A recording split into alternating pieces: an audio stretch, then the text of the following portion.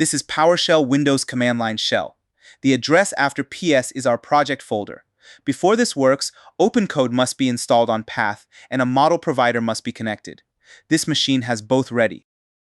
OpenCode is the command that launches OpenCode's terminal interface in this folder. Not recognized means install OpenCode, then reopen PowerShell to refresh path.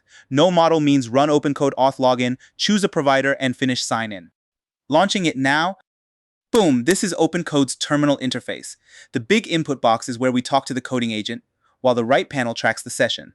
Terra is active below. I'm typing a real brief, not vague make me something magic. It asks for one Python file, a colorful ASCII title, a deterministic bug score, a fortune, and a ridiculous side quest. I also lock it to the standard library and 60 columns, so the result stays portable and readable. Then I ban extra files and wiping the terminal because agents love getting creative in exactly the wrong direction when you leave the door unlocked. Good guardrails make better agents. Specific prompts save a shocking amount of fixing later. The finished prompt also defines two options. Name changes who the oracle roasts, while seed makes the random-looking result repeatable. That repeatability matters because a demo that mutates every run is annoying as hell to debug. The last line tells OpenCode to run the exact test command and fix any error it finds so success has visible proof. Quick check. File, features, limits, test, fix a bad instruction here. Code repair costs more. Send that beast straight into the agent. OpenCode understands the job and announces its plan. That visible summary is useful. It tells us what the agent thinks we asked for before it touches code. Read that before trusting the next step. Writing the file now, that's the patch. Testing it now. And the test passes. Summary time. Okay, this is the juicy part. OpenCode created chaos, Oracle Pi, then ran the same Python command we requested. The terminal output proves the app works, an ASCII chaos oracle, Neo's bug aura, a developer fortune, and a truly unhinged side quest. Above that, the highlighted patch is the actual file content, not a pretend mockup. The final message confirms the standard library, both options, deterministic behavior, ANSI colors, and the 60-column limit. No boring hello world bullshit. One prompt produced a real, testable little terminal toy. The right panel says build agent GPT 5.6 Terra, roughly 11,000 tokens, and $0. Damn, that's a productive first date. Exit is selected in the / menu. It closes OpenCode and returns to PowerShell. Our new file stays safely in the folder. Nothing we built gets deleted. Back in PowerShell, the session card shows how to reopen this conversation. Now, the real run command goes in. Python launches the interpreter. // means the file lives in this current folder. chaos_oracle.py is the script. Name passes Neo into the program, and seed passes 7, giving us the same output every time. If PowerShell says Python is not recognized, install Python or use the Python launcher, py instead. Same inputs, same expected result. Hell yes, the colorful title, bug aura, fortune, and houseplant side quest are running outside OpenCode, straight from PowerShell. The agent did not merely claim success, we independently executed its file. You just launched OpenCode, gave it a clear prompt, watched it build and test, exited cleanly, and verified the result yourself. That's the core loop. Prompt, inspect, run, trust the evidence. This is Windows terminal running PowerShell. Windows command line. OpenCode's npm installer needs Node because Node runs its JavaScript command line package. The path after PS is our lesson 2 folder. Checking, checks Node, missing run wingit, install openjs.nodejs.lts. Reopen PowerShell, check again. Version 24 appears. Node works on path. Nice. npm manages command line packages. This version check proves it works. If it is missing, repair your Node installation. The number 11.8 appears. npm is alive and ready to cause trouble. Now the real install. Here is the actual install command. npm install downloads the package. -g makes it global so OpenCode works from any folder. OpenCode AI is the package, and at latest request the newest release. A changed packages line means success. Network or permission errors mean fix that problem, then rerun the same command. Installing OpenCode globally now. Keep this PowerShell window open while npm finishes the job cleanly. Boom! Change 3 packages in 7 seconds, and PowerShell returned to the prompt. That return matters. The installer finished instead of hanging or exploding. Because we installed globally, Windows exposes an OpenCode command through npm's global bin directory. You do not need to hunt down the executable every time like some cave goblin. Not recognized, reopen PowerShell to refresh path. Access denied, right-click Windows Terminal, choose Run as administrator, rerun this install command once, then return to a normal window. The global command and current project folder now line up, so OpenCode will launch exactly where we want. Now let's prove the command itself. Because installer optimism is not evidence, OpenCode -- version asks the executable for its exact version. If it fails, Windows path is still broken, reopen PowerShell to refresh it, then retry. Checking it. Version 1.18.16 appears, OpenCode works. Update check next. OpenCode upgrade runs OpenCode's own updater. -m chooses the installation method, and npm matches how we installed it. If the update hits network or permission trouble, fix that cause and rerun it. This command is safe to repeat. Checking the npm release now. We'll see whether an update exists. The updater detects npm, checks the release, and says 1.18.16 is already installed. That is the cleanest update result. Nothing changed because nothing needed changing. If a future release exists, the same command upgrades it. You can also pin a target version, but for a normal setup, latest and boring is exactly what we want. That clean updater result also proves the command can reach npm without permission drama. Everything is good. Package installed, updater happy. Time to open the damn thing. The final command is simply OpenCode. With no project argument, it launches the terminal interface in this folder. Provider setup comes next. Today we prove the machine is ready. Opening the app. Hell yes, the OpenCode terminal interface loads, the prompt box is ready, build is active, and the footer shows the current version. The footer also shows our PowerShell project folder, so any future agent work starts in the right place, clean window, readable text, 0 WSL detour. That is the setup loop. Node npm global install version proof updater launch. No mystery, no sketchy copy-paste ritual. Hell yes! /exit closes the terminal interface without uninstalling OpenCode or touching this folder. We are only leaving the app. Back in PowerShell, and every proof remains visible above us. Versions, package install, update check, and a successful launch. This machine is ready to cook. Next, we connect the first AI provider, which is where OpenCode stops being a pretty terminal and starts doing actual work. Setup complete, no WSL, no bullshit. Cool, now we're cooking. This is PowerShell in our Lesson 3 folder. Today we connect the AI provider, choose one model, and make the thing prove it is actually alive. First, let's check whether this machine already has a saved provider login. Checking logins. This command asks which providers already have credentials. Auth means proof of identity. The list reports the provider and login method, but never prints the secret itself. Empty list, connect to provider. OpenAI OAuth appears with one credential. Perfect, OpenCode knows who can supply the model, and our token stays hidden where it damn well belongs. That is the safe credential proof. The OpenCode command launches the terminal app in this folder. Not recognized, reopen PowerShell after finishing the installation steps, then retry. Launching the terminal app. Here is the TUI, the text-based OpenCode app. Build is active, the prompt is empty, and the footer already shows an OpenAI model from our saved OAuth connection. The app is ready, provider time. Connect. This opens provider setup. No menu, press escape and type /connect again. Retry. Opening provider setup. A provider supplies the AI models. This list includes OpenAI and plenty more.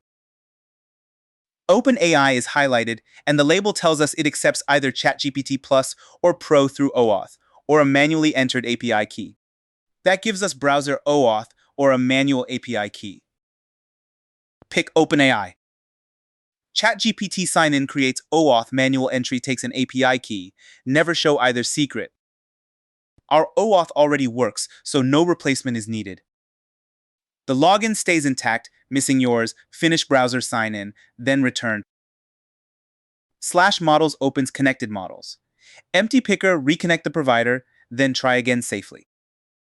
Open models. This live picker shows OpenAI and free options. Availability changes, so trust this list. GPT 5.6 Terra is a working OpenAI choice on this machine. We only need one live model today. Next lesson, speed, cost, and reasoning get the full cage match. The exact Terra match stays highlighted for a clean selection. The main prompt returns, and the footer names Terra, with OpenAI that is our visible selection proof. Now we make the connection earn its keep with a tiny ASCII gremlin, a coffee mug, and one deeply stupid character name because boring demos suck. The request is deliberately specific. 7 lines, a coffee mug, 1 ridiculous name, and no file changes. Success means a visible drawing and name. An auth error, unavailable model message, or empty response means reconnect, reselect, and retry. The full request is visible and ready to run. Sending it now. The selected Terra model is streaming the answer right back into this session. And boom, boom, there is our coffee-powered gremlin, and the ridiculous little menace is named Mugwump von Beanclaw. The provider, OAuth credential, and selected model all work together. The right panel also shows the session title, context usage, cost, and model activity. The footer still names Terra, so the response is tied to the model we chose. Notice what never appeared, an API key or OAuth token. Show provider names and successful behavior, not credentials. Secrets belong in the auth store, not your tutorial footage. That is the connection loop. Authenticate a provider, expose its models, select one, and prove it with a real response. 4 steps, 0 mystical bullshit.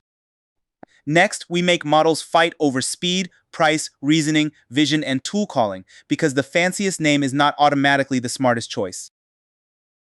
Connection alive, Grindbean approves. Now we are cooking. Picking the precious model for every job is like bringing a flamethrower to toast bread. Today, we're building a proper model fight card. We'll compare capability, speed, and cost, then make one model prove its worth. First, we're grabbing the raw OpenAI model catalog. The command starts with OpenCode models, that asks OpenCode for the models it currently knows how to address. OpenAI selects the provider. Verbose adds capabilities, context reasoning, and service tier. The pipe sends that output into set content, which saves our text file. If models fails, check the provider login and spelling. Run it, back at the prompt, with no error. The file write worked. Now verify the file. Get item checks one path, // means this folder, and a missing file throws an error instead of fake success. We verify because a quiet prompt alone proves nothing. Check it. There it is, no Nero size, so our evidence exists. OpenCode launches the TUI here. If Windows cannot find it, install OpenCode and reopen PowerShell to refresh path. The command is ready. Launch the terminal interface. This is OpenCode's full-screen terminal interface. The line below the prompt shows our active agent, model, provider, and reasoning level. Use the cheapest fast model that clears the job. Scale up only with evidence. /models opens the picker. If choices are missing, reconnect the provider. The command is ready. Open the model picker. The dot marks our model. Search beats scrolling through provider soup. Nice clean, no bullshit. Filter it. Searching the human display name gives one clean result, GPT 5.4 MiniFast from OpenAI. This is a bounded file job, so MiniFast beats maximum reasoning overkill. Select MiniFast now. This menu controls reasoning effort. Keep default. The status now says GPT 5.4 MiniFast from OpenAI. The switch actually happened. Now we're giving it a tight brief. Read only our catalog, create a short terminal-friendly fight card, and cover fast lane, quick hit, real feature, cursed bug, vision tools, and cost. We specify the output file name, demand a visible finished file, and warn it not to pretend that 0 local metadata means free money. Notice the guardrails. We name the source, output field name, length, sections, tone, and proof. We also say provider price unknown when local cost is 0, because 0 in local metadata does not magically mean free. If the source file is missing, stop and recreate it before sending this. The brief is complete and safe to send. Send it. First, it checks the source. The source exists. Next, it plans the output. Now it reads the catalog and old card for useful context. Then it targets the root fight card and plans the exact output. Drafting the answer. Our tight brief keeps the draft focused on 10 punchy lines. Now it writes the file. Watch the green diff build our new file. The finished card is visible, and OpenCode confirms the file was created. Fastlane groups priority tier models. That signals speed, not an automatic quality crown.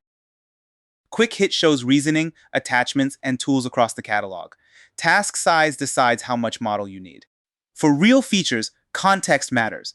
5.4 has the giant window. The newer families still carry hundreds of thousands of tokens. For cursed bugs, check limits. Spark has the smallest context here, and Mini refuses PDF input. Images go in but do not come out. Tool calling is available everywhere, so each model can operate on the project. Cost trap: zero local metadata is not free money. Check your provider's actual pricing before you go absolutely feral. Our choice paid off. Minifast handled this bounded file job quickly without heavyweight reasoning theater. Scale up for giant context, brutal debugging, or missing capabilities. Otherwise, save the expensive monster for when it earns dinner. /exit returns us to PowerShell without deleting the session or the file. Safe exit, no drama. Exit. Back in PowerShell, OpenCode prints the session ID. That ID lets us continue this exact work later. Now prove it outside OpenCode. GetContent asks PowerShell to print the contents of modelfightcard.md. If the agent only chatted and never wrote the file, this command will expose that nonsense immediately. Ready. This catches fake work. Print it. There it is on disk: fast lane, quick hit, real feature, cursed bug, vision, tools, and cost trap. No hand waving, no hidden state. Your model checklist is task size, context, reasoning, vision, tool calling, speed, and real provider price. Pick the smallest model that clears every requirement, then upgrade only when the evidence says so. The fast model proved itself. Next, we fix garbage prompts. Make a cool bug dashboard. That prompt is 5 words of pure creative bankruptcy. Let's turn this sad little potato into a killer build brief. First, let's expose the garbage. GetContent prints a file. / means this folder. And garbageprompt.txt names the file. If PowerShell says the path does not exist, check the folder and file name before continuing. Run it. No audience, behavior, style, or finish line. The agent must invent the product. The OpenCode command launches the terminal interface in this project folder. If it is not recognized, reopen PowerShell after installation. Launch it. This folder becomes the agent's working context, so our files are available. This is OpenCode's terminal interface. The prompt box takes instructions. The status line shows the active model. Our rule is simple: give the agent an outcome, useful context, sharp constraints, and visible proof. At plus, a file name opens file search. Selecting a match attaches that file as context. Start with the bad request. The file badge confirms the attachment. Attach the audience and visual direction. Add the sample bug as real data. Now we finish the instruction around those references. While the prompt grows, we name the output file, every required section, the line cap, the arena style, and visible proof. We also say do not build yet, because this pass is for decisions, not code. The JSON anchors the brief to a real critical login bug, not invented filler. Do not build yet keeps this pass focused on decisions before code. Outcome names one artifact, killer brief, one file, one job, zero ambiguity. Context names all 3 source files as ground truth. Constraints demand the sections, 28 line cap, and bug roast arena look. Acceptance test define behavior. Boundaries block, scope creep, and visible proof defines the final screen. Send it. OpenCode plans first, so decisions come before file changes. Next, it scans our references instead of guessing. Preparing patch means OpenCode is assembling the file change before showing us the diff. Now it writes killer brief as the build contract. Finally, it reads the file back and checks the line count. It finishes by summarizing the artifact and confirming the 28-line file. Boom! The file exists, it stayed at 28 lines, and the finished brief is visible right inside OpenCode. The outcome kills the generic dashboard immediately. We are building one page that turns a supplied bug into a savage collectible card. Context names the audience and the actual infinite login gremlin.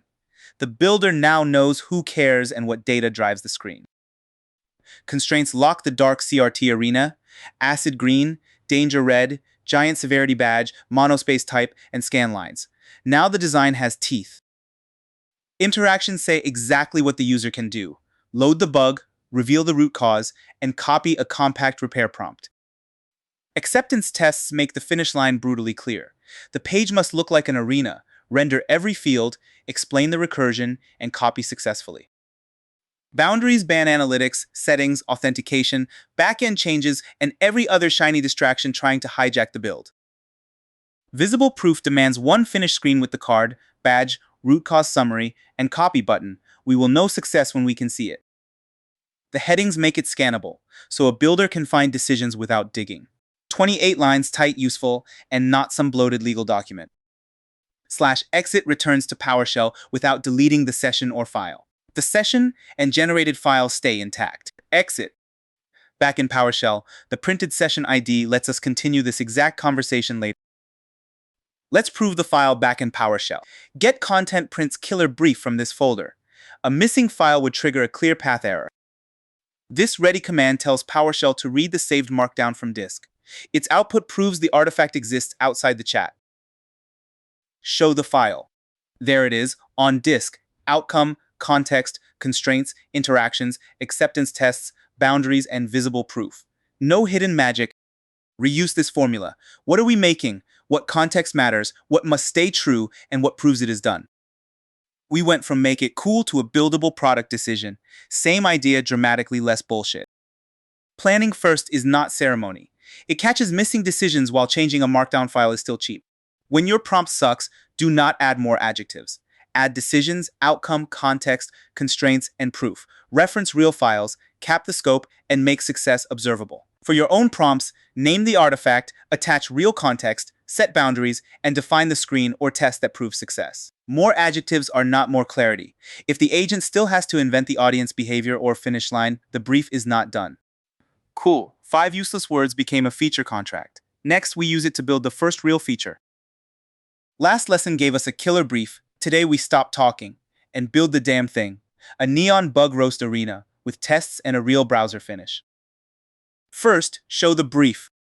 Get content asks PowerShell to print a file / means this project folder, and killerbrief.md is the exact markdown file.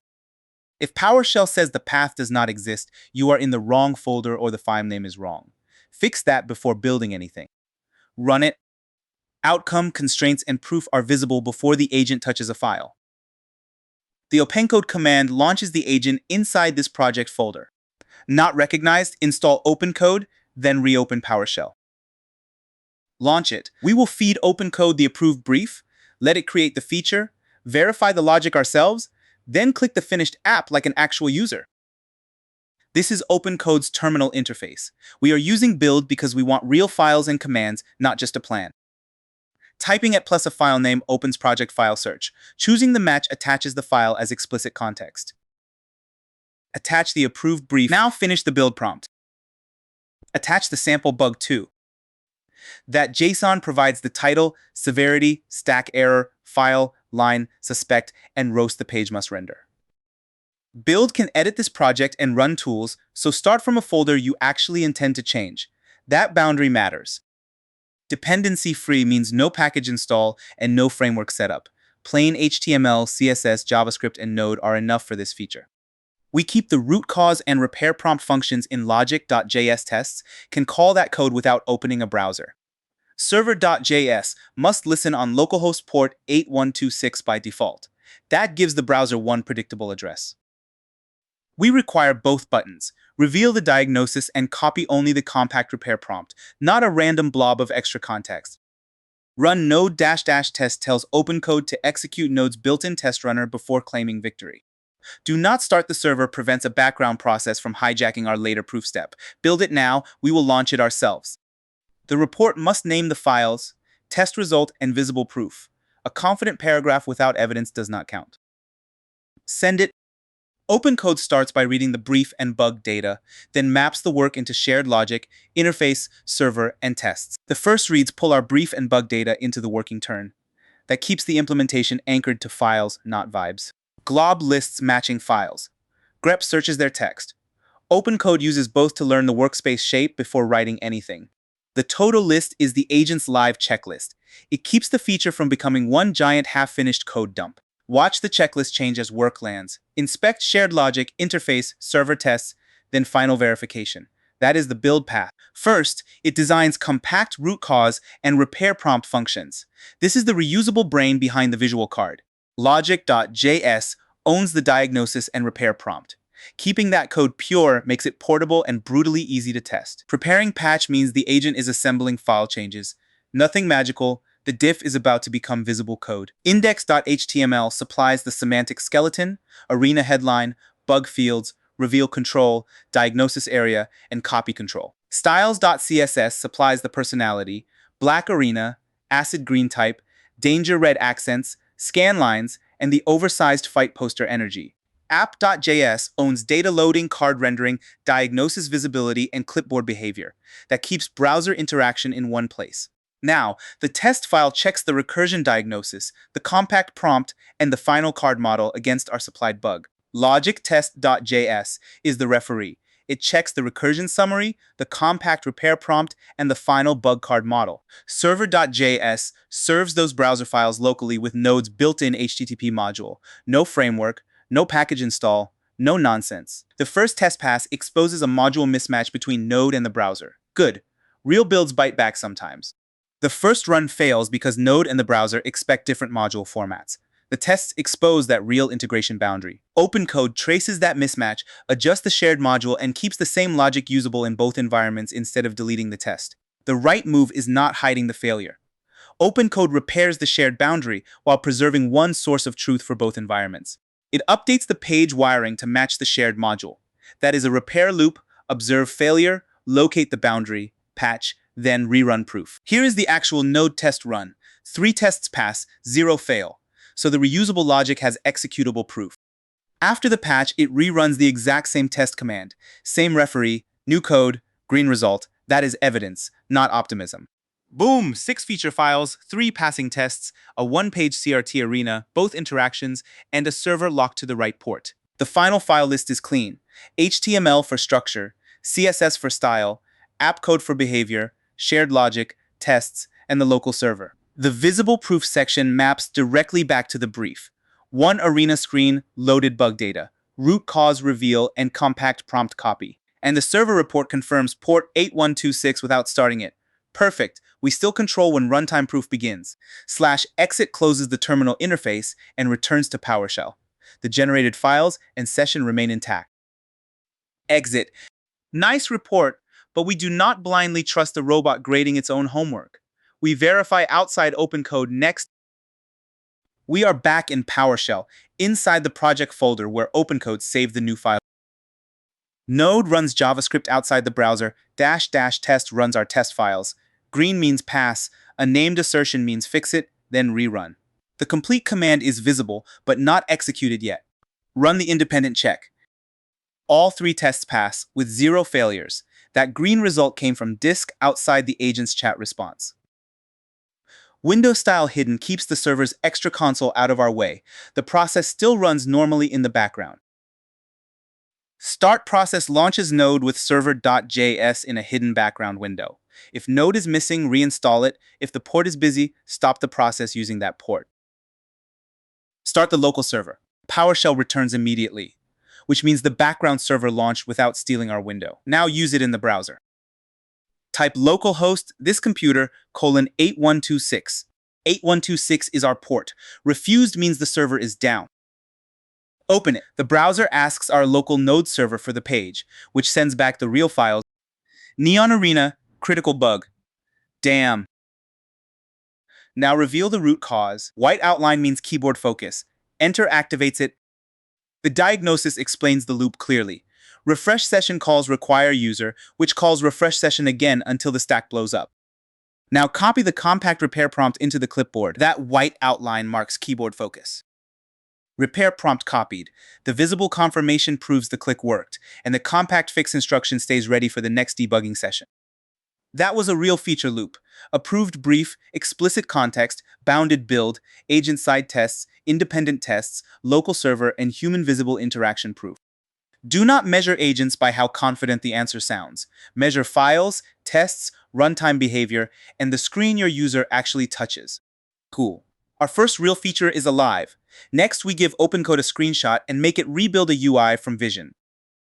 Today, we give OpenCode a screenshot and make it rebuild the whole damn thing. Styling, interactions, pricing, tests, and all. And the finish line actually works. Let's open the screenshot. This is Microsoft Edge showing reference.png directly from our project folder. It is a local file, not a website. We use the clipboard because OpenCode can receive image pixels directly. A file name mentioned as plain text would not guarantee the model sees the picture. Our target is the black stage. Giant green headline, crooked cream ticket, red shadow, and live order controls. Right-click the picture.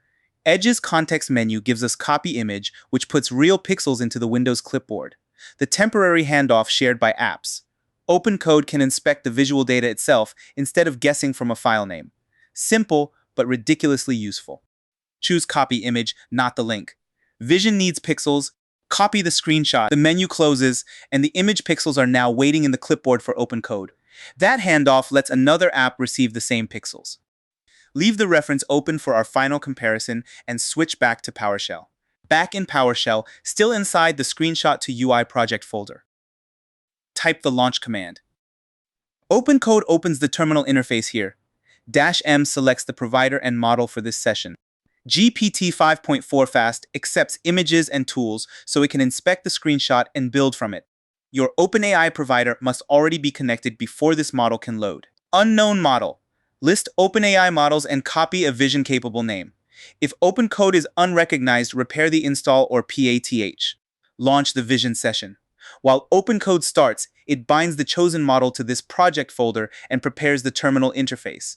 So the attached image-generated files and commands all stay inside the same working context we are about to use. This is OpenCode's terminal interface, and the selected model is visible at the bottom. We are in build because files and commands are the point today. The loop is simple. Copy a visual reference, attach it to a vision-capable model, write a precise build brief, then compare the working result with our own eyes. Ctrl-V pastes the Windows clipboard. Image data should become a visible attachment.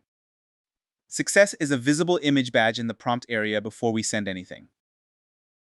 No badge? Recopy the screenshot, paste again, or choose a model that supports image input. Paste the image, there is the attachment. OpenCode now has the actual reference, not my questionable description of it. The image covers appearance. Our next job is defining behavior the pixels cannot reveal. While this brief appears, notice how the screenshot and the words divide the work. The image owns composition, palette, hierarchy, and visual character. The brief owns file names, pure pricing logic, semantic controls, exact prices, a live confirmation, a small local server, and 5 name tests, because a still picture cannot tell the agent any of that. We also ban packages, frameworks, remote fonts, and follow-up questions, keep the server stopped until verification, require both node and browser exports from the same logic file, specify the keyboard order, and demand exact pass and fail totals at the end.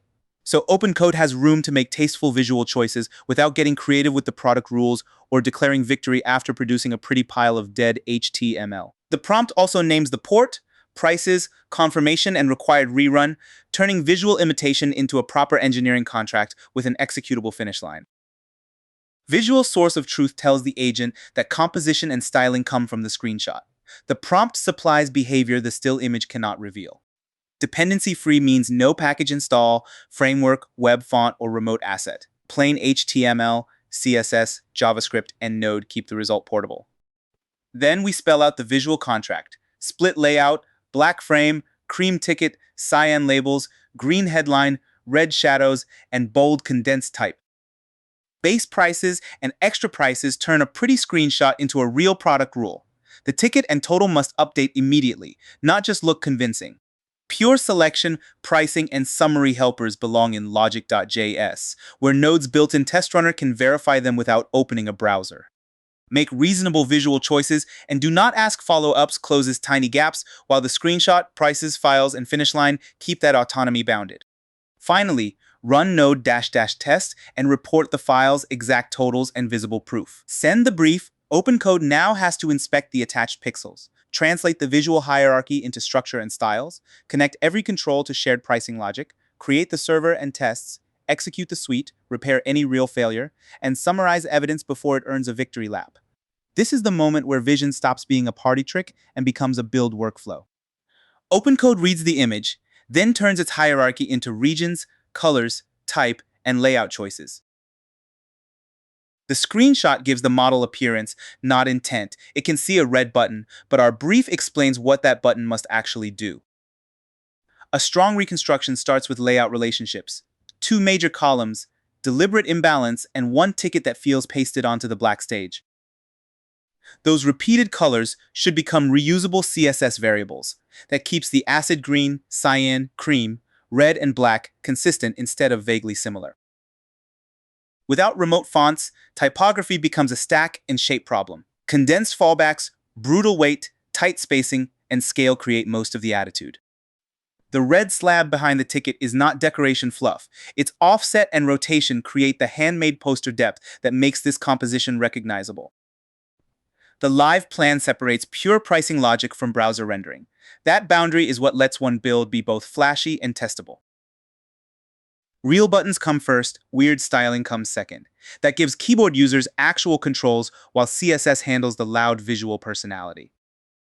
The interaction state is tiny on purpose. One selected base, a set of extras, and a confirmation derived from those values. Simple state is hard to break. Pure functions take data in and return data out without touching the page. That boundary makes pricing logic easy to test, reuse, and debug. Selecting a new base should preserve the extras instead of secretly resetting them. That is why the brief explicitly calls out non-mutating behavior. The order summary is also derived data. If the selected combo changes, the sentence and the number must agree without separate hard-coded copies. Now it writes the pricing brain. Normalize selections, calculate totals, and format the final order summary without touching the DOM. The page structure follows the screenshot's two-column composition and keeps real buttons and checkboxes underneath the visual styling. Next, the build turns that structure into the loud poster styling. This is where the visual reconstruction earns its lunch. Hard shadows, brutal borders, rotated paper, oversized headline, compact labels, and responsive rules. The browser layer should translate clicks into pure state changes, then render one consistent snapshot. It should not invent a second pricing system. Deterministic control order is sneaky useful. It improves keyboard navigation and gives us a repeatable path for proving the final interaction. A selected option needs more than a tiny color twitch. Strong contrast, a visible marker, and the updated ticket make the state impossible to miss. Currency is rounded once in the shared logic, so every screen displays the same total consistently. Browser code wires every control to the pure helpers, updates the ticket and total, and creates the final fired order confirmation. The test file checks default pricing, a loaded Hellfire combo, and the order summary. Those assertions cover behavior the screenshot alone cannot prove. The final file adds our tiny local server on port 8127. Notice the split of responsibility. Pixels define the vibe. The written contract defines prices, file names, accessibility, tests, and the exact finish line. A first pass can look fantastic and still fail its exports or tests. That is why we ask for execution before celebration. Boom, the files exist, tests pass, the server is ready, and OpenCode reports the visual and interactive pieces it built from our screenshot. Nice report, we still verify the tests ourselves. Now, we pin it down with a second test run. Repair only if something fails, then report the exact pass and fail totals instead of giving us vibes. When a test fails, the error is useful data, expected value, actual value, and the exact behavior boundary that needs repair. The smart repair is narrow. Fix the failing contract, rerun the same suite, and avoid rewriting working visual code for emotional support. One logic file can serve both worlds by exposing helpers to node tests and the browser. That bridge keeps behavior identical everywhere. The instruction is stable. Rerun, repair only if needed, and report exact totals. Run the second check. The same loop owns any real failure, and passing totals must come back on screen. The second test pass matters more than a confident summary. Green output after a repair proves the loop actually closed. There is the agent-side test run. Passing output means the underlying combo logic survived execution before we ever admire the paint job. If the first run fails, watch the loop, read the error, patch the actual boundary, rerun the same test. That is engineering, not prompt astrology. Good test names read like behavior promises. Default state, base selection, extra toggling, total calculation, and the final public summary. Node's built-in runner keeps this demo dependency-free. No framework install, no configuration circus, just JavaScript files and executable proof. The server has one humble job: serve our local files on a known port. It is plumbing, not a surprise backend architecture project. Even a tiny server should map requests safely and return proper content types. Small demos do not need to be sloppy little security goblins. Responsive CSS should preserve hierarchy, not merely shrink everything until it looks scared. Columns can stack while the headline and ticket stay dominant. Tests cannot judge composition, color, or whether the interface feels alive. That proof belongs in the browser, which is why we verify both layers. Our visual comparison will focus on hierarchy, palette, proportions, signature shapes, and interaction feedback, not microscopic pixel worship. A useful rebuild should behave like a product, not freeze like a tracing. The working total and confirmation are part of visual fidelity too. This is bounded autonomy done right. Freedom on tiny design choices, hard constraints on behavior, evidence, dependencies, and completion. When the build returns, ignore the victory speech for a second. Look for named files, exact test totals, and claims we can independently reproduce. A vague prompt would force the model to invent hidden behavior. Specific constraints spend words now and save a pile of dumb repair turns later. So the real trick is not simply attaching an image, it is pairing visual context with an engineering contract and executable acceptance checks. /exit closes the terminal interface and returns to PowerShell. It does not delete the files or the saved OpenCode session. Exit OpenCode. PowerShell is back, and the generated project files are still on disk. Node runs JavaScript outside the browser, and --test launches its built-in test runner to discover our test file. Success means every test passes and failures stay at 0. If an assertion fails, fix the named behavior and rerun this exact command. Run the independent test check. Green across the board. That result came from files on disk outside OpenCode's final message. Next, type the local server command. It starts Node in a separate hidden window, waits 2 seconds, then asks our local address for an HTTP status code, before we trust the browser step. Start process launches Node argument list hands it server.js, and window style hidden keeps the extra console out of our capture while the server runs normally. If Node is missing, reinstall it and reopen PowerShell. If port 8127 is busy, stop that process or change the server and browser URL together. Start the local server. Status code 200 means the local server answered successfully. Jump to the browser for proof. Type the local address. Localhost means this PC. 8127 is its port. Connection error, check the server, and port, then retry. Open the local address. The server responds with our page, then the browser assembles the HTML, styles, and interaction code together before the visual result appears. That full chain is the actual browser proof. Holy shit! Same visual DNA, Blackstage cyan utility labels, massive 2-color headline, brutal red shadows, and that crooked cream order ticket. Switch the base to Hellfire. That choice drives both style and price. Style, ticket, and total update together. Throw in an extra egg. Bases and extras stay independent, so combinations remain predictable. The extra lands on the ticket and the total climbs by $2, exactly as our product rule specified. Now fire the order. The button reads the current base and extra from shared state, then builds its confirmation from the same data, driving the ticket and total. Order fired, the loud confirmation includes the current combo. Proving the final button uses live state instead of hard-coded theater. It is not a pixel-for-pixel tracing machine, and that is okay. The hierarchy, palette, proportions, typography, and signature ticket composition clearly match the reference. The final interface keeps the reference's strongest fingerprints while adding real state, pricing, keyboard controls, and a live confirmation. That is the useful version of screenshot reconstruction. Preserve visual intent, define missing behavior, and verify the result like software. That is the screenshot to feature loop. Inspect the reference, attach real pixels, choose a vision model, constrain the build, test the rules, then judge the browser. Vision gets dramatically better when you separate what the image can teach from what your prompt must define. Behavior, data, accessibility, tests, and the finish line. Cool, we just turned one PNG into a living ramen app. Next, we feed OpenCode a bug that looks properly cursed. This cursed bug is perfect for OpenCode. We are fixing it properly. First, type the command that triggers the crash on demand. npm runs this project's reproduce script. Node executes the JavaScript, and npm comes with it. Check using node --version and npm --version. Package.json maps. reproduce to scripts/reproduce.js. If either command is missing, run wingit install openjs.node, js.lts, reopen PowerShell, and check again. Missing script reproduce means the folder or name is wrong. Run npm run to list this project's scripts. Run it, let's summon the gremlin. Beautiful disaster. The command exits with a type error instead of the dashboard HTML. That none-zero failure is our reproducible starting point. Risk score dot to fixed is not a function.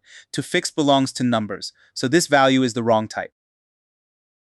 The first app frame points to render risk badge, line 5, the detonation site, not necessarily the origin. Below it, order card, dashboard, then reproduce. Those frames show who handed data to whom. Casting inside the renderer could silence this line while letting the broken contract leak everywhere else. Instead, trace risk score backward to the raw data boundary, fix it once, and add a regression test. Now launch OpenCode here and pin the debugging model. OpenCode opens its terminal interface in this project, ready to read files, edit code, and run checks. -M selects the provider and model. OpenAI GPT 5.4 mini fast for this session. Missing OpenCode means fix the install. For model or sign-in trouble, use OpenCode Models OpenAI or OpenCode Auth login. Launch the session. OpenCode must be installed on path, and the OpenAI provider must already be connected. During startup, OpenCode loads project context, configuration, provider credentials, and the requested model before drawing the terminal interface. This is OpenCode's terminal interface. The project path, build mode, and selected model are visible at the bottom. Time for a debugging brief with actual teeth. The exact command and stack trace give the agent a concrete failure, not some vague "the app is weird" nonsense. Including file names, line numbers, and the full call chain narrows the search without pretending we already know the cause. Reproduce comes first, so the agent observes reality before editing an imaginary version of the problem. Trace the bad value backward through the call chain tells it to follow data, not merely patch the top stack frame. Broken contract is useful language here. It asks which layer promised a number and which layer accidentally passed a string. Correct data boundary means normalize raw values once, before the renderer or any other consumer sees them. A focused regression test becomes a permanent alarm if string risk scores return later. The full suite matters because one targeted test can pass while another corner catches fire. The requested evidence has layers: focused regression, full suite, and the original reproduction. One green check is not enough. Rerun npm run reproduce verifies the original user visible path, not only an isolated helper. The crash must be gone where we actually found it. No server prevents surprise processes. No follow-ups gives autonomy inside a specific testable box. We give the agent freedom to investigate and edit, but the commands and finish lines stay explicit. Autonomy still needs rails. Do not stop failing. The finish line is code, regression coverage, full tests, and a clean reproduction. Send it and watch the investigation unfold. OpenCode plans the route: renderer, reproduction, data source, then existing tests before any edit. Each tool call is visible. File reads, searches, edits, and commands. You can audit the route instead of trusting invisible magic. Search finds the renderer, reproduce script, normalizer, raw payload, and test, the whole path from input to explosion. An existing normalizer test says this boundary already owns cleanup, so renderers may trust its output. The renderer calls to fixed, confirming risk score must already be numeric before it arrives. The raw payload supplies risk score as a string, totally believable from JSON or an API. Number converts numeric text, but nonsense becomes not a number. Real production code may also validate range and missing values at this boundary. Root cause found, normalize order copied that raw string through. The broken promise began here. The patch converts raw.risk score with number while normalization is already happening. One small change, correct layer, no renderer bandage, love that. Fixing normalization protects every downstream consumer. Not only this badge, that is why boundary repairs beat local defensive confetti. The new test feeds "97" upstream and demands the numeric value 97 downstream. The full suite combines this regression with existing ETA and display field coverage. All three tests pass with 0 failures. Good contract proof, but the original crashing path still deserves a rerun. Regression, full suite, original reproduction, 3 evidence layers, not one. The reproduction now completes and renders 3002 characters without crashing. Same command, same path, different outcome. Strong evidence. Tiny patch, big investigation. Debugging is finding the right place, not typing heroic amounts of code. Nice report, but agents do not grade their own homework. We will rerun everything ourselves. /exit closes this OpenCode interface and returns to PowerShell. It does not delete the code changes or the saved session. If /exit opens the command list, highlight exit the app. PowerShell returning afterward is the success state. Exit OpenCode. PowerShell is back and the repaired files remain on disk. Type the project's full test command. npm test runs the package test script, handing our files to Node's built-in test runner. Success is 3 passed, 0 failed. A red assertion means fix that behavior and rerun. Run the suite outside the agent. Node now discovers the test file, runs each assertion, and collects a pass or fail summary. Green, time, risk score, and display fields all pass. Those names cover 3 separate data promises. 0 failures matters as much as 3 passes. Nothing is hidden, skipped, or quietly bleeding in a corner. Now type the original reproduction command again. This second npm run reproduce is the before and after check. We are asking the exact path that crashed earlier to prove it can now finish. If it still throws, feed the new stack trace back into the loop. Run the curse path one more time. Reproduction passed and rendered 3002 characters. Same input, no type error. The gremlin is officially gone. This check exercises normalization, card rendering, dashboard assembly, and final HTML generation as one connected path. Type the command that starts the local dashboard server. npm start launches Node with server.js, exposing our local files to the browser. If the port is busy, stop the old server with Ctrl+C, then retry. Start the server. Phantom dispatch is online. Keep PowerShell open or the server stops. Switch to the maximized edge window for the visual verdict. Type the local address. HTTP is the protocol. Localhost means this machine, and 4188 selects our server. Connection refused means no server is listening. Check PowerShell and the port, then retry. Open the dashboard. Edge requests the dashboard from our local Node server, then the browser runs the rendering code with the repaired normalized data. Holy shit, there it is! Phantom dispatch, 3 paranormal routes, neon risk badges, and the possessed music box sitting at risk 97 without crashing. That 97 badge proves the path. Raw text became a number, then the renderer formatted it safely. Scroll to the primary containment control at the bottom. Move to the containment button. Rift PX013 is unstable. Click Seal the rift. Rift sealed. Nobody exploded. The status and button both update, so this is a working dashboard, not a screenshot wearing a fancy trench coat. The loop, reproduce, trace from symptom to source, repair the boundary, add regression coverage, then rerun reality. Stack traces show the crash. Boundaries explain the cause. We turned a haunted type error into green tests and a sealed rift. Next, the tests take control. Today, the tests are the boss. OpenCode does not get to declare victory until every damn contract turns green. Our reward is a neon vault, a wrong rune penalty, and a ridiculous payday, baby. This is Windows PowerShell inside Windows Terminal, already opened in the Glitch Vault project folder.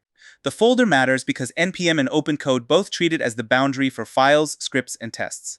A test is an executable promise. Feed the code a known situation, demand one exact result, and scream red when reality disagrees. Type npm test and pause. npm is Node's package manager. Here, npm test asks this project to run its named test script. That script lives in package.json and maps test to Node's built-in test runner, node-test. A test runner discovers test files, executes their assertions, and collects one honest pass or fail summary. This requires Node and npm on your path. Check them with node-version and npm-version. If either command is not recognized, run wingit install openjs.node.js.lts, reopen PowerShell, and check again. Run the suite and let it be brutally honest. The runner is printing every assertion now. Wait for the final counts before deciding whether the suite passed or failed. Beautifully broken, 7 tests ran, only 2 passed, and 5 failed. That is our measurable starting line. The failed names describe behavior: immutability, wrong rune recovery, the exact unlock sequence, strike ceiling, and reset. Each assertion compares expected behavior with what the code actually returned. A mismatch produces the red failure. The plus line is actual output. The minus line is expected output. That tiny diff is way more useful than vibes. The file, line, and column beneath it point to the assertion that caught the broken promise. Do not panic read every stack frame. Start with the failed test name, the actual versus expected diff, and the first project file location. We are not editing those expectations to make the dashboard green. The tests are the contract, not decorative confetti. If no tests are found, verify the project folder and package script. If node crashes, fix that error before continuing. Now type the OpenCode launch command. OpenCode starts the interactive coding agent in this exact project, so it can inspect the tests and production files. -M selects one provider/model pair. We are using OpenAI/GPT 5.4 mini-fast. OpenCode must be installed on your path, and the OpenAI provider must already be connected for this model to answer. Not recognized means repair the install. A model or sign-in error means run OpenCode models, OpenAI, or OpenCode auth login. Launch it. During startup, OpenCode loads project configuration, connects the chosen provider, and prepares its terminal interface. A short wait is normal. If it hangs indefinitely, press Ctrl+C, fix the printed error, and launch the same command again. This is OpenCode's terminal interface. The project path, build mode, and selected model confirm where work will happen. Time to give the agent a test-governed brief with zero wiggle room. This prompt is detailed on purpose. A repair agent needs the contract, allowed scope, verification loop, platform, and finish line in one place. Specific file paths remove ambiguity. The agent can open the exact test in engine instead of wandering through the project like a lost goblin. Clear, do not change boundaries, protect tests, interface files, fixtures, and setup scripts from convenient but dishonest edits. The finish line demands focused green. Full suite green, changed files, and pass-fail counts. That makes done observable. The first sentence makes the test file immutable acceptance criteria. Passing by weakening the test is explicitly forbidden. Start by running npm test forces OpenCode to observe the same red baseline we just saw. Inspect the tests, and Vault Engine gives it both sides of the contract, promise behavior and current implementation. Repair production code only prevents the cheap trick of changing expectations until failure disappears. Node --test plus the exact test path is focused proof. It reruns only the Vault contract after a change. Focused feedback is fast, so the agent can edit, test, read the next failure, and loop without wandering off. Keep looping until green defines the stop condition. A confident paragraph is not an acceptable substitute. Then npm test runs the complete suite, checking that the focused repair did not break another contract. We explicitly require Windows PowerShell commands and ban WSL, keeping the entire workflow native to this machine. The HTML, CSS, server, package file, fixtures, and reset script are outside the repair scope. Finally, exact files changed plus pass and fail counts gives us a compact audit trail instead of trust me bro. Send the brief and let the test start bossing it around. OpenCode begins with npm test. 5 red failures match our baseline. So the loop is grounded in the real project state. Every command and file read in this stream is a tool call. You can watch the agent gather evidence instead of pretending it knows the repo. Those failing test names are basically a repair checklist. Each red contract tells the agent which behavior still lies to us. Next, it reads the test file and engine side by side instead of guessing from a single error message. The tests reveal a state machine. Correct runes advance, wrong runes reset, 3 strikes seal, and terminal states stop changing. State machine code should return a new snapshot for each transition. Mutating the old object makes later checks flaky as hell. They also demand immutability, meaning each press returns a new state instead of secretly mutating the previous object. The patch stays inside srt/vaultengine.js. That is the smallest production boundary that owns all 5 failures. After a code change, the focus command reruns only this Vault contract. Fast feedback makes the edit test read loop brutally efficient. Focus proof turns green. 7 passed, 0 failed. The repaired behavior now satisfies every Vault assertion. Good tests attack the ugly branches too. Wrong rune, 3rd strike, extra input after opening, and reset after chaos. Then the full npm suite repeats 7 passed and 0 failed. Focus speed and broad confidence both on screen. The agent stops only when focused proof and the complete suite are both green. That is a finish line you can audit. The summary reports one changed file and exact counts. Tests stayed untouched, so the contract actually won the fight. That summary is our receipt, exact counts and one changed file. Green proves the behaviors these tests cover. It does not magically prove every possible feature, security property, or browser. Bad tests can boss an agent in the wrong direction, make assertions observable, specific, independent, and worth protecting. Type /exit to leave the agent interface. /exit closes this OpenCode view and returns to PowerShell. It does not erase the saved code change. If a command list appears, highlight exit the app. The ordinary PowerShell prompt returning is the success state. Exit OpenCode. Back in PowerShell, the saved change remains. Now type npm test ourselves for independent proof. This runs the same full suite directly in PowerShell, outside the agent's own summary. Success is 7 passed and 0 failed. Any red assertion means the repair loop is not finished. Run the independent check. Let the runner finish all 7 contracts and print the summary. A single early checkmark is not the final verdict. 7 green, 0 red, nothing skipped. The production engine now satisfies the complete local contract. Running the suite again after leaving OpenCode matters. We are verifying the files ourselves, not trusting the agent's victory speech. Test 7 and pass 7 must match, while fail stays 0. Any skipped or cancelled count means the proof is incomplete. Type npm start for the visual payoff. npm start reads the start script and launches Node's local web server from src/server.js. The server listens on localhost port 4199. Localhost means this computer, not a public website. Keep this PowerShell window open while the browser is connected. Closing it stops the server process. If the port is busy, stop the older server with Control-C, then run npm start again. Start the server. The node process is starting the listener now. Wait for the printed local address before treating the server as ready. Glitch Vault is online. The printed address is the browser destination, and the waiting prompt means the server is alive. Switch to the Maximized Edge window for the visual verdict. This is Maximized Edge on the same Windows machine. Type the complete local address. HTTP chooses the web protocol, localhost targets this machine, and :4199 selects our server port. Connection refused means nothing is listening there. Check the PowerShell server and port, then retry. Open the vault. Edge is loading the local HTML styles and JavaScript now. Wait for the complete vault interface before clicking anything. There it is. 7 contracts, a locked state, 0 progress, 0 strikes, and 3 very suspicious neon runes. The interface exposes the same promises as the tests. Wrong inputs reset, 3 strike seal, and state changes stay controlled. 7 UI contracts mirror the 7 green tests, so the pretty dashboard is tied to measurable behavior. Scroll down to the rune controls so we can test that contract through the actual interface. Click Nova first on purpose. Let us prove the failure path, not only the happy path. The cursor heads to deliberately wrong Nova. Trigger the wrong rune.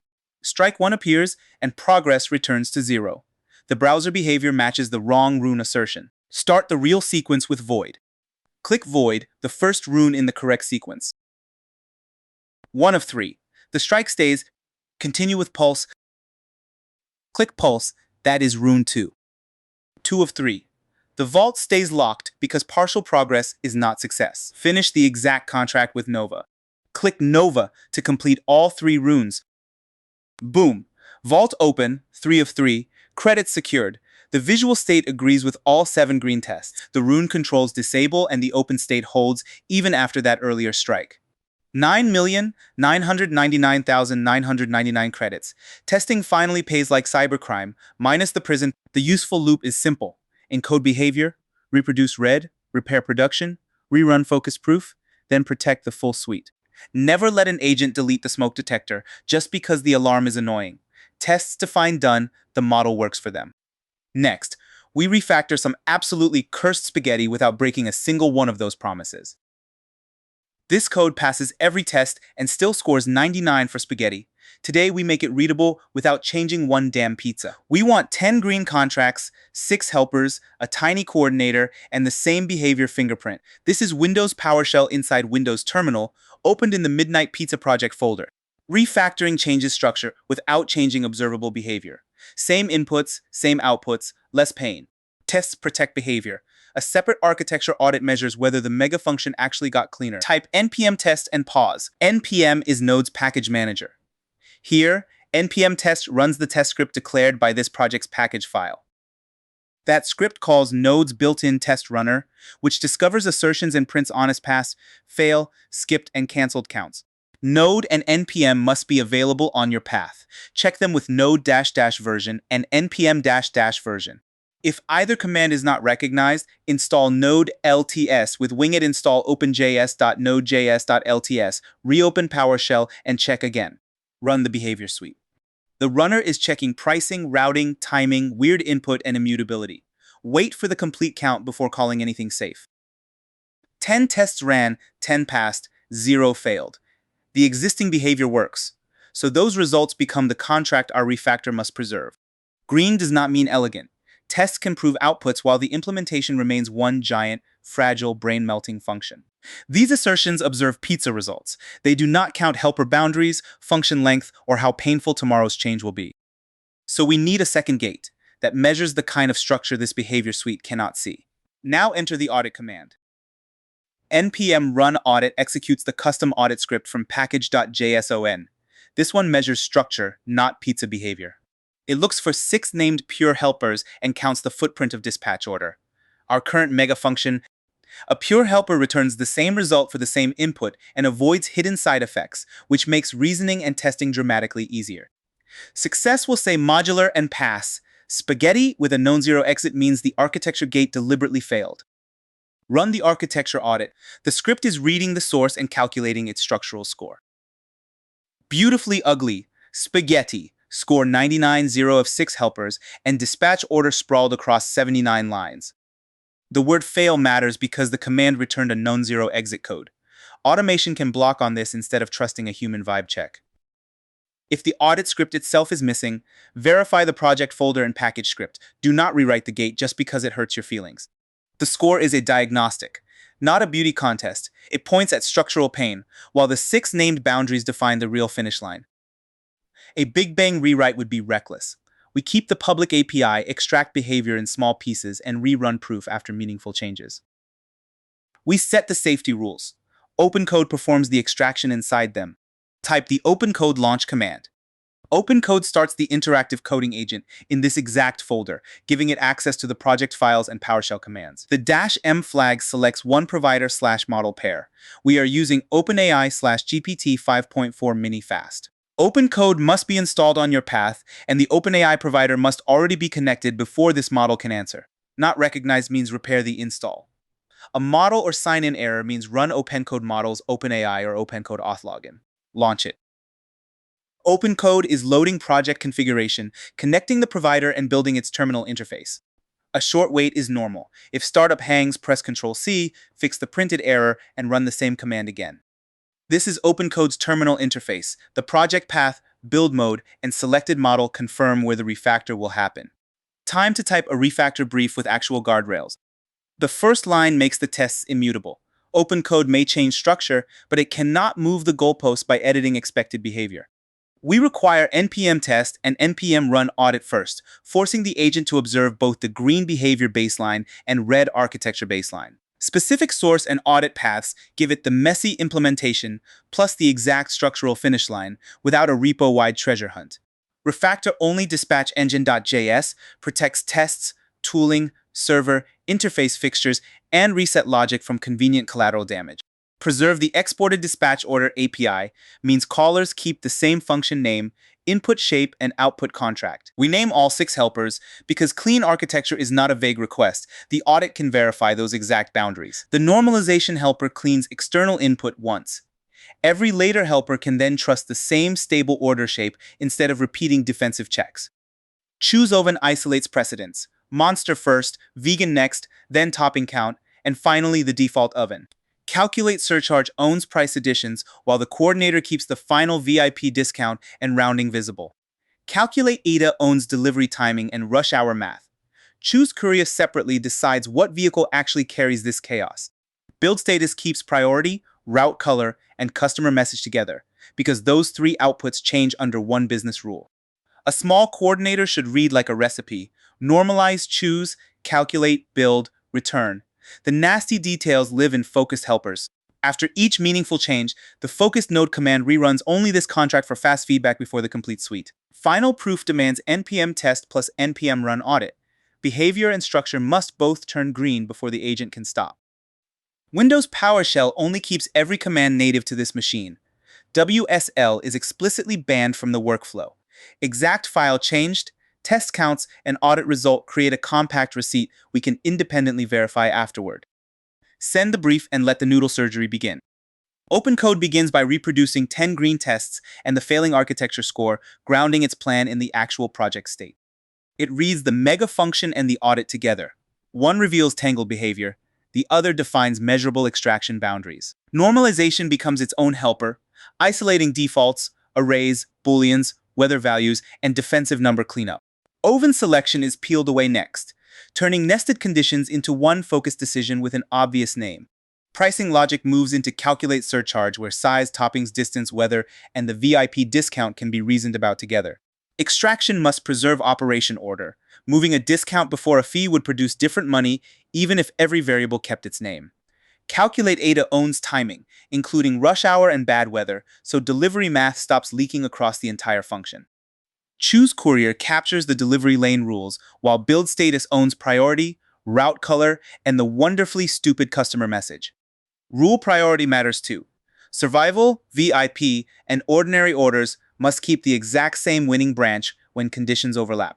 Now dispatch order becomes orchestration instead of a junk drawer.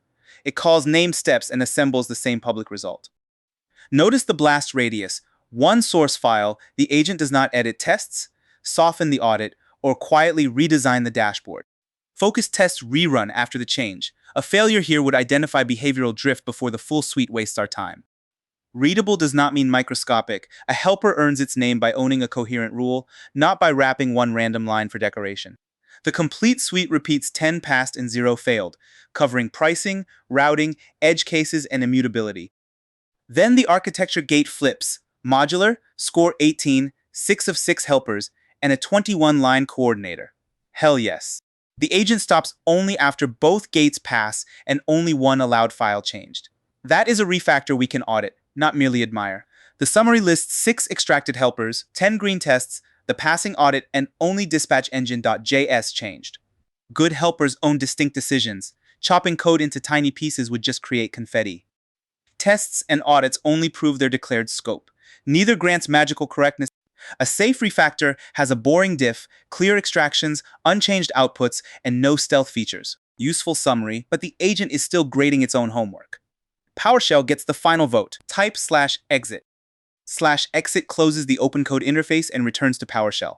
It does not erase the saved refactor. If a command menu appears, select Exit the app.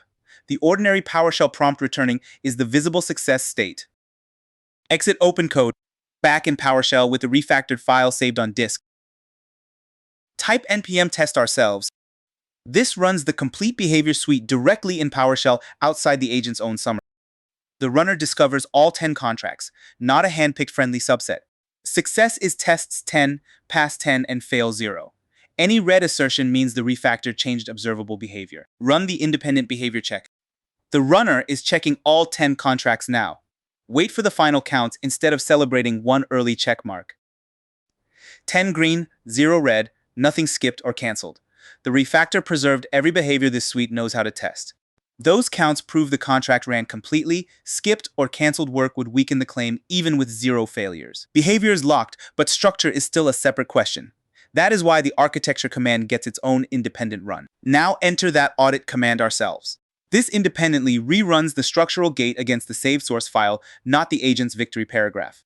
Success requires modular, 6 of 6 helpers, a small dispatch order footprint, and a 0 exit code.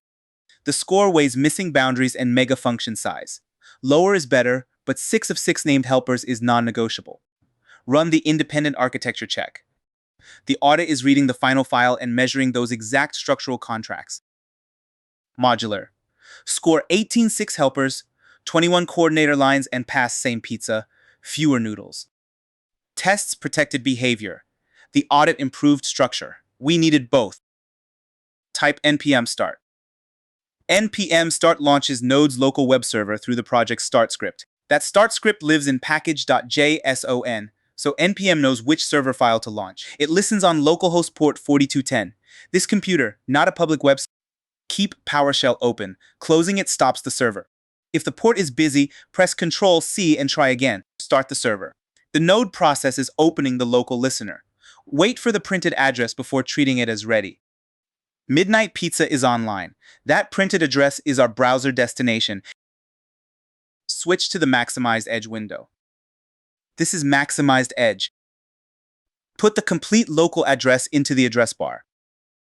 HTTP chooses the web protocol, localhost targets this computer, and :4210 selects our server port. Connection refused means nothing is listening there. Check the PowerShell server and port, then retry. Open the dashboard. Edge is loading the local interface and asking the server to audit the refactored source. The server is reading the saved file and building the final proof cards now. There it is. Modular, spaghetti score 18, 6 named helpers, and a 21-line dispatch order coordinator. The behavior fingerprint stays A5A0806D, summarizing the same 3 ridiculous orders after the structural change. VIP, survival, and absurd routes still show their ovens, couriers, ETA, values, totals, colors, and messages. Behavior locked is the entire point. The interface looks the same because this was a refactor, not a stealth redesign. The practical loop is preserve a contract, measure the mess, extract one decision at a time, rerun focus proof, then verify every gate. Do not ask an agent to clean everything and pray. Define unchanged behavior, allowed files, structural targets, and exact commands that decide done. Next, we drop OpenCode into a much bigger repo and teach it to find the signal without inhaling the entire damn codebase. This repo has 1,500 files and one dashboard lying through its digital teeth. Perfect. A critical breach is active, yet the dashboard says all clear. We will find the tiny bug without inhaling the monorepo. We are in Windows PowerShell, inside the root folder of the Neon Harbor repository. A monorepo holds multiple apps and packages. Feeding irrelevant files to the model is the real danger. Our funnel is anchors, paths, symbols, then focused reads, narrow before deep. npm run map executes this project's custom map script from package.json. The script counts real workspace files and lines, separates archive decoys, and prints the intended live incident path. Node and npm must already be available on your path. We installed and verified them earlier in the course. Success prints a repository map. Not recognized means Node is unavailable. A missing script usually means the wrong project folder. Run the map. The script is counting the worktree and its archive packages now. There it is. 1,527 files, over 6,000 lines, and 1,512 archive decoys. Those archives are valid but irrelevant here. File count is not permission to read everything. Every irrelevant file consumes context. The model could spend reasoning about the actual bug. Bigger input can make answers worse, not smarter. The full command is npm test. npm runs a project script, and test selects this repository's test script. npm test runs the repository's complete behavior suite through Node's built-in test runner. We expect one failure. A harmless heartbeat arrives last and incorrectly defeats an earlier critical reading. Success is 3 passing tests. A red assertion is failure, and our clue: run the suite. The runner is checking severity precedence, unknown input, and an empty batch. Wait for all 3 contracts. 2 passed and 1 failed. The system returned low when the contract required critical. That is our smoking crater. Low instead of critical means the aggregator picked the wrong winner. The UI is only downstream evidence. The stack trace identifies 1 assertion, not yet the guilty implementation line. We preserve this failure as a contract. Fixing the code must turn it green without deleting or softening the test. Enter npm start. npm start launches the local node server defined by this repository's start script. It will listen on localhost port 4211, meaning this computer only, not the public internet. The process must remain open. While the browser loads the page, closing PowerShell would kill the server. Start the local server. The node server is binding the local port. The printed address is the visible ready signal. Neon Harbor is online at the expected local address. Switch to the maximized edge window and type the address. HTTP is the web protocol. Localhost means this PC. Port 4211 selects this server. Connection refused means the server is not listening. Check PowerShell and the printed port. Open the broken dashboard. This is Microsoft Edge on the same Windows machine. Edge is requesting the current incident summary from the local server. And there is the lie, all clear, route standby, deciding signal heartbeat/low. But the first card says critical, East Hull, hull breach. The contradiction is visible without opening code. This dashboard summarizes an active batch. A later harmless reading must not erase a critical event still inside that batch. The page proves impact, but not whether the bug lives in rendering, mapping, or aggregation. Our anchors are one red test, one impossible screen, and one highest severity policy. Back to PowerShell. Press Ctrl-C. Ctrl-C stops the foreground server and returns the PowerShell prompt. Enter the OpenCode launch command. OpenCode starts the interactive coding agent inside this exact repository root. The -m flag selects the provider and model. We are using OpenAI/GPT 5.4 mini-fast. The full command stays visible so you can read every meaningful part before we execute it. OpenCode must be installed on the path and the OpenAI provider must already be connected. Not recognized means repair the install. A provider error means reconnect with OpenCode auth login. Launch OpenCode. OpenCode is loading project configuration and building its terminal interface.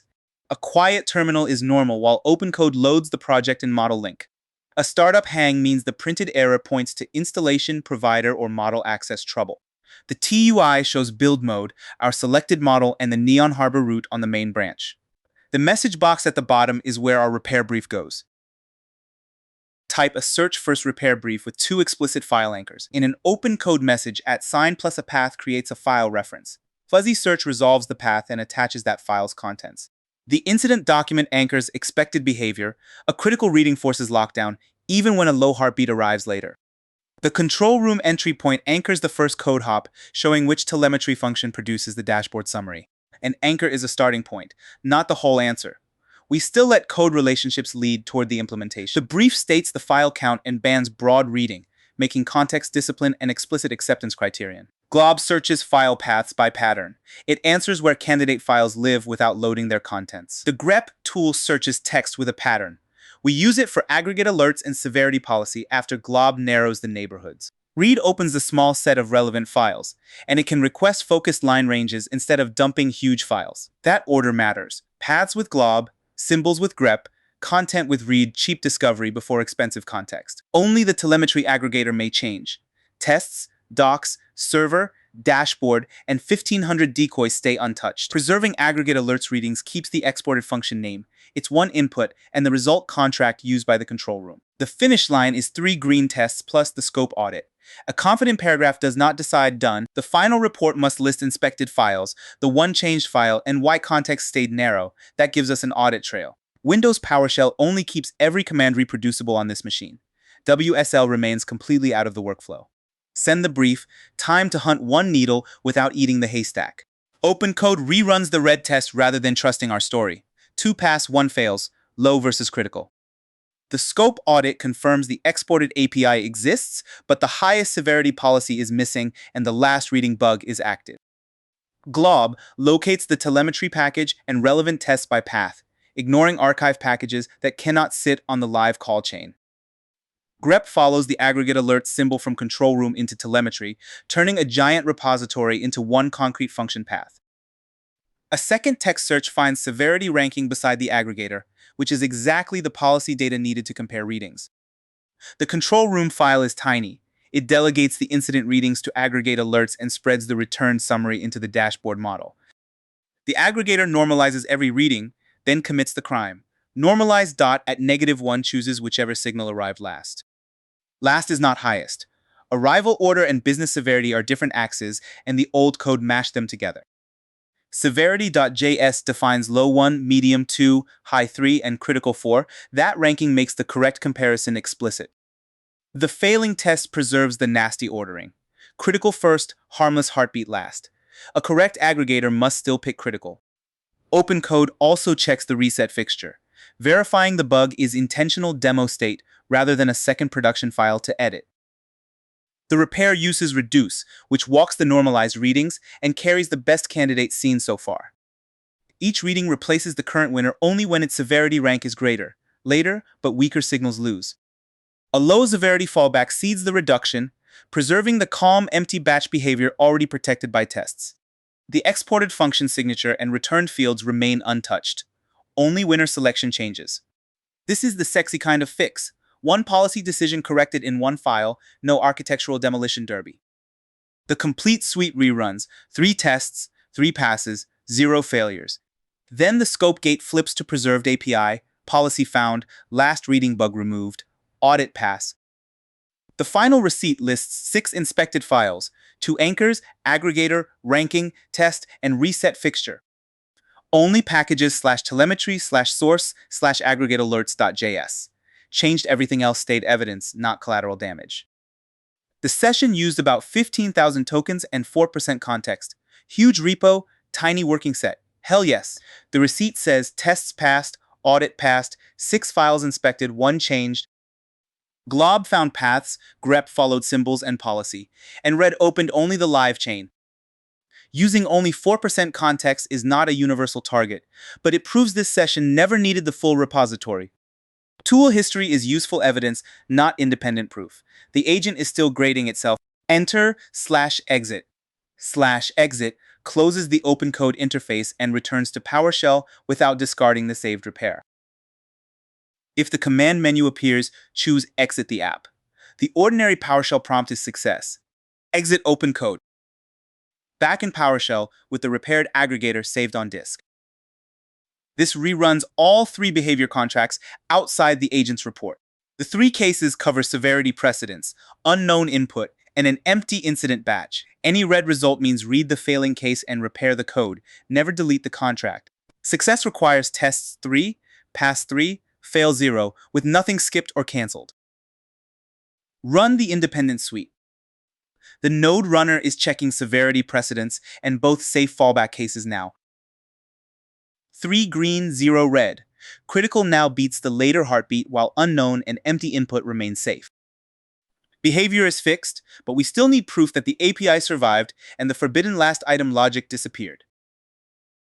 npm run audit executes the custom structural gate from package.json against the saved aggregator.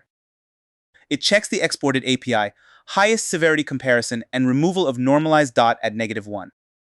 All 3 must pass with a 0 exit code. Missing policy or active last reading logic deliberately fails automation. Run the independent scope gate. The audit is reading the final source and matching those exact structural contracts. Preserved, found, removed, pass. 1 narrow telemetry repair. Tests prove behavior. The audit proves repair shape. Now Git proves blast radius. Git tracks file versions. Diff compares this working tree with the last commit.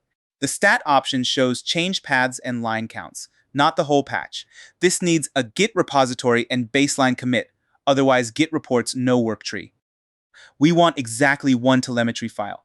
Extra paths would mean the agent escaped its allowed scope.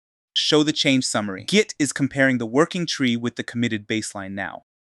The LF to CRLF line is a Windows warning, not another change or failure. 1 file changed, 6 insertions, 1 deletion. That is the blast radius we asked for. We keep the same 3 readings, so this before and after tests the code, not a friendlier fixture. The same local start script rebuilds the dashboard model from the repaired aggregator. Keep this process open while Edge loads the visual verdict from the local server. If port 4211 is busy, stop the older process with Ctrl-C and run this command again. Start the repaired server. Wait for the Neon Harbor online address before switching windows. The printed Neon Harbor address is our ready signal before switching windows. The repaired server is listening on the expected port. Return to the Maximize Microsoft Edge window. Type the address, same localhost address, same port, same server. Only the aggregator code changed. If the old green screen remains, verify the server restarted after the code change, then reload without cache. Open the repair dashboard. The server is aggregating the same 3 incident readings with the corrected policy. Edge still points at our local Neon Harbor page. Boom. Lockdown, evacuation route active, deciding signal east hull slash critical. The three source cards are unchanged. Critical breach, medium lighting issue, low heartbeat. Only winner selection changed. The reusable loop is attach known anchors, glob for paths, grep for symbols, read the narrow chain, then verify behavior and scope. Do not ask OpenCode to read the entire repo unless you enjoy paying for noise and getting a blurrier answer. The final receipt is 1,500 files, 6 inspected, 1 changed, 3 green tests, and 1 green audit. Next, we fork one problem into 2 competing solutions and make those little bastards fight for the win. Today, we clone one coding problem into 2 OpenCode sessions, then make their solutions fight. Civilized. Same catalog, same rules, different strategies, only one contender gets the crown. We are in Windows PowerShell, inside the Midnight Setlist Arena project root. The project needs 2 5-song engines. Both contender files are currently missing. We create one parent, fork it twice, then compare tests, scores, git scope, and sessions. The command is npm test. npm runs the test script from package.json. Node and npm must already be on your path. We verified them earlier. The suite judges A and B against the same rules and catalog.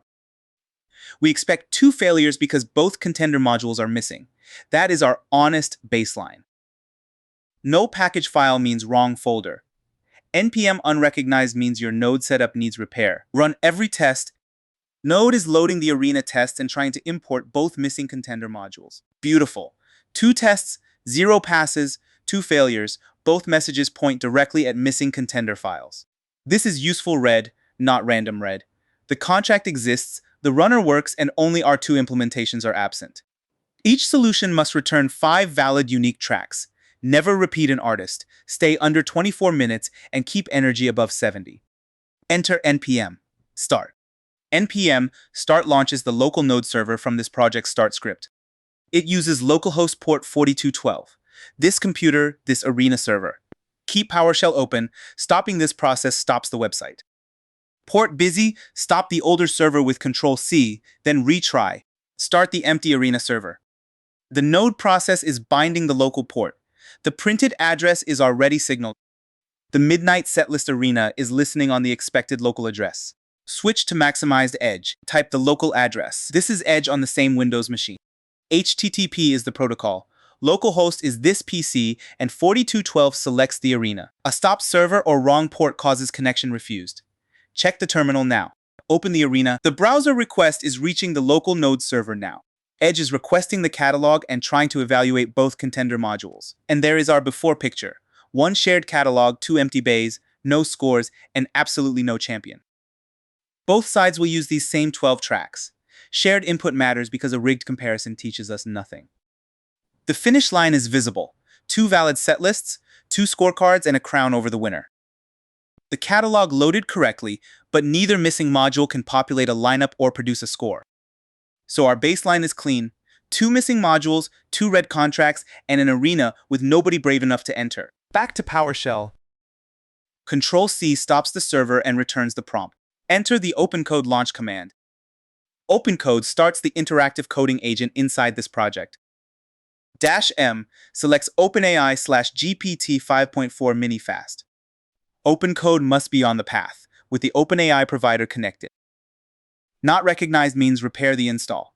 Provider errors need OpenCode auth login. This parent learns the problem before either contender receives a strategy. Launch the parent session. OpenCode is loading the repository configuration, model connection, and terminal interface. A short, quiet wait is normal. A printed error instead points to installation, provider, or model access trouble. The TUI is ready. The bottom message box takes our parent brief. The session starts in the arena root, so relative paths resolve here. Type the parent prompt with the brief, catalog, and judge attached. At sign, arena brief attaches the rules document instead of asking the model to guess the assignment. At sign source/catalog.js attaches every available track, artist, genre, energy, and duration. At sign source/judge.js attaches the exact scoring function that will grade both solutions. The prompt says, this is a shared parent before 2 forks. That common history keeps the comparison fair. We ask it to state the hard rules first because both children must agree on what counts as valid. We also ask for scoring dimensions. average energy, genre variety, and how consistently the list rises. Fair comparison means identical input, identical judge, identical hard constraints, and only the strategy changing. Do not edit files yet is crucial. The parent explains the battlefield but builds neither contender. The last line keeps every command in native Windows PowerShell. No WSL sneaks into this workflow.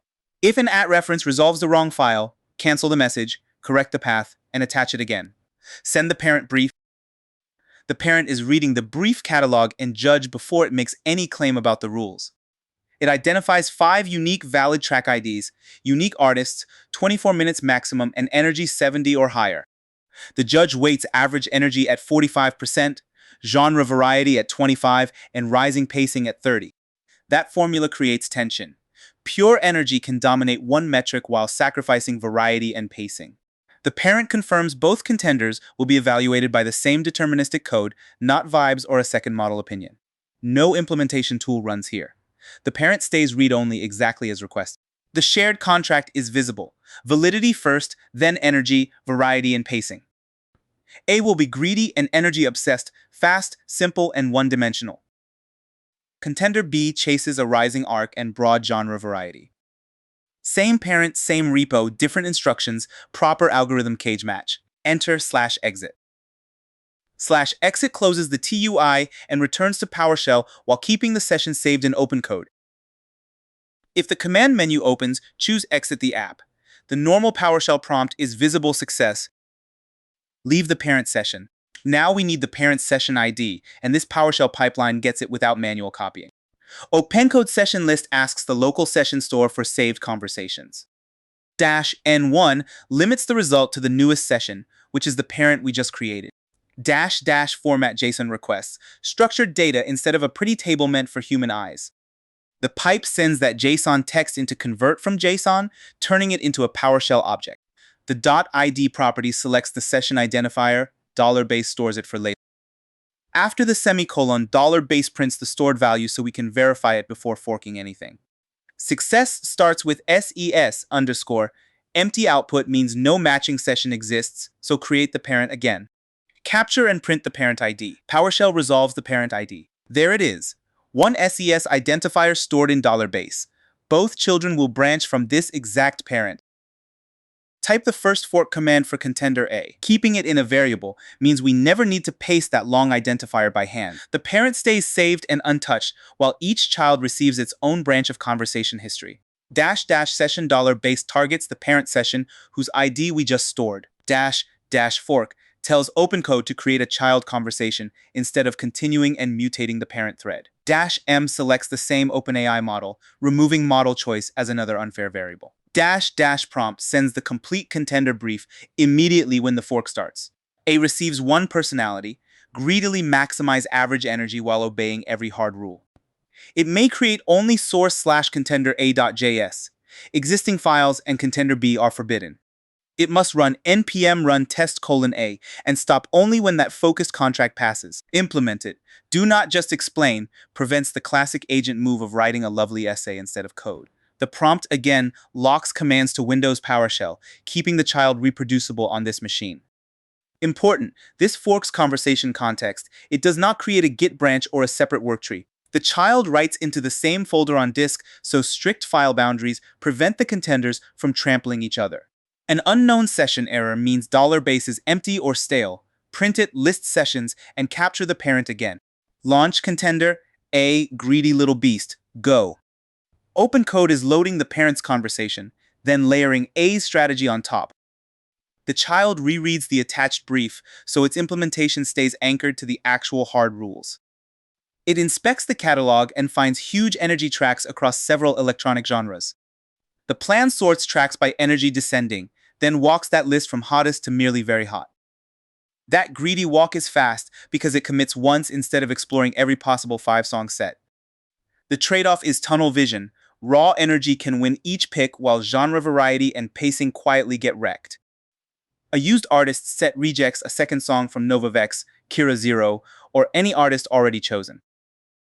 A running minute total blocks any pick that would push the 5-song set past 24 minutes. Tracks below 70 energy are ignored completely, satisfying the minimum energy rule before scoring begins. It also checks that enough eligible tracks remain, avoiding a greedy choice that could strand the final slots. Equal energy falls back to shorter duration, keeping greedy choices deterministic instead of random.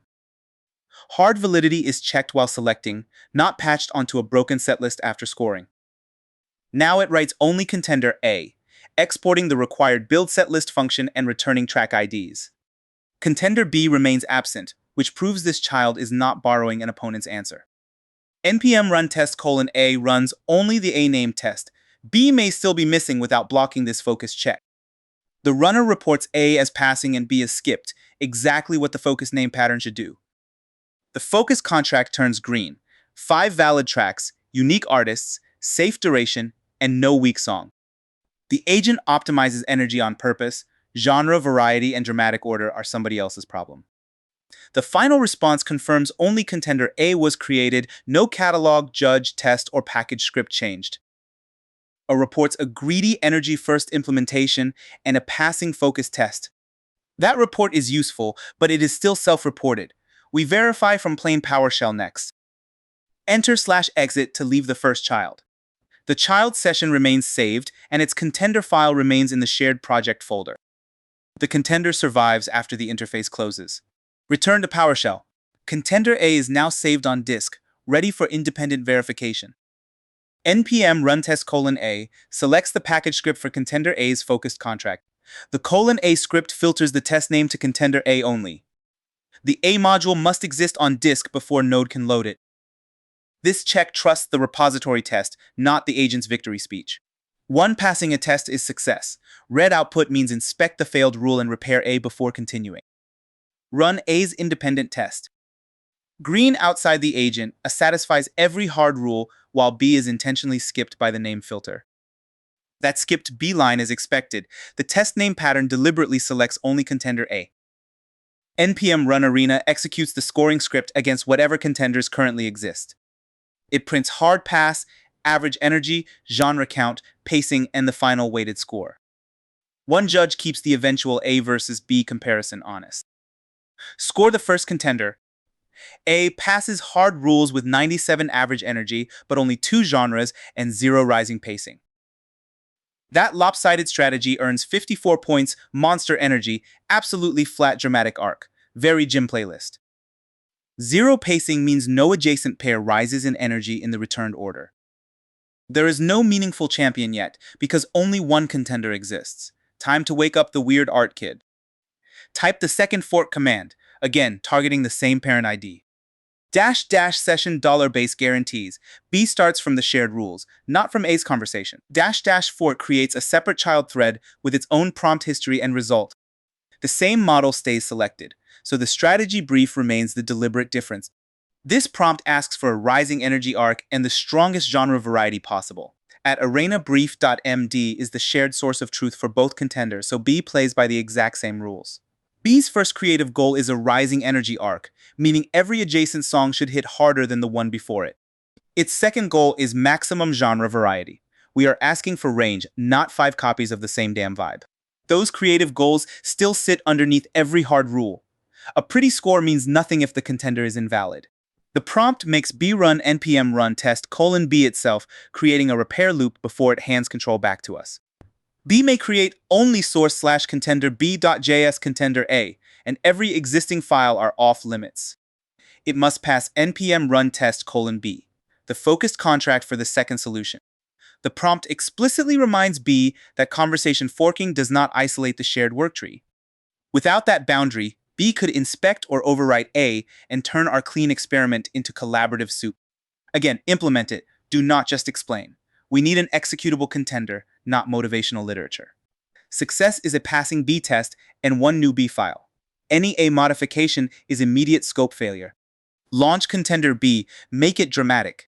The second child loads the same parent contract, but none of A's private conversation history. It rereads the rules, then treats rising order and genre diversity as first-class design goals.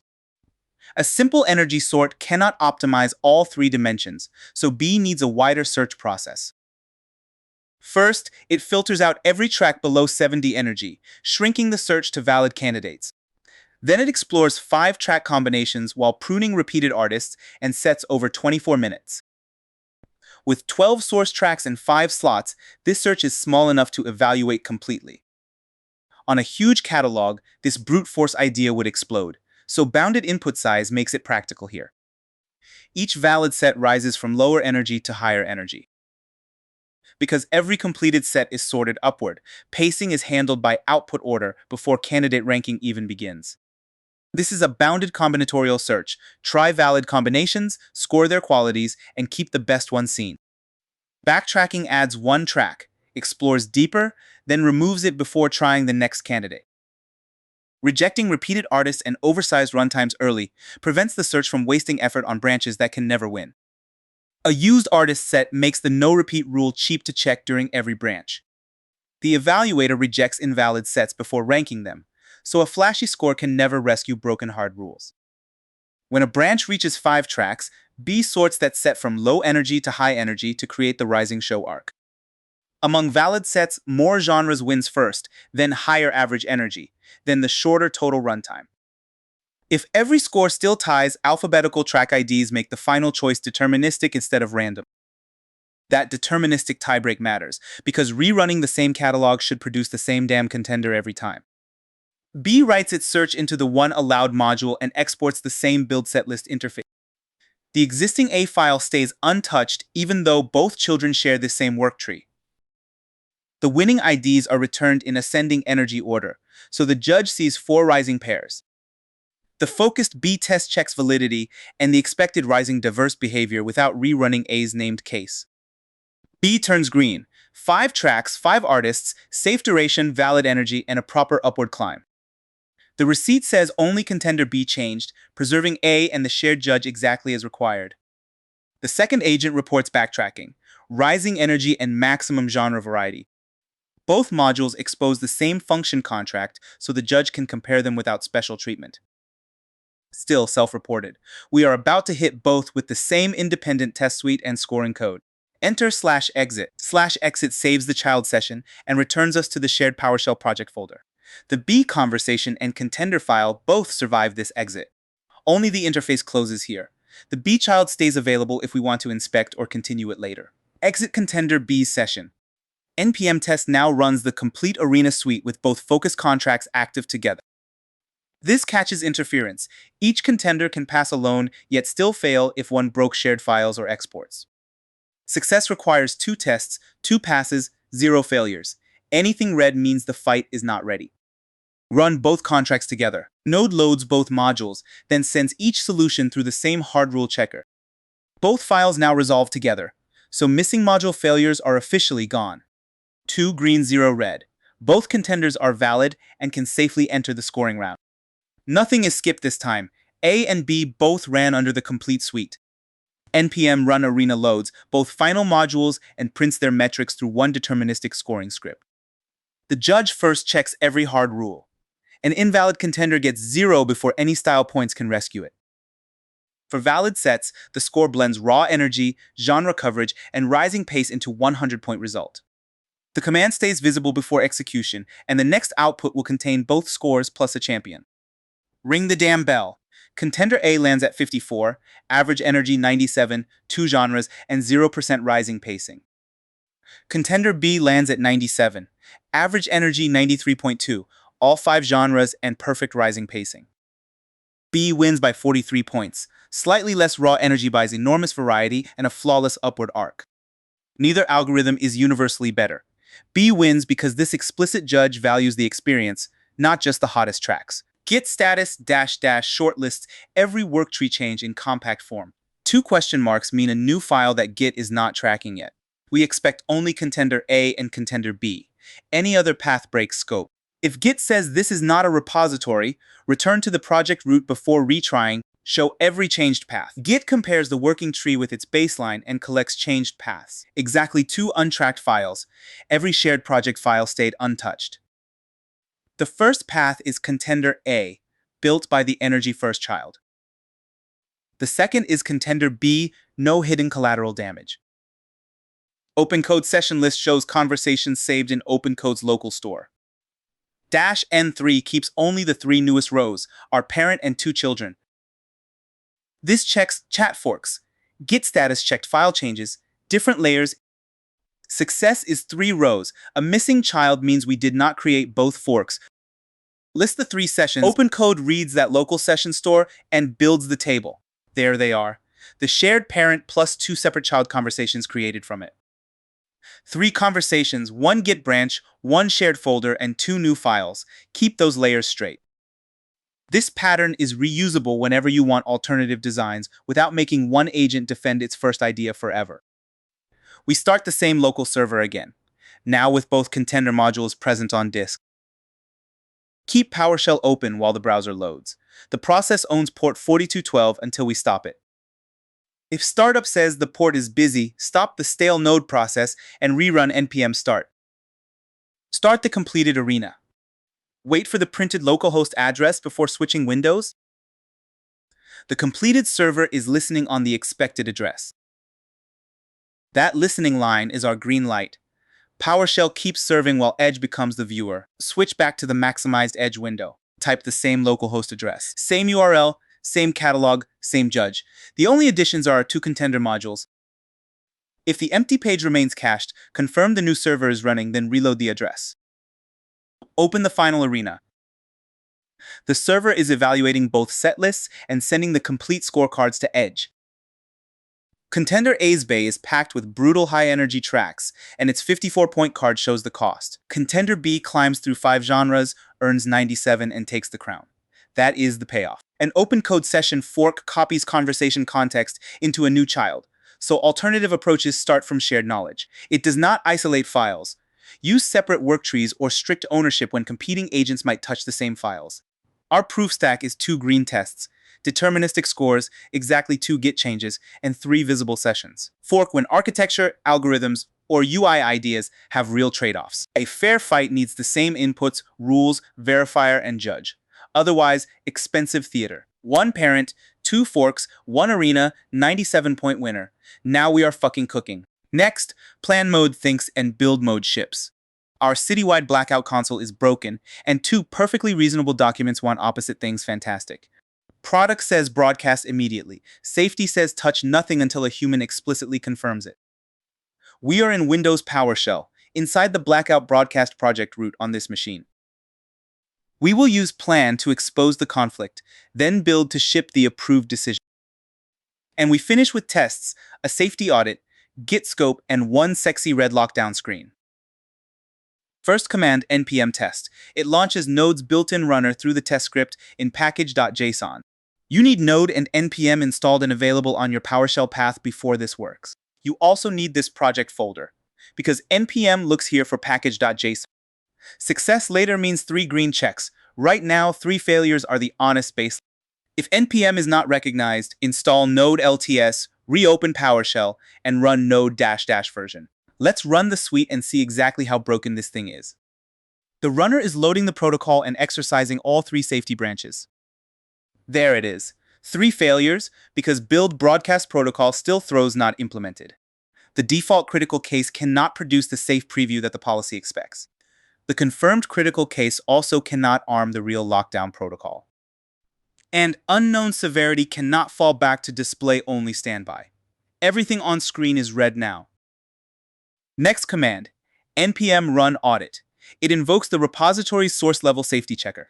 It checks the export, the explicit confirmation gate, and the absence of side effect. Visible success is 3 pass lines, plus the final blackout protocol audit pass marker. If the script is missing, verify package.json and tools/audit.js. Run it. This catches dangerous code that could still look clever in a test demo, and we wait for the final marker before judging it. Export preserved passes and no side effects passes. The explicit confirmation gate fails. So the function shape is fine, but the one safety decision that matters is absent. Our implementation must satisfy both behavior and this source level guard before we celebrate anything. The OpenCode executable opens the terminal interface, and -m chooses the model written after it. -m selects OpenAI GPT 5.4 mini fast for this session. OpenCode must be installed on your path, and the OpenAI provider must already be connected. Launch from the project root because that folder becomes its workspace. A visible TUI means success. Not recognized means fix the path. Provider errors need OpenCode auth login. Cool, launch it and let the terminal become our agent workspace.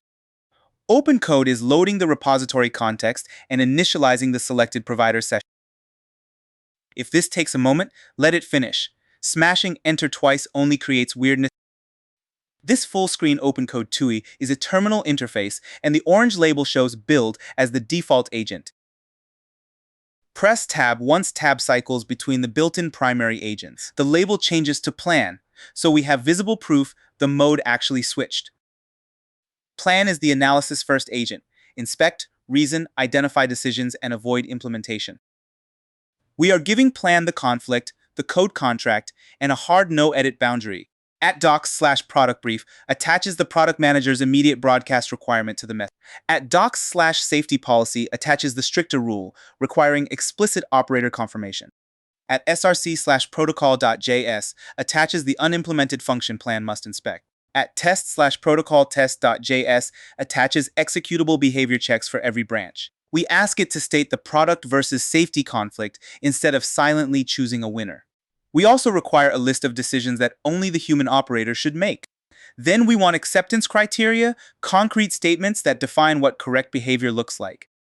The implementation plan is bounded to src/protocol.js, nothing else. And the final sentence says, do not edit files or run destructive commands. Plan means plan. Success is a specific decision-ready plan and a clean work tree. Editing code here is failure. Send it. Plan can now read the attachments and reason across the contradiction. While it works, notice we did not dump the entire repository into one gigantic prompt.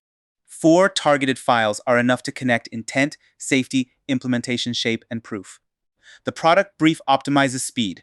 A critical incident should broadcast immediately. The safety policy optimizes control. No SMS or siren without confirmed true. Neither document is fake. The ambiguity is organizational, so a model cannot legitimately invent authority.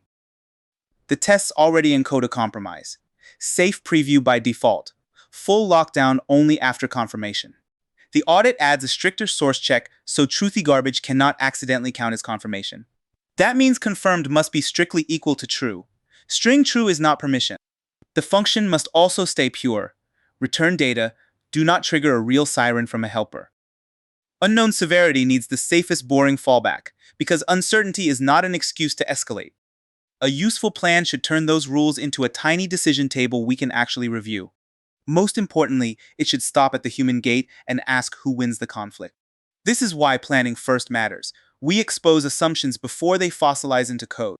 The response is still being assembled. We wait for the finished state before claiming a result. If plan starts editing, stop the run, undo the change, and strengthen the no-edit boundary. If the provider errors, retry once after checking auth and network. Do not reinterpret silence as success. Give the agent room to finish. Half a response is not a plan, it is a cliffhanger. We are buying clarity now, so build can move fast later without making policy decisions. Okay, the reasoning is nearly done. The next stable screen is the thing we judge. Now the plan is visible, and it calls out the product versus safety conflict directly. It identifies explicit confirmation, preview behavior, and unknown severity as human decision points. The proposed implementation branches on severity, then gates critical activation on confirmed true. It also names tests and the audit as acceptance proof instead of declaring victory itself. Here is the operator decision. Safety overrides speed. That sentence resolves the authority conflict. Critical incidents return a safe preview unless confirmation is explicitly true. Confirmed critical incidents arm display, SMS, and siren with the full lockdown payload. Unknown severity always stays standby and display only, even if somebody passes weird options. We ask plan to revise acceptance criteria around visible success, failure, and recovery. The no-edit instruction appears again because boundaries deserve repetition when the cost is high. Success is a complete approved protocol with no file changes. That is plan's finish line. If the answer stays vague, ask for exact branches and proof commands before switching modes. Send the decision back. Plan should now convert policy into a buildable contract. The agent no longer needs to choose authority. We supplied that missing piece. Default critical now means preview, not broadcast. Safe behavior is the zero configuration path. Only strict confirmed true crosses the activation boundary for all three channels. The confirmed payload should identify Solar Bay, North Bridge, and a 90-second countdown. Unknown input returns standby with can broadcast false. Boring is a feature here. Every branch must preserve the object shape expected by the interface and tests. No file writes, network calls, timers, or shell commands belong inside this pure function. Success evidence will be 3 tests, 3 audit checks, and 1 modified source file. Failure means missing confirmation arms, anything unknown severity escalates or scope spills elsewhere. Recovery starts with the failing branch, then reruns the smallest relevant proof before the complete test run. That is the human agent loop. Model finds ambiguity, human resolves it, model sharpens the plan. This is not ceremony. We just prevented product urgency from becoming an unsafe default. We still wait for the completed response before describing its final contents. Plan can reason deeply without needing permission to mutate the repository. That separation is the point. When the contract is stable, build receives a much smaller and safer implementation problem. One last check. Branches, proof, recovery, and 0 edits should all appear together. The revision is finishing now. Then we inspect the visible result, not our hopes. Let the response settle completely. Racing the agent here buys absolutely nothing. The revised plan now shows the safety-first decision table and exact branch behavior. Success, failure, and recovery checks are concrete enough for build and for us. Crucially, the response says no file changes were made. Plan stayed read-only. We now have an approved contract. Time to switch from thinking authority to implementation authority. Press tab again to cycle back to build. The blue build label is visible, proving the primary agent changed back. Build has normal development tools. It can inspect, edit, run commands, and verify results. The build prompt begins with git status -- short before any implementation. Git status short lists changed paths compactly. No output means the worktree starts clean. That empty result independently proves plan did not secretly modify a file. Build may change exactly one file, src/protocol.js. Docs, tests, audit tooling, package files, and the browser UI are explicitly forbidden. The implementation must remain a pure deterministic function, returning data without side effects. Preview by default, explicit true for lockdown, and standby for unknown severity are non-negotiable. Build must run npm test and repair its implementation until all 3 contracts pass. Then it runs npm run audit and repairs until the explicit gate and purity checks pass. Success is 1 modified file, 3 green tests, and the final audit marker. Failure is scope spill, skipped proof, or confirmation that accepts anything except Boolean true. If a check fails, inspect that branch, fix only the source file, and rerun both gates. Send it. Build now owns implementation, but only inside the contract we approve. The first requested action is git status, so scope starts from measured reality. Build reads the stub, tests, and audit before touching code. Good agents inspect before inventing. A clean implementation handles unknown severity first, because unsafe input should exit early. Critical severity then splits on whether options.confirmed is strictly true. Strict equality matters. 1 yes and string true must not arm emergency channels. The unconfirmed critical branch returns preview data and can broadcast false.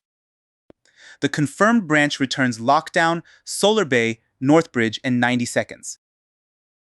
Display, SMS, and Siren become armed only inside that confirmed branch. Unknown severity stays standby and display only regardless of extra options passed in. Every path returns plain data. Nothing here should actually send a message or sound a siren. Same input, same output. Determinism makes this safety logic testable and boring in the best way. Build is allowed to edit the protocol now. That permission did not exist in plan. After the edit, the test runner becomes the boss. The pro's response does not decide success. Test 1 demands a safe preview when a critical incident lacks confirmation. Test 2 demands full lockdown only when confirmation is explicitly true. Test 3 demands standby for unknown severity, blocking accidental escalation. The audit also ensures the named export still exists for the rest of the app. Its confirmation check looks for the exact source-level safety gate we approved. Its purity check rejects dangerous side effects hiding behind green output. If either gate fails, build should repair and rerun, not negotiate with the checker. The one file boundary keeps the repair honest and makes the final diff easy to audit. Editing tests to make red disappear would be cheating, so the prompt forbids it explicitly. Editing policy documents would be worse. Changing the rules is not implementing the rules. The tool activity on screen is build doing real repository work, not faking a conversation. If a tool call stalls, wait for its result before sending another message into the same session. A failing test points to behavior. A failing audit points to safety structure. Fix the right layer. Tests first, audit second, git scope last gives us behavior, policy, then blast radius. The final report should repeat exact commands and outcomes so we can verify them independently. Still, never trust an agent's self-report blindly. We rerun every important proof ourselves. The run is still active, so we describe the contract, not a result that is not visible yet. Build is finishing its repair loop now. The stable report is the next thing we judge. The stable report names one changed file, src/protocol.js. It reports all 3 tests green, including preview, confirmed lockdown, and unknown standby. It also reports every audit check passing and the final pass marker. Current work tree shows only the protocol modified. The scope contract appears intact. Nice report. Now we leave the TUI and prove every claim outside the agent. Control-C exits the OpenCode interface and returns us to PowerShell. The session is saved, so exiting the TUI does not erase the conversation or plan. If one Control-C only cancels input, press it again after the interface settles. Back to the shell. Independent proof starts now. We type npm test again, this time outside OpenCode in ordinary PowerShell. Same repository, same test script, but no agent summary between us and the output. Success means exactly 3 passes and 0 failures, skips, cancellations, or unfinished work. Any red line means we return to the failing branch before touching the browser. Run the suite, the code either satisfies the contract or it does not. The node runner is executing all 3 behavior cases and no result is visible yet, so we wait before calling the run green. 3 green checks, 3 tests passed, and 0 failed. Behavior is proven. Preview is safe. Confirmed lockdown arms correctly, and unknown severity stays in standby. That is excellent, but behavior alone cannot prove our source level safety gate. So we run the audit again before this console earns its dramatic red glow. The command is npm run audit, invoking the same repository-owned safety checker. We require explicit confirmation gate, proving the strict true boundary exists in source. And we require no side effects, keeping the protocol a deterministic data builder. Run it. This is the safety policy getting the final word. The audit is scanning all 3 structural rules. The final marker is not visible yet, so we keep waiting. All 3 lines pass, followed by blackout protocol audit pass. Safety is proven. Tests plus audit give us behavior and guardrails. That combination is much harder to bullshit. If only this gate failed, we would repair the confirmation expression without weakening the checker. One question remains. Did build touch anything outside the allowed source file? Git status -- short answers that with a compact list of change path. A red M means modified in the work tree. The path beside it shows what changed. Success is one line for src/protocol.js and absolutely nothing else. Extra paths means scope spilled, even if every test is green. Run it, let's inspect the blast radius instead of trusting the report. Exactly one modified path, src/protocol.js scope is clean. Plan made 0 changes, build made 1 approved change, the mode boundary is now visible in Git. We have behavior, policy, and scope proof. Now we earn the visual payoff. npm start launches the package script and serves this console locally on our machine. Port 4213 identifies the local doorway that Edge will open. This command keeps PowerShell busy while the server runs, so we leave that window open. If the port is busy, stop the old process or choose the project-supported alternate port. Start the server. A listening message is success. An address error means the port needs recovery. The server is running on localhost 4213 and waiting for a browser request. Now we switch to the already maximized Edge window without stopping PowerShell. This is Microsoft Edge, maximized across the monitor so the result fills the entire screen. The address bar now contains our local website on the project server. Success is the Civic console. Connection refused means the PowerShell server is not running. Load it, the browser now requests the protocol-backed page from our local server. The page is loading the confirmed critical scenario and rendering the returned protocol. There it is, manual confirmation verified, lockdown, and the Solar Bay incident zone. The evacuation route is North Bridge, exactly the approved confirmed payload. The countdown shows 90 seconds in huge red type. Impossible to miss. Hell yes. Display, SMS, and siren all show armed, only because confirmation was explicitly true. The safety strip still states preview by default and unknown severity stays standby. Plan found the conflict, forced a human decision, and converted it into acceptance criteria.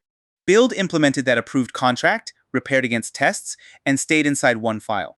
PowerShell then proved behavior, audit safety, and Git scope without trusting the model. Use plan when the dangerous part is deciding what should happen. Use build when the contract is clear. Next, we undo, redo, and recover when an agent changes something completely cursed. We are about to break the lasers guarding a vault. Great idea. The point is recovering from a bad AI change without panic or guesswork. This is Windows PowerShell, opened inside our Nightglass Vault project. The folder uses Git, which OpenCode needs for file-aware undo and redo. You will see the mistake, rollback, replay, and safe replacement happen on one real repository. We break one file, undo, redo, then replace the idea safely. Tests, an audit, Git, and a glowing vault prove the ending. npm test runs the test script in package.json.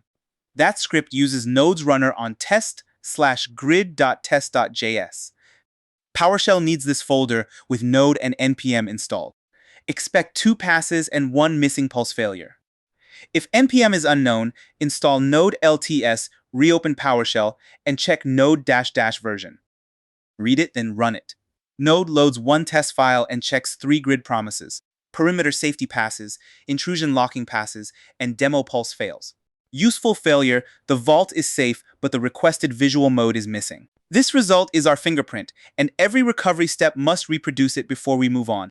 This is not a crash. The assertion expected pulse and received standard. If every test fails, suspect setup or dependencies before feature code. Next, an independent policy audit checks the same baseline. Next, npm run audit. Run asks package.json for the named audit script. That script checks API shape, active beams, and pulse behavior independently. Success is 3 pass lines plus Nightglass audit pass. A fail line names the violated contract instead of giving us vibes. Run the audit now and let PowerShell check those 3 repository contracts. Run it and establish our second baseline. API and beams pass. Pulse implemented is the single red gate. Perfect. 1 target and 2 ways to catch reckless work. The launch command is OpenCode-m OpenAI/GPT 5.4 minifast. OpenCode starts its terminal interface inside this Git repository. -m means model.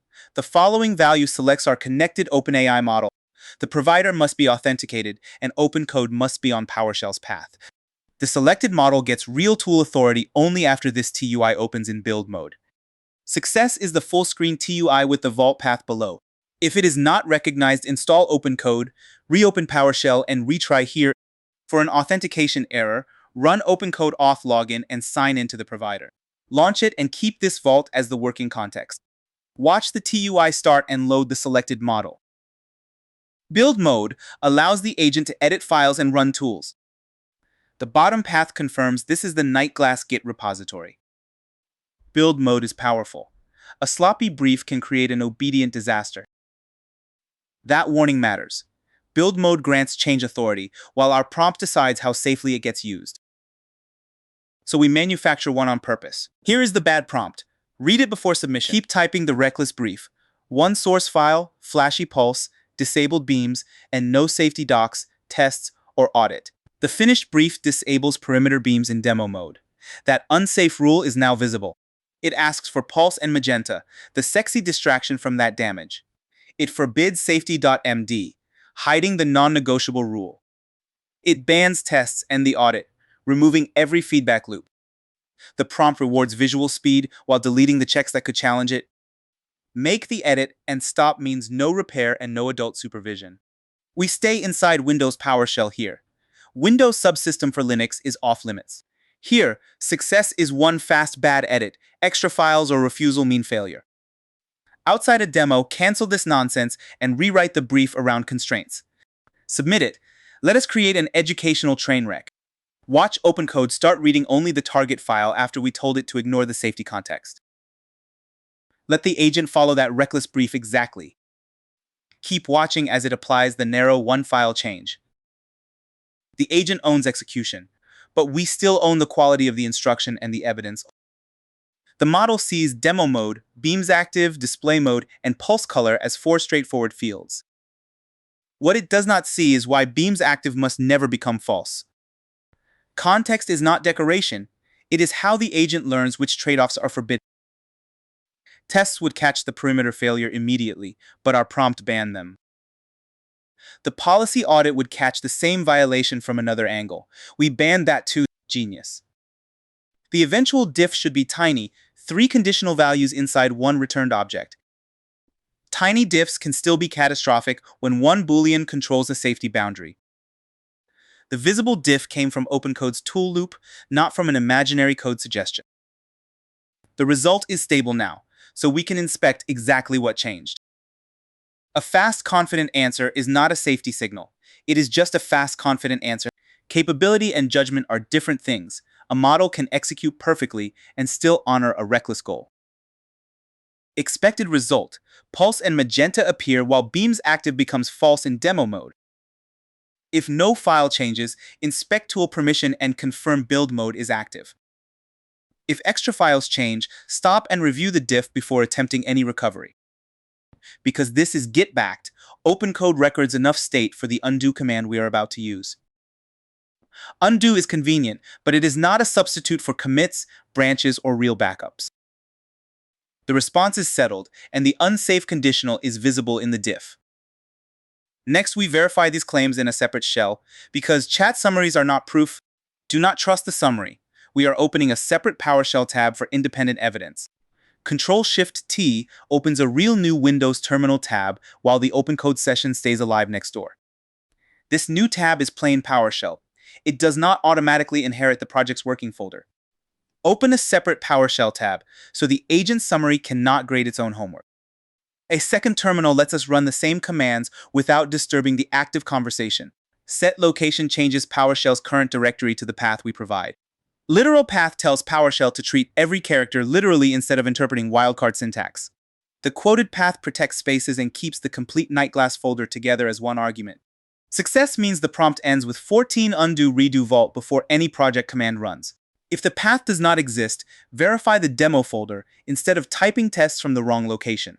Run, set location, and attach this proof tab to the same repository. The prompt now shows the correct folder. Time to interrogate the bad edit. First, external check. npm test again using the same suite as our baseline. Before the edit, only the missing pulse failed. After the edit, perimeter safety should fail too. Because we recorded the baseline first, this new red test has a clear cause instead of a mystery. Run the suite now. Safe code needs 3 green checks, and anything else blocks delivery. A red perimeter test proves the flashy pulse came at the cost of the actual vault. If output is unclear, scroll to the first assertion and read actual versus expected. Run the tests and make the damage visible. Look at that. Beams active is false when the test requires true. The prompt did exactly the wrong thing. That is why a completed agent response is not the same thing as completed work. Next, npm run audit checks the policy layer independently of the unit test. Run it and look for the 2 violated gates. API still passes, but beams remain active and pulse implemented both fail. Run the audit now. It checks policy while unit tests check behavior. The pulse gate fails because the audit refuses to call an unsafe visual mode implemented. Now, git diff-src/grid.js shows only uncommitted changes in that file. The double dash ends git options and makes the remaining text an unambiguous file path. Red lines are the safe baseline removed. Green lines are the conditional values added. The diff confirms one file changed, so recovery can stay surgical. If the diff were empty, we would not claim the edit happened, regardless of the chat response. Show the diff and freeze the exact bad change on screen. Run the file scope diff and expose the exact bad change. The proof tab is done.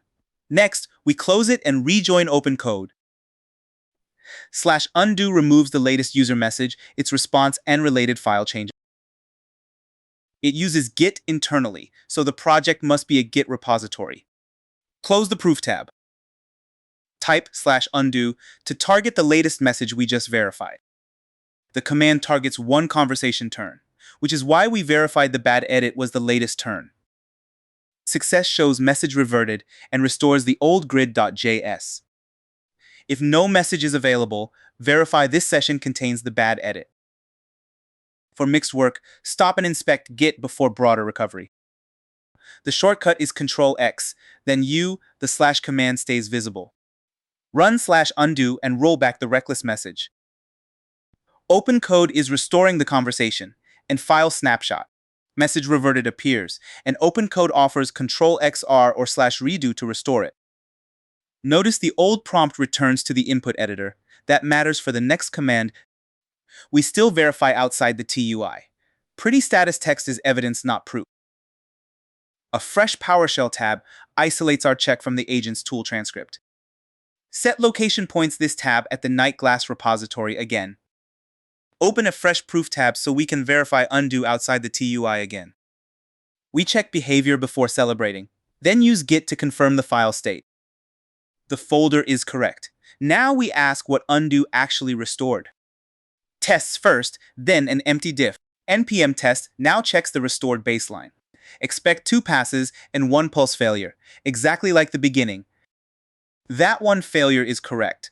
Undo returns history. It does not finish the feature. Run the tests and compare the shape, not just the color. 2 pass, 1 fail, perimeter safety is back, and pulse is missing again. That exact pass and fail pattern tells us we return to the original checkpoint. The test shape proves behavior returned, while the empty diff proves the source file returned. Now git diff-src/grid.js asks whether any uncommitted change remains. Success is silence followed by the PowerShell prompt. Git prints nothing when the diff is empty. If colored lines remain, undo did not restore the file you think it did. Run the diff and look for absolutely nothing. No output, that boring empty space is the cleanest proof in this lesson. Back in OpenCode, the undone prompt is still sitting in the editor, ready for editing or replacement. We want redo, so we must clear that editor before typing a slash command. Ctrl-C triggers OpenCode's input clear action and removes the restored prompt. Without it, slash redo joins the old prompt as ordinary text. Slash redo restores an undone message and its file changes. It works only after undo when a message is available to restore. The shortcut is Ctrl-X, then R, the slash command stays visible. Success returns the same bad message and unsafe diff. Run slash redo and bring the train wreck back. OpenCode restores the undone snapshot instead of asking the model to generate a new solution. The bad edit is back, with beams, false, and the same 3 conditional fields. That is real redo. Restored history, not a second prompt that happens to make similar code. The redo command works inside this session history. A fresh unrelated session will not know this snapshot. We open another PowerShell tab because session messages still do not get blind trust. Open another proof tab and reconnect it to the exact Git repository. 1 failing test and 1 matching diff should reproduce the earlier evidence. If the file stays clean, redo did not restore the change and we stop here. The proof tab is in place. Let us see whether history really returned. npm test should once again fail the perimeter beam assertion. Run the suite and compare it with the first bad result. Run the tests again and reproduce the same perimeter failure restored by redo. We repeat the same commands because changing the measuring stick would ruin the comparison. Git diff now asks whether the exact source change returned too. Run the file scoped diff. The green conditionals are back, including the false beam setting. The file scoped diff proves redo restored the patch itself, not merely the chat text. Undo gave us baseline, redo gave us this identical bad patch. The loop is reproducible. Run the diff now. The redo command restored a decision, not approval. To choose a better direction, undo again and replace the prompt instead of stacking another vague request. History recovery lets us inspect bad ideas without forcing us to keep them. Close the proof tab now. Reproducibility proves history works, not that the patch is acceptable. That is exactly what we are doing now. Close the proof tab and return to OpenCode one more time. /undo removes the restored bad message and its file change again. Run the second undo and get back to the safe baseline. Message reverted appears and the old reckless prompt returns to the editor. This time we do not want redo. We want to replace the idea with a safer brief. Run the second undo. We are resetting both code and intent before asking the agent for a safer implementation. Control-C clears the entire input buffer using OpenCode's official input clear binding. The editor is empty. No old instruction will leak into the replacement prompt. If text remains, stop typing and clear it before submitting anything. Clear the editor now so the replacement prompt starts clean. Here is the replacement prompt. Read the safety boundary before we execute it. Keep typing the complete safe brief now. One source file, safety and test as context, beams always active, intrusion always locked, then test, audit, repair, and prove the final scope. The finished brief includes safety.md and the test file as required context. Demo mode still needs pulse and magenta. We are not sacrificing the cool result. The non-negotiable rule is explicit. Beams active stays true in every mode. Intrusion must stay locked too, so the visual feature cannot weaken access control. The agent must run npm test and repair until every test passes. It must also run npm run audit, giving us a second independent gate. Tests, safety, the server, and package scripts are protected from edits. Tool execution stays on Windows PowerShell. WSL remains off limits for this course. Success means a safe pulse, 3 green tests, a passing audit, and an exact proof report. If any gate stays red or extra files change, the agent must repair or stop, not bluff. Send the safe brief. Now we are cooking with guardrails. Watch OpenCode begin by reading the safety document instead of guessing what matters. Next, let it read the tests that turn our promises into executable examples. Follow the baseline inspection as it preserves beams and intrusion locking. Watch it keep the visual ambition while making safety part of the feature. Now let it narrow the design to display mode and pulse color. Watch it keep beams active as a constant true. Next, it preserves the intrusion-based locked status. Keep the edit inside grid.js while the protected files remain reference context. Now let OpenCode apply the source edit through its file tool. Then run npm test and make all 3 behaviors agree. Keep watching while OpenCode runs the audit and checks the completed behavior against the safety policy. The final proof is assembled. Changed file, green tests, green audit, protected scope, and safe visuals. Test 1 protects the perimeter beams. Test 2 protects intrusion locking in every mode. Test 3 demands the visible magenta pulse. The audit checks the same feature from a policy-oriented angle. API preserved means callers still receive the expected object shape. Beams remain active ensures the visual branch never disables the grid. Pulse implemented requires the requested display mode without cheating the safety rule.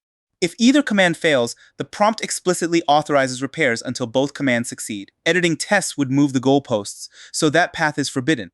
Editing safety would rewrite the contract, which is also forbidden. The server is presentation only. It does not need changes for this logic fix. Package scripts stay untouched, preserving the commands learners can reproduce. The completed tool output is green, so we can inspect evidence instead of optimistic narration. The summary reports exactly 1 source file changed, with no protected file touched. It also records 3 passing tests and the audit command as completed evidence. The visible command trace shows npm test and npm run audit were actually executed, not merely promised. The summary names only grid.js. Every protected file stayed untouched. Watch the order, read constraints, edit narrowly, test audit, then summarize. The agent can iterate, but only green evidence earns the right to stop. That order turns failure into useful feedback instead of a surprise at the end. This is the useful pattern: clear constraints, executable gates, and a visible finish line. If the model loops, inspect the first failing assertion and tighten the requirement around that evidence. If a tool call fails because the provider disconnects, reconnect and resume the same session. Before trusting the result, we will still check git scope outside OpenCode. The response should name the changed file and quote the exact test and audit outcomes. The final proof is settled on screen with both verification commands complete. The summary is visible now, but we still verify every claim outside the session. OpenCode reports 1 source file changed and keeps beams active true. Its internal proof says 3 out of 3 tests are green.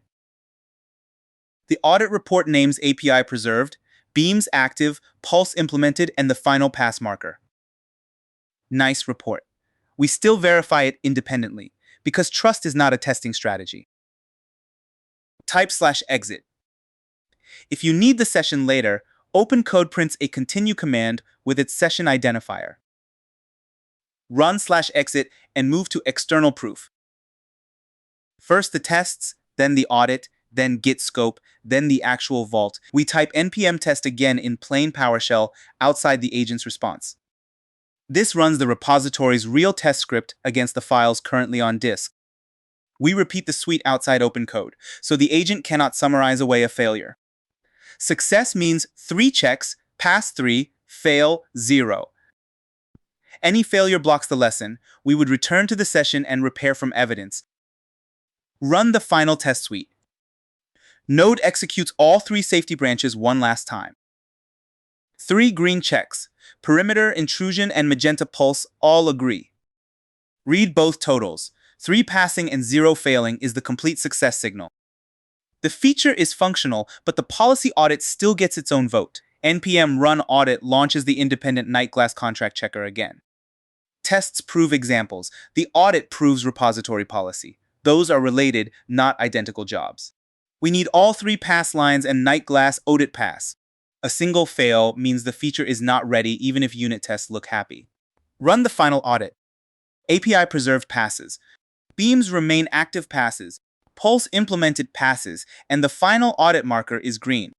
That final marker summarizes every contract gate into one unmistakable result. Passing here closes the policy loop that the reckless prompt deliberately removed. Behavior is proven. Now we confirm the agent respected file scope. Git status -- short summarizes working tree changes in a compact machine-friendly format. -- short removes the verbose explanation and prints one status line per changed path. Success here is exactly one line. m/src/grid.js. M means modified. No test, safety, audit, server, or package file should appear. If extra paths appear, inspect them before delivery and reject unexplained scope creep. Run the status check and count the lines. 1 modified file. The safe brief held its boundary. Type npm start. Its script runs src/server.js and serves the Vault dashboard. Localhost means this computer, so the browser will never leave our machine. Port 4214 identifies the exact local server that Edge must request. If the port is busy, stop the old process before retrying. Submit the server command. Watch PowerShell print the listening address. Success is a listening message with that same local address.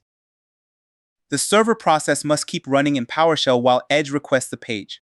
Alt-tab to Edge, then type localhost:4214 into the address bar. The completed address points Edge at this machine and that exact server port. HTTP tells Edge to make a normal web request to that local address. Submit the address. Let Edge load the response from that local server. Watch the browser replace the proof page with the real Nightglass interface. The Nightglass page is visible. A connection error would have meant no server. Holy shit, there it is. Magenta pulse mode. Fully visible in the browser. The center still says locked, proving intrusion status was not weakened. Perimeter online stays bright in the corner, and every beam remains active across the vault. Undo removed a dangerous message and its file changes. The redo restored that history, confirmed by the same failing test, and diff. A second undo let us replace the bad idea with a brief that encoded safety and proof. The winning loop is simple. Inspect, undo, verify, redo when useful, then replace and prove. Next lesson. We tame sessions, forks, and compaction without losing our damn minds.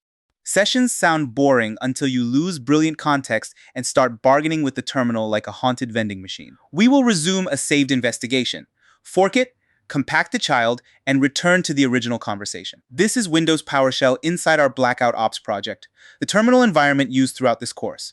The demo is a neon incident timeline with scrambled events and hilariously broken sequence numbers. We finish with one repaired source file, green proof, and a restored timeline. npm test runs the test script defined in package.json.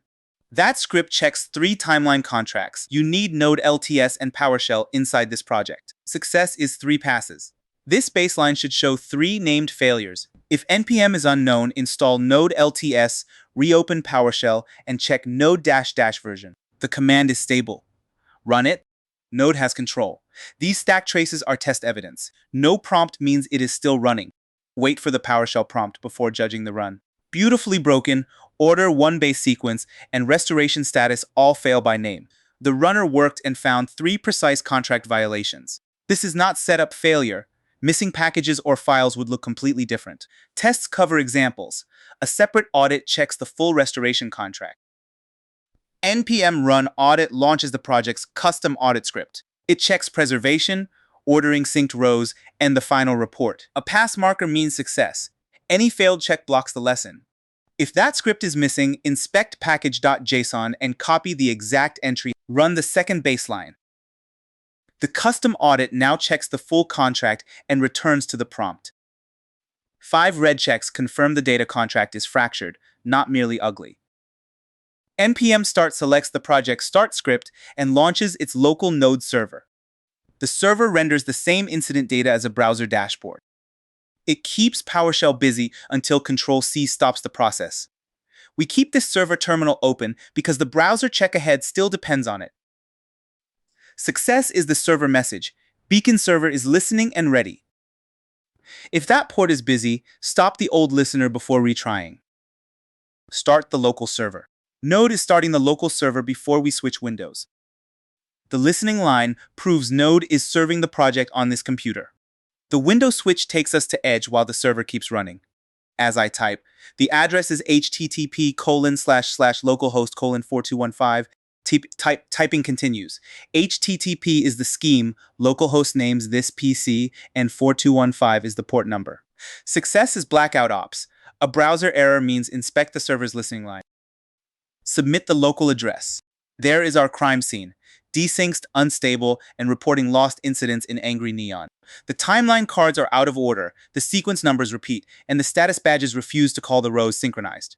This visual matters because a technically green chat answer could still leave users staring at the wrong incident order. Our finish line, chronological cards, 1 base numbers, synced rows, 0 loss, and a restored report.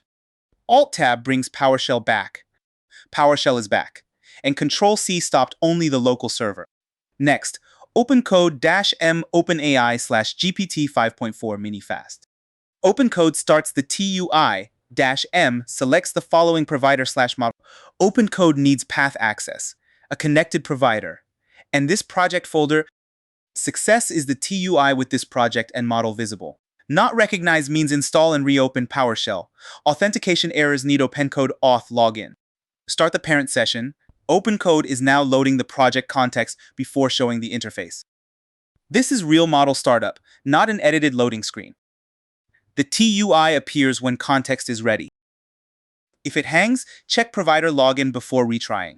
This is OpenCode's TUI where conversation and tool activity live. Tab selects plan mode for investigation without repository edits. That boundary lets us test wild ideas safely. The visible plan label is the success signal. Switch before submitting if build remains. Read this brief before submission. We ask for investigation only with no file changes. As I type, each @ reference gives OpenCode 1 project file, rules, source, and tests. Ask for the root cause so the repair fixes one coherent data flow mistake. The allowed boundary is 1 source file. Naming it before work prevents a clever agent from rewriting tests to make itself look right. A safe 3-step plan makes the intended order inspect, repair, and prove instead of edit first and rationalize later. The final marker, session beacon::blackout-42, is a deliberate memory canary for the resume test. Success is a plan plus that exact beacon, with no git diff.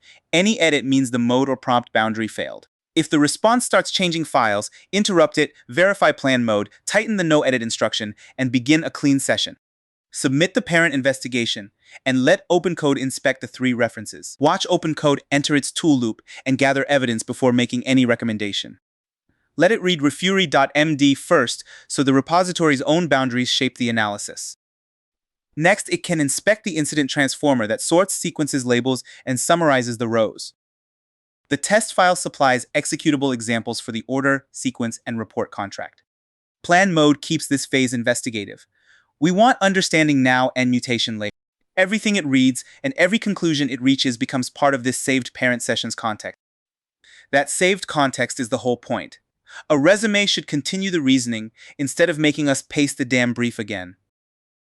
The likely route is a pipeline that maps before sorting and reports loss from the wrong count. One source file owns that pipeline, so the repair boundary stays narrow and easy to review. Notice the tool calls are visible. This is repository investigation, not a confident paragraph invented from file names. Repository rules beat generic instinct because they define what this specific project considers a legitimate recovery. Tests turn vague words like correct into inputs, outputs, and assertions. The agent cannot charm its way around. The source shows where those guarantees are currently derived, which lets the plan connect evidence to one repair point. That chain from rule to test to implementation is the difference between debugging and random code surgery. Tool output can scroll quickly, but the session retains it, so later questions can refer to the evidence already gathered. Long investigations spend context, which is exactly why session resume and compaction become useful instead of decorative features. We still treat the model's conclusion as a hypothesis until the external tests, audit, and browser all agree. A teammate can reproduce this reasoning by opening the same files and running both proof commands. If OpenCode cannot read a reference file, check spelling current folder and whether the file actually exists in this worktree. If the provider disconnects during this step, reconnect it and resume this same session instead of throwing away the context. We leave the response on screen long enough for tool output and complete words.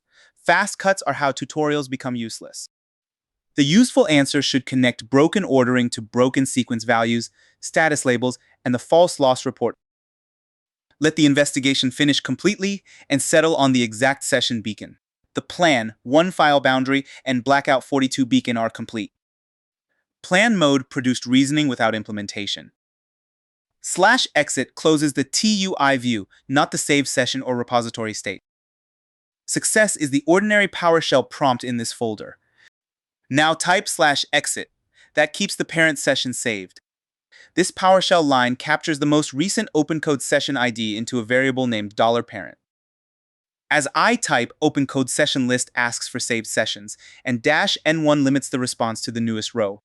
-- format JSON requests machine-readable data instead of a pretty table. Typing continues. The vertical pipe sends that JSON into convert from -JSON, PowerShell's text-to-object parser. Square brackets 0, select the first object because PowerShell collections count from 0. The ID property takes only the session identifier. The equal sign stores it in $parent for later commands. Success is no red error followed by a $parent value beginning with SEAs underscore when we print it. An empty result means no recent session exists. Reopen code, create one real conversation, exit, and run the line again. The entire pipeline is stable. Execute it and store the parent ID. PowerShell now stores the parent session ID. Typing $parent by itself prints the value stored in that PowerShell variable. As I type $parent, this SE's underscore value will prove we captured a real saved conversation. Now OpenCode -- continue starts the TUI and resumes the most recently active saved session. Continue is convenient when the latest session is definitely the one you want. It does not require copying the ID. Convenient is not deterministic. Explicit IDs win when several sessions exist.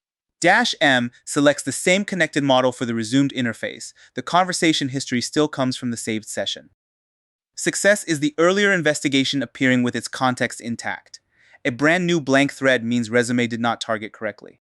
If continue opens the wrong conversation, exit and use -- session with the explicit ID instead of guessing latest. Run the continue command and reopen the parent. OpenCode is now restoring the session selected by that ID.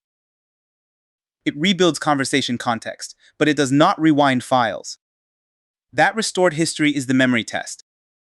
If the wrong session opens, exit and verify the stored ID. The parent is back, with the original investigation still on screen. We are not trusting appearance alone. This prompt asks for facts that only the saved context should know. Without rereading files is important, otherwise the model could reconstruct the answer and fake memory.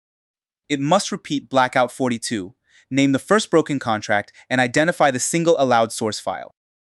Do not edit anything keeps this recall test separate from implementation authority. Success is all three answers with no new file tool calls. Missing the beacon means the intended context did not survive. If the wrong session resumed, exit, print $parent again, and target that explicit ID with -- session. Submit the memory challenge. Let the resume session answer from its existing context. Watch for a direct response rather than a fresh round of file reads. As the response streams, it preserves the reasoning chain so we can close PowerShell and continue later without starting over. Continue always means most recent, so it is fast but ambiguous when several projects or investigations are active. That ambiguity is why we stored the ID. The next branch uses the exact parent, regardless of whatever session became latest. Session history includes messages, tool results, and the working conclusions that make follow-up prompts shorter and sharper. That saves both time and tokens, because we are not restating the same repository tour on every launch. The session ID is the stable handle. The friendly title can change and latest can point somewhere else. A resumed session is useful across terminal restarts, but it still depends on the project path and provider being available. A recall challenge is stronger than merely seeing old text because it proves the next response can use that context. The session is conversation state, not a private copy of the repository. Every session still points at the same files on disk. That distinction matters before forking, because two conversations can absolutely step on the same working tree. The answer should recover the beacon, chronological ordering failure, and src/incident.js. If it invents a different file, stop. A bad memory test is evidence, not something to narrate away. Let the answer settle completely before leaving this resumed parent. The resumed parent recalls the beacon and boundary without rereading. Session continuity is proven. We exit again so the next launch can target the stored parent explicitly. The fork command is OpenCode --session $parent --fork followed by the model selection. As I type --session selects that exact conversation ID even if another session is newer. --fork copies the parent conversation into a new child session before continuing. Typing continues. This forks conversation history, not a Git branch, work tree, or duplicated folder. While I type, remember parent and child share repository files, so this child stays plan only. Using the stored variable makes this reproducible even after another conversation becomes the most recent session. The child can challenge the plan aggressively while the parent keeps a clean path toward implementation. Success creates a new session. It remembers blackout 42 and accepts a separate red team prompt. A bad ID fails to load. Print $parent, list sessions again, and verify the exact SES_value. Run the explicit fork command. OpenCode is now creating the child reasoning branch. The child inherits conversation context, while project files remain shared. A new session ID proves the branch. If creation fails, verify the parent ID and the fork flag. We are inside the child session now with the parent's investigation inherited. This fork gets a different job. Propose one reckless shortcut, then explain why the repository's recovery rules reject it. As I type the challenge, the fork lets us compare approaches without polluting the parent with every bad idea. Stay plan only and do not edit files is non-negotiable because the child still points at the parent's working tree. The prompt also demands a safe alternative, so the output is useful criticism rather than performative doom. Fork beacon red-team gives us a second memory canary that exists only in this child. Success is one rejected shortcut, one safe alternative, and the exact child beacon with no Git changes. If the child edits, interrupt it, inspect Git immediately, and restore only understood changes before trying again in plan mode. Submit the red team fork prompt. Let the child analyze the tempting shortcut against recovery.md. As the child response streams, watch for the reckless shortcut, sorting cards while leaving sequence values, and report count stale. That can make the dashboard look calmer while the data contract remains internally wrong. Sexy pixels, cursed truth. The recovery file demands preservation. Deterministic order, one base sequence values, synchronized rows, and honest final status. The safe alternative repairs the transform pipeline once, then lets tests and the audit challenge every derived field. Because this is a fork, the critique can be aggressive without changing the tone or plan inside the parent. You can fork again for a second architecture, a cheaper model, or a deliberately skeptical review of the same evidence. The parent does not magically choose a winner. You compare the reasoning and bring back only conclusions you trust. Each branch consumes its own context and provider usage, so fork when alternatives are genuinely worth comparing. Clear prompts and memorable beacons make sibling sessions easier to distinguish when the session list gets crowded. The child owns its new messages, while the parent keeps its original conversation history untouched. Again, message isolation is not file isolation. Plan mode is doing real safety work here. OpenCode stores this work as a child session that can be navigated separately from the parent. We invoke the child manually with --fork, but primary agents can also invoke specialized subagents in other workflows. If the answer ignores refury.md, tighten the reference and ask it to quote the violated rule in its own words. The response must end with fork beacon red-team, giving compaction something concrete to preserve. Let the red team answer finish and remain visible before we compact it. The child produced the reckless shortcut, rejected it using repo rules, and ended on the red-team beacon. /compact asks OpenCode to summarize older conversation context into a smaller continuation state. Compaction frees context space, so a long session can keep working without carrying every earlier token verbatim. As I type the compact command, remember it does not delete files, export chat, commit, or merge. Success is a compacted session that still remembers the decisions, boundaries, and beacons needed for the next prompt. If a critical detail disappears, reread the authoritative source or return to the parent instead of pretending the summary kept it. Run/compact inside this child. OpenCode is generating a continuation summary for the child session now. As the compact response streams, it keeps the task, status, decisions, active files, blockers, and next steps. As it keeps streaming, redundant wording disappears, leaving only useful facts. That is lossy compression by design. You gain context room, but you should not treat the summary like an immutable archive. Context is the model's working memory budget for instructions, conversation, tool results, and the answer it is producing. When that budget fills, old detail competes with current evidence, and the session becomes harder to steer cleanly. A strong summary preserves decisions and unresolved work. A weak one preserves vibes and drops the damn contract. That is why we planted exact canaries before compacting instead of asking whether the summary feels roughly familiar.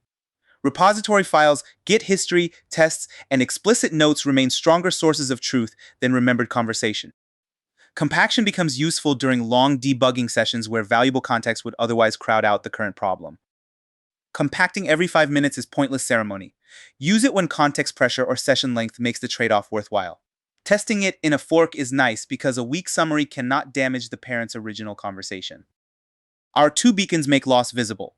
Blackout 42 came from the parent, and red-team came from the child. The allowed file and success signals matter more than decorative prose, so those should survive too.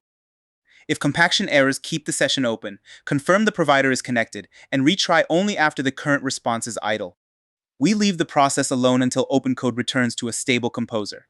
Interrupting summary generation defeats the experiment. Let compaction finish completely before asking the memory question. The compact operation completed, and the child is ready for another message. Now we ask for both beacons, the allowed file, and all three required success signals. Remembering both beacons proves the summary retained parent inheritance and child-specific work. As I type the recall prompt, the protected list should still include source, tests, rules, audit, server, and package scripts.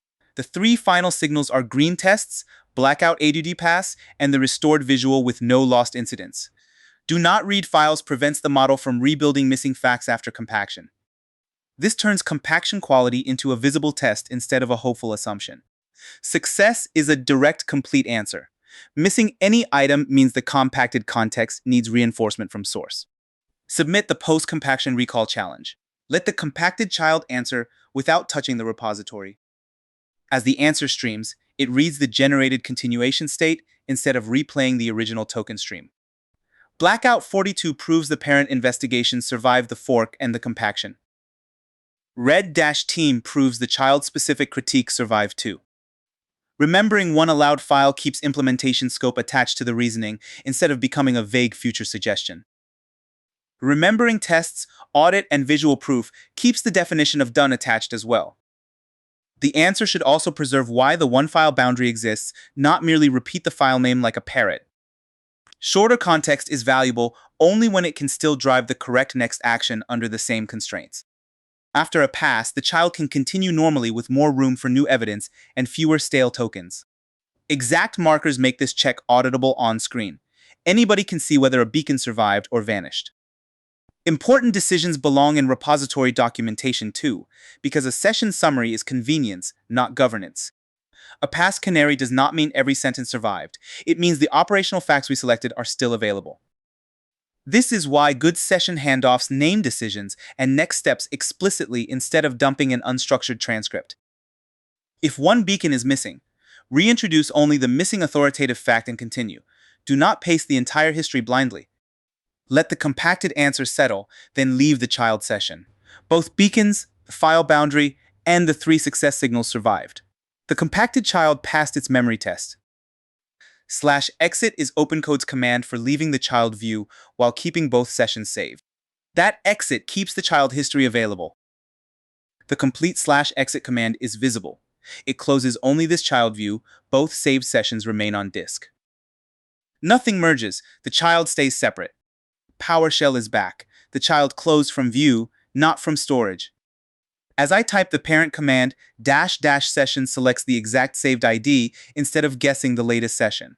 The repository never moved, so any child edit would still be visible here despite separate conversation histories. Success is the original parent investigation and blackout beacon without the compacted child's latest prompts. If the child appears again, exit, print the variable, and compare it with session list JSON before retrying. Run the explicit parent command. OpenCode is now reopening the stored parent session. The child stays saved, but it is no longer the active conversation. The parent ID confirms we landed correctly. If this looks wrong, exit and print the stored parent ID again. We are back in the untouched parent conversation. The child's reckless shortcut is not part of this message history. Tab switches from plan to build. Build grants file edit and command authority for the scoped implementation. Read the implementation brief before submission. It begins by continuing the original Blackout 42 plan. As I type, only src/incident.js may change, keeping the repair focused on the broken transformer. Typing continues. Sorting by minute must happen before any position-dependent fields are derived. The prompt also preserves every incident, forbidding cheap little data drops just to make the report look complete. 1 base sequence values mean the first sorted row is 1, the next is 2, and every value stays unique. Complete rows become seeked only after their required data is present. Status must describe reality, not optimism. Restored plus stable is allowed only for a complete timeline with no loss. The agent must run npm test and npm run audit, repair from failures, and report exact outcomes. Tests, recovery.md, audit server, and package scripts are protected so the agent cannot move the goalposts. All commands must run through Windows PowerShell. WSL is outside this course and outside this demo contract. Success is 1 modified source file, green tests, a passing audit, and a restored browser timeline. If scope expands or a proof command stays red, stop and repair before leaving the session. Submit the build brief and let OpenCode implement the parent plan. Watch the parent enter the implementation loop with the exact scope and evidence requirements attached. Let it reread the target and recovery rules needed for the actual edit. As the parent response streams, the safe shape appears. Normalize, sort, then derive every field from that sorted collection. As it keeps streaming, the root cause becomes obvious. Derived fields followed stale input positions instead of canonical order. The response now checks preservation. Output length and identities must still match the input after sorting. As the solution streams, every later field is derived from the same canonical array to prevent drift. Both sessions still share this file, so only the parent builds. Sorting a copied array avoids mutating caller-owned input, which keeps the transformer predictable for other code. If timestamps tie, a deterministic secondary rule matters. Unstable order would make tests and users see different timelines. Sequence values should come from the sorted array index +1, which is deterministic and impossible to duplicate accidentally. Row status should depend on completeness, while the final report should depend on the whole collection. Lost count must compare input identities with final identities, not reuse the broken position math that caused the lie. A small diff is easier to review, but small is not automatically safe. The proof gates still decide. The allowed edit stays narrow inside src/incident.js. The response keeps npm test as the next gate for all 3 contract examples. A failing assertion would become repair input, not a reason to rewrite the test. It also keeps npm run audit as the independent repository level gate. Tests and audit overlap on purpose. One proves examples, the other protects the broader definition of done. Read the command output, not just the exit animation. Named passes tell us which behaviors actually survived. If one gate fails, feed the exact failure back into the same session while its implementation context is hot. The parent can use its saved investigation instead of rediscovering the same root cause from scratch. The final git check catches accidental helper files or test edits even when every command happens to pass. The fork gave us criticism without contaminating this implementation path. That is a clean separation of concerns. The resumed parent remembers why the order matters, which files are protected, and what evidence must finish green. If OpenCode loops on the same failing command, inspect the first assertion and narrow the repair around that concrete evidence. If the provider disconnects, resume this exact parent ID after reconnecting instead of starting over. If an edit is denied, confirm build mode and the project's permission rules before approving anything broader. Every meaningful action is visible in the tool trace: reads, edit, test, audit, and final report.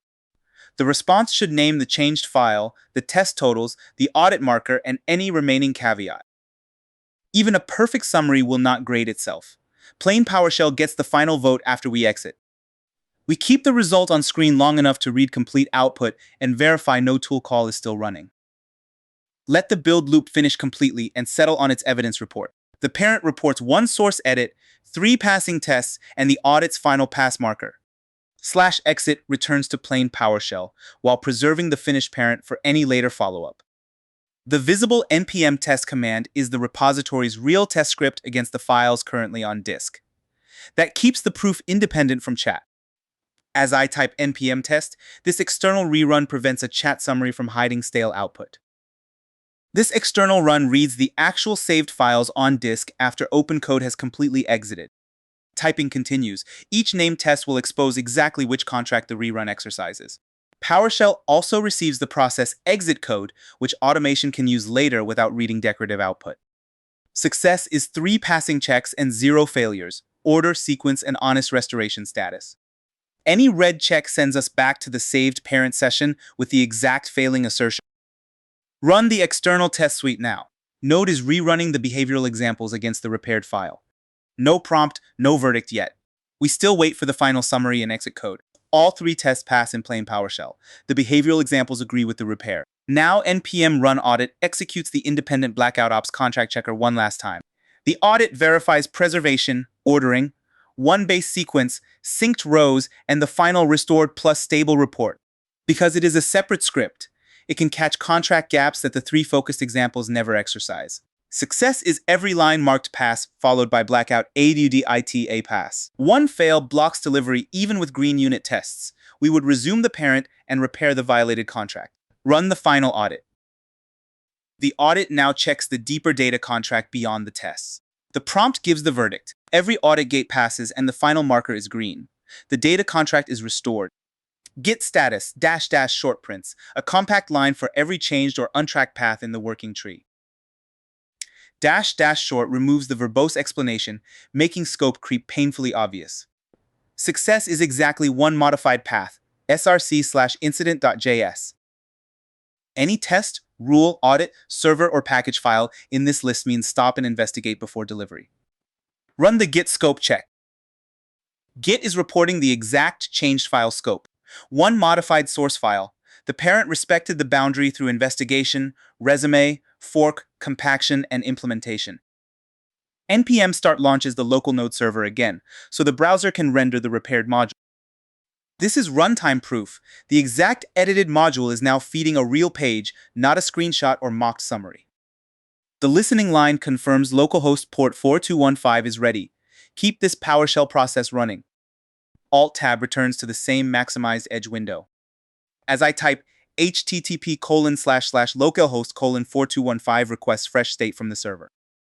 Reloading the address avoids trusting the old broken page that was already sitting in the browser. Typing continues. The same dashboard and incidents keep this before and after comparison honest. A restored timeline is the success target for this request. Submit the address and load the final dashboard.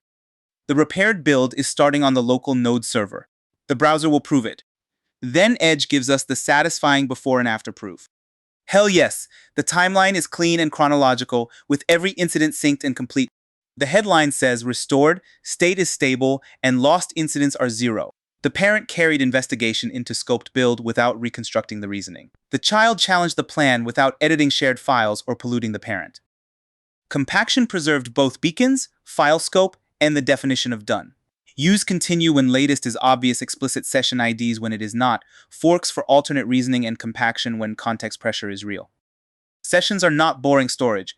They are time travel for reasoning, as long as you remember the files are still shared. Next, we teach OpenCode the repo's rules with an agents.md that actually earns its keep. This boss arena is dark. 2 tests are screaming, and I refuse to paste a policy hostage note into every prompt. The repository should remember its own damn house rules, even when the chat starts fresh. We will create project instructions once, commit them, then solve the feature with a short human brief. This is Windows PowerShell inside the Neon Overdrive project. We finish with green proof, one allowed code file, and a boss dashboard glowing like it has something to prove.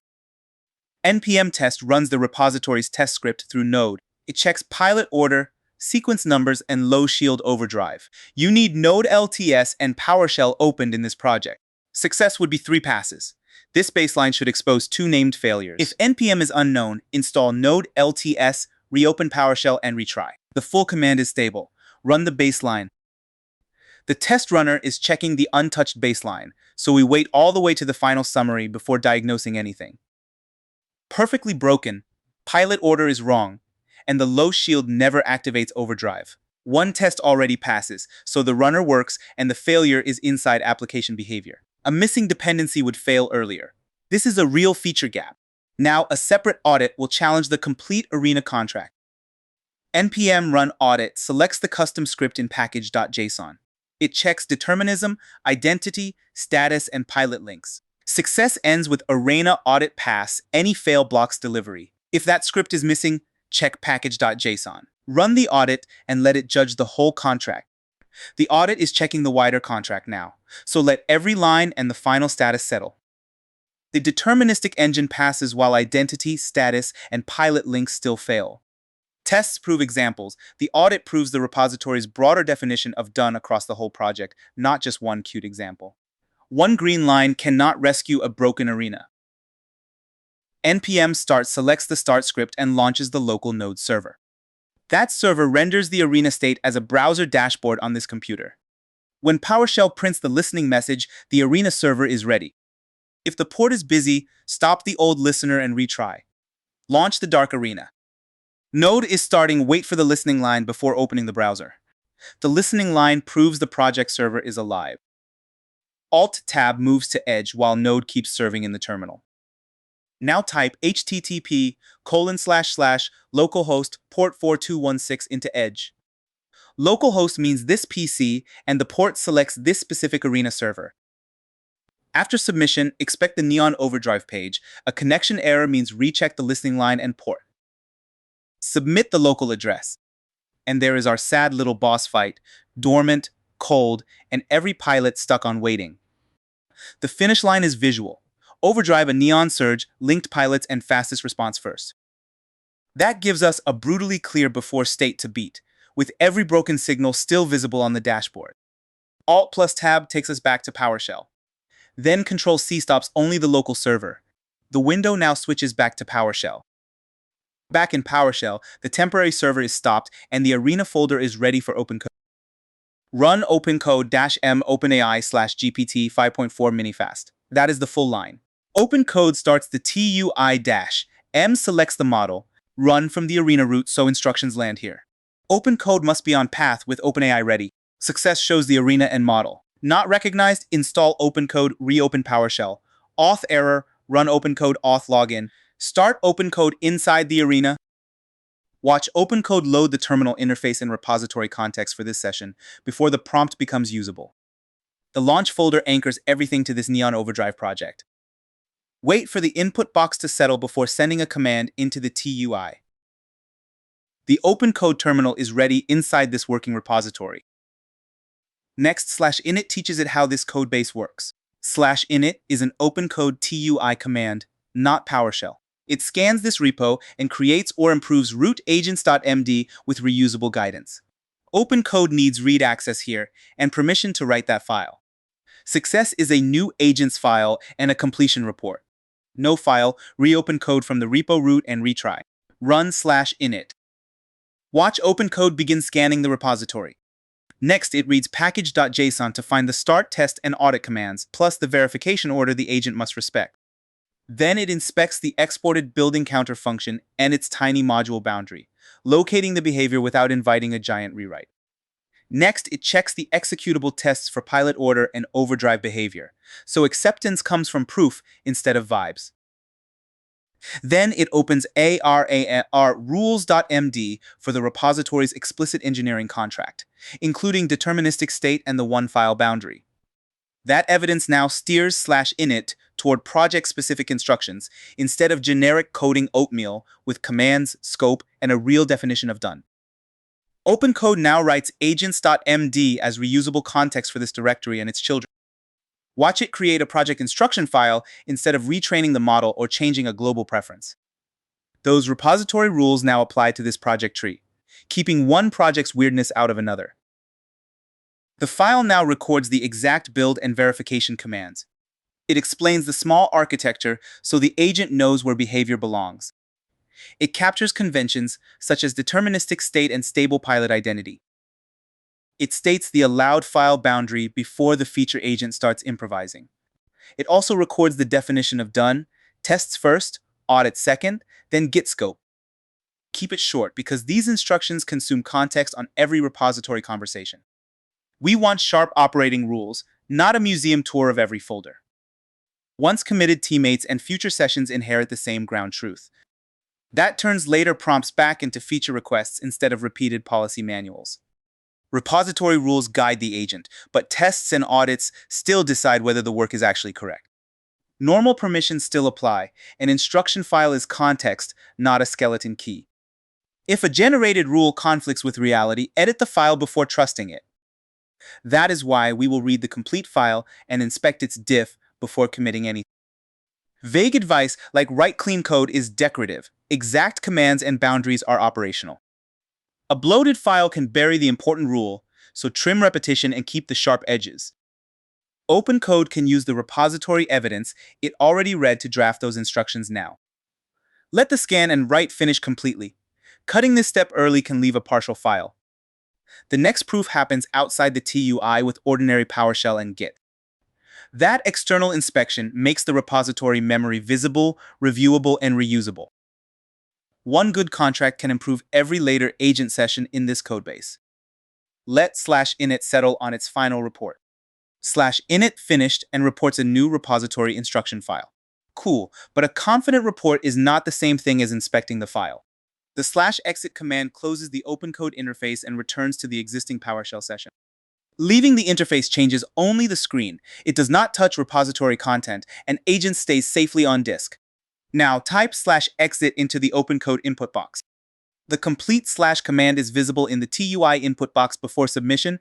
Exit the TUI so we can audit the generated contract directly. The ordinary PowerShell prompt confirms we are back in the same project. Next, we print the generated file. Get-content is PowerShell's command for printing a complete text file. The dot and / point to this folder. Agents.md is the generated file. The terminal keeps the contract visible and reproducible. Success is readable markdown containing real commands, conventions, boundaries, and proof order. Path not found means /init did not create the file in this project directory. Check your current folder, reopen OpenCode there, and run /init again. Print the generated agents file. PowerShell is reading the file now. Expect plain markdown. Plain markdown guidance, not secret wizardry. It names npm test, npm run audit, and their order. It identifies the encounter module as the behavior boundary. Only src/encounter.js may change. No randomness, clock tricks, network calls, or hidden state. Threshold, effect, links, and response order are explicit rules. Delivery requires tests, audit, and clean git scope. These rules apply here and inside every child folder. A commit turns this into shared team memory. Rules guide work, permissions and tests still control it. Now Git will expose every new line. This new file is untracked, so normal Git diff would miss it. --no -index compares any two paths. Windows null is the empty side, making agents appear entirely new. The double - ends options. Paths follow it. Success is a green new file diff. Exit code 1 means differences exist here. That is expected. A missing path means verify the file name and current folder. Run the explicit new file diff. Git is building the explicit new file comparison now. The green diff exposes the whole repository contract. It contains project guidance only, no feature code changed during /init. The command names and verification order are reviewable before the model relies on them. The single file boundary is explicit, which will make the final Git check brutally simple. This is the moment to edit vague or incorrect guidance. Ours matches the repository. So we can stage exactly this file and nothing else. Git adds stages content for the next commit. Agents.md is the only staged file. _ ends options. The path follows. Staging creates no history and publishes nothing. Success is a quiet PowerShell return. Missing path, inspect git status -- short. Stage only the repository rules. Git is staging that one rule file now. The quiet return means Git accepted the staging request. Git commit records the staged snapshot in local repository history. -m supplies the human commit message that follows in quotes. docs:"teach OpenCode the arena rules" explains why this history entry exists. A committed agents file becomes durable team knowledge before feature work begins, even when the next session starts from zero. Success is a new commit reporting one created file. A missing Git identity requires user.name and user.email configuration before retrying. An empty commit message means nothing was staged, so inspect status instead of forcing it. Commit the shared repository memory. Git is recording the staged agents file. Wait for the commit summary. Git reports one new commit and one agents file. That means a teammate can clone the repository and receive the same operating rules. A fresh OpenCode session in this folder will load those instructions automatically. Time to prove it with a prompt that sounds like a person, not a legal department. The fresh launch command is being typed now. We launch OpenCode again with the same model selection. This is a fresh feature session, so it cannot rely on our earlier /init conversation. The committed agents file supplies repository context automatically from the current folder.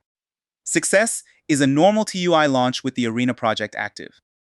If the wrong project appears, exit and reopen PowerShell in the top project folder. Start the feature session. Watch OpenCode load a fresh terminal session inside the same Arena folder. The process is reading repository context before the input area becomes ready. We wait for the prompt instead of typing into a half-loaded interface. The fresh session is ready. Repository rules are already in context, so the brief can focus on the outcome. The complete brief stays visible before submission. Now type the complete human brief and keep every line visible for one quick sanity check before submission. Wake the Neon Overdrive Arena is the feature outcome. The repo rules tell OpenCode to obey agents. Definition of done points at its documented proof chain. Make it glow adds personality without replacing acceptance criteria. Prove the result demands tool evidence, not cheerful vibes. Keep the report concise, avoids a final wall of sludge. We skip repeated boundaries, thresholds, values, and command order. Success is one source edit, green tests, and audit. Extra files, randomness, or red checks mean failure. If agents is ignored, reopen from the top project folder. Submit the short feature brief and let the repo do the remembering. Watch OpenCode enter its tool loop and gather evidence. Next, it loads the repository instructions already available inside this session. Then it inspects the encounter source, tests, and audit before choosing a change. The allowed boundary is one source file, so broad edits would be an immediate red flag. Now it sorts fastest to slowest. Nova first, then hex, then vex. Next, it assigns one base sequence numbers after sorting. Then it checks shield charge 24 against the activation threshold of 30. That condition should switch the status from dormant to overdrive. The active visual effect should become neon surge instead of cold. Every pilot link should become linked during the active phase. No randomness, time, network, or hidden environment value belongs in this state builder. Pilot identities and response measurements must remain unchanged while their order changes. The exported build encounter function must stay intact because tests and the server already depend on it. A small deterministic transformation is easier to verify than a heroic rewrite. The visible tool calls let us see whether the agent gathered evidence before editing. Agents provides guidance, but the repository on disk remains the real execution surface. After editing, the documented proof order starts with npm test. Those tests challenge order, sequence, status effect, and pilot links through behavior. The test process must finish before the audit begins. Overlapping proof commands would make the evidence ambiguous. Then npm run audit checks the full deterministic arena contract. If either gate fails, OpenCode should read the exact failure, repair the source, and rerun both in order. Changing tests to silence them would violate the one-file boundary and prove the agent ignored the contract. Changing package scripts or server code would be equally out of scope. The agent still needs normal edit and command permissions. Agents does not silently grant them. If a permission prompt appears, read the exact requested tool and scope before allowing anything. The rules consume some context, which is why they should stay concise and high signal. That small context cost means we stop repeating identical boundaries for every request. Future refactors, bug fixes, and reviews can inherit the same commands and conventions. Large repositories can add more specific agents files deeper in the tree when subprojects need different rules. Personal global rules also exist, but project rules are the shared contract we are proving here. Specific project guidance should win over generic preference when this repository says exactly how proof works. Keep architectural explanation current, or stale instructions can confidently steer agents into the wrong file. Treat agents changes like code changes. Inspect the diff, review assumptions, and commit intentionally. Never place secrets in repository instructions because committed files travel with the project. A concise final report should name the file changed and the exact test and audit outcomes. That report is convenient, but we will rerun every proof command outside the chat. We will also reload the browser because users experience pixels, not assertions. The tool loop should now be moving from inspection into one focused source edit. A legitimate diff will sort a copied pilot list, derive active state, then return consistent fields. The original pilot data should stay untouched, so repeated calls remain deterministic. Sorting first keeps each one base sequence number aligned with response time order. One clear active condition can drive status, effect, and link values without contradictory branches. When the tests run, watch for 3 named passes and a 0 failure count. When the audit runs, watch for 4 pass lines and arena audit pass. Any red output is useful evidence. The correct move is repair, not narration gymnastics. We leave the TUI on screen long enough for complete tool results and complete spoken thoughts. You still own the boundary. A repository file helps the agent remember. It does not make judgment optional. Let the feature loop finish and settle on its final proof report. The feature report is complete with one source edit, green tests, and a passing audit. The short prompt worked because the repository supplied the forgotten details automatically.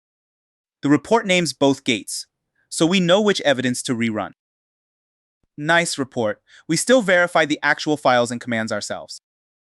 /exit closes the feature session and returns to the same PowerShell project folder without rolling anything back. Now type /exit into the OpenCode input box. The complete /command is visible in the TUI input before submission. Exit and start the independent proof chain.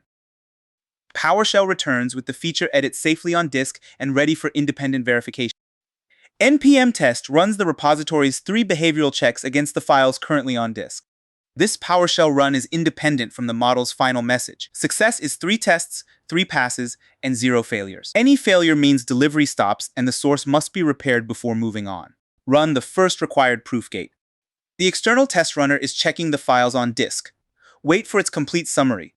The final count matters more than the first green line. 3 out of 3 pass. Order, sequence, and deterministic overdrive behavior are green. The feature works for the executable examples the repository defines. That is our first clean delivery gate. Now the audit checks the broader contract in the documented second position. npm run audit executes the custom arena audit from package.json. It checks engine, identity, overdrive, and pilot links. Success is 4 pass lines followed by arena audit pass. Red line, repair the defect, rerun tests, then run the audit again. Run the second proof gate. The audit is checking the full arena contract. Let every line and the final verdict settle. 4 checks pass, and the arena audit ends cleanly. Tests first and audit second match the reusable definition of done in agents.md with every check visible and complete. Behavior is green. Now Git proves the edit stayed inside its boundary. As I type, git status -- short will list working tree changes compactly. It catches extra files that tests may miss. Success is only src/encounter.js. Any extra path must be inspected before delivery. Check the repository scope. Git is calculating the compact working tree view. Exactly one allowed source file is modified. The committed agents file is clean history, not an uncommitted surprise. Now, npm start launches the same local node server against the repaired source. The browser gives us user-facing proof that code and tests did not merely agree on the wrong thing. Success is a fresh listening message confirming the repaired arena server is ready. If the port is occupied, stop the old listener and retry before opening Edge. Start the repaired arena server. The repaired server is starting now. Wait for the listening confirmation. The server is listening with the repaired repository state, so this browser load reads the exact code we just verified. Alt-Tab moves to the Maximize Edge Proof window. Now type the same localhost address, keeping the code change as our only variable. As the page loads, no store headers keep this comparison from hiding behind stale browser cache. Submit the address and load the final arena. Hell yes, the arena is in overdrive and the core is throwing a proper neon surge. That visible transformation is the payoff, not a terminal promise. Nova, Hex, and Vex are ordered by response time, numbered 1 through 3, and every link is active.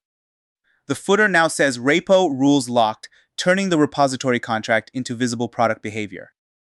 We proved the whole chain. Failing baseline, generated rules, reviewed diff, committed memory, short prompt, green tests, clean audit, exact git scope, and glowing pixels. The trick is not writing a giant prompt forever. Teach the repository once, keep the rules honest, and let every future session start smarter. Next, we connect external repositories as context without dumping half the internet into a prompt. Now we are seriously cooking. This radar needs design truth from one repo and API truth from another. Copy-pasting both into our app would be cursed. OpenCode references let outside repositories become named searchable context. We will connect one local design system and one public Git repository, then attach only the exact files we need. This is Windows PowerShell inside the reference radar app. We finish with one local code edit and a cyan pink radar locked onto 3 signals. npm test runs this app's node test script. It checks shared design tokens, the public SDK shape, and deterministic signal behavior. You need Node LTS and PowerShell opened in this project. Success is 3 passes. The baseline should fail all 3 contracts. If npm is unknown, install Node LTS, reopen PowerShell, and retry. Run the baseline test. Now let Node finish the run. The command is still working until the summary lands. The summary matters more than the first red line, so wait for the whole run. 3 failures. The colors are fake, the SDK names are wrong, and the signals are not linked. The runner works. The app simply lacks the 2 external sources of truth. We will not vendor those repositories or edit their files. The audit will show the broader contract before we connect anything. npm run audit selects the custom audit script in package.json. It checks deterministic source, design reference values, SDK names, and radar lock. Success ends with reference audit pass. A red line names the external contract still missing. Run the second baseline. Give the audit a second to inspect every contract and print its verdict. Do not read a partial audit as success. The final marker owns the verdict. Only deterministic source passes. Design, SDK, and radar lock are red. Tests cover examples. This audit checks the full definition of done. That separation catches a pretty demo that quietly violates the actual product contract. npm start launches the app's local node server. The server renders the same radar state in a browser. PowerShell stays busy until Control-C stops it. Success is a listening line for localhost :4217. If the port is busy, stop the old listener and retry. Launch the offline app now. Wait for the listening line before touching the browser, otherwise you're racing a server that is not ready. Once Node owns the port, the browser has a real local endpoint to request. The server is listening locally. Alt-Tab moves to Edge while Node keeps running. Localhost :4217 points at this app on this PC. Success is the reference radar page. Connection refused means inspect the server line.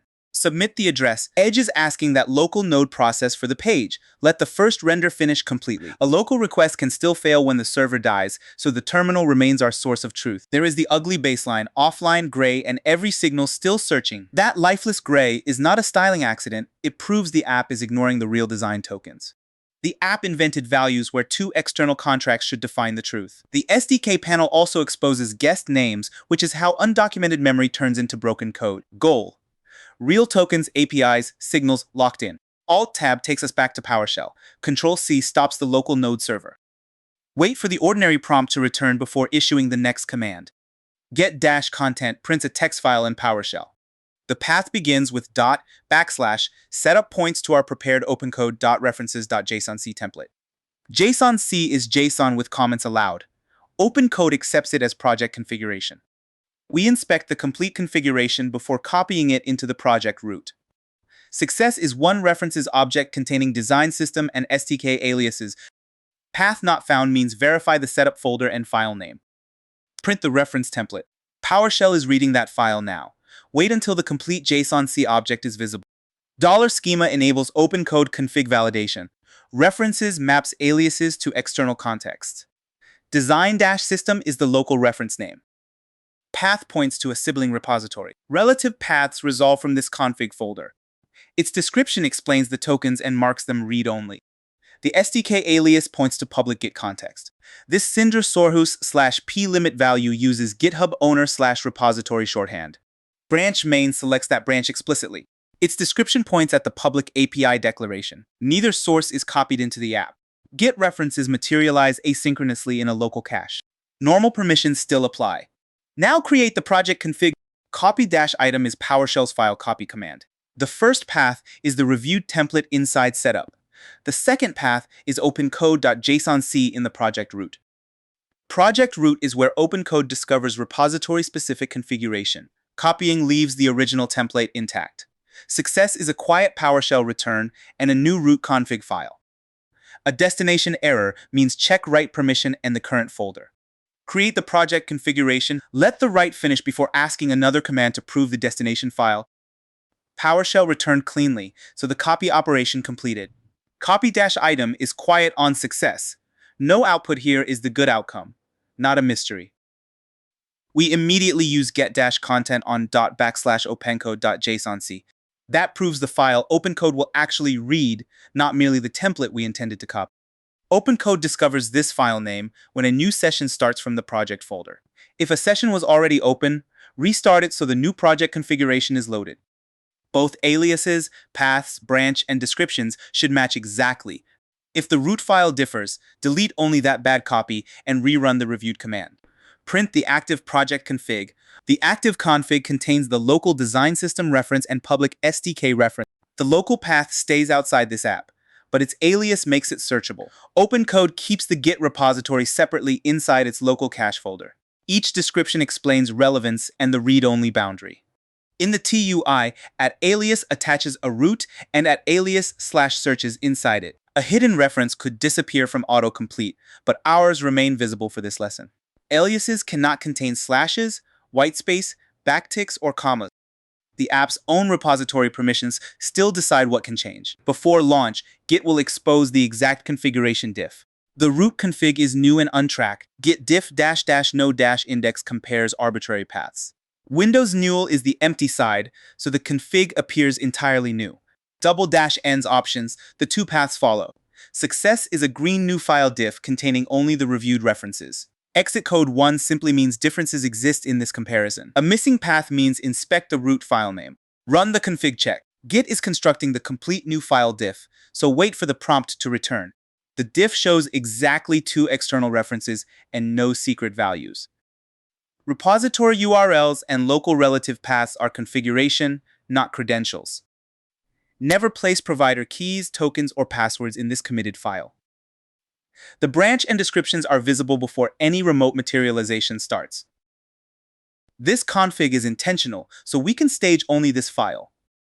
A commit makes the same references available to the team. Git add stages OpenCode.jsonc for the next commit.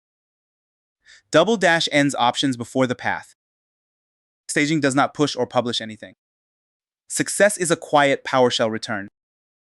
If the path is missing, inspect git status --short.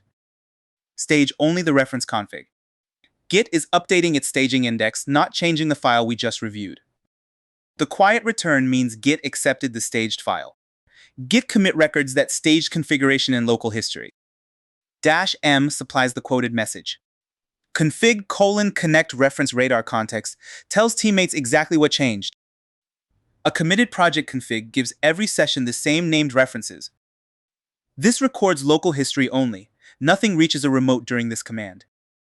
Success is one new commit containing OpenCode.jsonc. Missing Git identity requires user.name and user.email configuration. An empty commit means the file was not staged. Inspect status instead of forcing it. Commit the shared reference configuration. Let Git write the local commit object and print its short hash. Git reports one committed configuration file. The short commit hash is the durable checkpoint for this exact reference setup. The aliases are now durable project knowledge. The feature work can now happen separately, so its Git scope stays painfully obvious. A fresh OpenCode session can materialize and search both sources. We launch OpenCode with our connected model. Starting from this folder loads the committed project configuration. The local reference is immediate. The Git reference may materialize asynchronously. Success is the TUI opening without a configuration error. Invalid JSON-C or alias syntax will fail here. Exit and repair the visible config. Start the reference-enabled session. OpenCode is now reading the project config and preparing both named context sources. OpenCode is loading the app, plus its two described references. The sibling design system is already present on disk. The public plimit repository needs to appear inside OpenCode's local cache folder. We do not claim the Git source is ready until OpenCode can resolve its alias and file. Descriptions tell the agent which source contains visual tokens and which contains API truth. That lets the prompt attach precise files instead of dumping two entire repositories. Typing an @alias/searches inside the named source. Typing only at alias would attach the whole reference route, which is usually noisier. External directory access is allowed for configured references, but edit permissions remain separate.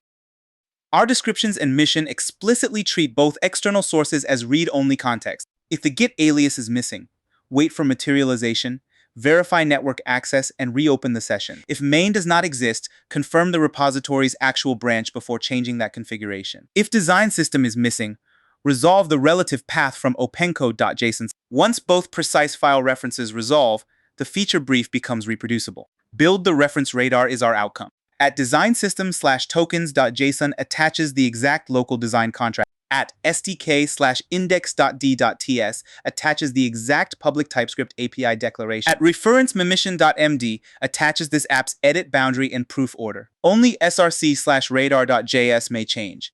The prompt requires npm test to finish before npm run audit starts. No parallel proof avoids mixed output and ambiguous exit status. Repair until both pass makes failure part of the loop, not the final answer.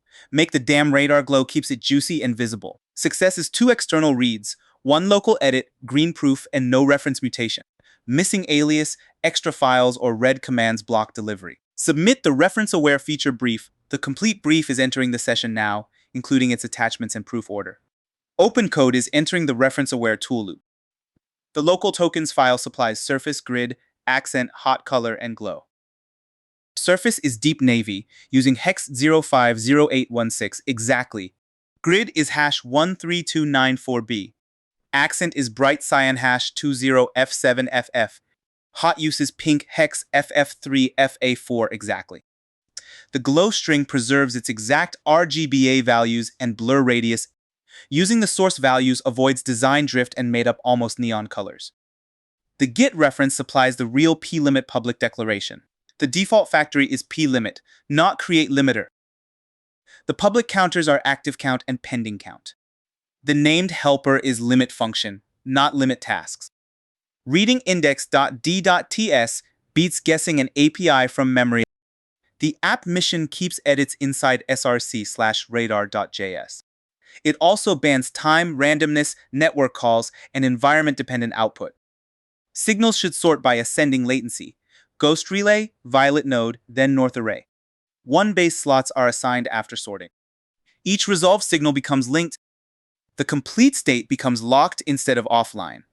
All derived state belongs in the onEllowed radar module. Neither the design system nor the cached Git repository should receive edits. We reuse contracts without vendoring duplicate source into the app. Attaching two exact files keeps context focused and cheaper than whole repo dumps. A reference alias is searchable context, not a magic package import available to the running app. That means the agent can study a pattern without silently adding the external repository as a runtime dependency. Context access is not a license to copy everything. Provenance and usage rights still matter. Visible reads prove the values came from the configured references. The cached get copy is context infrastructure, not part of this app's working tree. Normal tool permission still protects external directories from casual mutation. Read only in a description expresses intent. Real permission rules are the enforcement boundary. Descriptions help the agent choose the right source before it reads anything. The configured branch makes the selected external version explicit.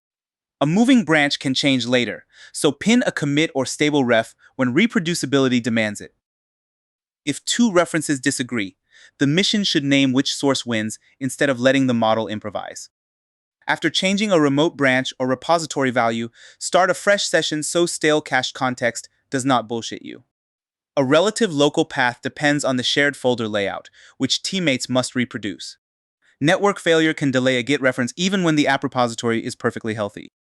Huge references can eat context, so precise attachment is not optional hygiene.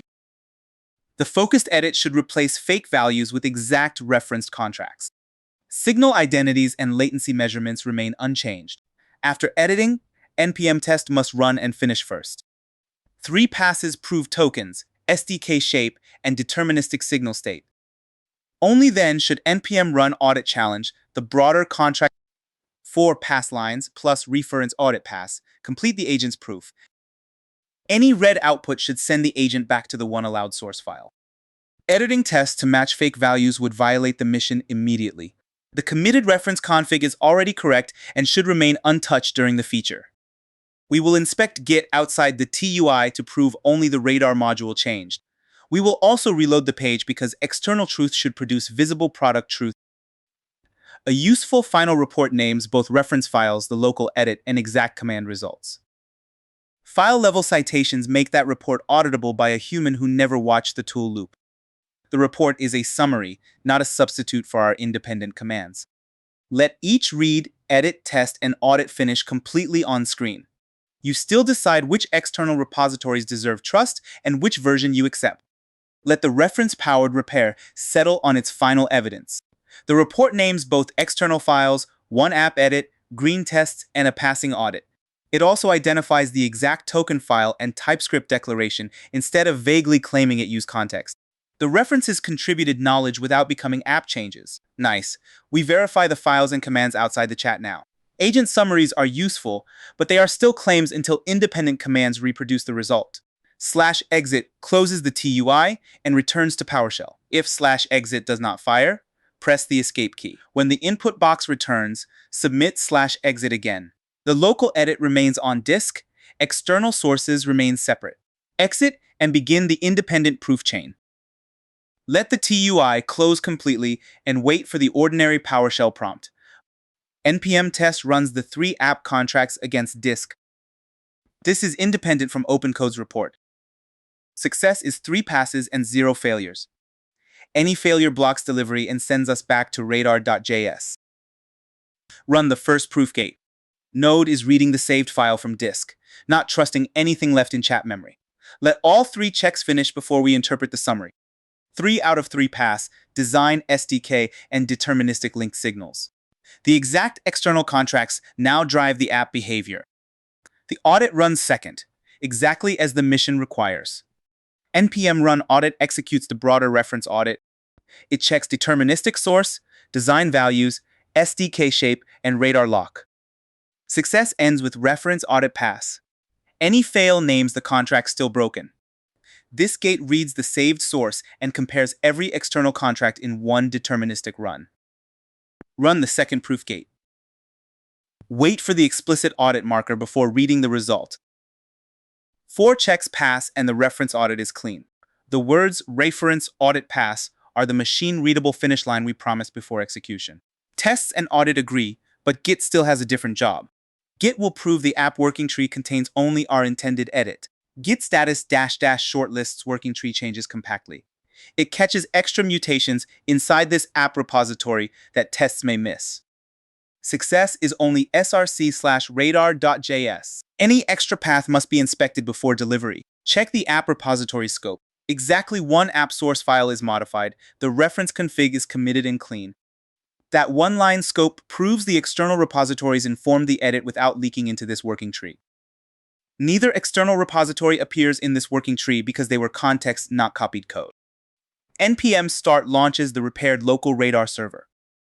The browser will turn those external contracts into visible proof. Success is the listening line on localhost :4217. If the port is busy, stop the old listener and retry.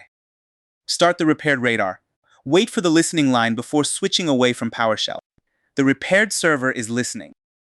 Leave this process running. The browser needs it alive for the final request. Alt-Tab moves to the maximized edge-proof window.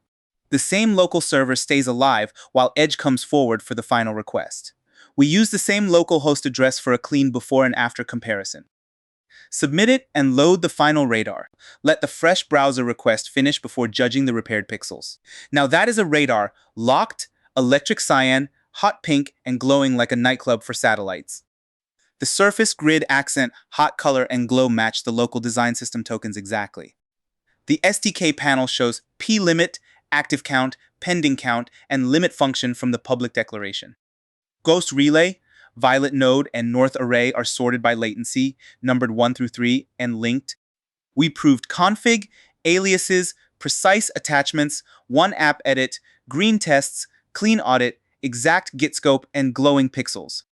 Use external repositories when they own real truth. Attach the smallest useful file and keep mutation authority local. Next, we share useful OpenCode sessions without leaking secrets. That one can save your ass.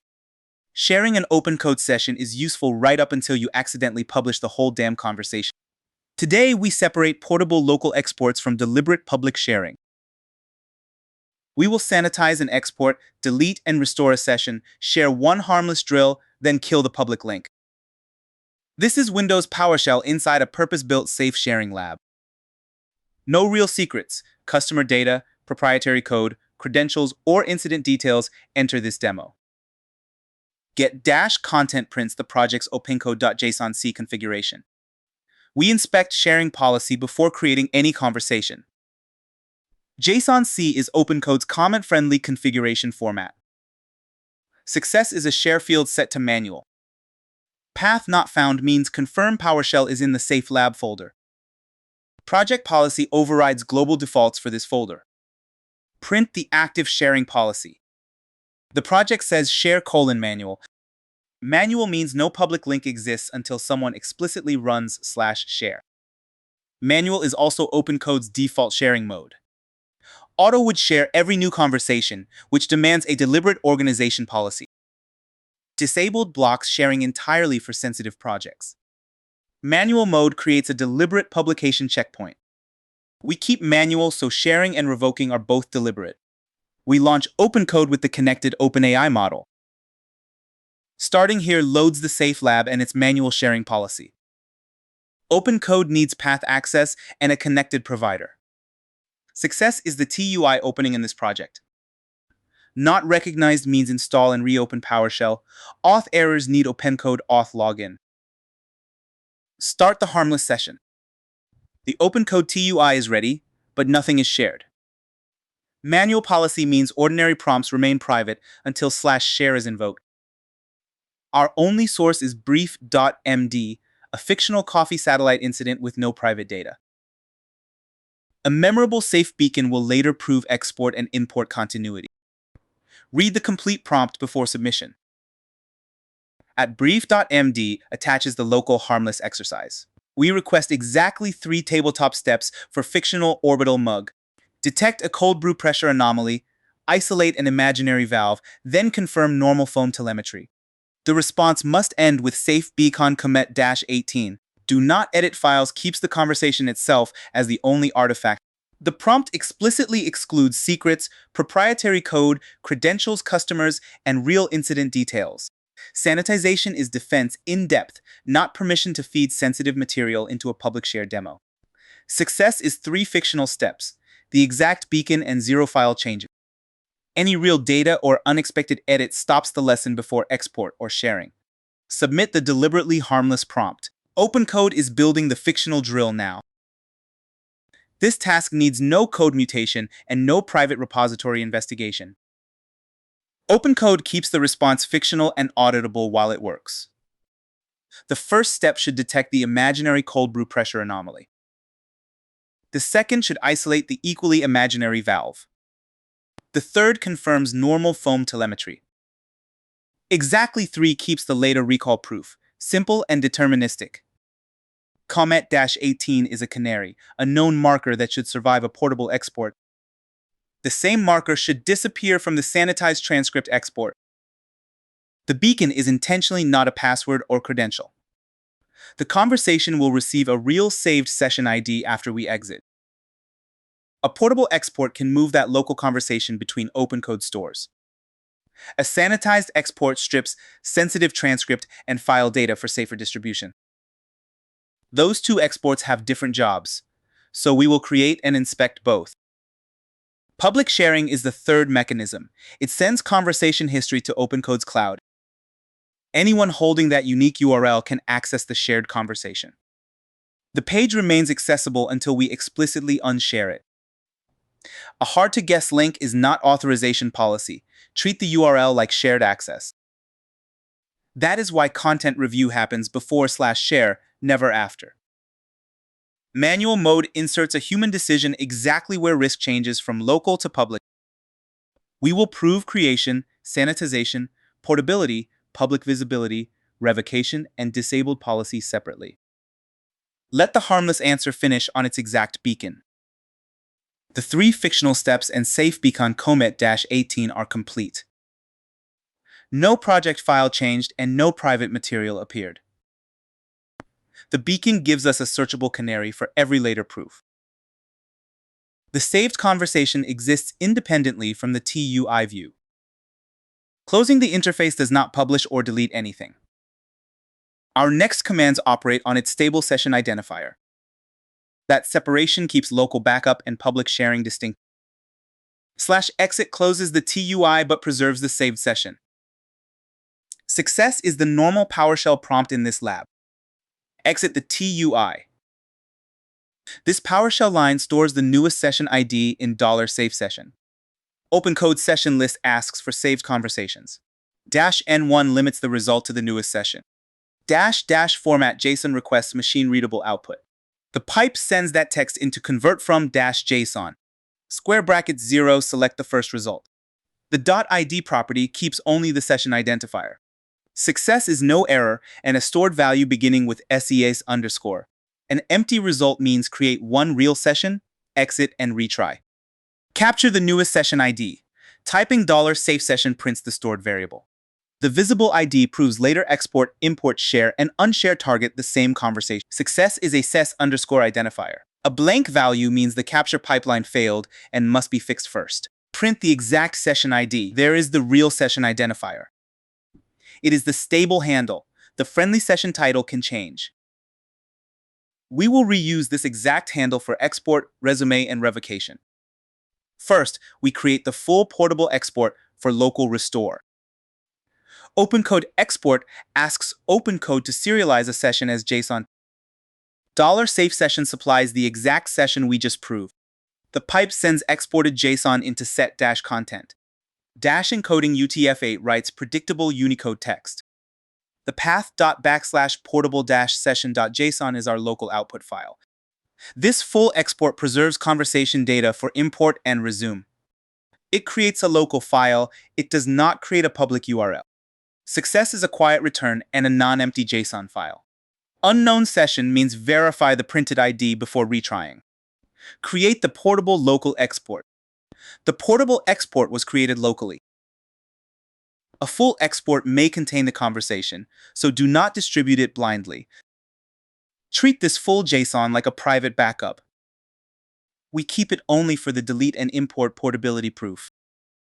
Now create a separate sanitized file for inspection. The command starts with the same exact session export. --sanitize tells OpenCode to redact sensitive transcript and file data. The pipe again sends JSON into set-content. The UTF-8 encoding keeps the file readable across tools. Safe-session.json is intentionally separate from the portable export. Separate field names prevent a sanitized copy from silently overwriting the restoration artifact. Success is a new JSON file whose structure remains readable while transcript markers are absent. The flag is not the final proof. We inspect and search the rendered file next. A write error means check folder permission and available disk space. Create the sanitized export. The sanitized file was written. Sanitization removes transcript payloads but keeps portable structure.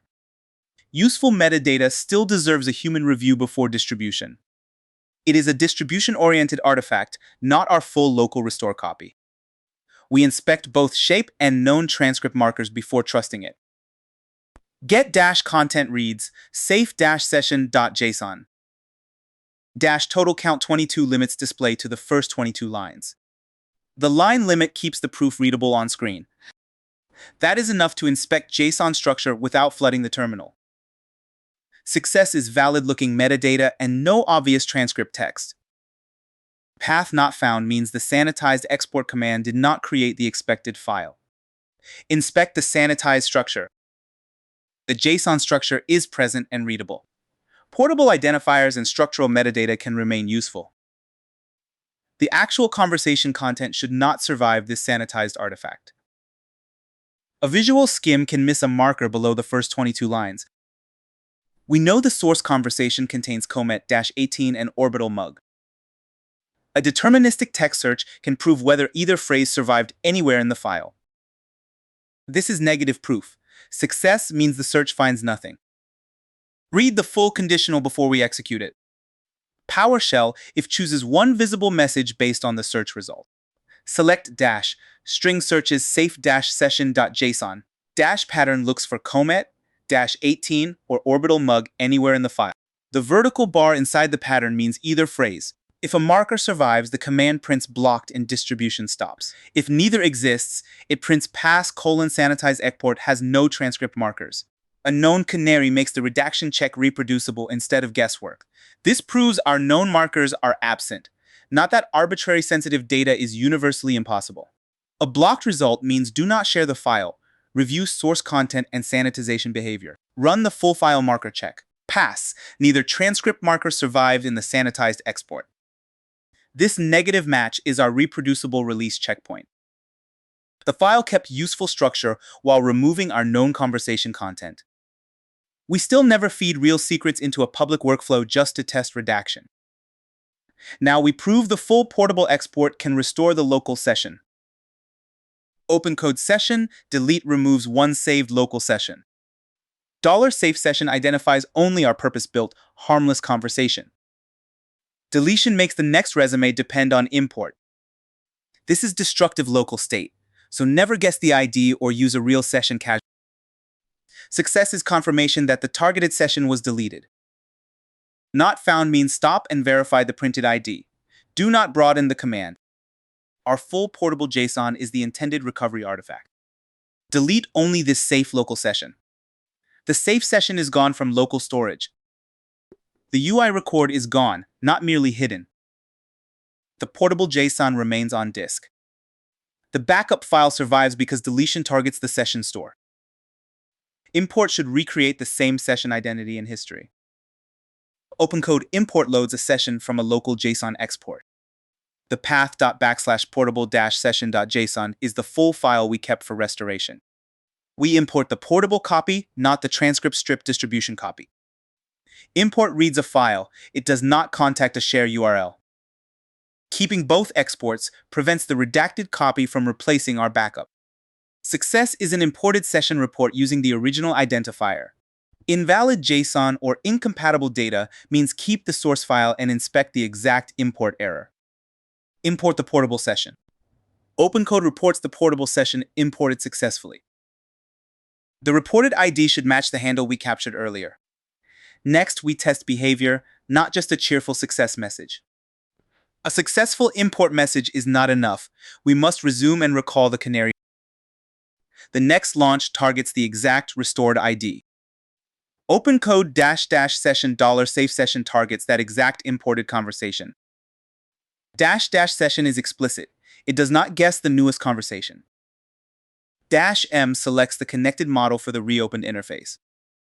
The saved messages come from the imported session data. Success is the TUI reopening the restored conversation. Unknown ID means inspect the import result and session list before retrying. Resume the imported session. The restored session is open in the TUI. Reopening proves the record exists again. The beacon challenge tests whether its history came with it. Old text on screen is useful, but we test whether the next response can use that history. The recall prompt forbids reading files, removing the only other source of the beacon. It also requests only the beacon, making success unambiguous. Read the memory challenge before submitting it. Without reading files forces the answer to use imported conversation context. Repeat the exact safe beacon test the known canary. Reply with only the beacon removes room for vague success claims. Success is safe beacon comet-18 with no tool call. A missing or invented beacon means the imported context did not restore correctly. Submit the portability challenge. Let the imported session answer from its restored history. A direct response proves it did not reconstruct the answer from brief.md. This is the local portability win. Export, delete, import, and continue. None of those steps created a public share. Portable exports can support migration, backup workflows, and controlled handoff. Because full exports may contain conversation data, store, and transfer them deliberately. Use sanitized artifacts when transcript removal is required, but verify the result. Use /share only when a public web view is actually the intended outcome. Manual mode keeps those decisions separate instead of blurring local portability with publication. A human should know what leaves the machine and who may receive that link safely. The response should now contain only comet-18. Let the recall answer settle completely. The exact beacon returned with no file read. Portability is proven. This is a live conversation that can continue, not copy text wearing a fancy hat. Export and import remain local until /share deliberately crosses the web boundary. This is the moment local data becomes web accessible. Review the conversation before crossing that boundary. /share is an OpenCode TUI, command that publishes this conversation to a unique web URL. Because policy is manual, this explicit command is the publication boundary. Sharing syncs the conversation history to OpenCode servers. Anyone with the link can access the shared page. Success creates the URL and copies it to the Windows clipboard. The URL acts like access, so clipboard handling matters. Manual mode makes this serious moment intentional. Unshare will be our recovery and revocation control. A network or policy error means no trusted share exists. Do not invent a URL. Confirm manual policy, network access, and the session's harmless content before retrying. Share this deliberately public safe session. OpenCode reports a share URL copied to the clipboard. The clipboard message alone is not browser proof. We still verify that copied address outside the TUI. That public page remains available until we unshare it. Exit, print the exact URL, then open it in Edge. /exit returns from the TUI to PowerShell without revoking the share. Success is the ordinary PowerShell prompt while the public link stays live. Press Escape once if the TUI is still visible. Complete the exit from the shared session view. This PowerShell variable stores the copied share URL in memory. The semicolon starts a second PowerShell statement. This gives us a visible reusable URL for both access and revocation checks. Success is an HTTPS OpenCode share address. A blank value means the clipboard did not contain the share URL. Return to the session and share again. Store and print the clipboard URL. The real public share URL is visible in PowerShell. This exact value becomes our before and after test target. If it changes, the revocation proof becomes meaningless. Treat this link as access to the conversation, not as harmless decoration. The exact clipboard URL is our next browser target. Press Alt-Tab now. This maximized browser gives us a clean check outside the OpenCode TUI. Control L selects Edge's address bar. The address bar is selected, so the paste will replace the staging page instead of typing into it. Control V pastes the unchanged share URL. The unchanged share URL is visible. Enter will request this exact public page. Submit the public share URL. The page is loading from the shared conversation service, not localhost. The browser is our independent consumer of the share. No local session state can fake this public rendering. Success is the harmless orbital mug conversation visible in the browser. The 3 fictional steps and safe beacon are readable to anyone holding this link. Read the visible beacon before we revoke anything. That is the exact risk boundary. This history is now outside the local session store. We reviewed it first, excluded private data, and used a purpose-built demo. The share remains live until /unshare removes access. Then we challenge this identical link after unshare. Now we revoke it and prove this same URL dies. Alt-Tab returns to PowerShell. Type the exact command that reopens this shared session. We resume the exact session with OpenCode --session $safe session. Unshare belongs to the conversation that owns the public link. Reopening locally does not create a second public link. The unchanged session ID keeps revocation tied to the exact public URL we just proved. -M selects the connected model for the reopened TUI. Success is the shared session reopening normally. Unknown ID means verify the imported session and stored variable. Reopen the shared conversation. The shared conversation is open again. Local history and public access are separate pieces of state. /unshare is the TUI command that removes public access. It also deletes the related shared conversation data from the sharing service. It does not delete the local session or its portable export. Run it only after confirming this is the correct conversation. /unshare revokes this session's public URL. The active TUI session provides the target. No URL needs to be pasted. Success is confirmation that the conversation is no longer shared. A network error means do not assume revocation. Retry and verify the old URL. The browser check afterward is mandatory because a success message alone is not access proof. Revoke the public share. OpenCode confirms the conversation is unshared. The public copy should now be inaccessible. The local imported session remains available for private continuation. We preserve the original URL variable specifically to challenge revocation. Reloading a different address would prove nothing. The same link must fail. For projects that should never reach this boundary, manual may still be too permissive. A project config can set share to disabled and block /share entirely. We exit, show that sensitive project pattern, then revisit the dead URL. /exit returns to PowerShell. The share remains revoked. Success is the ordinary PowerShell prompt with the local session preserved. If the TUI stays open, press escape once and retry /exit. Exit the unshared session view. Get-content prints the sensitive project example config file. This is a policy pattern for repositories where public sharing must be impossible. Share::disabled blocks session sharing for that project. Committing such a config makes the no-share boundary shared and reviewable. Success is the exact disabled value visible in the terminal. A missing example means stop and verify the repository fixture. Print the sensitive project pattern. $schema keeps the file compatible with OpenCode config validation. This stronger policy prevents the risky command entirely. There is the stronger boundary, share::disabled. Manual requires a human command. Disabled refuses the capability. Auto publishes every new conversation and should never be enabled casually. Choose policy from data sensitivity and collaboration needs, not convenience alone. That is safer than relying on perfect human memory. Project config turns that choice into repository-level behavior. Now the original public URL must prove revocation in Edge. Alt-Tab returns to Edge. This is the same maximized proof window, not a fresh browser trick. Control-L selects Edge's address bar.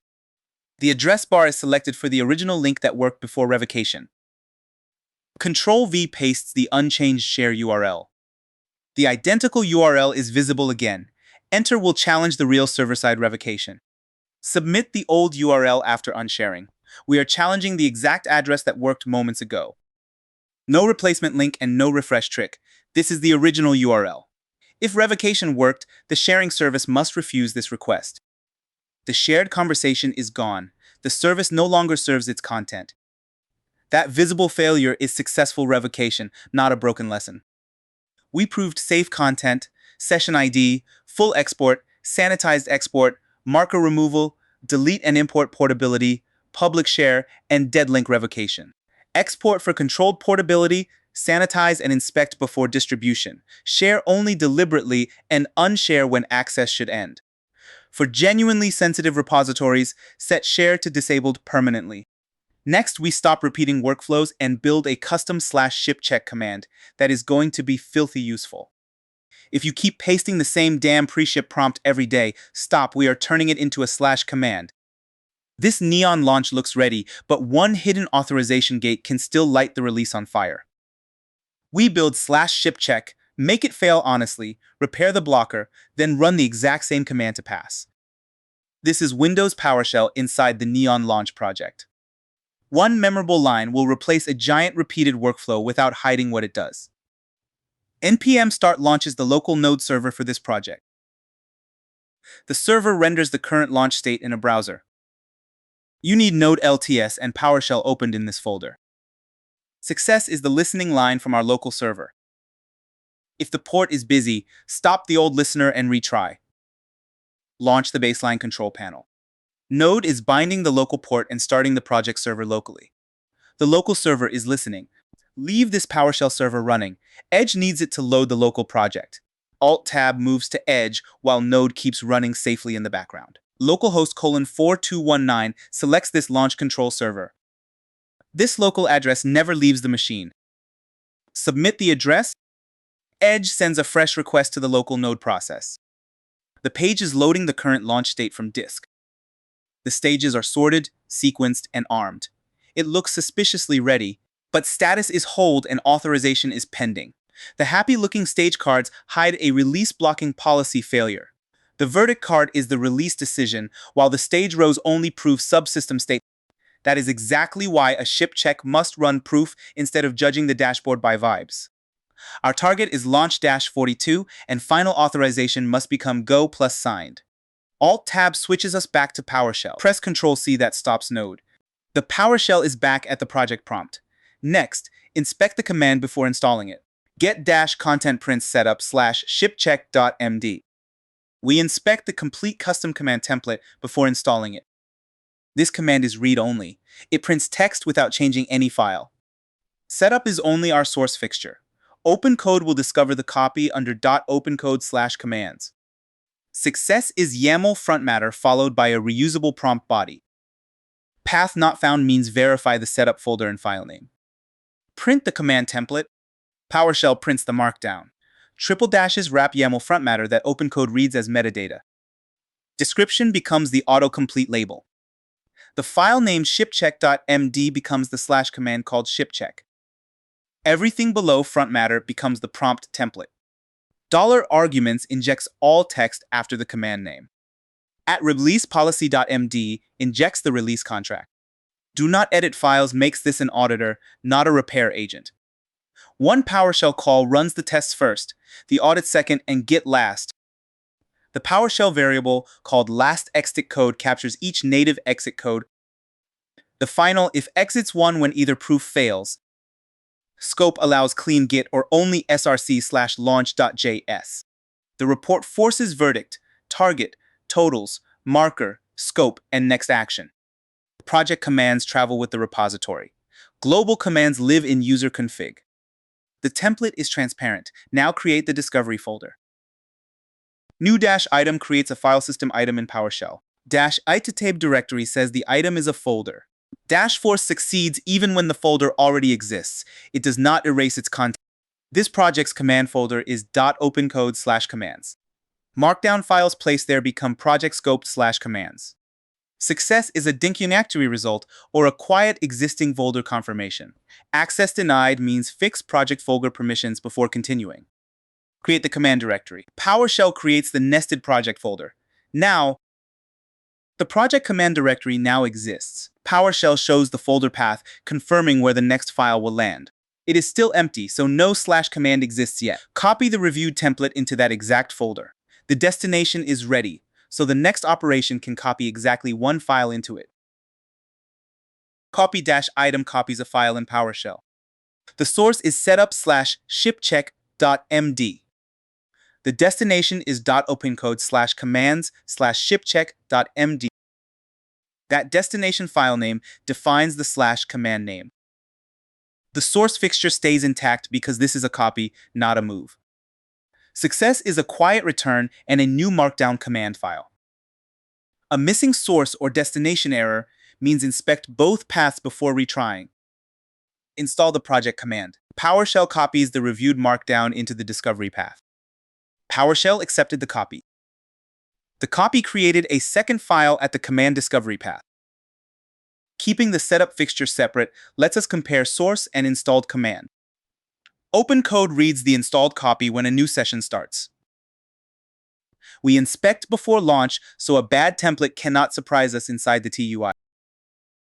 Get-content now targets the installed file, not the setup template. We prove the exact file OpenCode will discover.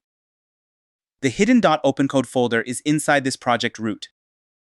Success is the same front matter, arguments, policy reference, PowerShell sequence, and report format. If content differs, replace only the bad copy from the reviewed source. Print the installed /command.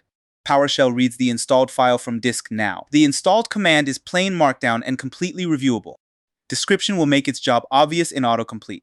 $arguments keeps one template reusable for different release targets. The policy reference prevents the command from carrying a stale copy of repository rules. Tests, audit, and git run sequentially in one Windows PowerShell tool call. The test exit code is stored before audit can overwrite $last exit code.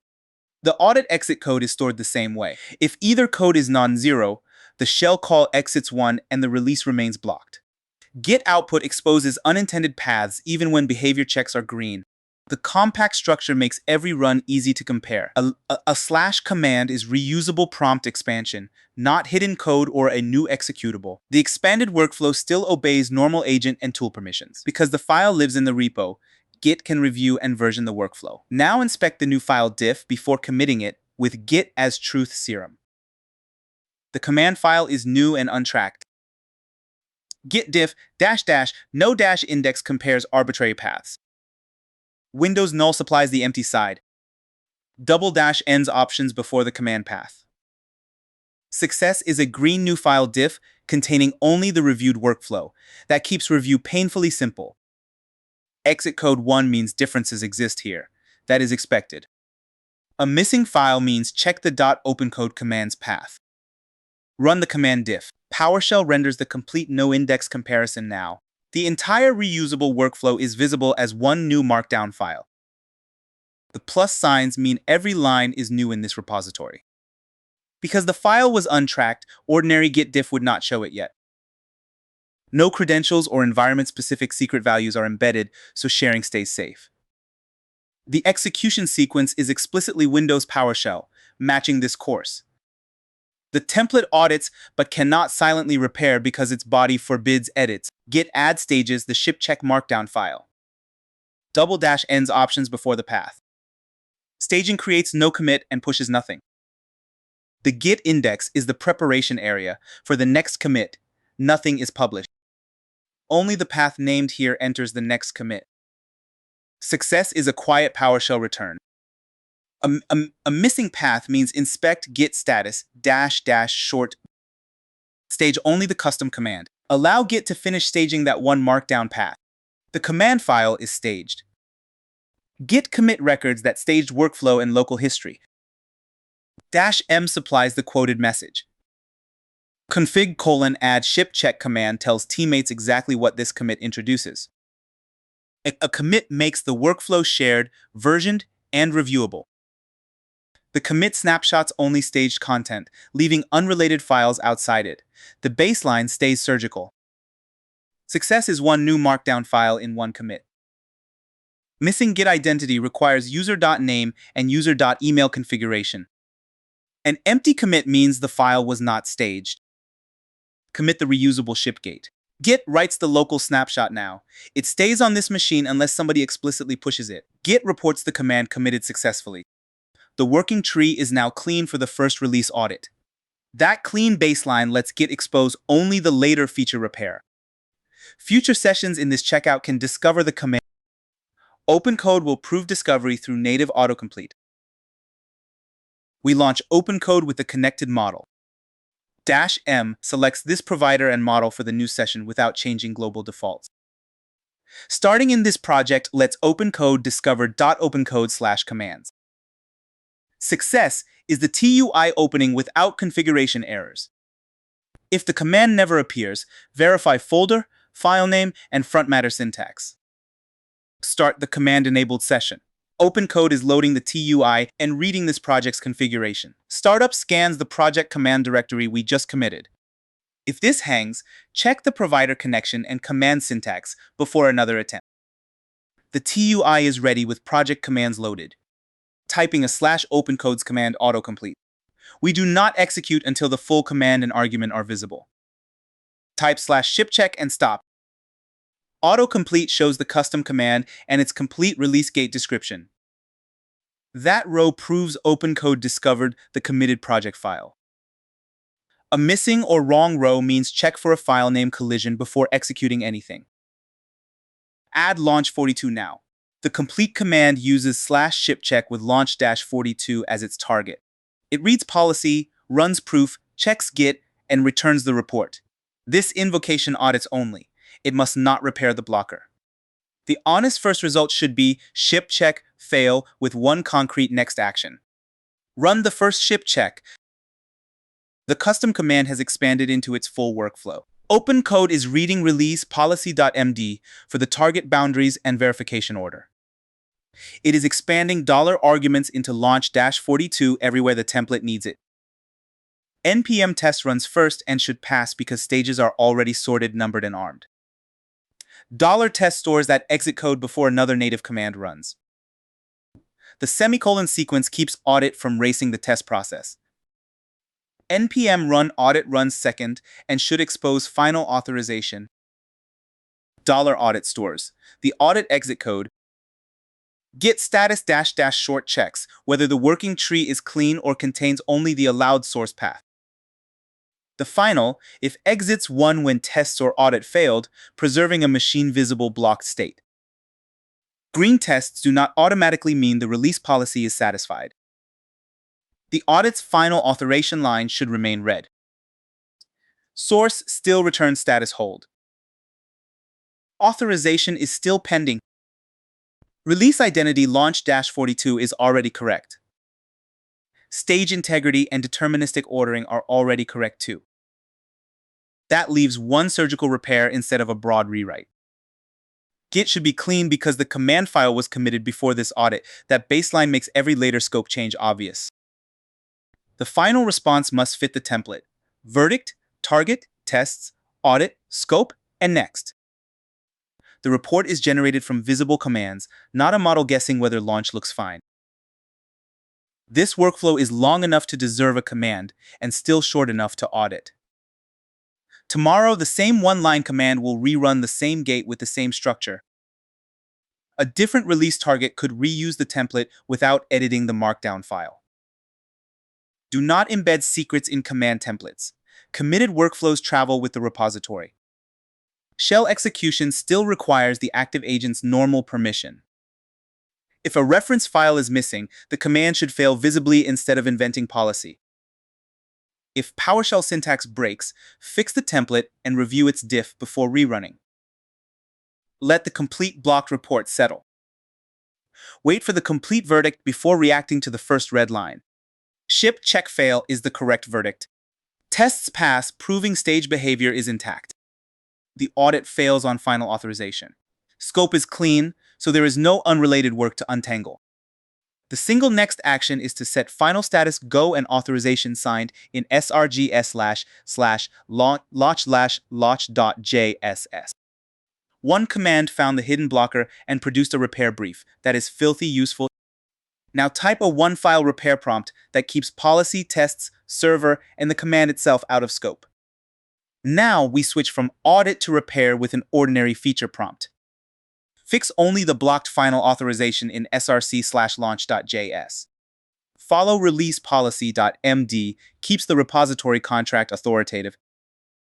Run npm test and wait before npm run audit. Do not edit anything else protects tests, server, policy, and the command itself. Success is one source edit with both proof commands, green, extra files, or a red command. Block the second ship check. Submit this one file repair now. OpenCode is repairing the one blocked authorization. OpenCode is reading the policy and source to lock down the repair boundary before it touches anything at all. It is reading the current source before changing any value. It is locking the repair to src/launch.js, the only allowed file. It is switching status from hold to go. It is switching authorization from pending to signed. It is preserving release launch-42 exactly as required.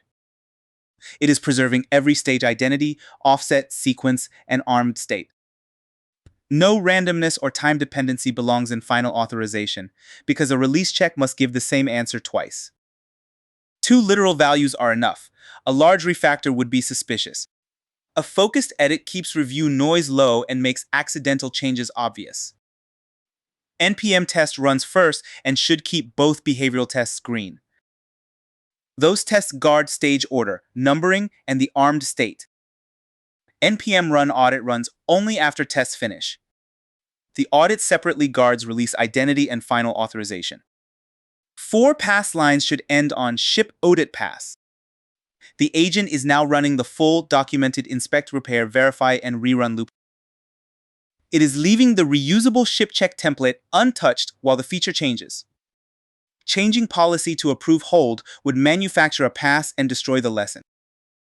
Changing tests would violate the allowed file boundary. The model's final report should name one file and both command results. Git will independently guard the file boundary after the model finishes. We will not trust that report. /shipcheck gets the final vote. This is the beauty of a command. Repair logic changes, but the release gate stays identical. Everyone runs the same workflow instead of maintaining private prompt folklore. When the release policy changes, update one reviewed markdown template. Every future run inherits it. Let the repair and its proof finish completely. The repair reports one source file with green tests and audit. The expected diff contains only the 2 authorization values. That tiny result is easy to verify independently. Good. Now the exact same custom command must independently agree. We did not paste the giant prompt again. The repair result reports one changed source file, so our project command definition is untouched. Type /shipcheck and pause again. The same custom description appears in autocomplete. That second autocomplete proves the command stayed available after the repair. The command survived feature work because it is a committed project artifact. Append the identical launch-42 target, so the comparison stays fair. This is the exact same one-line command and argument. It expands into the same policy read, tests, audit, scope check, and report. No creative reinterpretation. Now success must be ship check pass and ready to ship. Any red gate or unexpected path still blocks release. Run the post-repair ship. Check. The reusable gate is running the entire workflow again. The project state is the only variable that changed. The same release policy is attached. That prevents convenient criteria from moving after the repair. Tests run first against the repaired source. The same test command checks the same behavioral contract. Their 0 exit code is stored in $tests. Audit runs second and now sees go plus signed. The same audit rules now pass because the source finally satisfies them. Its 0 exit code is stored in $audit. Git scope should list only src/launch.js. That one path is the exact repair boundary declared by policy. The final conditional now keeps the shell call at exit 0. Exit 0 is machine-readable proof, not optimistic prose. The compact response should flip verdict and next action without changing format. A stable format makes failed and passing runs brutally easy to compare. That stable format makes the before and after easy to compare. The slash command saves repetition without hiding tests, audit, or scope. Launch-42 appears as the target because dollar arguments expanded correctly. If every gate agrees, next becomes ready to ship. That repeatability is the entire point of packaging the workflow. Let the passing report settle. Ship, check, pass, same workflow, repaired reality. The win is repeatable evidence, not fewer words typed for its own sake. Test report 2 passes and 0 failures. Audit ends on ship audit pass. Scope contains only the allowed launch source file. Next is ready to ship. The command itself never changed between fail and pass, only the project state changed. We still rerun each proof outside OpenCode and finish in the browser, because chat output alone is not evidence. /exit closes the TUI without changing the working tree. Exit to PowerShell. PowerShell is back, and the repaired source remains on disk for independent proof. npm test runs the 2 launch behavior tests against disk. This proof is independent from the /command report. PowerShell returns the native test exit code directly, with no model interpretation. Success is 2 passes and 0 failures. Any failure stops delivery. Run the first external gate. Node runs the behavior suite against the repaired files now. Wait for both test rows and the final count to settle before trusting it. 2 out of 2 tests pass. This command reads the current files on disk, not chat memory. The unchanged test count keeps the before and after comparison honest. Stage order, sequence, and ARM state remain intact. Now the release audit checks final authorization. npm run audit executes the complete launch audit. It checks determinism, release ID, stage integrity, and final authorization. Its exit code gives automation a binary pass or block decision. Success ends with ship audit pass. Any fail blocks the launch. Run the second external gate. The audit checks all 4 release rules now against the file on disk. 4 checks pass, and the ship audit is clean. Each pass line names the release rule it verifies. The final marker is the machine-readable release verdict. The custom command and independent audit agree. Git proves the repair stayed inside one file, nothing else sneaked in. Git status -- short lists working tree changes. It catches scope violations test cannot see. Success is only src/launch.js changed. Any extra path means stop. This status check is read-only. It does not stage, commit, or modify the working tree. Check the final scope. Exactly 1 allowed source file is modified. The short status format keeps that allowed path readable at a glance. The committed ship check command itself remains clean. npm start launches the repaired local control panel. Browser proof shows the policy fix reaches the user-facing state. Restarting avoids stale memory and makes the browser read the repaired source from a fresh process. Success is the listening line from our local server. A busy port means stop the old listener and retry. Start the cleared launch panel. Keep this server running while we switch to the final browser proof. The next request uses the same URL, so final authorization is the only verdict variable that changed. Alt-Tab moves to the maximized edge proof window. The old hold screen is stale evidence. Only a fresh request to the restarted server can prove this page was rebuilt from disk on this run. Submit the address. Edge requests the repaired launch state from the restarted local server. The dashboard is rendering the response. Wait for the verdict card to settle. That is clearance, status go, authorization signed, and launch-42 burning bright. This browser view comes from a fresh request to the restarted server.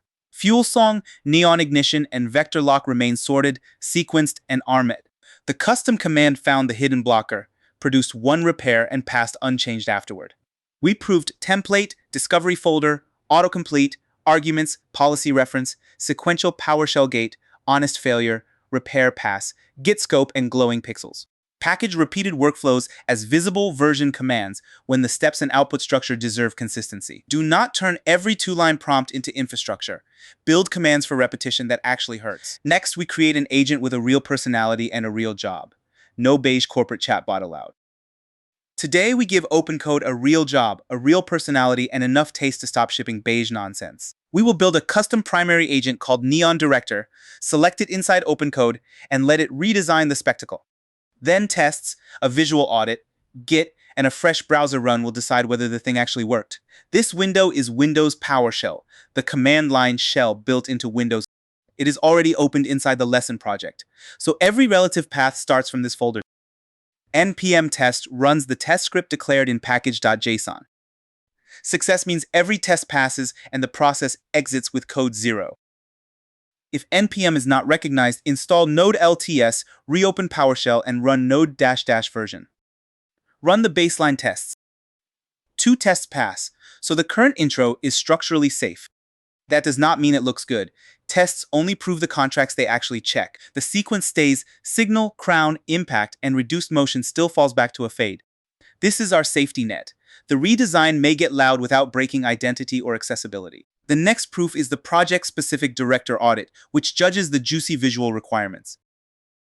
npm run audit executes the audit script from package.json. Success is 4 pass lines followed by director audit pass. Each green label describes one concrete design contract. Failure names the missing rule, which gives the agent a concrete repair target instead of vague vibes. Run the visual contract audit. There it is, deterministic direction and accessibility pass. Prism palette and boss impact fail exactly as designed. The command exits non-zero because the entrance is still visually weak. If every line passed here, this lesson would have no honest before state. We now know the problem is creative intensity, not broken structure. The browser baseline will give that creative failure a face. npm start launches this project's local node web server. The server reads the intro data and renders the boss entrance in a browser. Success is a listening message for local port 4220. If the port is busy, stop the old server with Ctrl-C and retry. Start the baseline server. The server is listening locally on port 4220. Localhost means this machine. Nothing is being deployed to the internet. That boundary keeps this demo safely local. Alt-Tab switches to the already prepared Edge window. This address uses localhost port 4220 locally. The port selects the exact local server we just started. It also guarantees we are comparing the right app. Submit the local address. Edge requests a fresh page from the node server. Keep this PowerShell process running while the browser loads the page. The browser is rendering the current intro data from disk. Yep, our boss arrives, but the entrance feels painfully polite. The title survives, the 3 beats survive, and accessibility is intact. But the palette is muddy, the tagline is sleepy, and the effect has no punch. This is why we built a creative agent instead of asking a generic coder to make it nicer. Neon Director gets one narrow job, explicit taste, and permission to edit only the target file. Alt-Tab returns to PowerShell. Press Ctrl-C to stop the local server. The ordinary PowerShell prompt confirms node stopped cleanly and is ready. Get-content prints the agent template from setup/neondirector.md. That PowerShell command is a read-only way to display a text file. The setup folder is only our reviewed source fixture. OpenCode will not discover the agent there. We inspect the complete markdown before copying it into the live configuration path. Success is the configuration block followed by the agent instructions. Path not found means verify the project folder and the exact setup file. Print the reviewed agent template. The triple dashes wrap YAML front matter, which OpenCode reads as agent configuration. Description is the human label that tells us when this agent should be selected. Mode primary makes Neon Director selectable as the main conversational agent. Model pins this agent to OpenAI/GPT 5.4 minifast. The provider must already be connected, or OpenCode will show an authentication or model error. Temperature 0.7 gives the director creative variation without turning every answer into confetti. The step limit of 18 caps, how long one task may keep using tools. Tools allow edit in PowerShell because this job must change one file and verify it. Permissions narrow PowerShell to the exact tests, audit, and git status commands we expect. That is not decoration. A personality with unlimited tools is just a liability wearing sunglasses. The prompt gives the agent taste, loud contrast, readable spectacle, accessibility, and deterministic output. It also gives a hard boundary.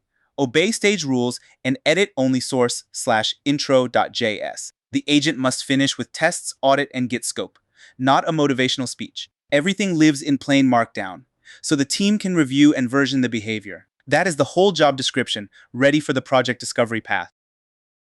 New -item creates an item in PowerShell. -itape directory says we want a folder, not a file. The path.opencode/agents is OpenCode's project-level agent directory. -force makes the command safe when the folder already exists. It does not erase the folder. Success is a dinkunenktu result or a quiet existing folder confirmation. Access denied means fix permissions on this project folder before continuing. Create the agent discovery directory. PowerShell shows the new agents directory inside .opencode. The folder exists, but it contains no neon director file yet. That empty state is exactly what we expect. OpenCode discovers Markdown agents from this exact location when the session starts. Only the reviewed template belongs in this new directory. Copy-item copies one file in PowerShell. The source is setup/neondirector.md. That reviewed fixture is our trusted starting point. The destination is .opencode/agent/neondirector.md. That file name gives the agent its neon director identifier. The identifier stays readable in menus and sessions. Because this is copy item, the reviewed setup fixture remains untouched. Success is a quiet prompt return and a new markdown file at the destination. Any visible error would mean the copy failed. If the source is missing, stop and inspect the path instead of inventing a new file on the fly.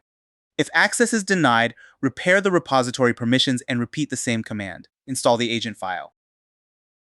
The quiet return means PowerShell completed the copy without an error. Neon Director now exists in the project discovery path, ready for OpenCode. The installed copy itself is the next review target. PowerShell is typing the installed get content command now. Get-content now targets the installed file under .opencode/agents. This proves what OpenCode discovers, not merely what exists in the setup fixture. The command is read-only and changes nothing. Success is the same front matter and instruction prompt we reviewed a moment ago. If the content differs, delete only the bad copy and repeat copy item from the reviewed source. The installed configuration must be complete before the terminal interface opens. Print the installed agent definition. The installed file matches the template, including mode primary. OpenCode will expose this agent in the primary agent selector instead of hiding it as delegation only. Temperature is a sampling control, not an intelligence slider. Higher can vary wording and ideas, lower tends to be more repeatable. Max steps caps the tool loop, which helps prevent a creative task from wandering forever. Edit permission is allowed because the outcome must land in source/intro.js. PowerShell permission is allowed only for the proof commands named below. The deny by default shape matters more than the funny personality. A useful agent is a role plus boundaries plus tools plus a definition of done. The prompt calls out contrast, spectacle, deterministic direction, and reduced motion safety. It forbids changes outside the one source file, so tests and audit code remain independent judges. The finish condition names three proofs: tests, director audit, and git status. If the model ignores a boundary, tool permission and git scope still expose the mistake. That layered design is how we get autonomy without handing software a flamethrower. The file looks good. Git gets the next vote. Git diff-no-index compares two files outside normal tracking. Windows null supplies an empty file on the left side. _ ends git options before the agent path. We use no index because the new file is still untracked. Success here is a full green new file diff containing only the reviewed definition. Git returns code 1 when differences exist in this comparison. That is expected, not a production failure. A missing path error means the copy landed in the wrong directory. Render the complete agent diff. Every green line belongs to one new agent markdown file. The front matter exposes model, temperature, step cap, tools, and permissions for review. Nothing is hidden behind a friendly agent name. The prompt exposes the personality and the exact file boundary. Nothing touches global OpenCode configuration, so unrelated repositories stay clean. This repository alone receives the specialist behavior. No key, token, or account detail appears in the diff. This is the nice part. Agent behavior is code reviewable, even though the actual work is conversational. This exact path and nothing else is ready for staging. Git add stages.opencode/agents/neondirector.md. _ ends options before the path. Staging prepares the file for a commit. It does not publish or push anything. Naming one path prevents unrelated work from entering this commit. Success is a quiet return with the file stored in Git's index. If the path is wrong, Git says path spec did not match and nothing is staged. Stage the agent definition. The quiet return means the one agent file is staged. The working project still has no source code change, nothing has left this machine or repository. The reusable behavior is ready for a local checkpoint before it modifies the feature. Git commit records the staged agent definition in local repository history. -m supplies the commit message on this same command line. The message remains attached to this exact checkpoint. The commit is local. Nothing is pushed to GitHub or any remote systems never see this local configuration step. Success is a new commit identifier and one created file. If Git asks for identity, configure username and email, then repeat this commit. If it says nothing to commit, inspect Git status before doing anything else. Commit the project agent. Git created the configuration commit and reports one new file. That gives us a clean checkpoint before the agent touches the boss intro. The source tree starts from a known clean state. If the redesign goes sideways, the agent definition remains safely versioned. The project is now at a clean checkpoint and ready for OpenCode. The model flag selects GPT version 5.4 minifast from the configured provider. OpenCode must already be installed on PATH, and the OpenAI provider must already be connected. If OpenCode is not recognized, install it, reopen PowerShell, and retry from this folder. If authentication fails, run OpenCode auth login, choose the provider, and complete sign-in. Success is the TUI opening with this repository and model available. Launch OpenCode. OpenCode starts the terminal user interface for the current project. OpenCode is loading project configuration and discovering local agents. It reads the committed markdown before the first prompt begins. The terminal interface is initializing the selected provider and model. The TUI is ready, and build is the current primary agent. The agent name in the interface tells us which role receives the next prompt. Press tab once to cycle to the next project primary agent. Neon Director is selected. That visible label is the proof, not wishful thinking. From this point, the custom prompt, model choice, tools, and permissions control the task. The selected label makes that configuration active right now. Tab changes the active agent, not the session or project files. This specialist is ready for one concrete, ridiculous brief. The prompt asks for a ridiculous neon spectacle, not the vague phrase "make it better." Turn the null king entrance names the exact feature. Preserve accessibility and test protects the contracts we proved at the start. Obey stage rules imports the repository's local creative constraints. Ship exact proof tells the agent that a pretty answer without commands is unfinished. The brief stays human and outcome focused because the agent file already carries the repeating policy. Success is one focused source edit, green tests, green audit, and clean Git scope. Failure is a blocked tool, a red check, or any unexpected change path.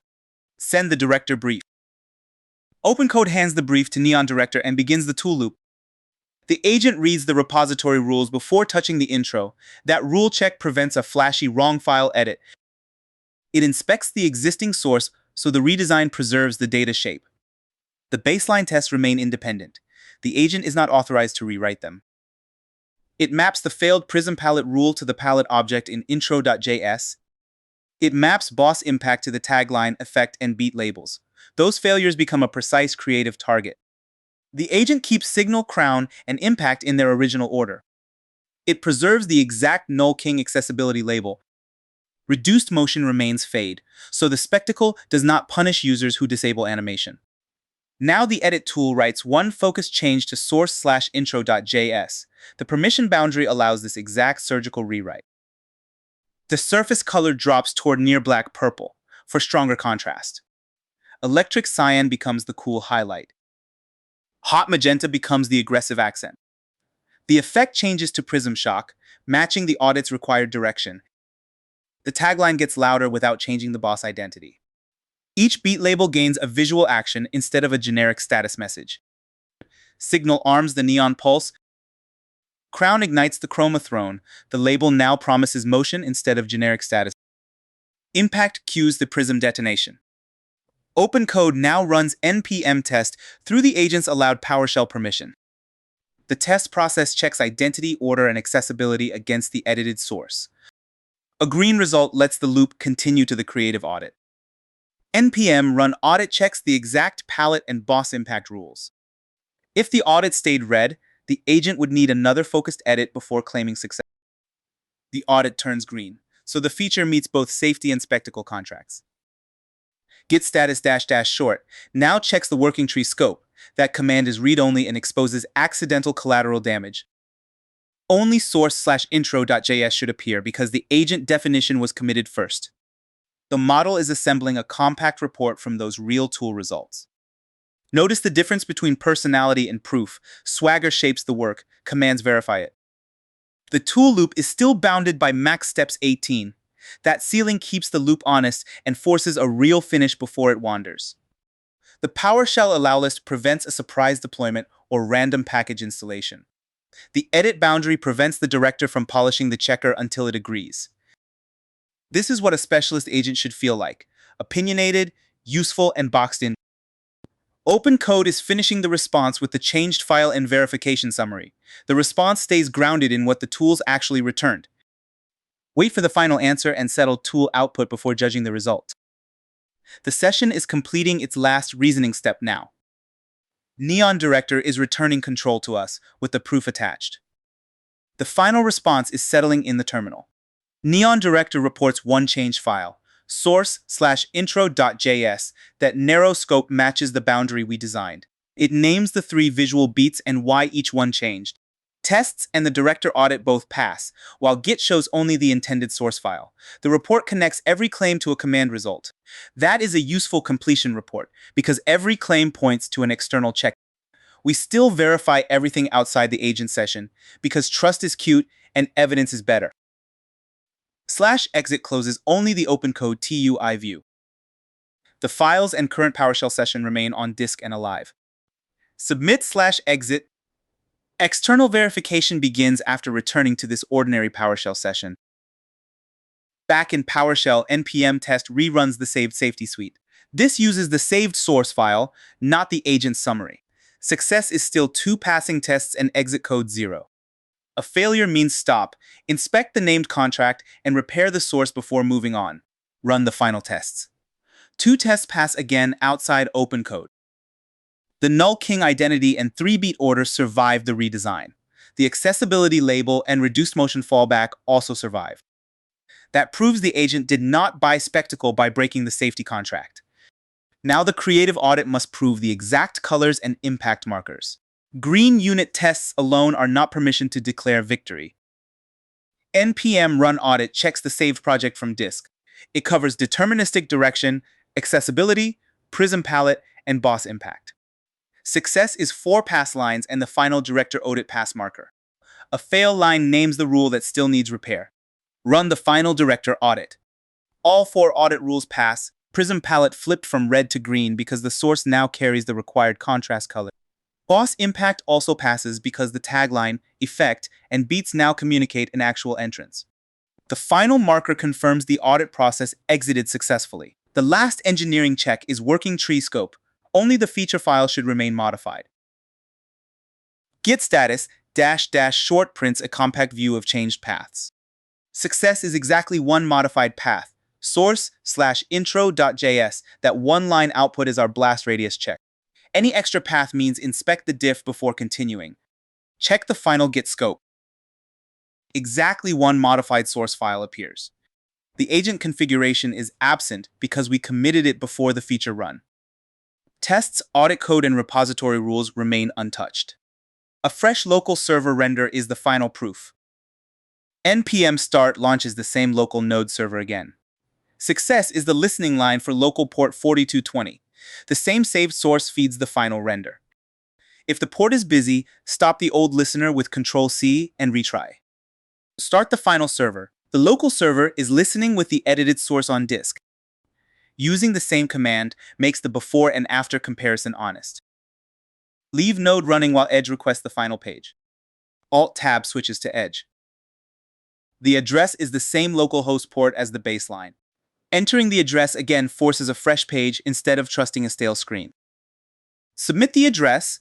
The browser requests the edited intro from the local server. The browser is rendering the new palette and beat labels. The server is sending the finished intro data back to the browser. Holy shit, now the null king actually looks like a boss instead of a quarterly report.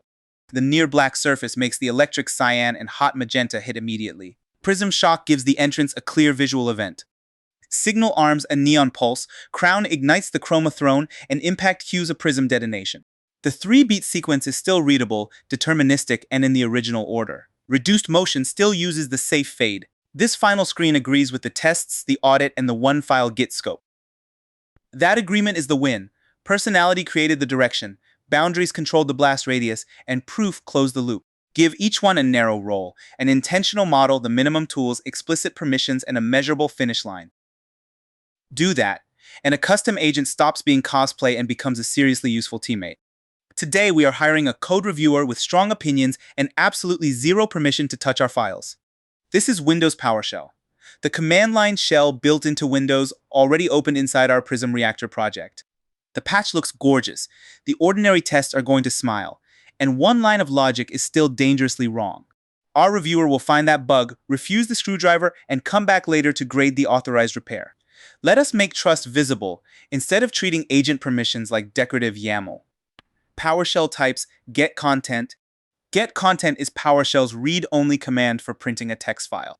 The path points to setup/flawedreactor.js, our reviewed fixture rather than the live source. Success means the JavaScript appears below the command without changing anything.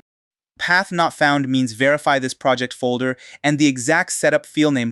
Run the read-only inspection. PowerShell reads the flawed reactor fixture directly from disk. Here is the patch. It sorts the hottest cells first, assigns one based sequence numbers, and gives the reactor that sexy cyan and magenta presentation.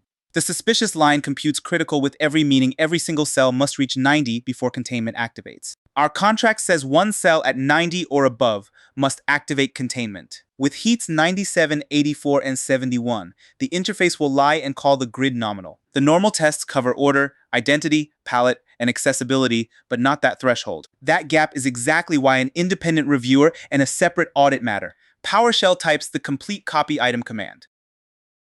Copy item copies one named file in PowerShell. The source is the reviewed flawed fixture, and the destination is source/reactor.js, the file our app actually imports. -force permits overwriting that exact destination. It does not bulldoze the folder. Success is a quiet return to the prompt. If the source is missing, stop and fix the path.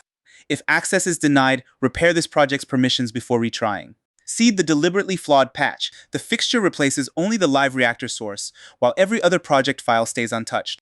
The quiet prompt return means the copy completed without an error. The ordinary test suite comes first, because a reviewer should see what the existing safety net already proves and what it misses. npm test runs the test script declared in package.json. npm needs node LTS available in PowerShell. Success means both tests pass and the process exits 0. If it is missing, install node LTS, reopen PowerShell, and check node version. Run the baseline tests. Node loads the module, runs both deterministic cases, checks every assertion, and reports the final result outside the chat.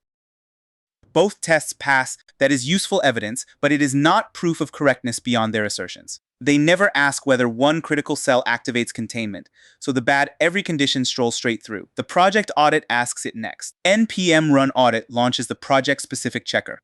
It checks output, order, accessibility, and critical containment. Success is 4 pass lines followed by reactor audit pass. If the script is missing, inspect package.json. Run the containment audit. The audit checks rendered output against all 4 rules, including critical containment in this exact run. 3 checks pass, while critical containment fails, and the final verdict is reactor audit fail. The failure is narrow, reproducible, and tied to an explicit rule instead of reviewer vibes. Now we fingerprint the source, so review time mutation can be detected. PowerShell types the SHA-256 command. Get file hash computes a content fingerprint for source/reactor.js. Dash algorithm selects SHA-256, so identical bytes produce the same fingerprint. This proves only this file's bytes, not the whole repository. It proves only whether this exact source file changed. File not found means the path is wrong. Record the pre-review fingerprint. PowerShell calculates a SHA-256 fingerprint from the exact source bytes. We do not need to memorize that hexadecimal spaghetti. We only need the after value to match it exactly. Now we give that failure a face in the browser and compare the visible verdict with the audit we just watched fail. npm start launches this project's local node web server. Success is a listening message for localhost. If the port is busy, stop the old process with Ctrl-C and retry. Keep this PowerShell process running while Edge requests the page. Launch the local Reactor website. Node starts the local server on the project port now.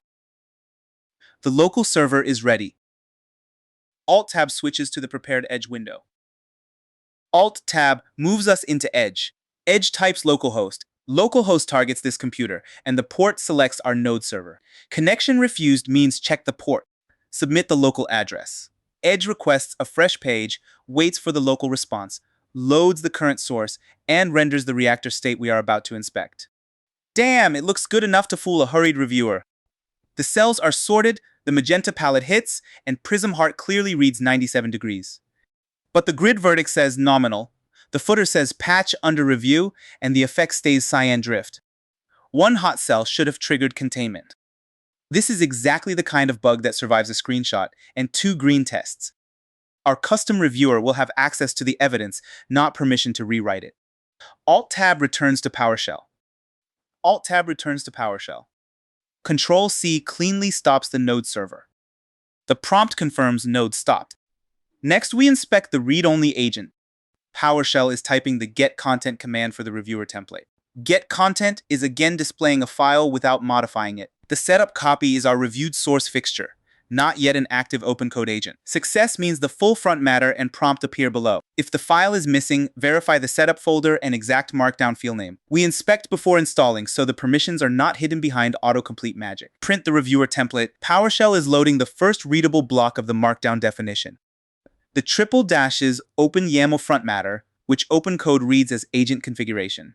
Description explains the job, and mode subagent means a primary agent can delegate to it, or we can invoke it with an @mention. The model is pinned explicitly.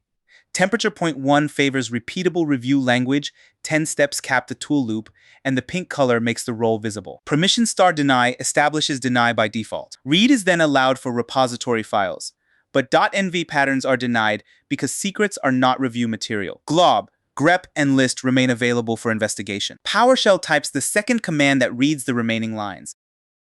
GetContent reads the same template, the pipe forwards its lines, and selectObject skips the first 25 we already inspected. Success means the remaining permissions and complete agent prompt stay readable below the command.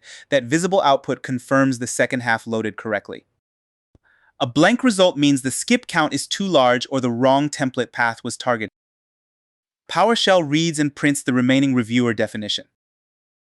Edit deny blocks every built-in write, edit, and apply patch mutation path. Bash, task, web skills, and external access stay denied, closing shell, delegation, network, and plugin detours. The prompt demands evidence, exact file and line, the violated rule, user impact, priority, and a minimal repair direction. A direct fix request must return boundary : edit denied. No defect returns, review verdict : clean, giving the reviewer a clear, explicit stop condition before it stops. PowerShell is typing the directory creation command. New item creates an item in PowerShell. -item type tells PowerShell to create a directory. -force is safe if the directory already exists. It does not erase its contents. Access denied means fix this project folder's permissions. Create the project agent directory. PowerShell creates the discovery directory and leaves any existing contents intact. The agent's directory now exists under .opencode. It is only a container until the reviewed markdown file lands inside it. PowerShell is typing the exact source and destination for the reviewer copy. Copy item takes setup/redteamreviewer.md and copies it into .opencode/agents with the same name. The setup fixture remains untouched, while the destination becomes discoverable to OpenCode in this repository. Success is a quiet prompt return. If the copy fails, verify the source path and make sure this project folder is writable. Install the reviewer definition. The reviewed markdown moves into OpenCode's project discovery path as the active agent definition. The quiet return confirms the copy succeeded. OpenCode can now discover a sub-agent named Red Team Reviewer when the next session starts. PowerShell types one SHA-256 fingerprint command for both the fixture and installed copy. GetFileHash targets the reviewer fixture and its installed copy. SHA-256 gives each exact byte sequence a visible fingerprint. A missing path identifies which copy failed, and different hashes mean replace only the installed copy from the reviewed fixture. Compare both reviewer files. PowerShell is calculating both reviewer file fingerprints. The two fingerprints match, so the installed definition is identical to the reviewed fixture. Later matching permissions override the default rule. Environment files stay denied, while the placeholder example stays readable. Most importantly, edit deny gates every built-in file mutation tool, not just one command name.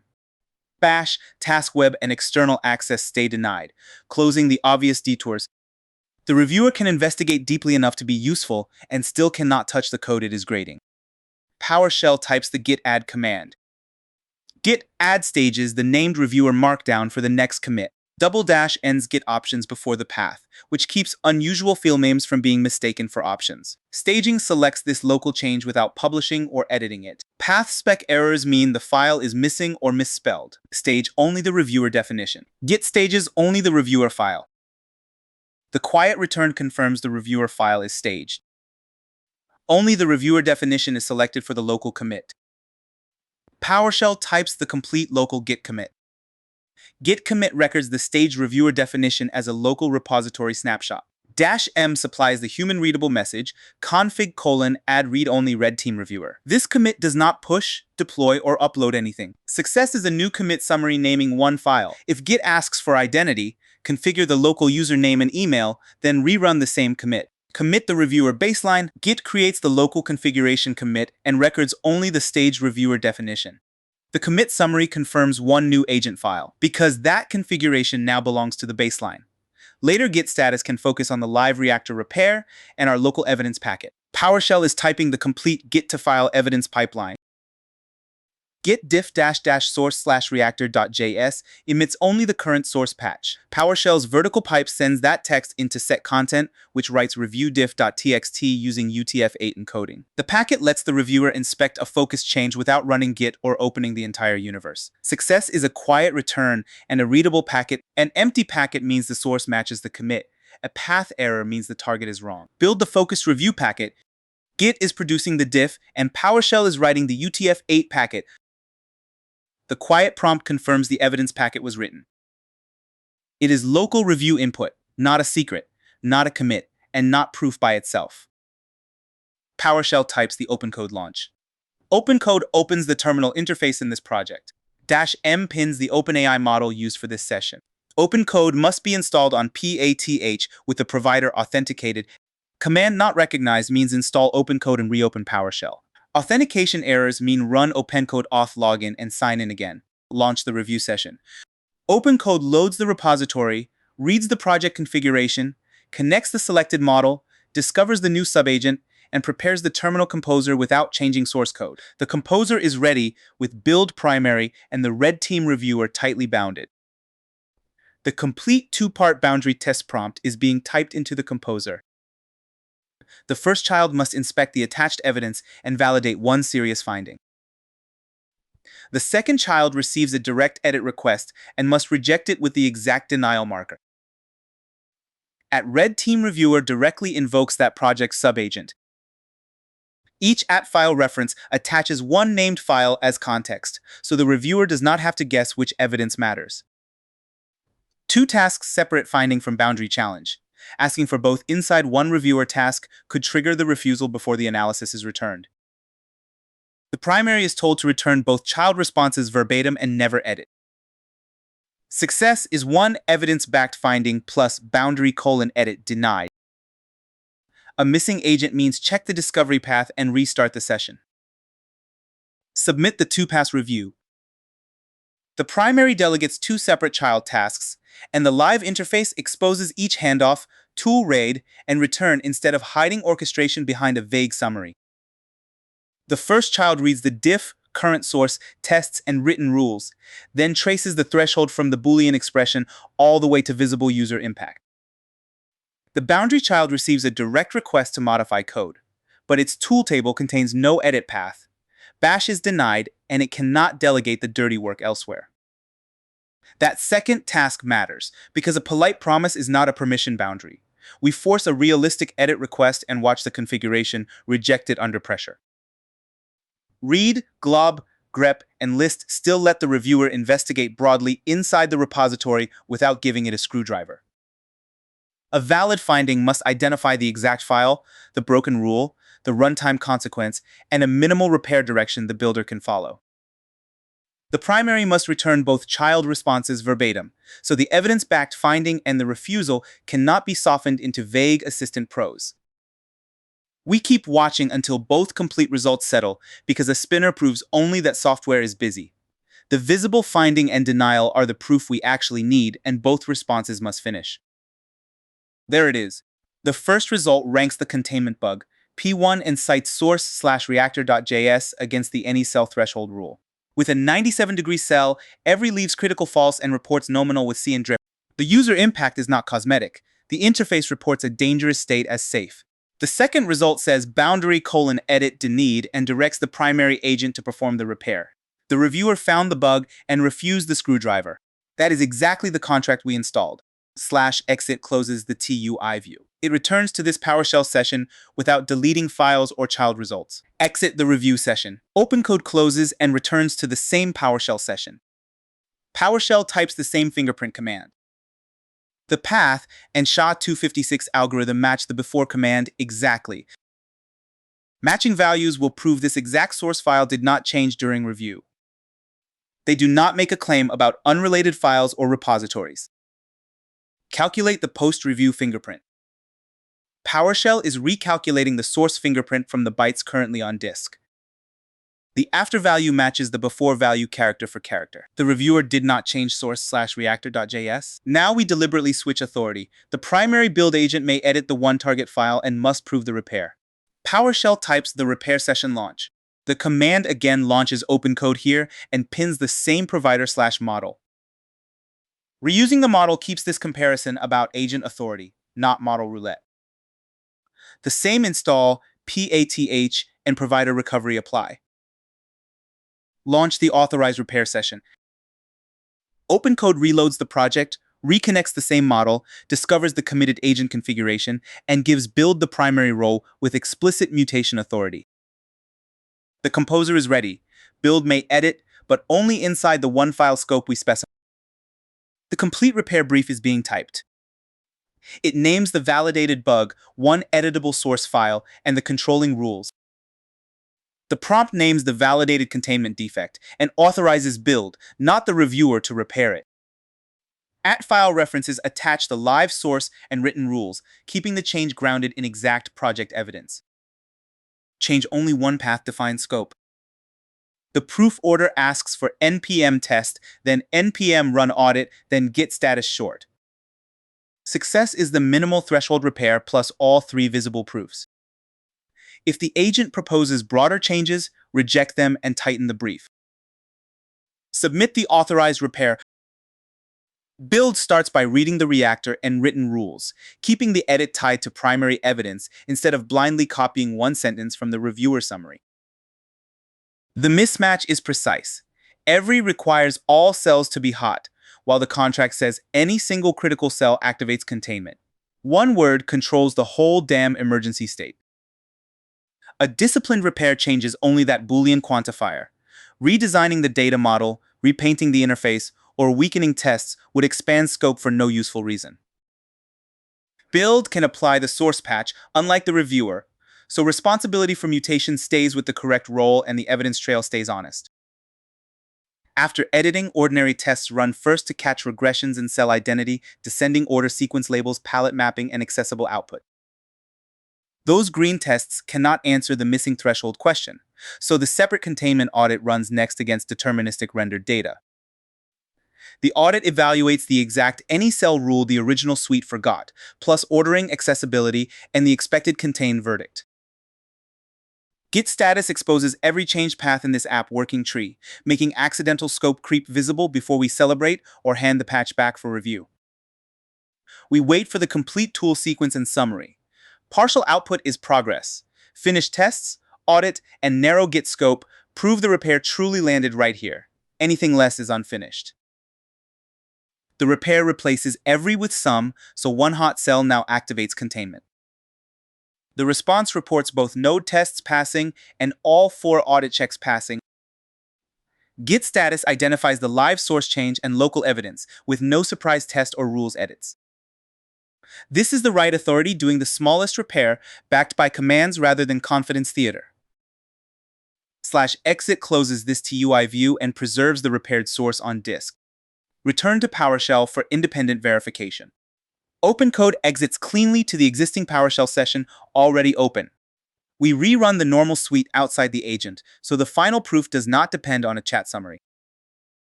The same node prerequisite green success signal and command not recognized recovery still apply here. Run both reactor tests again. Node loads the repaired module, executes both independent tests, and reports their final pass or failure outside the OpenCode chat. Both tests pass again. Cell identity, descending order, sequence, palette, and accessibility survive the Now, the checker that caught the bug gets its rematch. npm run audit evaluates all 4 reactor contracts against the repaired state. Success is 4 pass lines and reeked or audit pass. If containment still fails, inspect the threshold logic and do not weaken the audit. Run the final containment audit. The audit checks output, order, accessibility, and the repaired containment threshold. All 4 checks pass, including critical containment. The command exits 0, and the exact checker that rejected the dangerous before state now accepts the repaired behavior. Git status -- short summarizes this app repository's working tree. Success is the intended reactor source, plus our local review packet and nothing surprising. Inspect the app working tree scope. Git is comparing the app working tree with its local committed baseline. The status shows only the reactor source and local review packet. The committed reviewer stays clean. That packet is stale. PowerShell is typing the same focus diff pipeline for the repaired source. Git diff reads only the reactor source, while the PowerShell pipe sends that focused patch into set content for the final review packet. Set content replaces only the local packet. The command does not stage, commit, or publish the reactor repair. Success is a quiet prompt return, followed by a readable updated packet. Refresh the packet so the reviewer sees the actual repaired diff. Git and PowerShell rebuild the focus packet directly from the repaired working tree. The final packet is ready. The reviewer gets the new diff, current source, unchanged rules, and unchanged tests, still with no permission to edit or run commands. PowerShell types OpenCode. This fresh session uses the same project, explicit model, committed reviewer, and read-only permission boundary. The installed reviewer configuration remains committed and discoverable. The install, PATH, and provider recovery are unchanged. Launch the final review. OpenCode reloads the repository, reconnects the provider, discovers the committed reviewer, and prepares a clean rematch without touching the repaired source or its evidence. The composer is ready. This time, the reviewer is grading the repair, not discovering the original failure. The complete final review prompt is being typed. It attaches the current packet, source, rules, and tests. It permits a clean marker only if no actionable defect remains. The clean verdict is conditional, never demanded as flattery. The reviewer must earn it from the current attached evidence, not from our confidence or the earlier green summary. It must name the inspected diff, source, rules, and tests, apply the controlling containment contract, and preserve its read-only boundary through the entire rematch. If any actionable defect survives, the child must block the clean marker, report the exact location and impact, and send the repair back to build. Only after that definition of done is clear do we submit the final independent review and wait for the complete evidence-backed response right now. The primary delegates the repaired packet to the same read-only reviewer, preserving the separation between builder and critic for the entire rematch. The reviewer receives evidence, never ownership of the patch. The child checks that sum implements the any cell threshold that 197-degree cell produces containment, and that the changed Boolean matches the written rule instead of merely satisfying a convenient example. It rechecks cell identity, descending order, sequence labels, color mapping, and accessible text against unchanged tests and rules. A narrow fix still preserves every boring thing users depend on. Because commands are denied, this layer is static review evidence. Runtime tests and audit remain separate proof, so no single agent grades its own homework and calls that science. The child inspects the diff, live source, contract, and tests, traces the repaired outcome, and explains why no defect remains. Only then may it emit the clean verdict, and we wait for the complete response instead of celebrating a hopeful spinner. That exact order really matters. Review verdict: clean is now visible. The response names the diff packet, live source, rules and tests, and cites the threshold plus preservation contracts. That does not replace runtime proof. It complements the two green commands with an independent read-only inspection. The same reviewer that found the bug now accepts the repaired evidence without ever owning a write tool. /exit closes only this final TUI view and leaves the repaired source on disk. Return to PowerShell for the visual payoff. OpenCode exits cleanly to the existing PowerShell session already open. The local node server loads the repaired reactor from disk and serves it on the same port for one final browser check. If the port is occupied, stop the old process with Ctrl+C and rerun this command. Start the repaired reactor server. Node is starting the final local HTTP server. The server is listening on the expected local port. Alt-Tab switches to the prepared maximized Edge window. Alt-Tab moves us back into Edge. Edge types localhost. The address still points to the same local server, so any visual change comes from the repaired source. Submit the final local address. Edge requests a no-cache page, waits for the repaired response, and renders the final reactor directly from disk on screen now for proof. Now we are cooking. Prism Heart still reads 97, the cells remain correctly ordered, and the interface finally tells the truth. The grid verdict is contained. The effect is magenta lock and the footer says patch verified. The visual stayed sexy, accessibility stayed intact, and the one-line logic repair fixed the dangerous state. More importantly, the workflow has clean authority boundaries. The reviewer investigated and refused to edit. Build performed the bounded repair. Tests protected existing behavior. The audit checked containment. The git status output showed repository scope, and the reviewer graded the repaired packet. A read-only reviewer is not useful because it is timid. It is useful because it can be brutally specific without being able to rewrite the evidence. That is how you let an agent attack your code without handing it the keys to the damn reactor. Today we are turning OpenCode into a tiny heist crew. This is Windows PowerShell inside our Neon Heist project. The vault logic, access rule, and alarm color are cursed. One chief will coordinate an investigator, implementer, and verifier.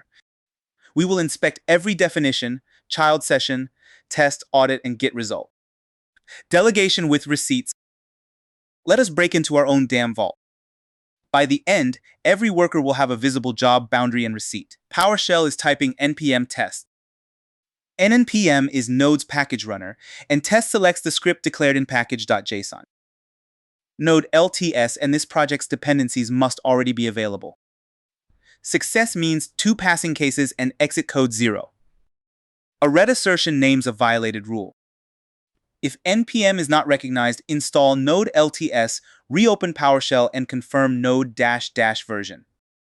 Missing package.json means you're in the wrong folder. Run the baseline tests. Both cases fail, one for vault lockdown and one for crew access. Perfect. The safety net is awake before any agent touches a file. That baseline matters because a repair without a reproducible failure is just expensive guessing. Next comes npm run audit. Run executes a named project script, and audit points to our broader checker. It covers deterministic logic, lockdown, least privilege, alarm palette, and motion fallback. Success is 5 pass lines followed by heist audat pass. A fail line names the broken contract and exits non-zero. If the script is missing, inspect package.json instead of guessing. Execute the baseline audit outside any AI conversation. Logic and motion pass. Lockdown, route privilege, and palette fail. Our future specialists now have 3 clean jobs with 1 shared definition of done. PowerShell is typing npm start, which launches the local node server from package.json. It serves this app only on our machine through a dedicated local heist port. Success is a listening message that leaves PowerShell busy. If the port is occupied, stop the old process with Ctrl+C. Start the heist dashboard. The listening line confirms readiness. Alt-Tab moves to maximized edge. The address uses HTTP, localhost for this computer, and the server's port. Connection refused means the server stopped or the port is wrong. Submit the address. Edge requests the broken app from Node. A listening process is different from a finished command, so the occupied prompt is expected while the page is available. Here is the before state, and damn, it is confidently wrong. The vault is critical, yet the header says crew blocked and the footer says recovery required. Our final repair must change that visible outcome without breaking motion fallback. Alt-Tab returns to the same PowerShell session. Control-C stops only Node. The normal prompt proves PowerShell stayed open, and the project files remain on disk. Now we inspect the crew definitions without a server chattering underneath them. This before view gives us a visual contract that terminal-only proof cannot replace. getChildItem is PowerShell's directory listing command. The path points at markdown files inside setup where our reviewed agent templates live before activation. The asterisk means every .md file in that exact folder. The pipe sends those file objects to select object, and name keeps the output focused on file names. This command reads directory metadata. It does not install or modify anything. Success is a for-name list. Path not found means verify the project folder and setup directory. List the reviewed crew templates. We get Heist Chief, Scene Investigator, Vault Implementer, and Proof Verifier. Those names are not decoration. Each file defines one job, one tool boundary, and one stop condition. First, we inspect the accountable boss.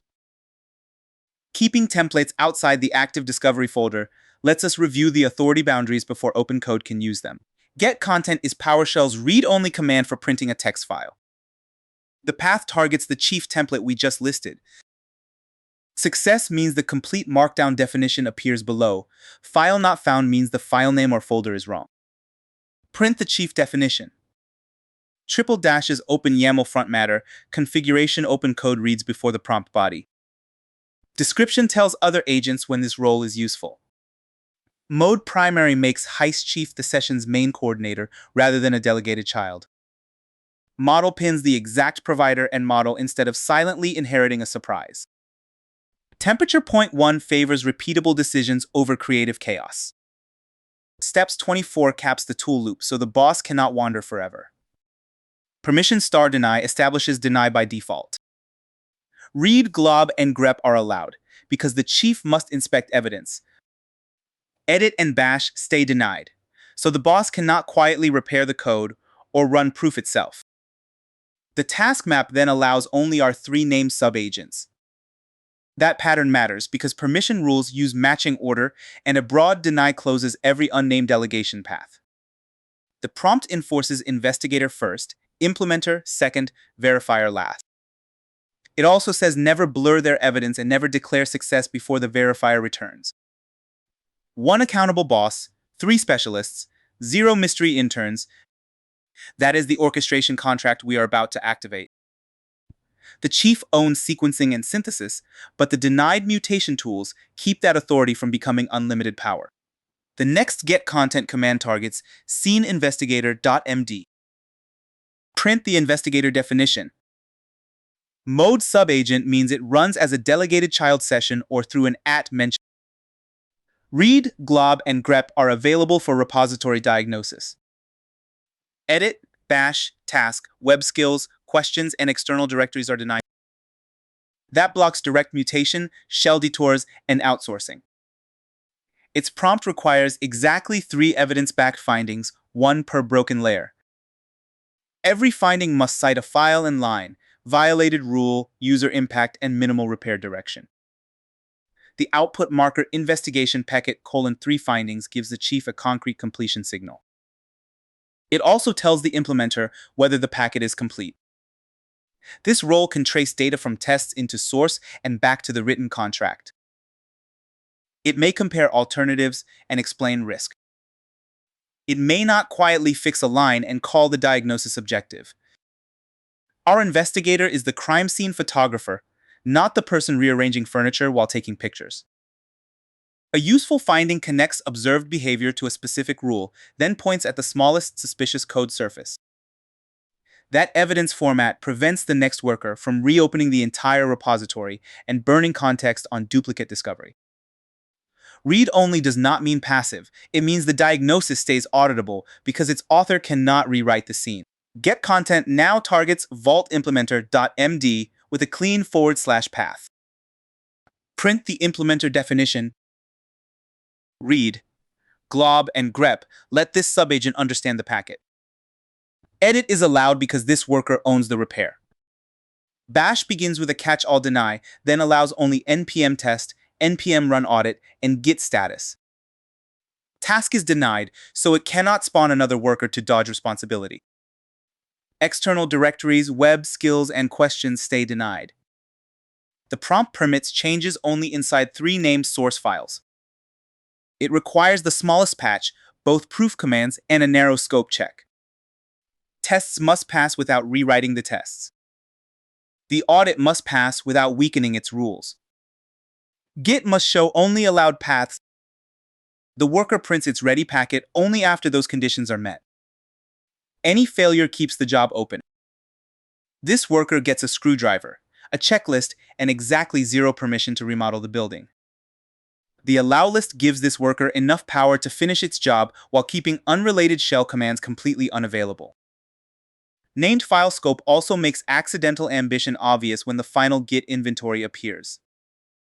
The implementation packet must separate what changed from what was merely inspected because those are different kinds of evidence. That narrow contract turns a creative model into a predictable repair worker without pretending the model itself became deterministic. The visible limits also make any denied shortcut obvious when the worker tries to cross its lane. The final get content command opens proofverifier.md. Print the verifier definition. This subagent can read rules, tests, and change source. Its bash map denies everything first, then permits only npm test, npm run audit, and git status -- short. Edit stays denied so it cannot repair evidence while grading it. Task stays denied so it cannot delegate an inconvenient failure. Web, skills, questions, and external directories remain closed. The verifier must rerun proof independently after the implementation packet arrives. Tests cover the 2 behavioral failures. The audit covers deterministic logic, palette, and motion fallback too. Git status checks the working tree path inventory. A failing command, unexpected path, or violated rule blocks the green marker. The verifier must report the exact failed evidence rather than soften it into advice. Only a clean packet ends with crew verdict : green. Separation matters because the person who changed the code is not the final judge. Independent review is supposed to be slightly inconvenient. Convenient judges who can alter evidence are how teams manufacture confident nonsense. A verifier with edit access could quietly repair a failure and erase the boundary between review and implementation. Here, a red command stays red, gets reported honestly, and sends the workflow back instead of manufacturing a victory lap. New item is PowerShell's command for creating a file system item. -item type selects a directory and force safely reuses folders that already exist. The relative path ./.opencode/agents is the project local location OpenCode discovers for agent definitions. This changes only the directory structure. It does not copy a single agent yet. Success is a directory object pointing inside this project. Access denied means fix this project's file system permissions before continuing. An unexpected absolute path means stop immediately. Create the project agent directory. The visible directory result confirms the exact location. Nothing outside this repository was touched. Copy item copies files in PowerShell. The source selects every reviewed markdown template under setup. The destination is .opencode/agents, the project local discovery folder. This activates definitions for this repository without changing the originals. Success is a quiet prompt return. Path not found means one side is wrong. Access denied means fix project permission. Install the 4 definitions. The quiet prompt confirms the copy. Now getChildItem reads the destination directly. The wildcard selects installed markdown files, and select object name keeps the output readable. List the active project agents. Chief, Investigator, Implementer, and Verifier all appear. That proves discovery files exist before OpenCode launches. The folder is local to this project, so another repository does not inherit this crew. Those file names become the agent names referenced inside OpenCode prompts. Front matter controls each role after discovery. A missing name here would make later delegation fail, so we verify all 4 now. This teaching fixture ignores the installed folder in Git, keeping the final scope focused on repaired source rather than setup material. Project local discovery is useful because the same OpenCode installation can expose a completely different crew in another repository. The copied markdown still contains ordinary readable text, so every active instruction remains inspectable after installation. Nothing here grants Windows Administrator privileges. These permissions constrain agent tools inside OpenCode. That distinction matters because application policy and operating system security are separate layers.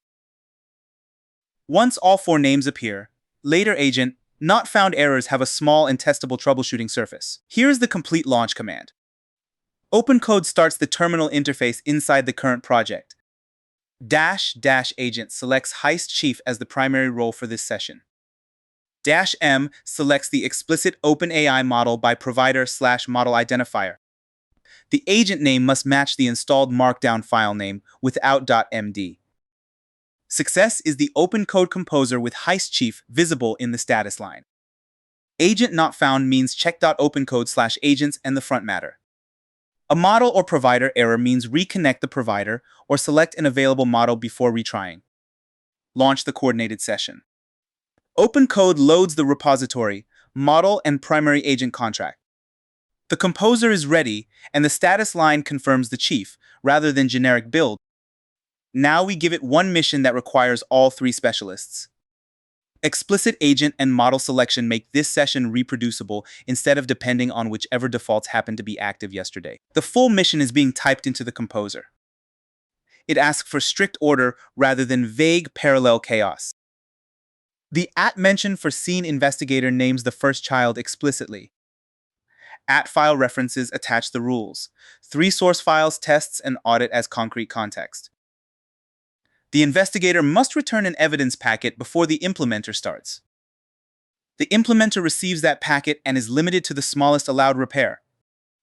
The proof verifier then runs independent tests, audit, and scope checks. Only the parent may finish with the consolidated evidence summary. This prompt does not repeat every permission because the agent files already enforce them. It does state the workflow and definition of done in plain English. If an @mention does not resolve, verify the installed file name. If an attached path is missing, fix the path before submitting. If the mission feels ambiguous, rewrite it now rather than blaming the model later. Submit the heist recovery mission. The attached files reduce search noise, while the named roles preserve ownership of diagnosis, mutation, and judgment. A strong orchestration prompt defines handoffs and stop conditions. It does not micromanage every line the specialist will read. OpenCode is now executing the parent plan, so we watch the live tool stream instead of pretending the result was instant. The chief begins by delegating repository diagnosis to scene investigator. That child reads the written rules before deciding what looks broken. It compares security logic, access logic, theme values, tests, and the audit checker. Because edit and bash are denied, the investigator cannot change evidence or manufacture green output. Its value is the chain from rule to file to impact. We expect one finding for lockdown, one for crew access, and one for the alarm palette. Partial output is progress, not success. A spinner means software is busy, not correct. We wait for the complete evidence packet to return to the parent.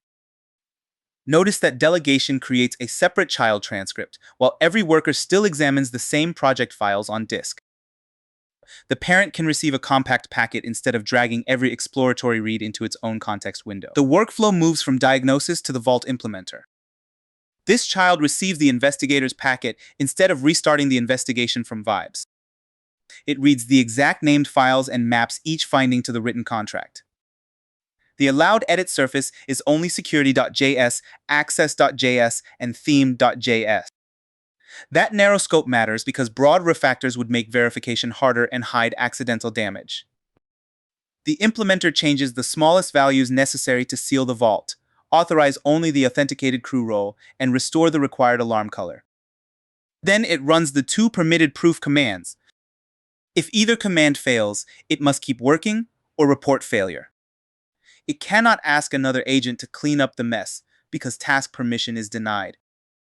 Because the evidence packet already names the broken contracts. The implementer can spend its context budget comparing repairs instead of rediscovering symptoms. The narrow command allow list also makes its proof repeatable. The same two project checks will run again outside the agent later. Now the proof verifier gets its own child session and its own authority boundary. It rereads the rules and the change source rather than trusting an implementation packet blindly.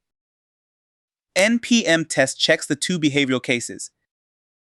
npm run audit checks the broader contract, including palette and motion fallback.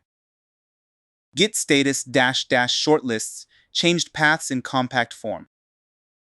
The verifier must see exactly the 3 allowed source files and nothing else in the working tree. It cannot edit a failing line, so a red result remains visible instead of being quietly patched during review. That is the whole point. Independent verification should be slightly inconvenient. Convenient judges who can alter evidence are how you get very confident nonsense. The verifier sees the shared working tree after the edits, but its denied edit tool prevents it from changing that tree during judgment. That combination gives it current evidence without giving it permission to polish inconvenient results. The parent is collecting the 3 packets now. We are looking for causal order, not just 3 names in a transcript. Investigation must precede implementation. Implementation must precede verification. The final summary should preserve who found each issue, who changed each file, and which commands the verifier actually ran. Tool output may scroll while the model composes, so we do not claim the session is finished until the parent response settles. If a child timed out, the parent should report that gap instead of inventing success. If scope is wrong, crew verdict green must stay absent. The interface remains active because the coordinator is still assembling evidence. Cool. The crew is not merely busy anymore, it is about to show its receipts. A good parent summary preserves disagreements and missing proof instead of compressing them into a suspiciously cheerful sentence. The settled response is our navigation map for the child session inspection that follows. The parent summary is stable. It names the investigator's 3 root causes, the implementer's 3 narrow edits, and the verifier's green commands and clean scope. Crew, verdict green appears only after the evidence chain. This summary is useful, but we are not taking the boss's word for it. OpenCode stores delegated work as child sessions under the parent. The footer exposes navigation for those sessions. Leader plus down enters the first child. Right. Cycles across sibling children. Up returns to the parent. Open the first child session and inspect the original diagnosis. This is Scene Investigator, child 1 of 3. It cites exact source locations for the lockdown, access, and color rules. The packet recommends minimal directions without editing anything. Child sessions isolate conversation history, not the shared working tree. We can audit its reasoning without flooding the parent transcript. Press right to move to the implementer sibling. Its packet is valuable because each recommendation can be checked against the cited rule before anyone accepts the repair direction. This is Vault Implementer, child 2 of 3. Its packet names 3 changed files and the outcomes it targeted. It records 2 passing tests, a passing audit, and allowed Git scope after the edits. It did not rewrite tests or the checker. That ready marker is still an implementation claim, not the final judgment. Press right again for the verifier. The shared files contain its edits, but this child transcript preserves the worker's own reasoning and proof claims for inspection. This is proof verifier child 3 of 3. The packet shows both tests, the green audit marker, and exactly 3 allowed files. Edit was denied, so this child could not manufacture the result it graded. Its marker is crew verdict green. The footer says parent up. Press up without the leader key for heist chief. That green marker is meaningful only because every required command and allowed path appears beside it as inspectable evidence. We are back in the parent session with its summary intact. Child details did not replace the coordinator's history. If up merely scrolls, check your current key bindings because they are configurable. Here, heist chief confirms the parent. /exit closes the OpenCode interface and returns to the existing PowerShell process. It does not revert files or delete sessions. Type /exit. Returning upward changes the conversation view, not the files, child transcripts, or completed proof already stored in the session tree. /exit is visible. Success is the ordinary PowerShell prompt. If the TUI stays open, never type shell commands into the chat box. Submit the command. PowerShell returns, and the controller verifies that exact window title. We now rerun npm test outside OpenCode. This is the same project script that failed at the beginning, so the comparison is honest. The complete command remains visible before enter. Success is 2 passing cases, 0 failures, and exit code 0. A failure would override every green sentence from the agents. Run the external tests. Node loads the repaired files directly from disk. Both cases pass, one critical laser seals the vault, and only an authenticated crew member gets the escape route. 2 tests are useful proof, but they do not cover every visual and operational rule. The dedicated audit gets the next vote. npm run audit is the same broader checker that failed 3 contracts in our before stage. It evaluates deterministic logic, lockdown, least privilege, the alarm palette, and motion fallback. Success requires every pass line and the final IAST audit pass marker. Run the external audit. All 5 contract checks pass. Now, the changed business logic fixed the failures without breaking deterministic output or reduced motion. That closes behavior but not scope. An agent can produce correct output while touching unrelated files, and that still matters. Git gives us the working tree inventory next. Git status -- shortlists changed paths in this repository. Git tracks our baseline, and the short format makes accidental scope obvious. This does not prove another repository stayed untouched or validate file contents. Success is exactly access, security, and theme under source. Any extra path needs investigation. Run the scope check. Exactly those 3 files appear. The project agent folder is ignored in this fixture, and no test or audit code was rewritten. Behavior audit and scope now agree outside the model. Scope proof stays narrow on purpose. It inventories this working tree and makes no claim about unrelated repositories. One last npm start launches the repaired app from disk. This is a repeated command, so the reminder is simple. Keep PowerShell running while Edge requests localhost. Success is the same listening line on our dedicated heist port. Start the final server. Node imports the repaired source and begins listening. The server remains alive instead of exiting after a 1-line result. Alt-Tab switches to the prepared browser for fresh runtime proof. Windows returns to maximize Edge and focuses the address bar. The old block dashboard may remain behind it until enter. That is expected. Submit the complete localhost address. Edge requests a live repaired response from Node, not a screenshot. The brief load is the browser replacing old pixels with a fresh response from the repaired process. There it is. The header says sealed, the verdict says crew, ready, and the footer says extraction authorized. The critical row keeps its hot magenta alarm and the live page survives the hold. We began with failed tests, failed audit rules, and a blocked crew. One chief coordinated a read-only investigator, a narrowly empowered implementer, and a read-only verifier. We inspected every definition in child session, then reran proof in PowerShell. That is how multiple agents become a workflow instead of a group chat. Give each worker one job, tools that fit, and a verdict it cannot fake. Next, we will package a repeatable workflow as a skill. For now, the vault is sealed and we are getting the hell out with receipts. The payoff is visual, but every green pixel is backed by commands the agents could not rewrite. If you keep pasting the same giant prompt every week, stop doing that shit. Today we are packaging a real OpenCode workflow as a reusable skill. PowerShell is open inside our Neon launch repository. The project turns a mission file into a loud cinematic launch dashboard. Alpha is healthy, tested, audited, and committed. Then we will deliberately queue a different beta mission and break the implementation. OpenCode will reuse a project skill for the repair. You will see discovery fail, recover, and prove the fix. Nothing gets trusted because the model says nice words, tests, audit output, git scope, and the browser get the final vote. Cool. Let us turn our best prompt into a tiny reusable weapon. Get content is PowerShell's read-only command for printing a file. The relative path /mission.json points to the mission file in this current project. JSON is structured text made of named fields and values. It is the input contract our workflow must obey, not a suggestion buried in chat history. Success means the complete object appears below the command. File not found means this PowerShell window is in the wrong folder or the file name is wrong. The complete command stays visible for a final read.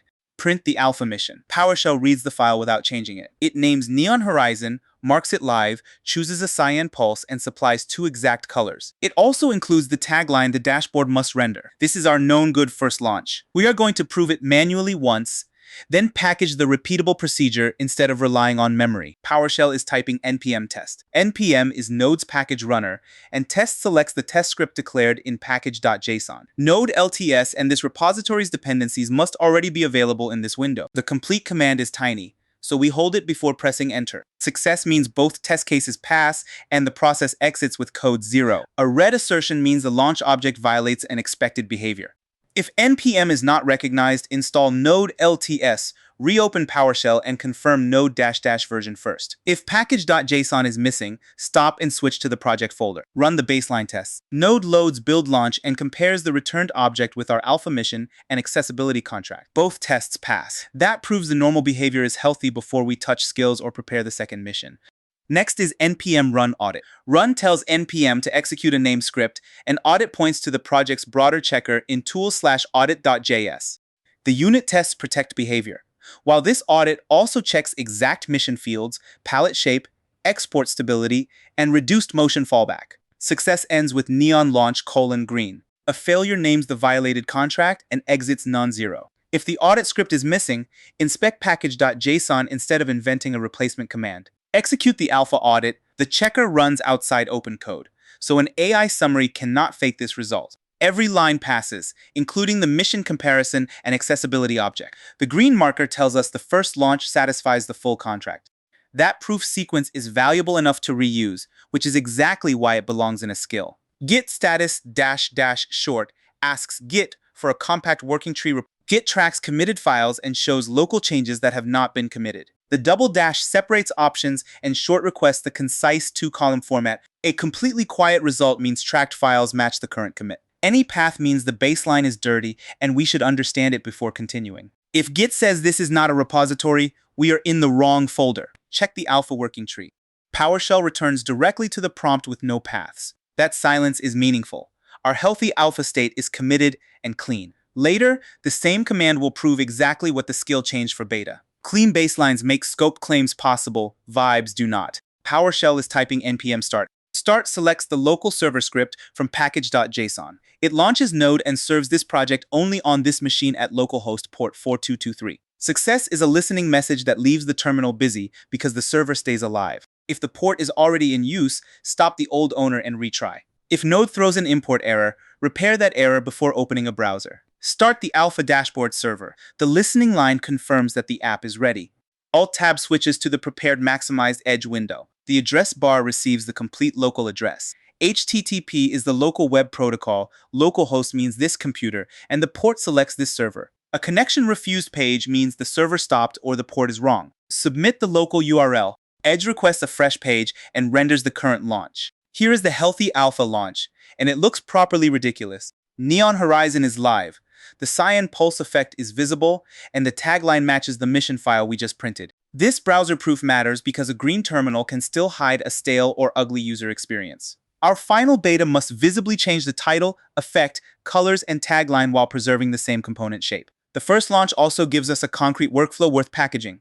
Read the mission and rules, inspect the implementation and proof, make one focused edit, then run ordered verification. Alt-Tab returns to the same PowerShell session. Control-C stops only the local node server. The normal prompt comes back, proving PowerShell itself remains open and our repository stays on disk. Now we can inspect the proposed skill before activating it. Get content now targets setup/validskill.md. This setup file is a reviewed source copy, not active OpenCode configuration yet. Reading it first lets us inspect the workflow before installation. Success means YAML front matter followed by a markdown body. File not found means verify setup and the file name. Print the candidate skill. Triple dashes open YAML front matter. Metadata OpenCode reads to identify the skill. Name is Neon Launch, the identifier we will request later. Description is the discovery contract. It says to use this skill for preparing or repairing a cinematic launch from mission.json. Compatibility states that this workflow targets OpenCode on Windows PowerShell. Metadata adds a workflow label and course audience without changing execution. Front matter answers what this thing is and when it should appear. The markdown body answers what the agent must actually do. Step 1 reads mission.json and launch rules before changing code. That prevents the agent from treating the current implementation as the source of truth. Step 2 inspects the source tests and audit together, because a reusable workflow needs both the job and the proof shape. Step 3 permits only src/launch.js and preserves build launch plus the accessibility object. Step 4 is the spicy part. One literal PowerShell tool call runs tests, stops on failure, runs the audit, stops on failure, then shows git status. Last exit code is PowerShell's exit code from the previous native command. If it is non-zero, exit returns that failure immediately, so later green output cannot hide an earlier red result. Step 5 rejects any extra changed path. Step 6 allows the exact green marker only with real evidence. This is not a personality prompt. It is a compact operational contract with inputs, scope, order, failure behavior, and completion proof. We are going to make discovery fail on purpose, because folder names matter and silent magic is useless teaching. New item creates a file system item in PowerShell. idetep directory says we want folders, and force makes the command safe if part of the path already exists. The relative path begins with .opencode, so it stays project local.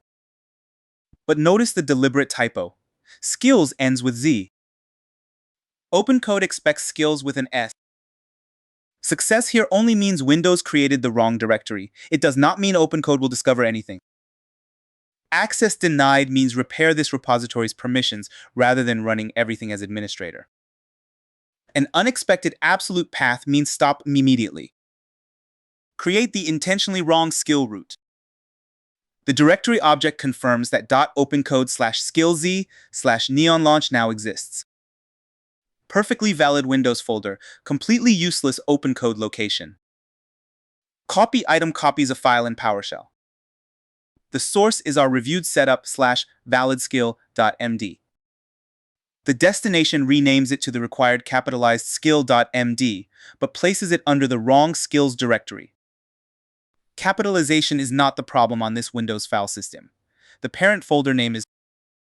Success is a quiet return to the prompt, because copy item prints nothing by default. Path not found means verify the source and destination. Access denied means fix project permissions. This command changes only project local files. Copy the skill into the wrong root. The prompt returns quietly, so the file exists there. We now have structurally valid content at a discovery invalid path. That distinction is the whole point of the next check. This PowerShell line checks discovery without opening the full interface. The $skills variable stores a result. OpenCode debug skill asks OpenCode to print every discovered skill as JSON. The pipe sends that JSON text to convert from JSON, which turns it into PowerShell objects. Then $skills.name reads their name fields. Contains asks whether Neon Launch is present and returns a Boolean. True means discovery succeeded. False means OpenCode did not find that skill. If the debug command itself fails, confirm OpenCode is installed and available on path. If JSON conversion fails, do not trust the Boolean. Inspect the raw command output. The entire command is visible before execution. Run the discovery check against the wrong folder.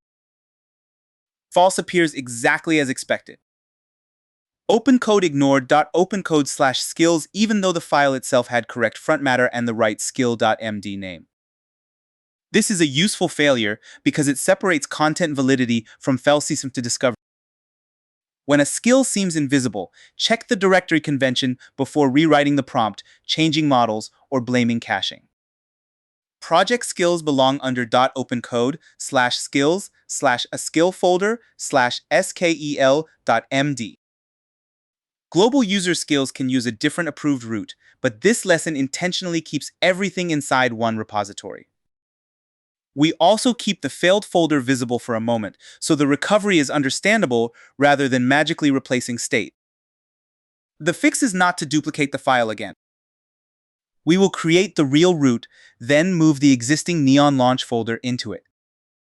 New item appears again, but the destination is now .opencode/skills. The missing Z is the meaningful change. IDTEP directory and force behave exactly as before. Because this is a repeated command, we only need the reminder. It creates the project local discovery route and remains idempotent.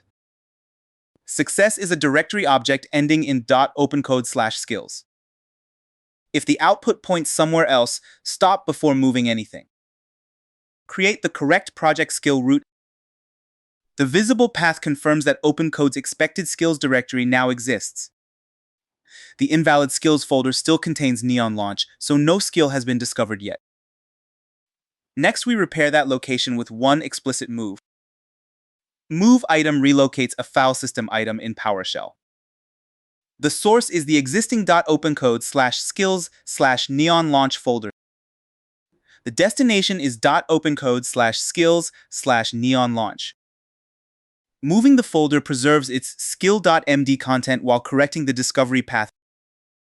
This is not a broad wildcard move, so the target is easy to audit. Success is a quiet prompt return. Path not found means the failed setup did not exist where expected. Destination already exists means inspect both locations before choosing which copy is authoritative. Never add force to a move like this blindly. Move Neon Launch into the correct skills route. The prompt returns, meaning the project now has .opencode/skills/neon launch/skill.md. We still do not declare success from a quiet command. Discovery gets its own independent check. We reuse the exact debug pipeline from the failed check. OpenCode debug skill enumerates discovered skills, convert from JSON, parses the output, and contains tests the Neon Launch name.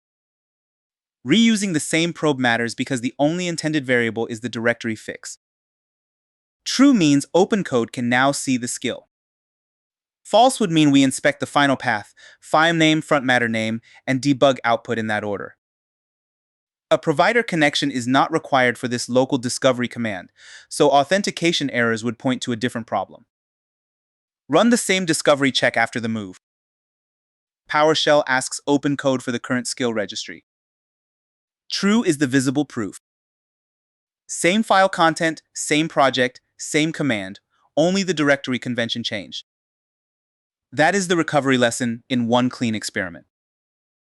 The skill is now available to OpenCode sessions launched inside this repository. But reusable team workflow should not live only as an untracked local trick. We want the definition versioned with the project, so another checkout receives the same contract. This demo normally ignores .opencode training fixtures to keep exercises clean, so the next git command uses force only for this reviewed skill file. Force does not bypass repository security. It tells Git to stage an ignored path deliberately. We will stage the exact file, inspect the command before execution, then commit it with a descriptive message. Git add stages content for the next commit. -F means force add this path even if a git ignore rule normally excludes it. The double dash ends command options, and the remaining path names exactly one skill.md file. This does not publish anything or change a remote repository. It updates only the local staging index. Success is a quiet prompt return. A path spec error means the skill is not at the discovered path we just proved.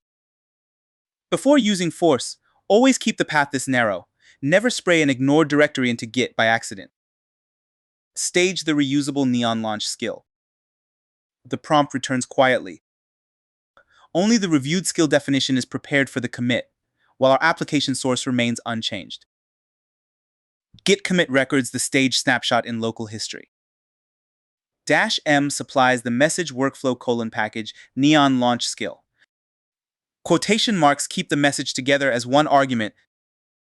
Success prints a new commit identifier and a one-file summary.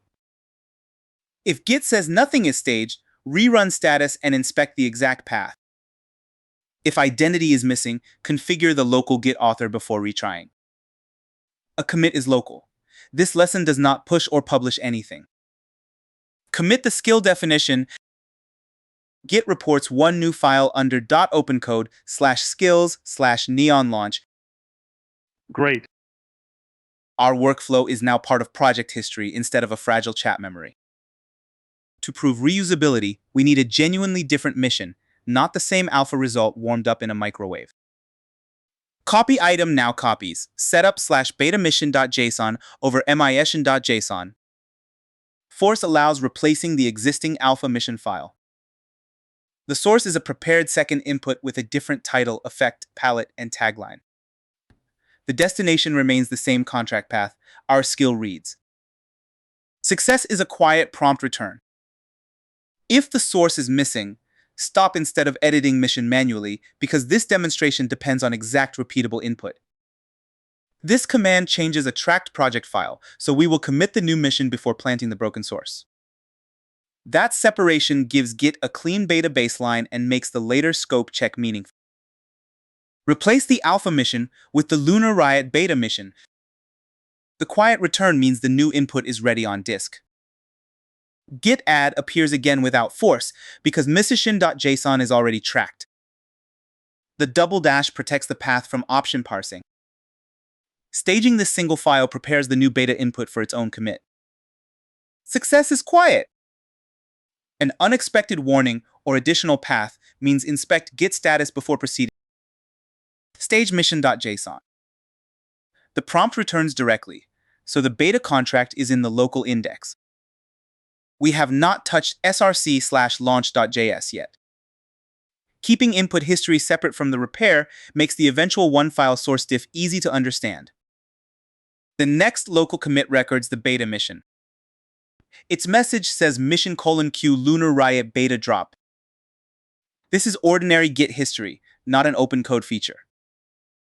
We use it because reusable automation needs a stable before state and a clear definition of current input. Success prints one changed file and the new commit identifier. If the commit fails, do not continue to the broken fixture. Repair the staging or identity issue first. Commit the beta mission. Git records mission.json as the new project contract. At this exact commit, the implementation still describes alpha, so the upcoming fixture will make that mismatch obvious and reproducible. Copy item now places setup/betabroken.js over src/launch.js. Force permits the replacement. This is a coarse fixture that intentionally preserves some old alpha values and violates the new beta mission. It gives the skill a real repair job rather than a fake green run. Success is a quiet prompt return.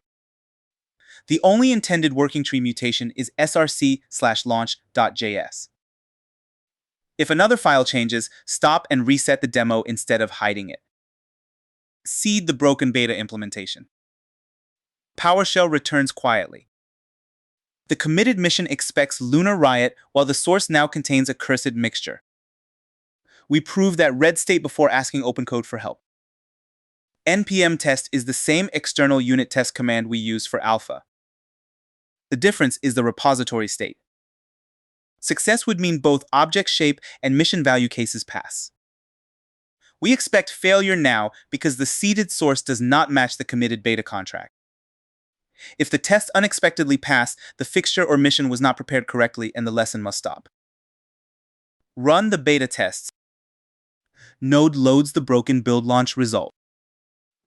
The output turns red and reports the mismatch against mission.json.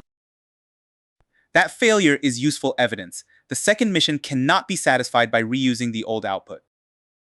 Our skill must read the current input and repair the source accordingly. npm run audit executes the broader contract checker on the same broken beta state.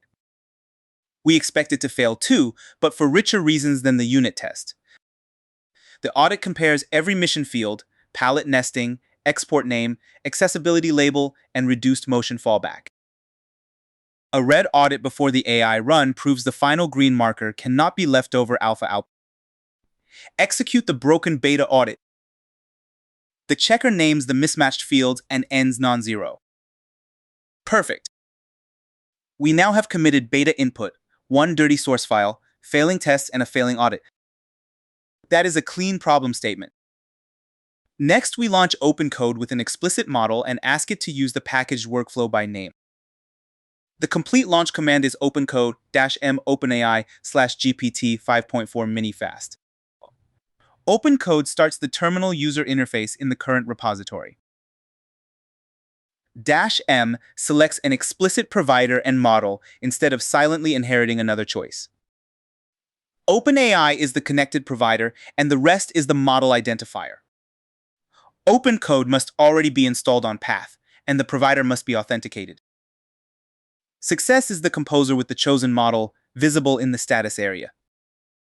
Command not recognized points to a missing path install and requires a fresh PowerShell window. A provider error means authentication is incomplete. The recovery command is OpenCode auth. Login. Launch OpenCode inside the beta repository. The terminal interface loads the project configuration and discovered project skills. The composer is ready, and the explicit model is visible. OpenCode has repository context, but it has not repaired anything yet. The neon launch skill is discoverable, because our earlier debug check returned true, and the file is now committed at the correct path. Discovery makes a skill available, but it does not force the skill to run. The task must match its description or explicitly request it. We are going to do both. The prompt will attach mission.json and launchrules.md with @file references named neon launch directly, require its ordered proof, and ask for the exact green result. The skill itself already defines the allowed source file and proof command, so the prompt stays focused instead of repeating a wall of instructions. The full request is being typed into the OpenCode composer. Prepare the new mission in at mission.json identifies the current input file. Use the neon launch skill explicitly selects our reusable workflow. Obey at launchrules.md attaches the human project contract. Execute its ordered proof exactly prevents the agent from rearranging tests, audit, and scope into a prettier but weaker story. Return the exact green proof makes the completion marker unambiguous. At references provide concrete files rather than trusting the model to guess their contents. If an attachment does not resolve, fix the path before submitting. If the skill name does not appear, recheck debug discovery and the project folder. The prompt is short because the durable operational detail lives in skill.m. Submit the beta launch task. OpenCode begins the task, so this is active work rather than a finished state. The tool stream shows the agent loading neon launch before editing code. That matters because the workflow should govern the run, not appear as a decorative file nobody read. It reads mission.json and launch rules first, establishing the beta contract. Then it inspects src/launch.js, the unit test, and the audit checker. The skill explicitly requires comparing object shapes before editing, which protects fields the mission does not fully describe, including accessibility. A spinner only means work is in progress. Partial analysis is not proof. We wait while the agent maps each beta field to the expected return object and identifies the smallest source-only repair. The run moves into the focused edit. Only src/launch.js is allowed to change. The title becomes Lunar Riot Beta Drop, status remains live, and the effect becomes Magenta Supernova. The palette keeps its object shape while hot and electric take the exact mission colors. Surface remains the project default because neither the mission nor rules authorize replacing it. The tagline becomes second launch, zero copy-paste. Most importantly, build launch stays exported and the accessibility object keeps its label plus reduced motion fade. That last detail is why inspecting tests and audit was part of the skill. A generic prompt might overwrite the whole object and accidentally delete invisible requirements. Reusable workflow captures the boring but critical knowledge once, then applies it consistently.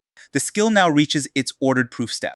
One PowerShell tool call starts with npm test. If tests fail, last exit code stops the chain immediately. Only a 0 result allows npm run audit. The second failure guard does the same before git status. That ordering prevents a later successful command from masking earlier red output. The unit tests pass for the new beta object. The audit checks exact fields, shape, export, and accessibility, then prints neon launch : green. Git status -- short shows only src/launch.js. The workflow rejects extra paths, so the evidence packet stays narrow. OpenCode can now return the exact green marker with the real command output. This is the payoff. One compact skill turned a second mission into a repeatable repair loop without pasting the entire procedure again. The final OpenCode result is stable on screen. It reports that Neon Launch was loaded. The beta source was repaired. Both tests passed. The audit reached Neon Launch : green, and Git scope contains one source file. The wording is helpful, but the lesson does not stop here. Model-generated summaries are not independent verification. We will exit the terminal interface and rerun the critical proof in ordinary PowerShell. That proves the repository state survives outside the conversation and catches any mismatch between a summary and the real file system. The skill gave us speed and consistency. External commands still give us trust. That separation keeps automation useful without turning it into a religion. /exit is OpenCode's command for closing the current terminal interface. It does not delete the session, revert files, stop PowerShell, or remove the installed project skill. A blocking modal is the failure clue, and escape is the safe recovery key. The ordinary PowerShell prompt is the visible success state. Submit/exit. OpenCode closes its view and returns control to the existing PowerShell window. The repaired source and committed skill.md remain on disk. Now the external proof begins immediately. PowerShell is typing npm test outside OpenCode.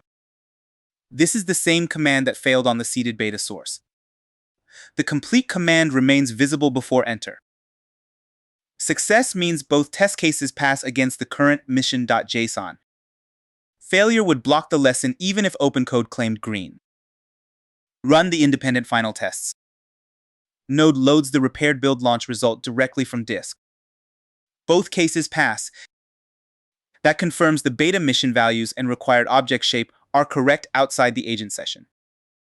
npm run audit now repeats the broader external checker. It verifies exact mission fields, the palette, export contract, accessible label, and reduced motion fallback.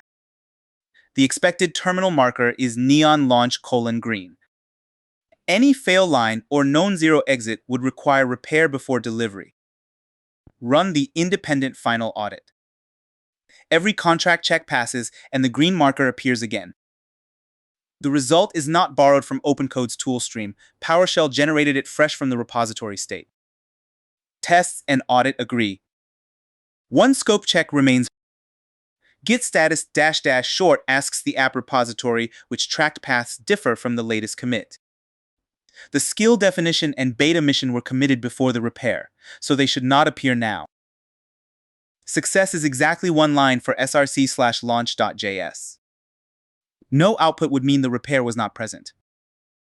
Extra paths would mean the workflow exceeded its allowed scope. This command proves only this app working tree. It does not inspect unrelated repositories or global configuration. Show the final Git scope. Exactly one modified source file appears. That matches the skill contract and the OpenCode report. We now have independent behavior proof, broader audit proof, and narrow file system scope. Time for the visual before and after payoff. PowerShell is typing npm start again.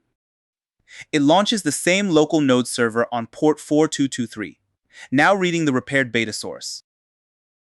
Success is the listening line. If the port is busy, stop the old process before retrying. Start the final dashboard server. The ready message confirms the app is available. Alt-Tab switches to the prepared maximized edge window. The complete localhost address goes into the address bar. Submit the URL. Edge requests a fresh page from the live server instead of trusting a screenshot or cached terminal claim. Holy shit, the second launch is unmistakably different. Lunar Riot beta drop is live, the effect is magenta supernova, and the electric accent has shifted with the new mission. The tagline says second launch, zero copy-paste, which is exactly what we proved. We did not save a magic answer. We saved a process, read the contract, inspect implementation, and proof constrain the edit, run one fail-fast evidence chain, and reject scope drift. The failed skills folder taught discovery. The corrected skills path made the workflow available. The local commit made it durable. Then a genuinely new mission used the same skill and produced a new working result. That is what a good skill.md buys you. Package judgment, not boilerplate. Keep the instructions specific, keep failure behavior explicit, and let external evidence decide when the work is actually done. Cool. Now we are cooking with reusable fire. Today we are giving OpenCode real autonomy without handing it a flamethrower. This afterburner project is broken, loud, and visually obvious. PowerShell is open inside the project folder. The vault contains a canary file that must survive untouched. We will begin with approval prompts, then reject one stupidly broad request. Next, we will break permission ordering on purpose. After that, we will repair the order and enable auto mode. Auto mode will fix the launch without approval spam. An explicit deny will still block the protected vault. Tests, audit output, git scope, the canary hash, and the browser decide whether this worked. If any proof disagrees, the lesson loses. Cool.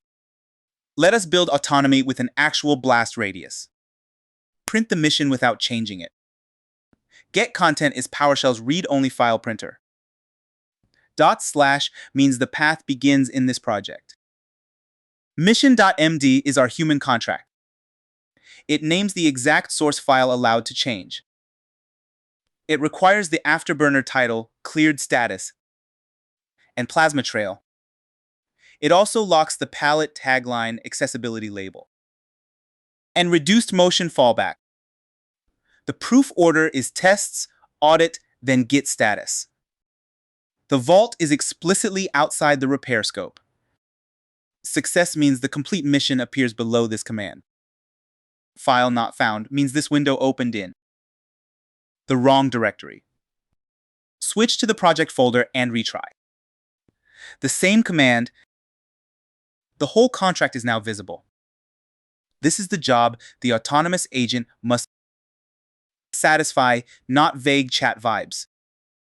Get file hash calculates a fingerprint for one file. The path targets vault/canary.txt. Algorithm SHA-256 selects a stable cryptographic digest. We are not encrypting the file or hiding it. We are measuring its exact bytes before automation begins. Calculate the canary's baseline hash. Success is one SHA-256 value. Beside the path. File not found means the protected fixture is missing. Access denied means stop and repair project permissions first. Never run the whole lesson as administrator to dodge that clue. The complete command stays readable before enter. PowerShell prints a long hexadecimal value. We will compare this exact value after auto mode. A matching hash proves the file did not secretly change. npm test runs the test script from package.json. Node LTS must already be run the broken baseline test installed and available. These tests inspect the launch object's behavior. And visual contract. The command is short, but we still hold it. Success would show 2 passing tests and exit 0. Today, failure is the expected starting state. If npm is unrecognized, install node LTS, then reopen PowerShell and verify node -- version. If package.json is missing, switch folders. Both cases fail against block status and ugly gray colors. Excellent. We now have real red evidence before any agent edits code. Run the broken audit outside OpenCode. Later green output cannot pretend this project started healthy. npm run audit executes the project's broader checker. Run selects a named package script. Audit points to tools/audit.js. It checks status, palette, accessibility, and the protected canary. Passing tests alone would not prove all those requirements. Success ends with guardrail AUDAT pass. A failure names each broken contract and exits non-zero. Missing script means inspect package.json instead of inventing commands. Launch palette and accessibility fail visibly. Start the broken dashboard server. The vault canary already passes. That split matters. Our repair must fix the app while preserving the protected file. Alt-Tab switches to our prepared maximized edge window. We now have a precise before state, not a dramatic story. npm start launches this project's local node server. Load the broken launch page. Success is a listening message on localhost port 4224. Localhost means this computer, not a public deployment. A busy port means stop the old server first. An import error means repair the application before opening Edge. The terminal stays busy because the server remains alive. The full local address enters the browser bar. HTTP is the local web protocol. The port chooses this exact server. The blocked gray design is our visible before. Alt-Tab returns to PowerShell. Control-C stops only the server. The normal prompt comes back while project files remain on disk. Get content now print setup/askall.md. This is a reviewed agent definition, not active configuration yet. Triple dashes wrap YAML front matter. Description explains this agent's job to humans and discovery. Mode primary means it can lead a session. Model chooses our explicit connected provider and model temperature keeps the behavior focused. Permission is the important map. Read, glob, and grep are allowed. Edit and shell commands require an approval prompt. Task, web access, skills, and questions are denied. External directory access also asks first. Allow means proceed without a prompt. Ask means stop for user approval. Deny means the tool request cannot run. Success here only means we understand the file. It does not mean OpenCode installed anything. We inspect boundaries before activating them because blindly copying security configuration is dumb. These values control tools, not the model's personality. A confident answer does not bypass a denied tool. An uncertain answer does not automatically trigger approval either. The requested tool and its arguments drive the decision. Project local agents travel with the repository when committed. Global agents affect every project that discovers them. That wider reach deserves much more suspicion. Broad allow rules are convenient but difficult to audit. Broad ask rules create friction while exposing real behavior. Narrow allows should come only after repeated harmless evidence. Explicit denies should protect irreversible or sensitive operations. Create the project agent directory. Think about permissions as a review queue. Unknown read operations can begin with ask. Known project reads can graduate to allow. Commands that only run tests are strong allow candidates. Commands that install packages deserve more scrutiny. Commands that publish, delete, or expose secrets stay blocked. A permission prompt should name one understandable action. If the proposed action is vague, reject it. If the path is unexpectedly broad, reject it. If the command hides errors, inspect why. If the work can stay project local, keep it local. Convenience is not worth invisible scope expansion. Ask creates a useful pause before uncertain authority. Allow removes only a pause you already understand. Install the AskAll agent. Deny records a boundary that automation cannot negotiate. That mental model makes later auto mode predictable. New item creates a file system item in PowerShell. IDHUP directory says we want folders. Force makes repeated folder creation safe. .OpenCode keeps configuration inside this repository. Agents is OpenCode's project local agent directory. Success prints a directory object ending in .OpenCode/agents. Access denied means repair this repository's permissions. An unexpected absolute path means stop immediately. This command creates no global configuration. It also edits no application source. The visible path confirms the destination. Launch OpenCode with the cautious agent. We now have a safe place for the reviewed definition. The next command copies exactly one file into it. Copy item copies one file in PowerShell.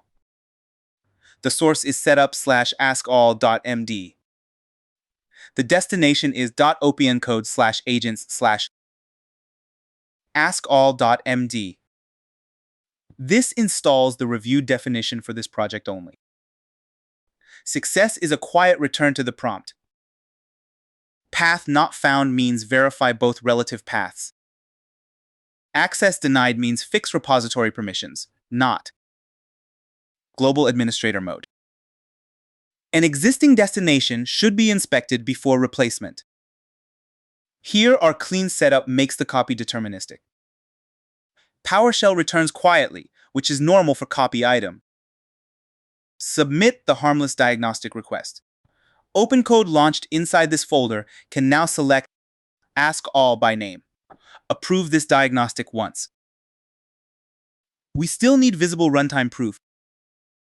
The launch command begins with OpenCode. --agent selects AskAll explicitly. -m selects the provider and model identifier. OpenCode must already be installed on path. The chosen provider must already be authenticated. Success is the terminal interface with AskAll visible. Command not recognized means reinstall OpenCode or refresh path. Reopen PowerShell after installation. A provider error means run OpenCode auth login. Choose the intended provider and complete sign-in. Do not confuse authentication with permissions. Authentication decides whether the model can answer. Permissions decide which tools the session may execute. The composer appears inside the current repository. No project file has changed yet. The first prompt requests only npm test. It explicitly forbids editing files. The command is harmless and useful for diagnosis. Submit the overbroad command request. Because shell access is ask, OpenCode must request approval. The full prompt stays readable before submission. Move to reject and confirm it. Success is a permission panel naming the exact proposed command. Missing approval would mean the agent file was not loaded. A different command would mean reject it and inspect the request. The approval panel appears before execution. The choices include approving once, broader session, approval, or rejecting. Once grants only this exact decision now. It does not rewrite the project agent file. Exit the cautious session. OpenCode runs the failing tests and explains the red baseline. Human intent still controls the boundary. Now the prompt requests a recursive scan of C:\users. Get child item lists file system entries. Recurse walks every nested folder it can reach. Error actions silently continue hides access warnings. The pipeline keeps only 5 results, but the scan itself remains broad. This has nothing to do with our launch repair. The request is intentionally shitty. External directory permission is asked, so OpenCode pauses. Success for this lesson is a visible approval. panel followed by rejection. If it runs immediately, the configured agent boundary is wrong. The approval panel exposes the real proposed access. OpenCode reports that permission was denied. We did not teach auto mode yet. We taught judgment first. /exit closes the current OpenCode terminal interface. It does not delete files or erase PowerShell. A modal blocking exit means press escape once, then retry. Success is the ordinary PowerShell prompt. Get content immediately prints setup/reversedguard.md. This configuration is intentionally wrong. Under edit, vault deny appears before. A broad star ask follows. Under shell, narrow npm allows come first. Broad star ask follows later. Permission rules are evaluated in order. The last matching rule wins. Therefore, the later star overrides earlier narrow matches. npm test becomes ask again. Vault edits also become ask instead of deny. The file looks strict at first glance, which makes this bug dangerous. Security lists are logic, not decoration. Rule order changes behavior. Copy item installs reversed guard in the same project agent directory. Copy the intentionally broken guard. The source remains a reviewed teaching fixture. The destination gives OpenCode a distinct agent name. Success is a quiet prompt return. Missing path means inspect setup and OpenCode/agents. This action changes configuration only, not launch source. We keep ask all available for comparison. PowerShell returns, so the file is in place. The next probe is non-interactive. That matters because non-interactive mode cannot stop and wait forever. An unresolved ask is rejected automatically. This turns rule ordering into visible output instead of theory. OpenCode run executes one prompt without opening. The full interface --agent selects reverse guard. The quoted prompt requests only npm test.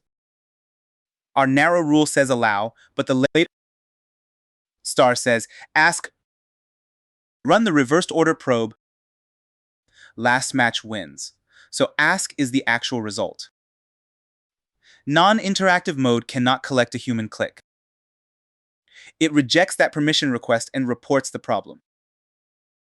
Success here is the expected rejection. If tests run, our reverse fixture was not loaded.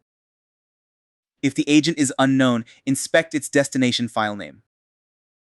The complete probe remains visible before enter. OpenCode rejects the test permission. Perfect. We just proved a subtle ordering bug. With harmless evidence, now we can fix the configuration intelligently. Get content prints the corrected guarded builder definition. Read glob and grep remain allowed. Edit begins with broad star ask. Vault/double star deny appears later, so deny wins. Shell also begins with broad star ask. In npm test, audit and git status appear later as narrow allows. Destructive remove item and del patterns appear last as denies. External directories, subagents, web access, skills, and questions are denied. This is a small operational blast radius. The body permits changes only to src/launch.js. It requires one fail-fast PowerShell proof chain. Last exit code stops immediately after read output. The exact green marker is allowed only with real evidence. Auto mode can answer ask prompts automatically. It still cannot override any explicit deny. That distinction is the entire damn lesson. Rule order should read from general behavior toward exceptions. Start with the broad default. Place safe command patterns after that default. Put protected paths and destructive commands even later. The last matching pattern becomes the effective decision. A pattern that never matches protects absolutely nothing. A pattern that matches too much can block legitimate work. Test the policy with a harmless command before trusting automation. Then attack one denied boundary on purpose. Visible rejection is stronger proof than good intentions. Keep permissions small enough to explain from memory. If the map needs a detective, simplify the damn map. Save the policy beside the code it protects. Review policy changes like application changes. A new tool can introduce a new argument shape. A renamed folder can break an old path pattern. A broader command can slip past a narrow assumption.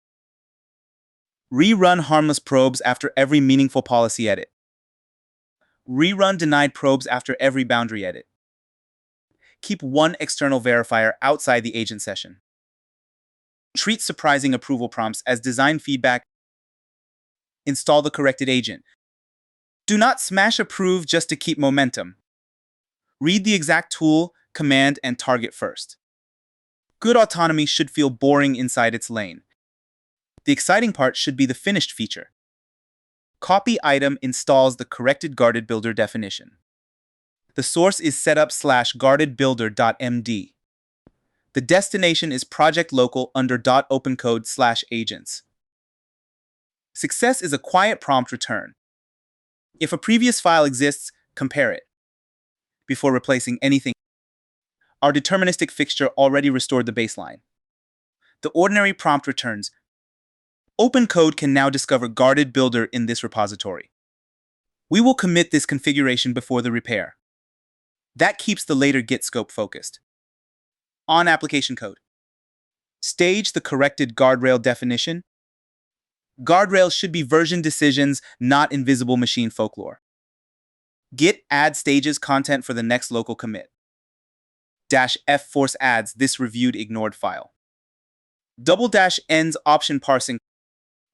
The remaining path names exactly guarded builder.md. Force does not publish anything remotely. It only overrides git ignore for this one path.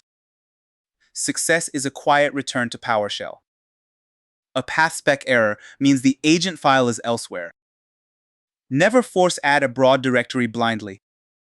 Keep the scope painfully specific. The prompt returns without errors. Application source remains untouched at this moment. Git commit records the staged agent definition locally. Commit the autonomous guardrail. -m supplies the descriptive safety message. Quotation marks keep that message together. Success prints a commit identifier and one file summary. Nothing staged means inspect git status and the exact path. Missing identity means configure the local git author first. This lesson does not push or publish the commit. Git records one configuration file. The working tree is ready for the app repair. Any later Git output can now isolate src/launch.js. Clean baselines make autonomy auditable. The OpenCode command now includes --auto. Auto mode automatically approves requests that would otherwise ask. --agent selects guarded builder. -m pins the connected provider and model. Auto mode is convenience, not universal permission. Launch the guarded autonomous session. Explicit deny rules remain enforced. The agent still cannot use denied external directories. Subagents, web access, or vault edits. Success is the terminal interface with an auto indicator. Missing indicator means the flag was not accepted or loaded. Authentication recovery remains OpenCode auth login. The composer appears with guarded builder and auto mode active. We are removing approval spam, not removing boundaries. The repair prompt names the afterburner launch mission. At mission.md attaches the exact project contract. The request says to remain inside the configured blast radius. It also requires the guarded green proof. We do not repeat every rule in chat. Durable permissions and the agent body already. Hold those details. The complete prompt stays readable before execution. Submit the autonomous repair task. An unresolved file reference means fix the path before submitting. An unknown agent means inspect project discovery. OpenCode begins reading the mission, source, tests, and audit. This is active work, not a finished claim. Auto mode handles permitted asks without interrupting us. OpenCode maps each mission field to build launch. The current source says blocked and uses dead gray colors. The tests require cleared status and a plasma trail. The audit also protects the accessible label. And reduced motion fallback. Guarded builder permits editing only src/launch. .js. It does not permit changing tests to manufacture green output. It cannot mutate the vault. The focused edit replaces title, status, effect, tagline, and palette. The exported function and accessibility structure stay intact. This is why constraints belong in configuration. A polite prompt alone is not a security boundary. The tool stream shows real reads and one narrow right. we wait for the ordered proof before celebrating anything. The agent reaches its fail fast verification command. npm test runs first. Last execode blocks the chain if tests fail. Only 0 allows the broader audit. The audit checks launch behavior and neon colors. It also verifies accessibility and the canary. Another failure guard protects the git scope step. Git status -- short runs last. That order prevents later green output from hiding earlier failure. Both tests pass. Every audit line passes, including Vault, Canary. Git reports only src/launch.js. OpenCode can now return guarded auto:_green. No approval spam appeared during this valid repair. Autonomy saved friction because the blast radius was explicit. The autonomous result is stable on screen. It reports the focus, source, edit, and green evidence. The summary is helpful, but it is still model-generated text. We will verify every important claim outside this session. Before exiting, we are going to attack the boundary itself. A safe system should survive a request that directly contradicts the vault deny. If auto mode simply approved everything, the canary would change. If deny remains authoritative, the tool request will be blocked. This challenge separates convenient automation from reckless automation. Now, the fun part gets slightly evil. The challenge explicitly requests a pending hacked by auto.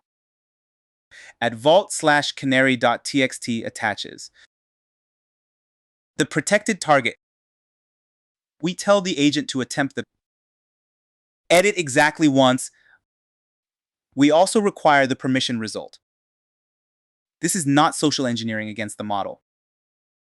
The permission layer evaluates the actual tool input.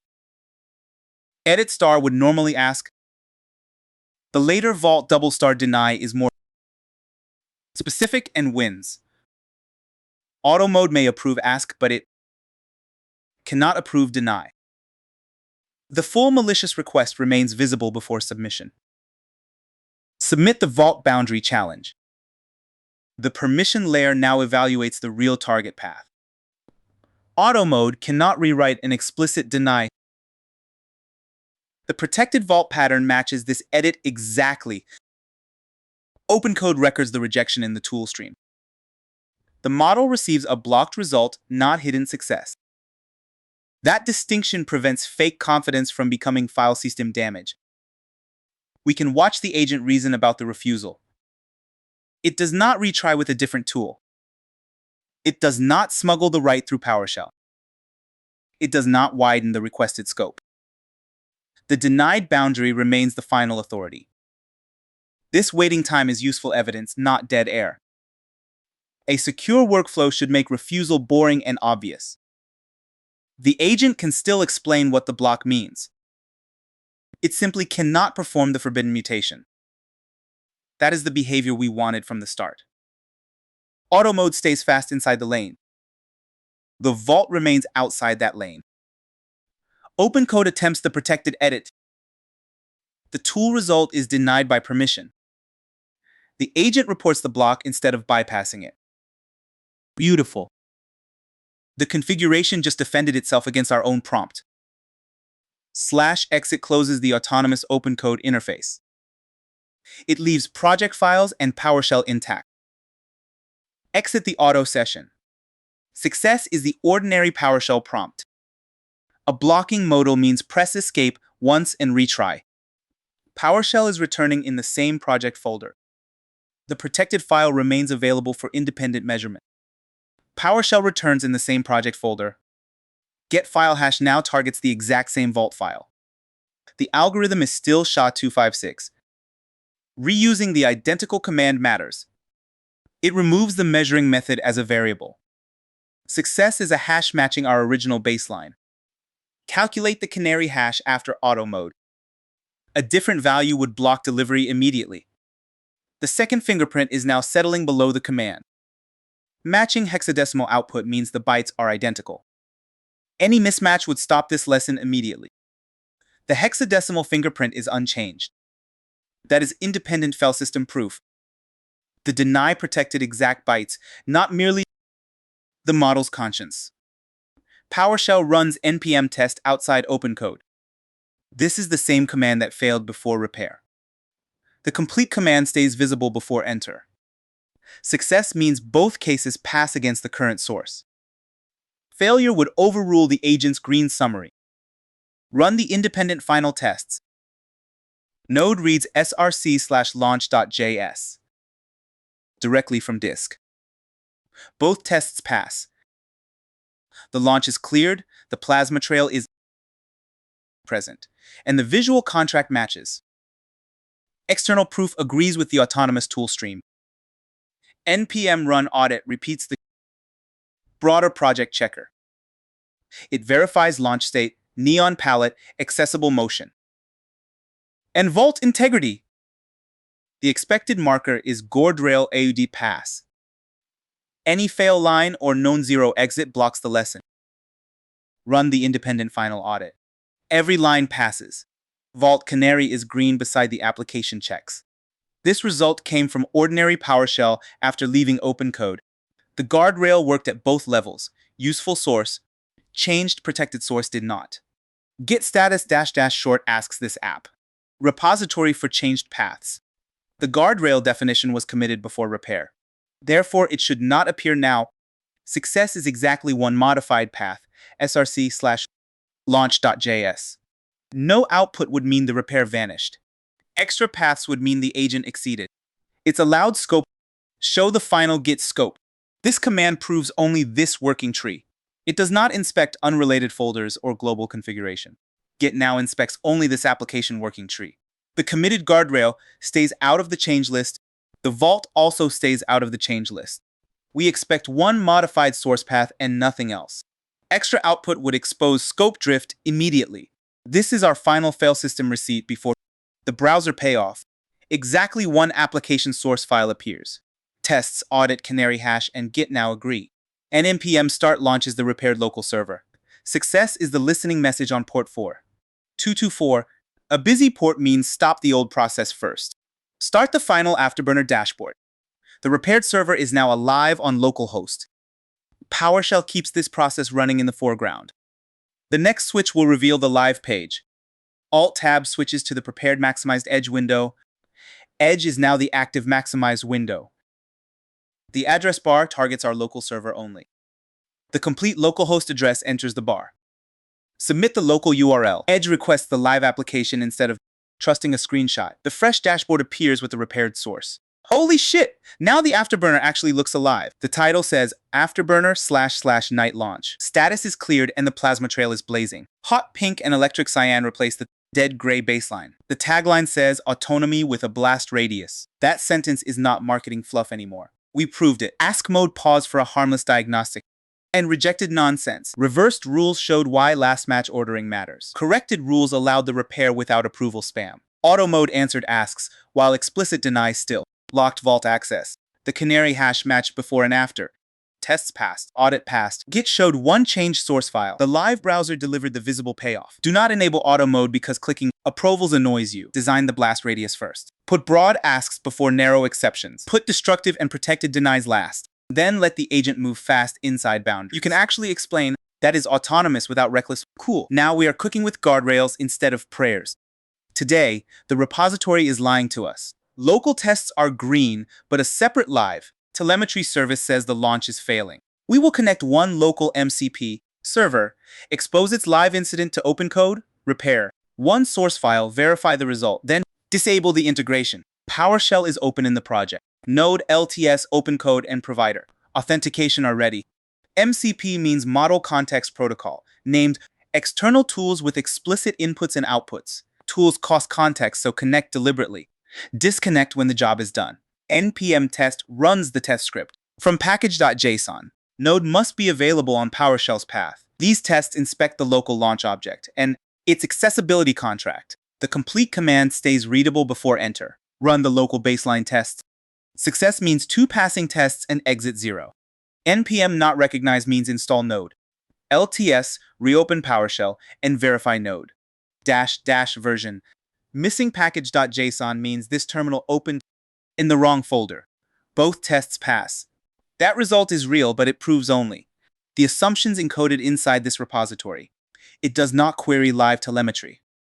Green local tests and a red real system can coexist, which is exactly the blind spot. We are about to expose. npm run audit launches the broader checker in tools/audit.js. Run selects a named package script. Audit compares the local launch object with the run the baseline audit. Incident state expected from telemetry. Success ends with telemetry audit pass. A failure names the unmet live conditions and exits non-zero. A missing script means inspect package.json instead of inventing commands. The local surface passes, but telemetry incidents closed. And pulse shield locked fail. Perfect. The source is structurally healthy yet operationally wrong. We now have a precise problem. Local tests cannot tell us which live incident is open or which subsystem is affected. We need an external source of truth. Start process launches another Windows process from PowerShell. The file path field selects the node runtime. Argument list points node at telemetry/service. MJS working directory keeps relative paths inside this project. Window style hidden prevents a second console from covering the lesson. This is production setup we are teaching because the learner may need the same recovery. Success is a quiet prompt return followed by a LONA service listening on local port 4325. A busy port means stop the older service first. Start the separate telemetry service. A module error means verify the file path. And node version. PowerShell returns immediately because start process does not block this window. The service now owns live incident state outside the application source tree. Because this service lives outside the repo, a source code read cannot substitute for a health check. Alt-Tab switches to the prepared maximized edge window. The address bar receives the complete localhost URL. Localhost means this computer and port 4325 selects the telemetry service rather. Load the live telemetry dashboard. Then the app. The page shows incident number 25, Pulse. Its affected subsystem is Pulse router. The status is open. The shield is degraded. This is not a screenshot embedded in the repository. It is a live response from the Separate service process. Local tests never ask this service anything, so they miss the failure. The visual contradiction is juicy. Green tests on one side, red telemetry on the other. Our MCP tool must cross that boundary in a controlled way. Alt-Tab returns to the same PowerShell session. Get content prints a file without editing it. /setup starts from this project. OpenCode.wrong.jsonc is an intentionally broken configuration. JSON-C means JSON with comments allowed. The top-level MCP object names external servers. Telemetry is the server name. That name prefixes each tool exposed by the server. Type local tells OpenCode to start a process. On this machine, print the broken MCP configuration. Command is an array because the executable and each argument remains separate. Node is the executable. The second item is deliberately missing. Enabled. True activates the integration. Timeout 10,000 gives startup 10 seconds before failure. Success for get content is the complete configuration. Visible on screen. File not found means check the project folder. The bogus command path is now obvious before we install it. Discovery and connection are separate layers. The server name can be valid while its executable arguments are garbage. Keeping those layers separate prevents the classic panic move of reinstalling everything. We will prove the exact broken layer next. Copy item copies one file in PowerShell. The source is our reviewed broken fixture. The destination is OpenCode.jsonc at the project root. Force allows deterministic replacement during this lab. This changes configuration only. It does not touch application source or global OpenCode settings. Success is a quiet return to the prompt. Path not found means verify both relative paths. Access denied means repair this repository's permissions, not install the broken project configuration. Run every future lesson as administrator. The prompt returns with no error. OpenCode will now discover a server named telemetry, but its process command cannot succeed. We are going to make that failure visible. Instead of pretending configuration text proves a connection, OpenCode MCP list asks the installed OpenCode CLI to enumerate configured servers and their status. OpenCode must already be installed on path. The command does not open the full terminal interface. Success would show telemetry connected. Run the MCP status check. Our expected result is telemetry failed because the configured JavaScript file does not exist. Command not recognized means reinstall OpenCode or reopen. PowerShell after installation. An empty list means the project configuration was not discovered. Telemetry appears by name, then reports a closed connection. That distinction matters. Discovery succeeded, process startup failed. The recovery is not authentication, a new API, key, or random reinstalling. The error points directly at the local command path. We can repair exactly the component that broke. Get content now prints the corrected project configuration. The schema line helps editors validate known fields. Telemetry remains a local server. Its command array begins with node and the repaired entry point MCP/telemetry server. That JavaScript module actually exists. Enabled stays true and timeout stays 10 seconds. No secret or provider key is stored here. The server queries our separate local telemetry service. Success is the complete corrected path visible. Before any copy, print the corrected MCP definition. If the file is missing, stop and repair. Setup instead of typing configuration from memory. One path changed, and we understand why. Compare it with the broken version. The server name stays telemetry, so every existing Prompt keeps the same tool prefix. Only the JavaScript entry point changed. That isolates the variable instead of throwing random. Settings at the wall. Project local configuration travels with this repository, can be reviewed in a diff and cannot surprise unrelated. Projects the way a global edit can.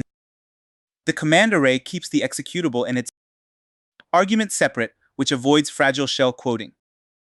The schema can validate field shapes, but it cannot prove that a file exists or that alone a process speaks MCP. Enabled true permits discovery. The timeout controls how long startup may wait. Neither one proves useful tool data. That is why we connect before we commit. We want a reviewed configuration, one causal change, and a runtime receipt. If several fields change together, the next success would not tell us which fix mattered. This repeated copy item operation replaces the broken root configuration with the reviewed corrected fixture. The source and destination stay project local. Force makes the reset deterministic. A quiet prompt means the copy succeeded. An access error means repository permissions are wrong. A destination outside this project means stop immediately. Install the corrected MCP configuration. OpenCode has not connected yet. We changed bytes on disk. We still need runtime proof. The next status command starts the configured server, completes the MCP handshake, and reports whether the process stayed alive. If connection still fails, the evidence belongs to process startup or protocol initialization. We repeat OpenCode MCP list after fixing only the command path. The CLI reads opencode.json. C from this project launches Node with the configured server file and negotiates the protocol. Success is telemetry connected. Failure with closed connection means inspect the server. Process and command. Run the connection check again. Timeout means the process did not initialize within 10 seconds. Authentication is irrelevant for this local server because no remote OAuth flow exists. Telemetry now reports connected. That proves process startup and protocol handshake. It does not yet prove the incident tool. Returns useful data. Runtime connection is one layer. A real tool call is the next layer. The status line is a handshake receipt, not a business result. The tool socket is open but useful evidence. Still has to travel through it. Git add stages content for the next local commit. -f force adds this reviewed config even if ignore rule excludes it. ~ends option parsing. OpenCode.json.c is the only path after it. Force does not publish anything and does not widen scope. Success is a quiet prompt. A path spec error means the file is not at the project root. Stage the corrected MCP configuration. Never force add a broad folder just to silence Git. The prompt returns cleanly. Versioning this integration before the repair lets later. Git status isolate the application change instead of mixing configuration and source work. That measurement boundary matters later. Git commit records the stage configuration locally. -m supplies the message integration : connect. Live telemetry MCP. Quotation marks keep that message together. Success prints a commit identifier and one file summary. Nothing staged means inspect Git status. Missing identity means configure the repository's local. Git author first. This lesson does not push or publish anything. Commit the corrected integration. The working tree returns to a clean baseline before OpenCode edits application source. Later, one file scope will therefore mean something. The commit is also a measurement boundary. From this point forward, Git can distinguish integration, setup from the application repair. That makes later scope proof honest instead of blurry. The command begins with OpenCode and opens its terminal interface inside this repository. -m pins the connected provider and model identifier. The provider must already be authenticated. The project configuration automatically exposes telemetry tools to this session. Success is the composer with the current model and repository context. Command not recognized means repair path. A provider error means run OpenCode auth login. Select the provider, complete sign-in, and reopen the session. Telemetry disconnected means return to PowerShell and rerun. OpenCode MCP list. Launch OpenCode in the telemetry project. The terminal interface appears. The model badge confirms the requested provider while the composer confirms we are inside this repository. The MCP server is available, but no external tool has run merely because the session opened. Connection exposes a capability, only an explicit prompt invisible tool call. Turn that capability into evidence. The prompt explicitly says to use the telemetry MCP first. Fetch the current live incident means the external service decides what is broken. At src/launch.js attaches the only source file allowed to change. At intigent rules.md attaches the repair contract. The prompt requires tests, audit, and git status in that order. It also asks for the incident ID, affected subsystem, and exact proof. An unresolved attachment means fix the path before submission. A missing telemetry tool means recheck the CP connection and server name. The visible attachments prove the model receives both local evidence and the external instruction boundary. The complete prompt stays readable before enter. Submit the incident-driven repair. OpenCode begins by selecting a tool prefixed with telemetry. That prefix identifies the server which contributed it. The session begins resolving the attachments and external tool. Watch the tool names rather than the pros. A real MCP call carries structured arguments to telemetry instead of pretending the incident came from repository text. The server should return one incident and one subsystem. If the model skips that call and starts editing, stop the run. If the tool returns stale or empty data, stop the run. Autonomy does not mean inventing evidence. We wait for the outside system to speak before any source change becomes legitimate. The tool stream now shows telemetry _get _current _incident. This is not a built-in file system read. The telemetry server exposes a typed tool, validates its input, queries the separate service, and returns structured external data. The result names INC-2 5-pulse. It identifies pulse router as the affected subsystem.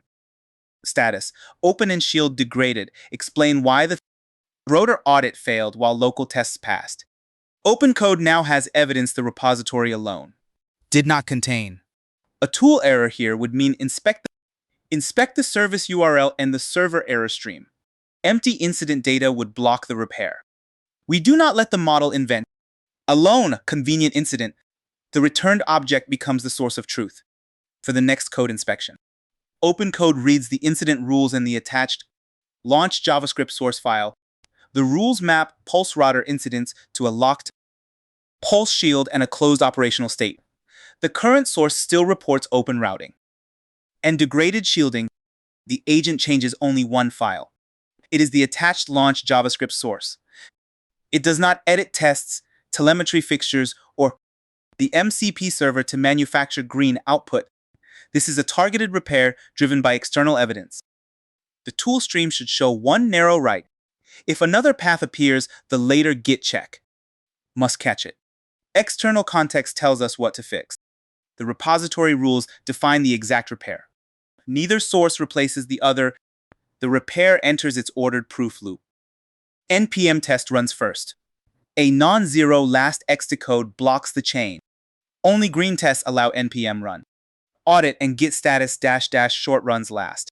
That order prevents later green output from hiding. An earlier failure. Tests pass, telemetry audit pass appears, and git reports only src/launch.js. OpenCode can summarize the incident, subsystem, and proof.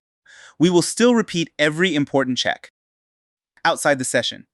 Trust is a stack of independent receipts, not one confident paragraph. The result is stable on screen. It names incident number 25, Pulse. It identifies Pulse router. It reports one source edit green tests, green, audit, and narrow git scope. Most importantly, the first decisive fact came from the external telemetry tool. Without MCP, OpenCode could inspect the repository perfectly and still solve the wrong problem. We are not done because the tool output and agent summary share one session. We will exit, rerun the commands in ordinary PowerShell, and reopen the live dashboard. Independent proof decides whether this incident is actually closed. /exit closes only the OpenCode interface. It keeps PowerShell, files, and the repair. If a modal blocks exit, press escape. Once and retry, exit the MCP session. The ordinary project prompt returns, ready for independent verification. npm test is the exact local command that passed before and after repair. The complete command stays readable before enter. Success is 2 passing tests and exit 0. Failure blocks delivery even if the OpenCode summary claimed green. Run the independent final tests. Both cases pass against the current src/launch.js. Local structure and accessibility remain intact. The external incident repair did not break. The repository contract. This repeat runs after the agent session closed. Same command, fresh process, current disk state. npm run audit repeats the broader checker outside OpenCode. It verifies local behavior, the telemetry incident state, the pulse shield, and accessible motion. Success ends with telemetry audit pass. Any fail line or known zero exit blocks the lesson. Run the independent final audit. Every line passes. This output comes from ordinary PowerShell after leaving the agent. The application source now satisfies both repository rules and live telemetry requirements. No session summary can override this independent exit code. Git status -- short asks this repository for changed paths. The MCP configuration was committed before repair, so it should not appear now. Success is exactly one modified path, src/launch.js. Show the final Git scope. No output would mean the repair vanished. Extra paths would mean scope drift. This command proves only this working tree. It does not inspect the separate telemetry service or global OpenCode state. One source file appears and nothing else. Tests, audit, tool evidence, and Git now agree. Alt-tab switches to the maximized live telemetry dashboard. The complete local address goes into Edge. We reuse the same URL, so the incident identity cannot quietly change. Reload the telemetry service. The same incident ID is now closed. Pulse writer reports healthy and the shield is locked. This is live runtime proof from the separate service, not a static screenshot and not the agent's pros. The red dashboard that exposed our blind spot has turned green because the repaired application now satisfies the incident contract. Nice. MCP helped solve the right problem. Read the state, not just the color. The incident identifier now reports closed. Pulse router reports healthy and the shield changed from degraded to locked. That continuity proves we resolved the original external fact instead of opening a convenient replacement incident. We still need to discuss the cost of leaving every integration enabled forever. Alt-tab returns to PowerShell. Get content prints the disabled configuration fixture. The server name, local type, command array, and timeout remain unchanged. Enabled is now false. That field keeps the definition available for later. Reuse without exposing its tools to new sessions. Every enabled MCP contributes tool descriptions to the model's context. A giant pile can waste tokens, confuse selection, or exceed limits. Disabling does not delete the server code or telemetry service print the disabled MCP definition. It removes this integration from active OpenCode context. Success is the full configuration visible with enabled false. Before installing it, keeping the definition while disabling it is useful for occasional integrations. The project remembers how to connect, but new session does not spend context advertising unused tools. That context cost is paid before the model even calls a tool, because names, descriptions, and argument schemas must be available for selection. Multiply that tax across a dozen unrelated servers, and the agent has more noise competing with the actual repository. A smaller tool menu is easier to reason about, cheaper to carry, and less likely to send the model towards stale external data. Disabled also preserves an honest distinction between unavailable and broken. A failed server was requested but could not connect. A disabled server was intentionally withheld. Those states demand completely different recovery. Fewer callable surfaces also mean fewer accidental selections, and fewer chances for stale external data to steer unrelated work. The code and connection recipe remain reviewable on disk, so re-enabling does not require rebuilding the integration from memory. When the next real incident arrives, review the definition, confirm the endpoint and permissions are still appropriate, and enable it deliberately. Copy item now replaces the root configuration with the reviewed disabled fixture. The operation stays project local. Force makes the teaching reset deterministic. A quiet prompt means the copy succeeded. A missing path means inspect setup. An access error means repair repository permissions. Disable the telemetry integration in project configuration. The source repair remains untouched. We changed only whether future OpenCode sessions receive. The external tool definition. The next status command will prove the disabled state instead of trusting the JSON text alone. Application behavior does not depend on this flag. We are removing agent access, not removing telemetry, or reverting the source repair. That distinction is the whole point of a clean integration boundary. OpenCode MCP list now reads the same name server with enabled false. Success is telemetry disabled rather than connected or failed. Disabled means OpenCode will not launch the process, or inject its tools into a session, run the final MCP status check. A connected result would mean the wrong configuration was copied. An empty list would mean discovery changed, rather than activation. Telemetry reports disabled. The tool definition has left the active context budget, while the application fix remains on disk. The server remains discoverable by name, confirming we did not delete the definition.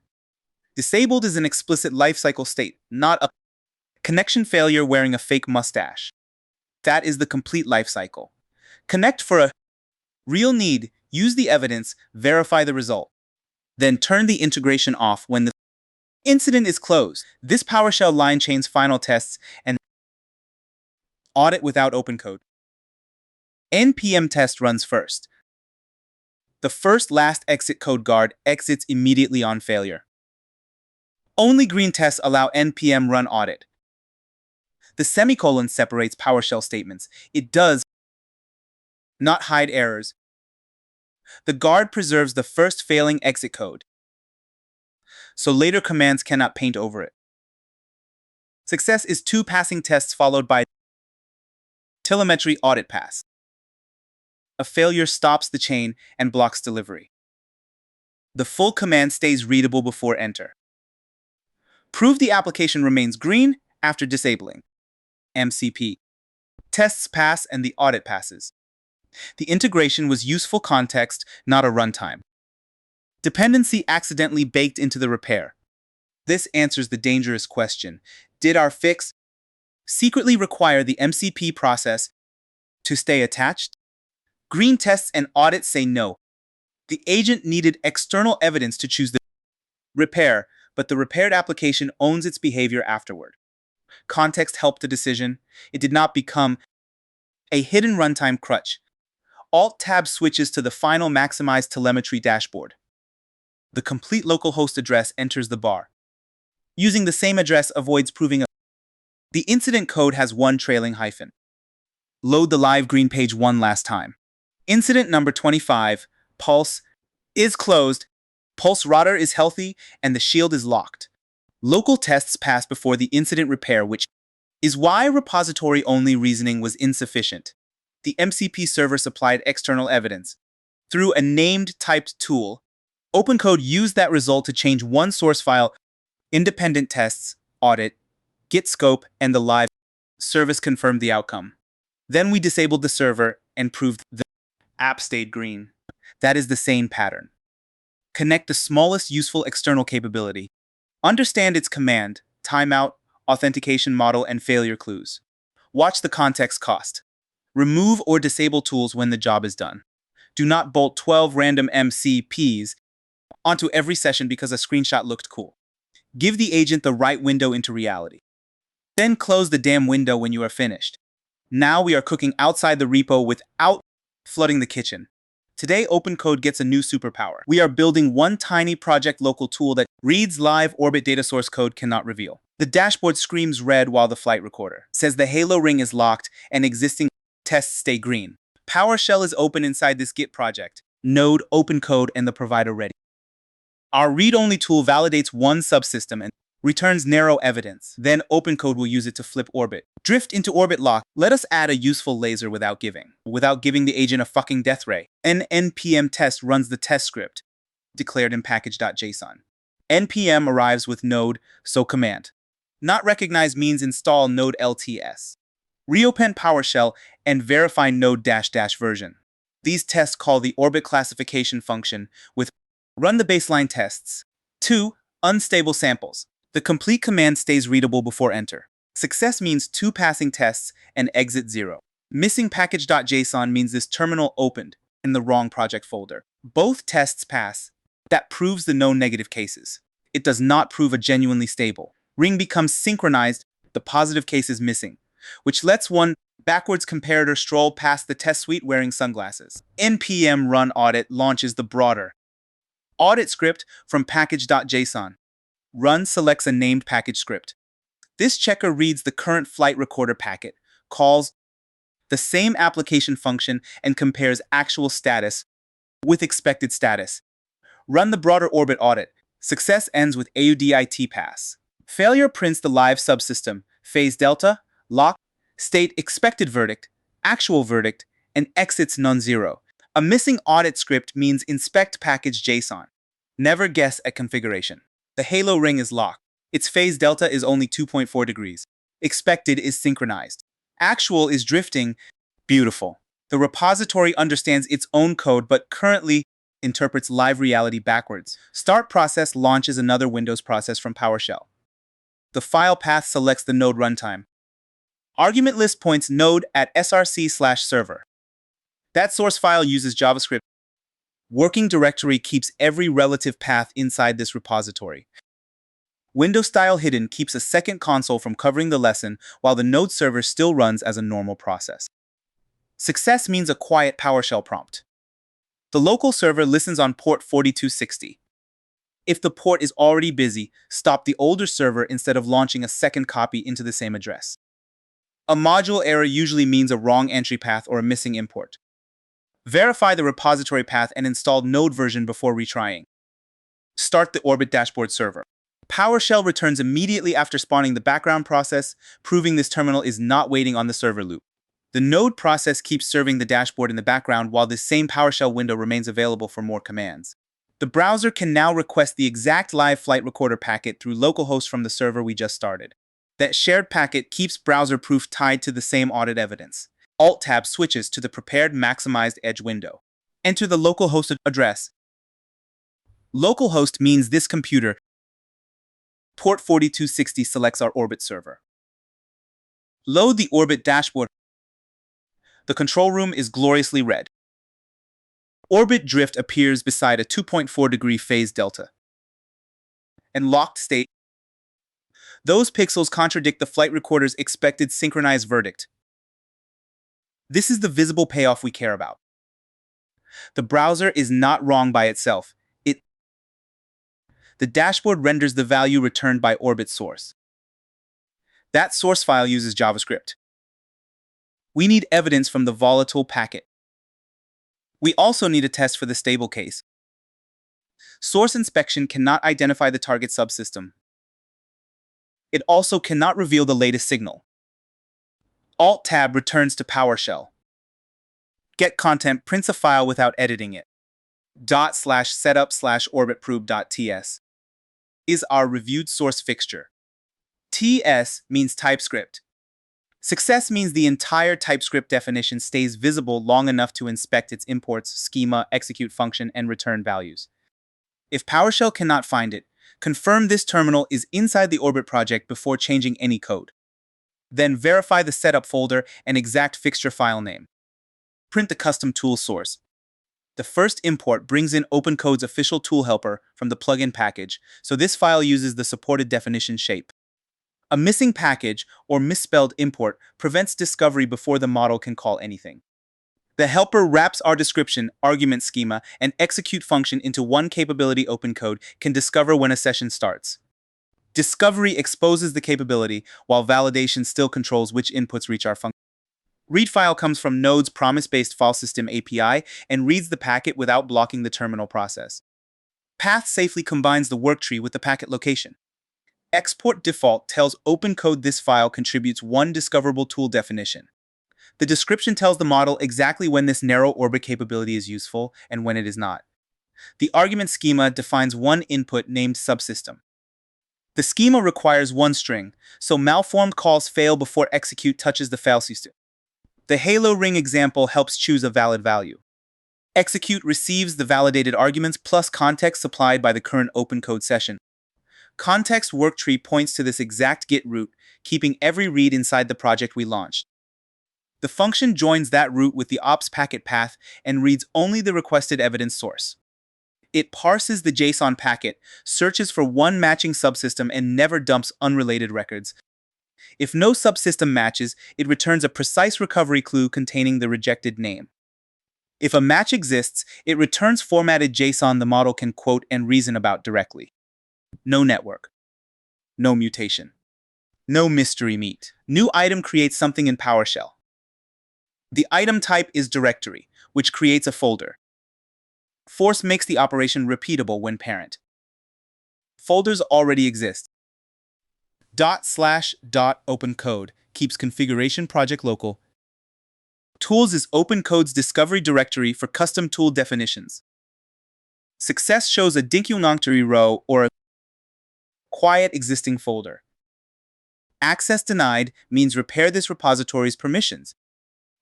A path outside the current worktree means stop immediately and verify the intended project root. Create the project local custom tools directory. Project local discovery keeps the capability beside its code. A random folder is never scanned by OpenCode. Putting it here makes discovery predictable, reviewable, and removable without changing global machine configuration. OpenCode scans the project tools directory only when a new session begins in this worktree. That fresh session boundary prevents us from pretending an already running interface magically noticed a new file. Copy item copies our reviewed fixture into the project discovery directory without changing the original setup source. The source path points to the TypeScript fixture we inspected line by line a moment ago. The destination path points inside this repository's .OpenCode tools folder. Keeping the same orbit probe file name gives the capability a clear, predictable tool name. The file name becomes the tool name OpenCode exposes. Success is a quiet prompt return. Path not found means inspect the source and destination. Access denied means repair permissions on this repository path rather than opening every future terminal as administrator. That keeps the recovery narrow and avoids turning a small file copy into a permanent security habit.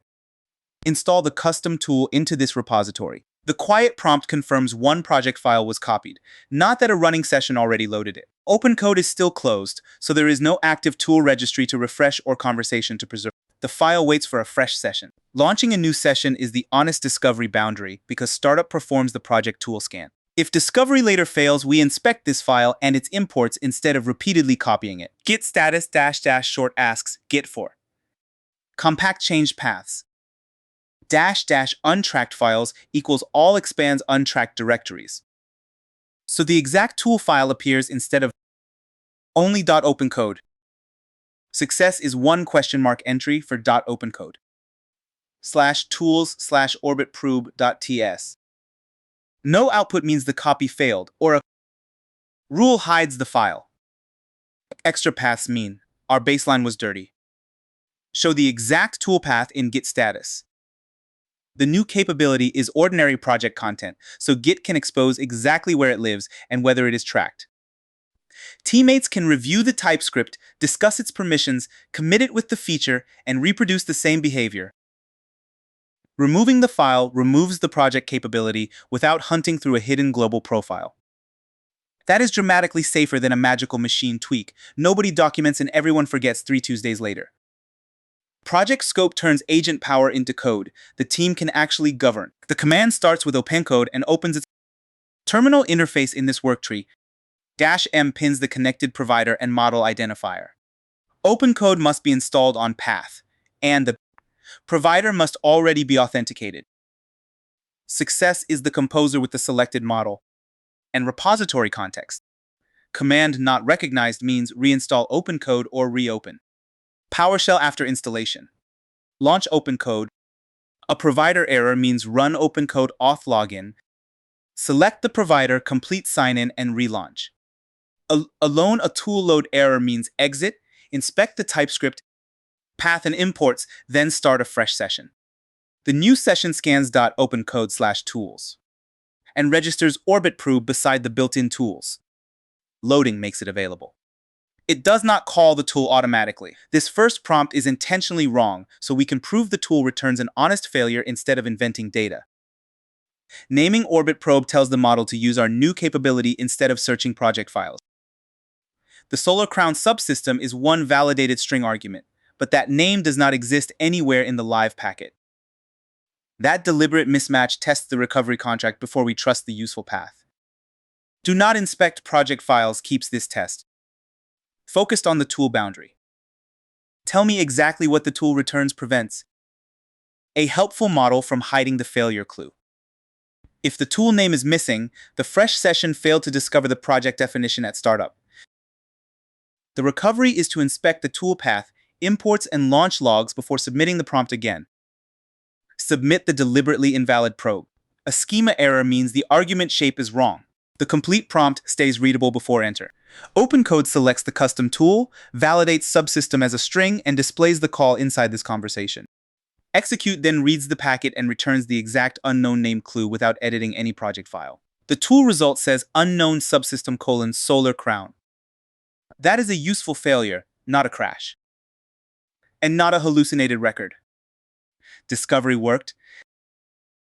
Argument validation worked. File reading worked.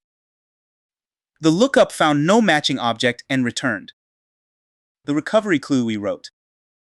The safe recovery is to use an actual subsystem name from the problem context, not broaden the tool into dumping every secret-shaped thing it can find.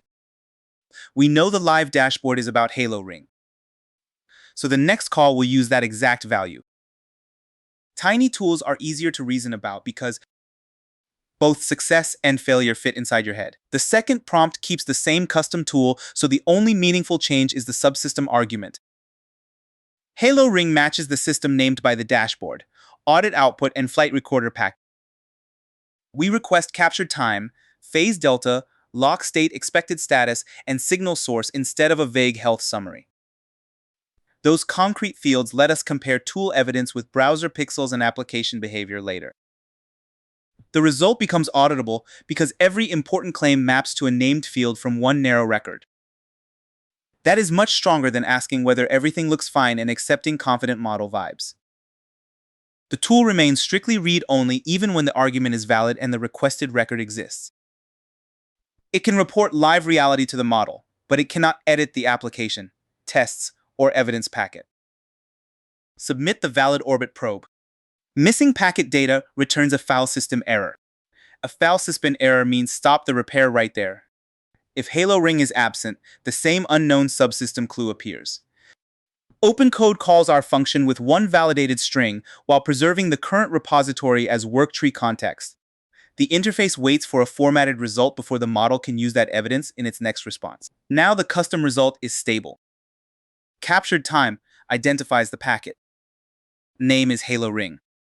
Phase delta is 2.4. Lock state is locked. Expected status is synced. Signal source is orbital flight recorder. That is the missing live evidence. The model did not guess it from variable names or scrape the whole repository after our prompt. A purpose-built tool returned exactly one narrow record.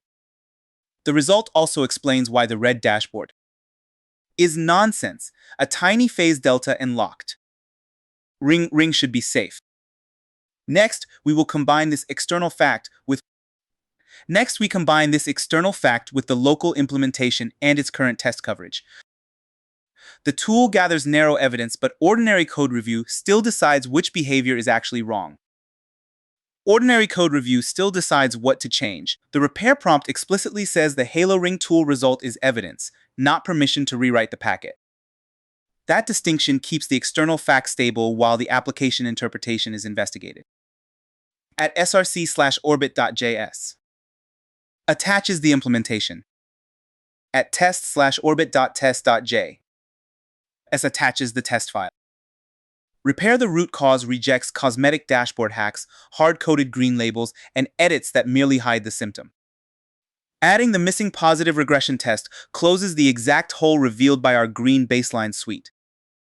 The test must use the locked low-delta case, so it would fail against the original comparator. The ordered commands are npm test, npm run audit, then git status, with all untracked files. Do not edit the tool or flight recorder packet, protects both the evidence source and the capability that exposed it. Conveniently changing expected reality would make the demo green while leaving the real classification bug untouched. Missing attachments must be repaired before submission. Submit the tool-grounded repair. The complete brief stays readable before enter. OpenCode starts with implementation, tests, and tool evidence in one session. It can trace the comparator against the locked low-delta case without searching the whole repository. The brief requires tests, audit, and git scope in order. Any failure stops the loop, while the tool and packet remain fixed evidence. OpenCode reads classify orbit signal. The stable phase check currently uses the wrong comparator. That comparator is backwards. A phase delta inside 8 degrees is stable. The locked state condition is already correct, so changing it would widen scope without repairing the failed low delta interpretation. The browser turned red because a tiny 2.4 degree delta failed a stability check it should have passed. The existing suite supplied only unstable examples, allowing the backwards comparator to survive behind 2 green negative tests. OpenCode now has both source context and live tool evidence, so it can connect that missing positive case to the exact branch. The existing suite never supplied a locked low delta sample, so both negative cases stayed green. The agent changes only the comparator from greater than or equal to less than or equal. Changing greater than or equal to less than or equal repairs one operator while preserving every surrounding condition and return shape. It does not touch CSS. The live packet or the audit expectation. Nice and surgical. The new regression test supplies phase delta 2.4. And lock state lock. The expected output is the word sixt, meaning synchronized. This test would have failed against the baseline, and now protects the corrected comparison. OpenCode then runs npm test. 3 tests pass, unlocked, high drift, and the new locked low delta case. Only green tests allow the broader audit. Audit rereads the flight recorder packet and now reports. Actual synchronized matching expected synchronized. This is the repair loop we want. One custom tool revealed the live fact the source code could not know by itself. One source change fixed interpretation. One test preserves the lesson. Git status runs last with untracked files expanded. It should show the new project tool modified orbit implementation and modified test file. It must not show op/orbit signal. JSON because the agent was forbidden to rewrite evidence. It must not show style sheets because of green paint job would be bullshit. The tool remains untracked because we created it during the lesson. The 2 modified files represent the actual repair and regression coverage. OpenCode summary now has receipts from tool output, tests, audit, and git. We will still exit and repeat all important. Proof outside the agent session. The final OpenCode result is stable. It explains the backwards comparator, names the added positive test, reports 3 passing tests, shows AUDIT pass, and lists the exact working tree scope. The tool result remains above in the same session, connecting live evidence to code change. This is the point where people usually say, "Cool, and trust the chatbot." We are not doing that. The model performed the repair and summarized its own work. independent PowerShell commands, and a fresh browser load. Get the final vote. /exit closes only the OpenCode interface. It leaves project files and the tool on disk. If a modal blocks it, press escape once and retry. Success is the same PowerShell prompt. Exit OpenCode. PowerShell returns with the repair ready for independent checks. npm test now runs outside OpenCode. The command and recovery are unchanged. Success is 3 passing tests and exit 0. A failure blocks the lesson even if the agent claimed green. Run the independent final tests. All 3 pass. The original unstable cases still work, and the new locked low delta case proves the fixed positive path. The custom tool did not replace testing. It identified the missing real-world case that deserved permanent regression coverage. That distinction matters because tool output is current evidence while a test protects behavior after the packet changes tomorrow. 3 green cases now cover unlocked, high drift, and locked low delta behavior. npm run audit repeats the flight recorder. Comparison outside the agent session. Success prints halo ring, the live values, expected synchronized, actual synchronized, and AUDAT pass. Any mismatch or non-zero exit blocks delivery. Run the independent orbit audit. Every field agrees. The application now interprets the current signal correctly. This independent proof reads the same volatile packet exposed by our custom tool, but follows a separate checker path. Agreement between tool output and audit output reduces the chance that one implementation merely repeated its own mistake. Ordinary PowerShell owns the final verdict outside the agent session and its summary. Git status -- short with untracked files all proves the exact working tree scope. Success shows exactly 3 changed paths. The first is the TypeScript Orbit Probe tool. The second is the Orbit source file.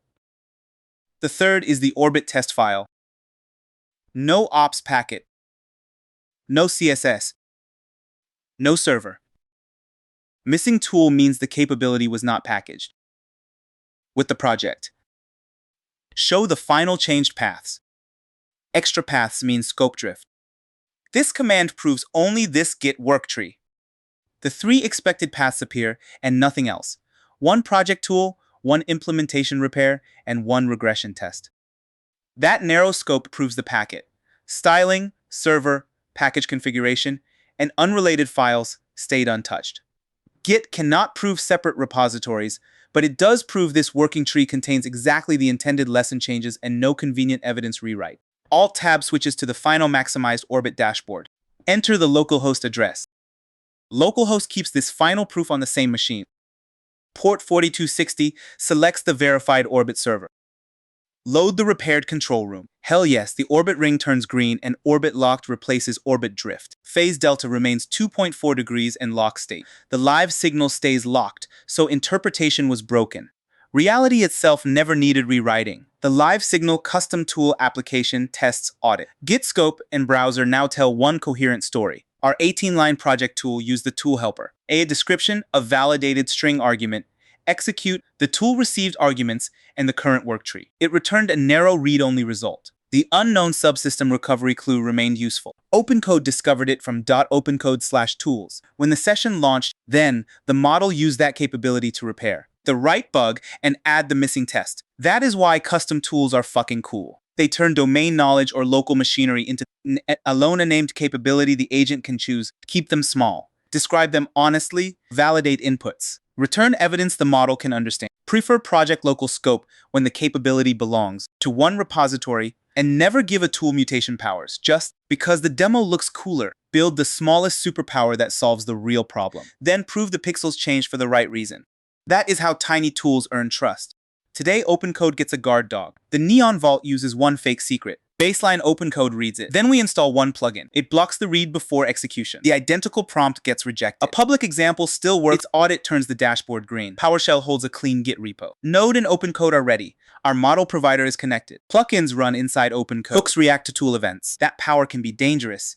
Always review the plugin source. No real credential appears here. The protected string is fake. Cool, our setup is honest. Let us teach this agent where the fucking fence is. npm test runs the test script from package.json. npm comes with node. Command not recognized means install node lt. Reopen PowerShell and verify the node version. Success means 2 passing tests and exit 0. A missing package file means the folder is wrong, in the wrong folder. A green fixture test cannot prove and run the baseline tests. OpenCode hook loaded. It proves only that controlled inputs are sane before behavior changes. We want one honest baseline, one isolated plugin, change, and one repeatable comparison. Otherwise, broken sample data could make the guard dog look heroic for barking at nothing. Both tests pass. One proves the public example remains readable. The other proves the protected fixture is clearly labeled fake. These tests validate the demo data, not the plugin behavior. The shield is still absent. npm run audit launches the named audit script. It expects ops/plugin audit.json. That file should exist only after the hook blocks something. Success prints blocked before execution and AUDT pass. Failure currently says the file does not exist and exits non-zero. Run the baseline plugin audit. That is our honest red baseline. A malformed record means inspect the JSON instead of repainting the dashboard. The failure names a missing artifact and returns. A not narrow exit code automation can trust. This audit does not inspect OpenCode memory or believe a chat summary. It consumes a small project file produced. The hook produces this audit record. Later, the same checker turns green without changing. Expectations giving us a clean before and after contract. It fails because no hook has written evidence. Perfect. The vault is alive, but its custom shield is off. Start process launches a separate Windows process. The executable field selects node as the runtime. Argument list points to the server script. Working directory keeps relative paths inside this repository. Window style hidden prevents another console covering the lesson. Success quietly opens the local dashboard port. The local dashboard uses its dedicated port. A busy port means stop the older process first. A module error means verify the path. And node version. The server reads only the local audit record and renders its status. It never decides whether a read should be blocked and never touches the protected fixture. That separates presentation from enforcement. The full command exposes executable script, working directory, start the Neon Vault dashboard server, and window policy. A quiet prompt is expected because the hidden node process owns the listening port, while this terminal stays available. If the page cannot connect, verify that process and port before editing application code. PowerShell returns because start process does not block this window. Alt-Tab switches to the prepared maximized edge window. Localhost means this computer port 4270 selects our demo server. The complete address enters the bar. Load the Neon Vault dashboard. Secret shield off glows red. The dashboard says no protected action was blocked. Those pixels come from the missing audit record, not from a fake animation. We will prove the baseline read, install the hook, and reload this same page. The red ring is a projection of project evidence. No audit record means no protection event, so the page refuses to celebrate. Tool and path remain empty because nothing has been intercepted. This creates a memorable payoff without making CSS. The source of truth. The same dashboard later consumes the hook record and turns green for a verifiable reason. Alt-Tab returns to PowerShell. OpenCode opens its terminal interface in this worktree. -M pins the connected provider and model identifier. OpenCode must be installed on path and the provider authenticated. Success is the composer with the selected model. Command not recognized means reinstall or reopen PowerShell. A provider error means run OpenCode auth login, finish, sign in, and relaunch. There is no project plugin yet. Launching from the repository root matters because discovery, launch the unprotected baseline session, follows the current worktree. A session opened elsewhere inspects another .opencode directory and ruins the comparison. The selected model must support tool use. Provider cannot demonstrate interception. The composer proves interface and provider readiness, not plugin behavior. We still need one narrow built-in read as evidence. This fresh session has built-in tools, but no secret shield hook. This prompt requests exactly one built-in read tool call. The target is secrets/masterkey.txt. We explicitly call it a fake training fixture. Return only its first line keeps the proof narrow. Do not use bash, cat, or other tools. Prevents a workaround. The complete prompt stays readable before enter. Success for this baseline means OpenCode reads and returns the fake marker. A permission denial here would invalidate our comparison. Built-in read matters because the later hook listens for that exact tool name. A shell command would bypass the event. We are teaching the relative project path keeps this fixture portable and disposable. One line avoids unrelated context. Submit the unprotected read request. Prohibiting edits prevents the baseline mutating its own evidence. The fake label removes any temptation to treat tutorial data like a credential. The visible tool card is our success clue before the model summarizes anything. OpenCode selects the built-in read tool and targets the project-specific secrets path. The result is stable. OpenCode returned fact demo master key from the first line. That string is deliberately useless, but the behavior is real. The built-in read tool reached the file because this path is not one of OpenCode's default protected patterns. This matters. OpenCode already blocks common.env reads. We are not pretending our plugin invented that protection. We are adding a repository-specific boundary for secrets/anything. The comparison is now concrete. Exact prompt, exact tool, exact path, and exact returned marker. After installation, only plugin state changes. This proves why a custom hook is useful, without lying about OpenCode defaults. Real credential security also needs operating system permissions, managers, and threat modeling. This lesson teaches programmable agent behavior, not magical containment.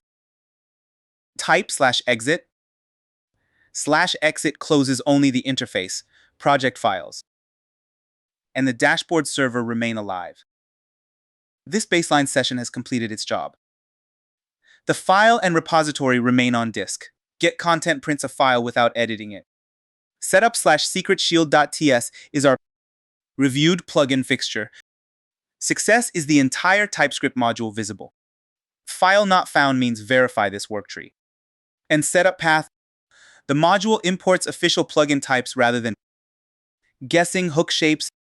It's returned object maps event names to handlers.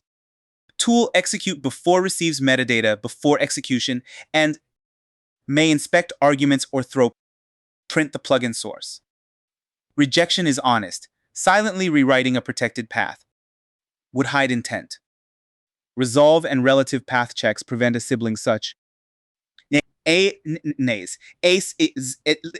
secrets backup from matching accidentally. Case normalization matters on Windows. The audit record contains status, tool, requested path, and timestamp never file contents. Creating its parent directory makes the side effect deterministic. Formatted JSON stays readable and easy for an independent checker can parse it. A specific thrown message gives the model a recovery clue instead of an opaque stack trace. Non-read tools and safe paths return immediately, keeping blast radius narrow. There is no network request telemetry service or global installation. Every behavior we rely on fits inside the source visible here. Node filesuspend imports create the audit directory. And write JSON. Path safely builds Windows paths. Export const secret shield is the plugin function OpenCode loads. The context provides worktree and directory. The worktree root is preferred when available. The returned object names tool.execute before that hook runs immediately before a tool call. Input identifies the tool. Output contains its arguments. We normalize the requested path into a string. Protected secrets root and ignore every unrelated call. If the built-in read targets that root, the hook writes one narrow audit record and throws secret shield blocked. Throwing prevents the actual read from completing. This code runs inside OpenCode, so tiny and boring is beautiful. New item creates something in PowerShell. Item type directory means create a folder. Force makes the step repeatable when parents exist. The project OpenCode folder keeps configuration local. Plugins is OpenCode's project discovery directory. Success shows document or a quiet existing folder. Access denied means fix this repository's permissions. A path outside the worktree means stop. The dot prefix marks repository configuration rather than application runtime code. Project local placement lets teammates review policy beside the code it protects. Force ensures the directory exists. It does not overwrite our plugin. Create the project local plugins directory. The full command keeps directory, force, and path understandable. If the resulting location escapes this worktree, stop and verify the current directory. A global plugin would affect unrelated projects and make this comparison harder to trust. A TypeScript file sitting in setup is only reviewed source. OpenCode discovers it after we place it here and launch a fresh session. Copy item copies the reviewed fixture. The source is setup/secretshield.ts. The destination is the project plugins folder. Secretshield.ts. Success is a quiet prompt return. Path not found means inspect both locations. Access denied means repair local permissions instead of running everything elevated. Copying preserves the reviewed fixture exactly. The file name is descriptive, but discovery comes from its directory and exported function. A quiet return is normal for copy item.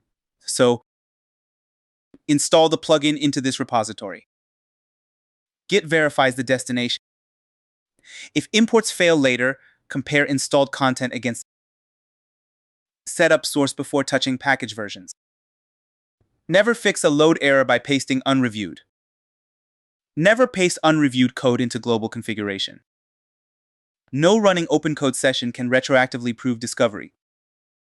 We will launch a brand new session next. Git status -- short request compact change paths. Untracked files equals all expands hidden untracked directories. Success shows the exact plugin path. No output means the copy failed or an ignore rule hides it. Extra application files mean our baseline was dirty. This command proves only this working tree. The question mark means the file is untracked. Exactly as expected because the baseline commit lacks it. Show the installed plugin path. Expanding untracked files prevents Git collapsing the hidden directory into one vague entry. This proves installation scope before code executes inside OpenCode. It does not yet prove the hook works. Only the repeated read can do that. Git also speaks only for this worktree, not external folders. The guardrail is ordinary project code that teammates can review and version. The launch command is identical to the baseline. The difference is the new project plugin on disk. A fresh OpenCode process scans .opencode/plugins and imports the module. A syntax or import error means exit, inspect the file, and relaunch. Success is the normal composer, because a well-behaved plugin does not announce itself with circus lights. The fresh process is essential, because discovery occurs during startup.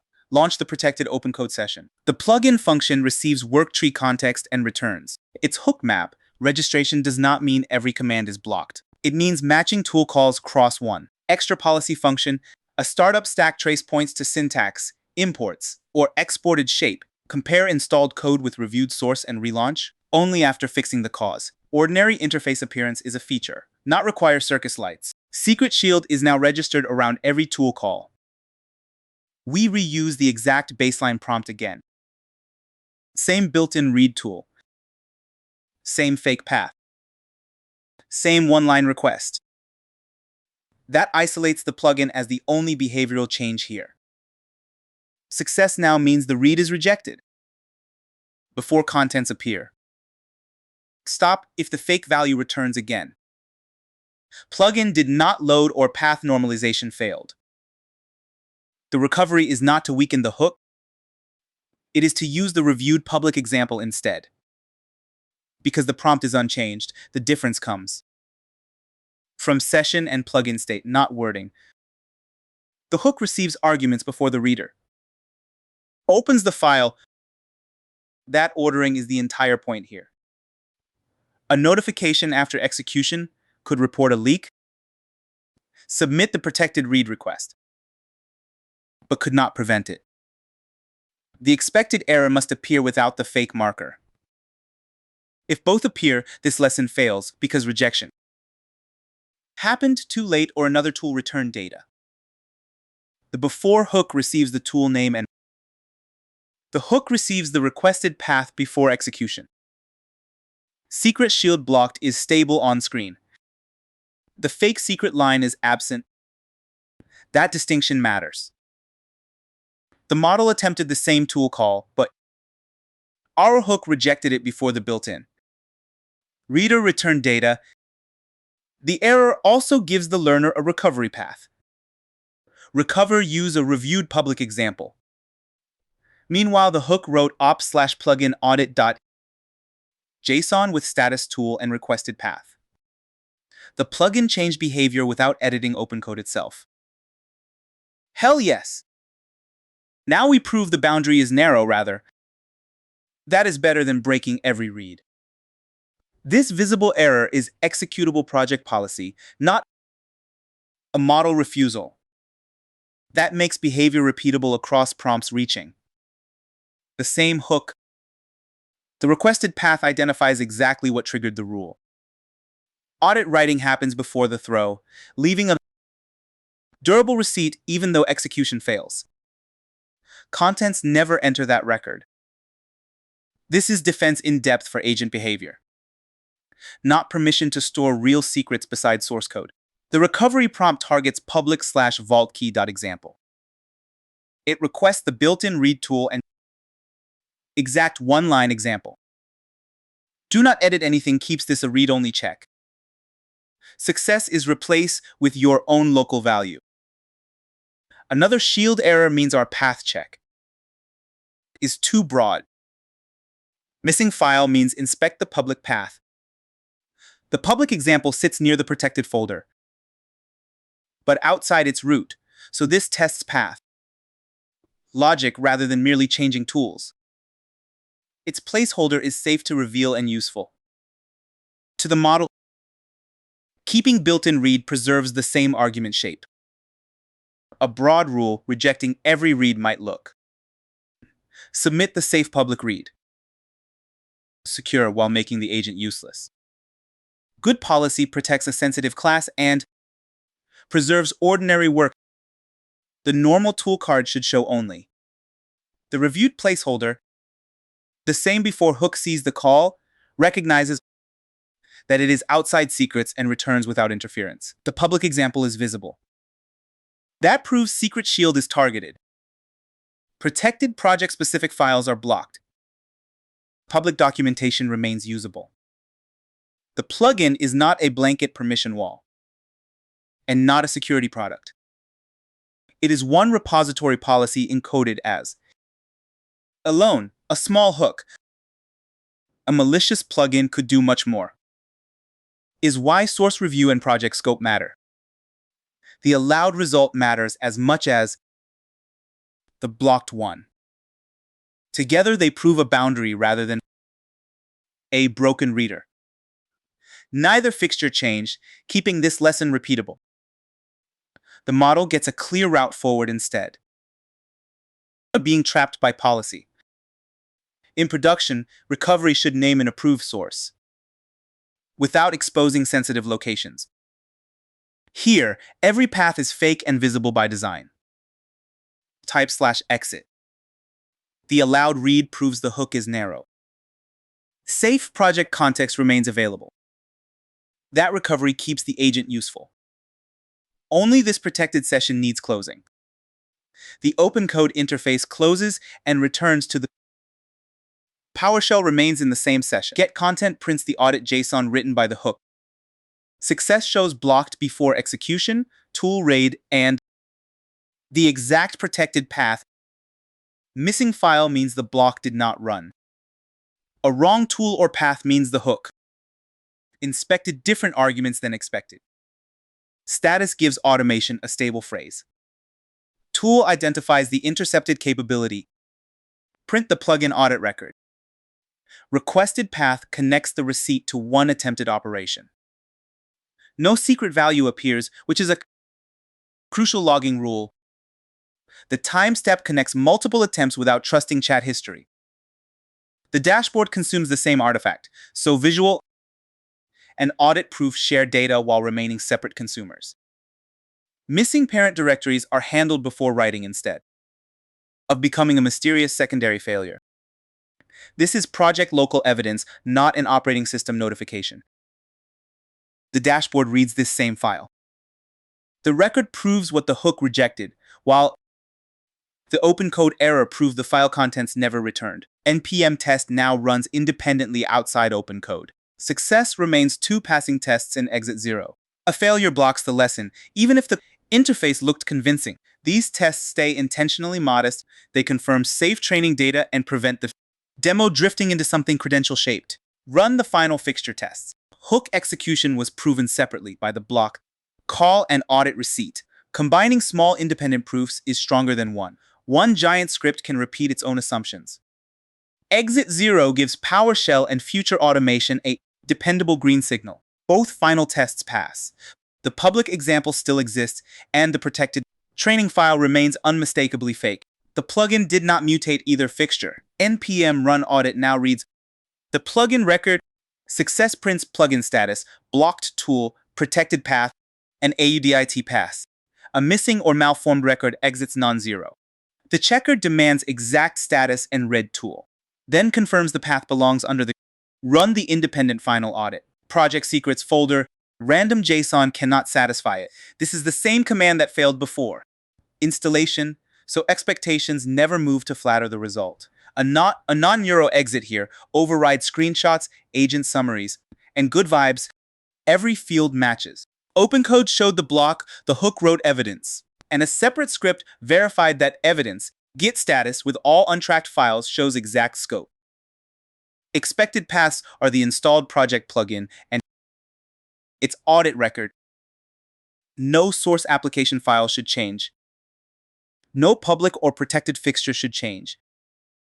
Extra paths means scope drift. This command proves only the current Git worktree. The TypeScript file is policy code. The JSON file is runtime evidence from one blocked attempt. Show the final changed paths. No source application changed because the dashboard already understands both states. No fixture changed because enforcement wrapped the tool call. Package configuration stayed untouched because project discovery needed. No dependency installation. That narrow list is our final scope contract. Before the browser payoff, the plugin and its evidence appear, while the demo data stays untouched. Alt-tab switches to the final maximized Vault dashboard. The local host address enters the bar. This is the same local dashboard server. The complete address stays readable before enter. Load the fresh dashboard state. Fuck yes! Blocked before execution replaces secret shield off. The page names the read tool. Exact protected path. Those green pixels come from the audit JSON, written by tool.execute.before. We proved the unprotected baseline installed one reviewed. Project plugin launched a fresh session, repeated the identical prompt blocks the protected read. Alone a public example, and verified everything outside OpenCode. Project plugins live under .opencode/plugins. Their exported function receives context and returns named hooks. Before hooks can inspect or reject tool arguments. That power runs inside the agent, so keep code small, local, reviewed, and brutally specific. Do not pretend default protections are yours. Do not put real secrets in a tutorial. Do not ship a plugin whose side effects you cannot explain. Use hooks when a repository needs behavior that static configuration cannot express, then prove both the blocked path and the allowed path. That is how you give OpenCode a guard dog without letting the dog eat the that keeps the guard dog from eating the house.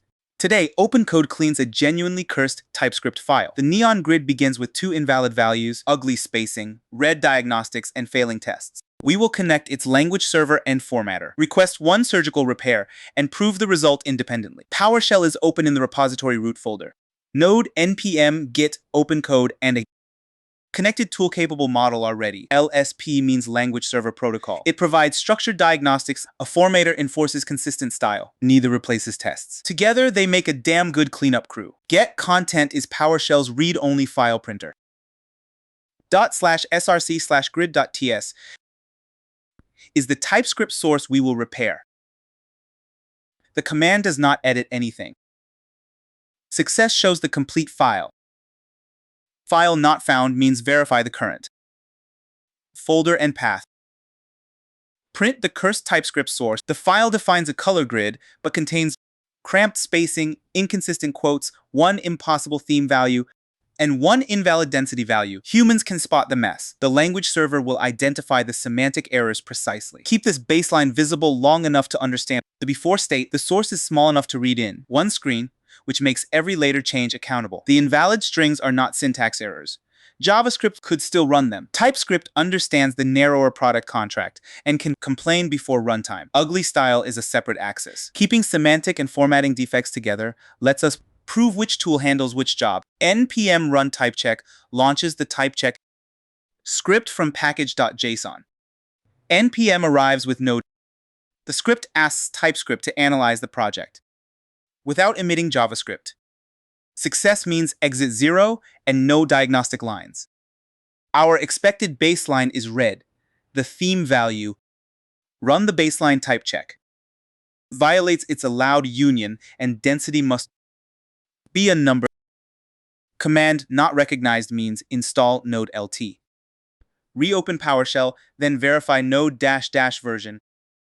Missing package.json means this terminal is in the wrong folder. TypeScript reports 2 errors with file names, line, positions, and codes. Those diagnostics are evidence, not decoration. Diagnostic codes are searchable identifiers, but the message, the file path and location are enough to act. The theme assignment violates a literal union, while density violates a numeric field. The compiler does not care about spacing, so it leaves style for prettier. This separation keeps repair reasoning honest. We record the exact red state before adding OpenCode integration. npm test runs the repository test script. Tests check behavior that types alone cannot prove. Success later means every test passes and the process exits 0. The honest baseline should fail because the grid configuration violates the product rules. A missing dependency error means run the document, run the baseline test, install step before continuing. Never rewrite the test merely to make red disappear. The suite fails on the same corrupted values. Now we have 2 independent witnesses, static diagnostics and behavioral tests. The tests read the exported grid configuration and assert product level value. They do not invoke OpenCode or the language server. That independence is useful. If LSP wiring lies, tests can still catch bad behavior. Red tests plus red diagnostics establish a trustworthy baseline. Later, both must turn green without changing their expectations. npm start launches the local dashboard server. It serves this training project on localhost port. The server uses port 4328 for this demo. Localhost means this computer. Success prints the listening address and keeps PowerShell occupied. Start the broken dashboard server. A busy port means stop the older server. A module error means inspect dependencies and paths. The busy prompt confirms this foreground process is running. Alt-Tab switches to the prepared edge window. The complete localhost address enters the bar. The page remains local to this machine. No remote service participates in this proof. Load the broken neon grid. The dashboard is maximized and visibly wrong. Error badges reflect the same invalid theme and density. This is our visual baseline, not a staged screenshot. We will revisit the identical page after repair. Control-C interrupts this foreground process and returns the existing PowerShell prompt. If it does not stop, press it once. More only after confirming the server still owns the terminal. The broken grid gives semantic mistakes a visual cost. The wrong palette and ridiculous density are not subtle. The page stays local and deterministic. Returning to the exact PowerShell session preserves project context. Stopping the server frees the port before later. Commands and prevents a stale process from serving cached evidence. Alt-Tab returns to PowerShell. Stop the local server with Control-C. Get content now prints package.json. This manifest names dependencies and scripts. The type-check script invokes TSC with no emit. Test runs the fixture checks. Start launches the dashboard. Dev dependencies include TypeScript and the prettier formatter. The prettier package formats code for OpenCode. Run after edits. Success is readable JSON with those exact entries. Missing scripts means stop because later command print package.json would prove nothing. Notice that tools already belong to this repository. We are configuring OpenCode to use them, not installing random global software. Repository local tools lock versions for the whole team. npx resolves binaries from this project before looking elsewhere. That avoids one machine formatting differently from another. Script names also become stable interfaces for humans and automation. If package.json does not declare the commands, OpenCode configuration cannot magically create trustworthy tooling. TypeScript owns semantic analysis, while Prettier owns presentation. Neither package asks a language model to invent style rules. The start script stays separate because browser rendering is another concern. This manifest is the supply list for every. That supply list supports every later proof. Lock files make those versions repeatable on another machine. If dependencies are missing, install from this repository's lock file rather than grabbing the newest global binary. That keeps the demo and future automation on the same damn contract. Setup/OpenCode.jsonc is a reviewed configuration template. JSON-C is JSON with comments. Get content keeps this inspection read-only. Success shows an LSP entry and a formatter rule. The TypeScript language server command points at the repository dependency through npx. The file extension filter limits it to T, ENTS and TSX files. The formatter command runs prettier with write and print the OpenCode configuration template. Alone a file placeholder. That placeholder becomes the edited file path. A malformed template would make OpenCode reject startup, so inspect every bracket and command first. The printed file is the exact project template. Nothing here depends on a global editor preference. Repository dependencies keep tool versions consistent. That matters when teammates reproduce the same repair. The language server owns semantic diagnostics. The formatter owns deterministic presentation after an edit. Neither tool replaces tests or product rules. Their commands are explicit enough to audit. Their file filters keep the blast radius narrow. This is boring plumbing in the best possible way. Predictable tooling makes agent work much less cursed. This is the plumbing that connects repository tools to agent work. LSP configuration describes how to start the server and which files it owns. This formatter configuration defines a command and matching extensions. The file placeholder must receive one concrete path. A formatter command without it could rewrite the whole repository. Comments explain intent but do not weaken syntax. Project local placement keeps behavior versionable and scoped. Copy item copies the review template into the repository. Root as OpenCode.jsonc. The source remains under setup. The destination is project local configuration. Success is a quiet prompt return. Path not found means inspect both locations. Access denied means repair this worktree's permissions instead of running every tool elevated. The source and destination paths stay fully visible. That prevents copying configuration into the wrong repository. A quiet success still leaves Git evidence behind. Install the project OpenCode configuration. A fresh OpenCode process will read it at startup. Git can later prove the exact scope. Copying the reviewed template avoids typing configuration live and accidentally teaching a typo. The installed file is ordinary repository state visible to Git and teammates. A fresh process matters because startup is when OpenCode discovers configuration. Existing sessions cannot prove the new LS, P or formatter loaded. OpenCode debug LSP diagnostics asks the configured language server to analyze one file outside the chat interface. src/grid.ts is the target. This command proves the integration before trusting. An agent prompt. Success for our broken baseline means two structured diagnostics. Empty output now would mean the LSP did not load, the path is wrong. Or the file is already fixed. A server start failure means verify local TypeScript dependencies. And the configured command query OpenCode's LSP diagnostics. Two errors appear, matching the independent type check.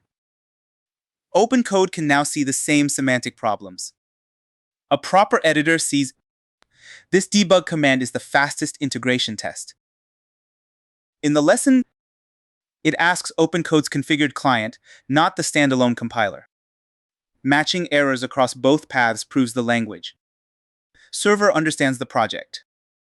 Different results suggest configuration, working directory, or dependency problems. We solved that before involving a model because an agent cannot reason reliably from diagnostic. It never received. The output associates each diagnostic with a file. Range, severity, code, and message. That structure is dramatically better than pasting a blurry screenshot of red squiggles. The agent can connect a machine location to the exact source value. 2 entries are expected, no more and no fewer. Extra entries mean the fixture drifted. 1 entry means only part of the baseline survived. An empty array is valid JSON but invalid. Evidence at this stage, language servers may need a moment to initialize. So a startup timeout deserves a retry after. Dependencies are verified. Repeated crashes usually point to command arguments or incompatible local versions. The debug command keeps that investigation outside a long chat session. Once this path is trustworthy, every later diagnostic claim has a real foundation. OpenCode opens its terminal interface in this worktree. -M selects the connected model identifier explicitly. The model must support tool use. OpenCode must be available on path. Must be authenticated. Success is the composer with the selected model. Command not recognized means reinstall or reopen PowerShell. A provider error means run OpenCode auth login. Finish sign in and relaunch. Launch the configured OpenCode session. Startup now loads both the TypeScript language server and formatter rule. Launching at the repository root gives configuration, files, and Git the same worktree. The chosen model is intentionally explicit for repeatability. The interface appearing proves startup and provider readiness. It does not yet prove LSP, use or formatter execution. The repair workflow and later diff provide that evidence. The prompt names grid-rules.md and src/grid.ts with @mentions. @mentions attach exact project files as context. We ask the agent to use TypeScript L. SP diagnostics identify 2 invalid values and repair only those values. Do not manually reformat anything isolates formatter behavior. Do not touch another file constrained scope. Reporting remaining diagnostics gives a visible success condition. We deliberately forbid tests and audit inside the agent so external PowerShell commands remain independent proof. The complete prompt stays readable before submission. Success means 2 value edits, automatic formatting, and 0 remaining LSP diagnostics. Any request for broad rewrites should be rejected. Submit the surgical repair prompt. OpenCode reads the rules, inspects diagnostics, edits the source, and lets configured formatting clean the file. The rules file defines allowed values in plain language while TypeScript exposes machine-readable violations. Combining both gives the agent product intent and compiler truth. Restricting 2 values prevents a heroic rewrite. Forbidding manual formatting creates a falsifiable formatter test. Style changes should occur automatically after the edit. The final diagnostic report keeps the agent accountable inside the session, but external checks remain mandatory. The first @mention provides domain rules that types alone cannot explain. The second @mention anchors the editable source. Saying repair only those values excludes refactors, renames, dependency upgrades, and test changes. Saying do not manually reformat prevents the model from taking credit for prettier. Saying do not touch another file creates A get verifiable boundary. The request to report remaining diagnostics makes done measurable. We also prohibit test and audit inside the session to avoid circular proof. The agent may inspect LSP results and edit, but independent commands decide delivery. A good prompt names the artifact, allowed change. Forbidden changes tool to consult an observable finish line. That is a brief, not a motivational speech. When the tool begins reading and editing, narration follows the visible phase without predicting success. We wait for stable output before describing the result. The result is stable. OpenCode reports the 2 corrected values and no remaining diagnostics. The source edit stayed narrow in meaning. Formatting changed whitespace and quote style because the formatter ran after the edit. That distinction matters. The agent chose valid values. While prettier enforced style, if diagnostics remained, the repair would not be complete. If unrelated files changed, scope would fail later. We do not accept the summary as final proof. PowerShell will inspect the file, diff, diagnostics, type check, tests, and audit independently. An agent summary is useful orientation, not attestation. We expect one edited source file plus the configuration installed earlier. The next commands reconstruct every claim from disk. This is also where automation feels magical without becoming mysterious. Language diagnostics guided the edit, and a configured post-edit formatter normalized style immediately. /exit closes only the OpenCode interface. It keeps project files and PowerShell alive. Success is the ordinary repository prompt. Exit the OpenCode interface. The repaired source and configuration remain on disk. Get content prints the repaired src/grid.ts without editing it. Success shows valid theme and density values, plus consistent formatting. File not found means stop and verify the repository. This inspection separates source changes from chat claims. The full path targets exactly one repaired file. A readable result makes the next diff easier to audit. Print the repaired TypeScript source. The semantic values are fixed. Indentation, spacing, commas, and quotes are consistent. This is the satisfying before and after payoff, but pixels alone still cannot prove scope or correctness. The repaired file is readable without horizontal chaos. Valid values now match declared types and product rules. Consistent quotes and indentation show deterministic tool output, not a narrator claiming something invisible. We still need the diff to separate intentional value changes from automatic style changes. The object shape is unchanged. Export names are unchanged. No new helper function appeared. The theme now uses an allowed literal, and identity is a real number. Trailing commas and spacing follow repository style. Prettier does not understand whether neon is a good product choice. It only makes the chosen code consistent. TypeScript does not care whether quotes look pretty. It only validates meaning. Seeing both improvements in one file is useful, precisely because their responsibilities remain separate. If get content showed only part of the file, we would not infer hidden lines. The complete source stays visible before moving. To get evidence, git diff --src/grid. TS shows only unstaged changes for that file. The double dash separates options from the path. Success reveals 2 meaningful value corrections, plus formatter-only style cleanup. No output means nothing changed. A huge unrelated diff means stop and repair scope. This command proves only this file's patch, not application behavior. Show the focused git diff. The old cursed formatting and invalid values leave.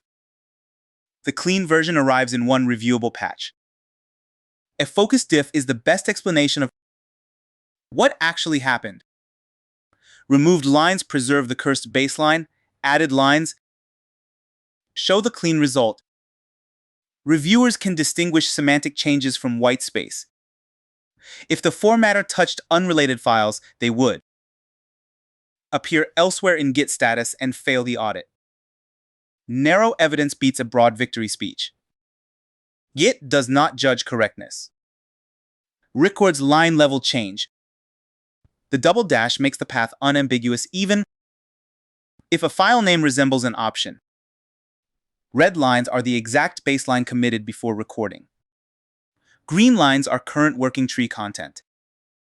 The semantic delta is tiny, one theme literal, and one numeric density. The larger visual delta comes from deterministic formatting across the same source. That is acceptable because formatting was an explicit lesson goal. A surprise import renamed export or deleted comment would be scope drift. The diff makes those accidents impossible to hide. Behind a polished dashboard, we hold it long enough for a learner to read both sides, then ask independent tools whether the new state is valid. We repeat the exact OpenCode debug ls. B diagnostics command against the same file. The configuration and server are unchanged. Success now means an empty diagnostic set.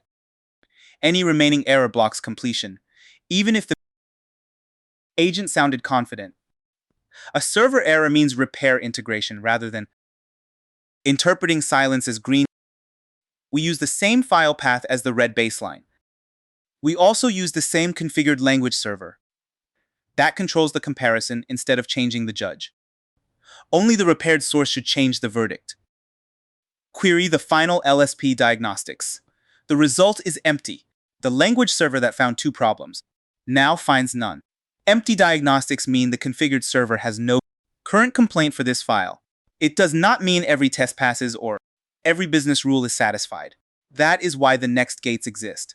Repeating the exact command gives us an honest red to green comparison with only source and configuration state changed. The target path, OpenCode binary, configuration, and repository. Dependencies are identical to baseline.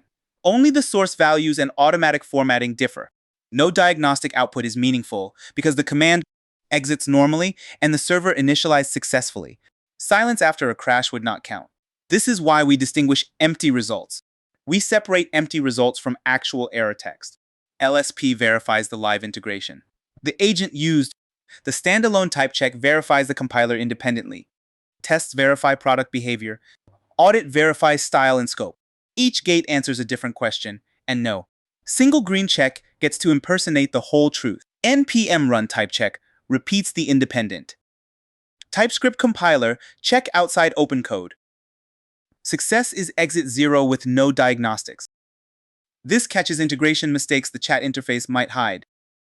A failure overrides the agent summary and the empty debug view. Run the final type check. It exits cleanly. TypeScript agrees that the repaired values satisfy the declared types. The compiler runs outside the OpenCode process, and the language server rebuilds its view from repository files. That reduces the chance that cached interface state fools us. Exit 0 is machine readable and automation friendly. Silence is expected success here because TypeScript reports only problems. npm test reruns the same behavioral. This is the suite that failed at baseline. Expectations have not changed. Success means every test passes and exit 0.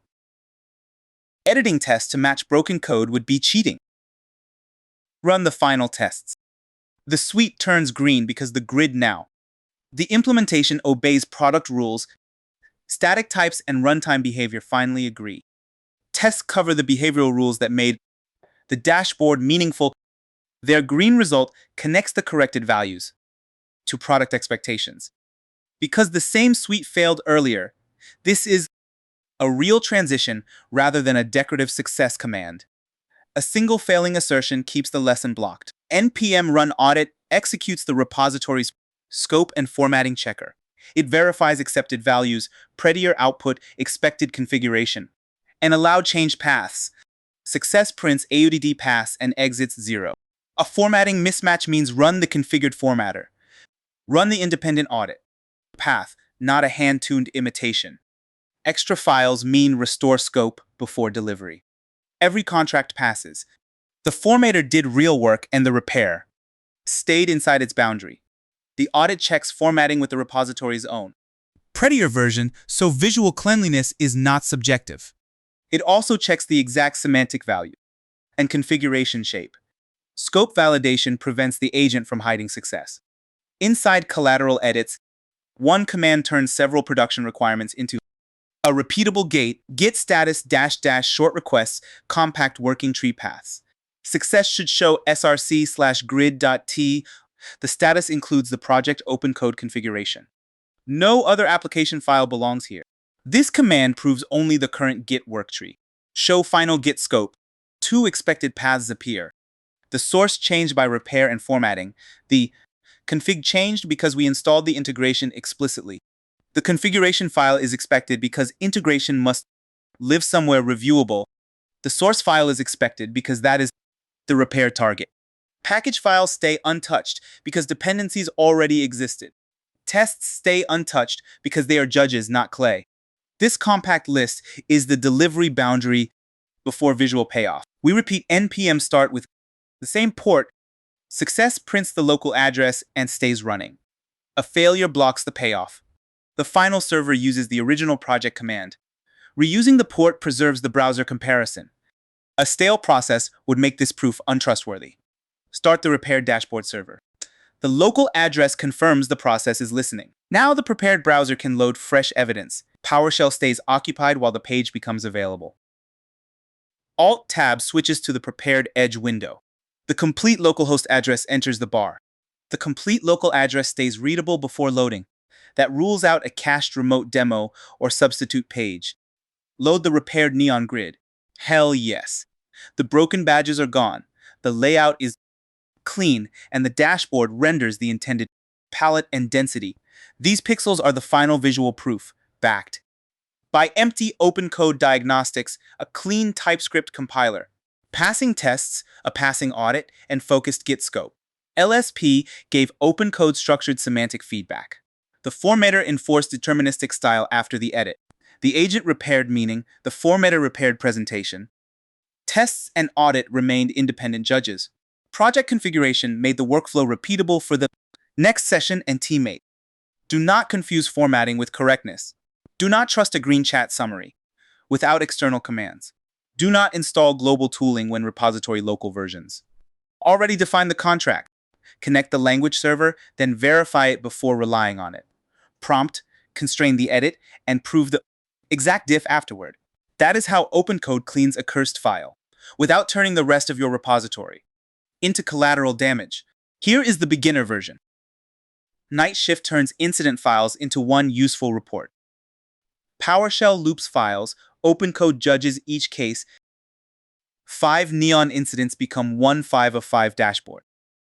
Success is a green audit and populated report. Failure is empty or unparsable output. Then inspect raw JSON, preserve evidence, and repair. Cool. Now we are cooking. I'm typing the complete incident listing command now. Let us make that concrete. We are looking at getChildItem with a JSON file pattern. Its job is to ask PowerShell for every incident file and show its name and size. We use it to reveal the complete incident batch before an agent touches anything. The meaningful pieces are these.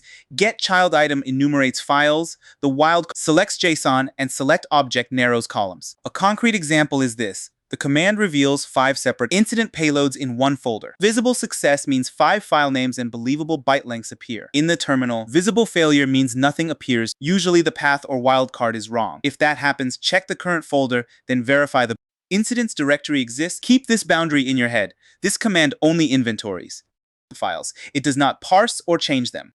1. Warning, a wildcard is powerful, so keep it scoped to the intended directory. The payoff is that we now know exactly what the later loop must process. PowerShell is our automation shell, not decoration. The full command stays on screen before enter, so you can copy it without playing archaeology. The / means the incidents folder lives inside the current project. Star.json matches every JSON file inside it. The pipe sends those file objects into selectObject, and name, length keeps the output readable. This tiny inventory step matters because automation without a visible input set is just confidence theater. We can count the workload, spot a missing file, and prove the batch is not secretly one hand-picked example. Now, I type the complete get content command. The useful mental model is simple. We are looking at triage rules MD. Its job is to define the allowed priorities, required evidence, and output schema. We use it because an autonomous loop needs a contract more than it needs motivational vibes. The meaningful pieces are these. Get content reads the file and the markdown supplies deterministic rules. A concrete example is this. Priority, owner, summary, evidence, and next action have named shapes. Visible success means the complete rules are visible before we ask a model to decide. Visible failure means a missing or vague rule leaves the output inconsistent across incidents. If that happens, stop the run, repair the contract, and start again from clean inputs. Keep this boundary in your head. The model may interpret evidence, but cannot invent fields outside the schema. One warning, automation scales ambiguity too, which is a deeply annoying superpower. The payoff is that every later JSON record can be audited against the same source. The command is intentionally simple because the file is the important thing. Get content prints a text file directly into PowerShell. We use it here so the contract is visible to the viewer and available to OpenCode through the attached path later. Notice the order. Rules first, incident second, model third. That makes a failure diagnosable. If a priority is wrong, we can ask whether the incident was misunderstood or the rule was underspecified. Without this file, 5 parallel runs could produce 5 charming little snowflakes, and snowflakes are terrible database rows. I am opening incident 01 with get content. This part matters more than it looks. We are looking at one raw incident JSON document. Its job is to display exact machine-readable evidence. Agent will receive. We use it because a concrete payload makes later reasoning, and session memory testable. The meaningful pieces are these. The file contains an ID, service, symptoms, timestamps, and severity clues. A concrete example is this. Incident 01 becomes our controlled sample before batch execution. Visible success is complete, readable JSON. The fields the rules expect.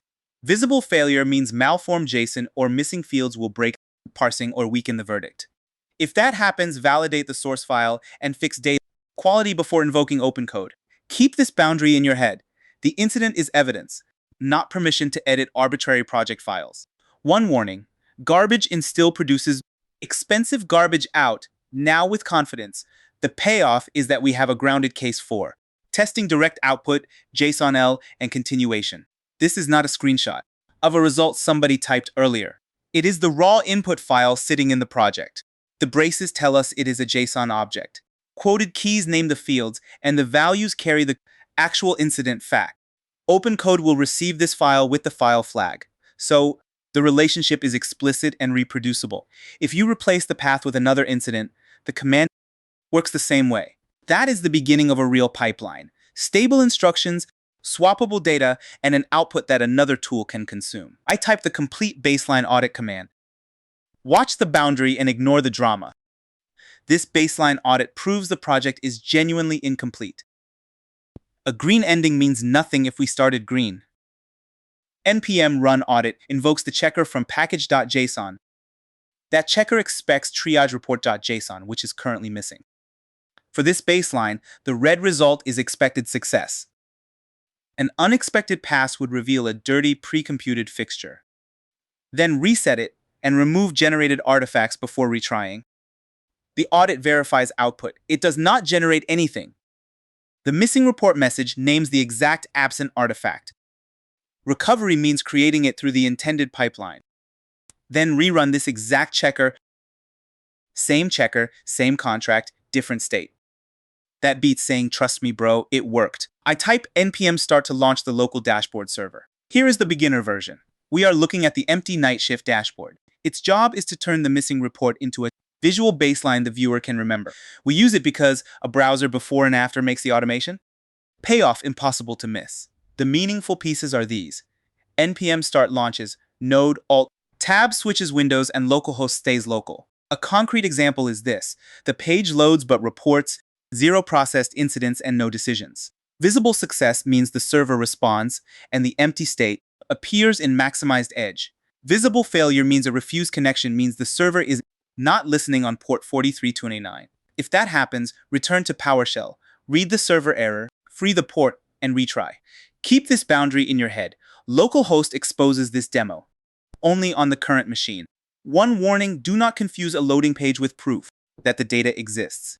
The payoff is that later the same URL will show 5 completed incident cards. The full npm start command is visible before execution. When Node reports the local address, that is the server success clue.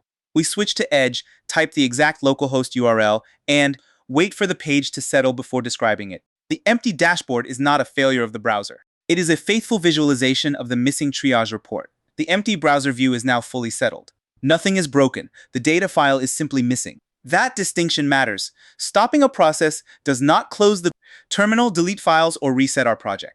Now I type our first complete OpenCode command. Let us make that concrete. We are looking at OpenCode run with an agent and attached file. Its job is to execute one non-interactive triage request and print its human-facing answer. We use it because we need to understand the friendly default before choosing machine output. The meaningful pieces are these. Run skips the TUI, agent selects night shift, file attaches JSON, and the prompt gives intent. A concrete example is this. Incident 01 is triaged without opening an interactive chat interface. Visible success means a readable recommendation appears and references facts from the attached incident. Visible failure means not recognized means OpenCode is missing from path auth errors require provider login. If that happens, reopen PowerShell after installation or run OpenCode auth login and retry. Keep this boundary in your head. This command performs 1. Request, it does not automatically loop over the folder. One warning, the pretty default stream is designed for eyes, not strict JSON parsers. The payoff is that we now have a working unit of automation to place inside PowerShell. Every meaningful piece earns an explanation before enter. OpenCode is the executable.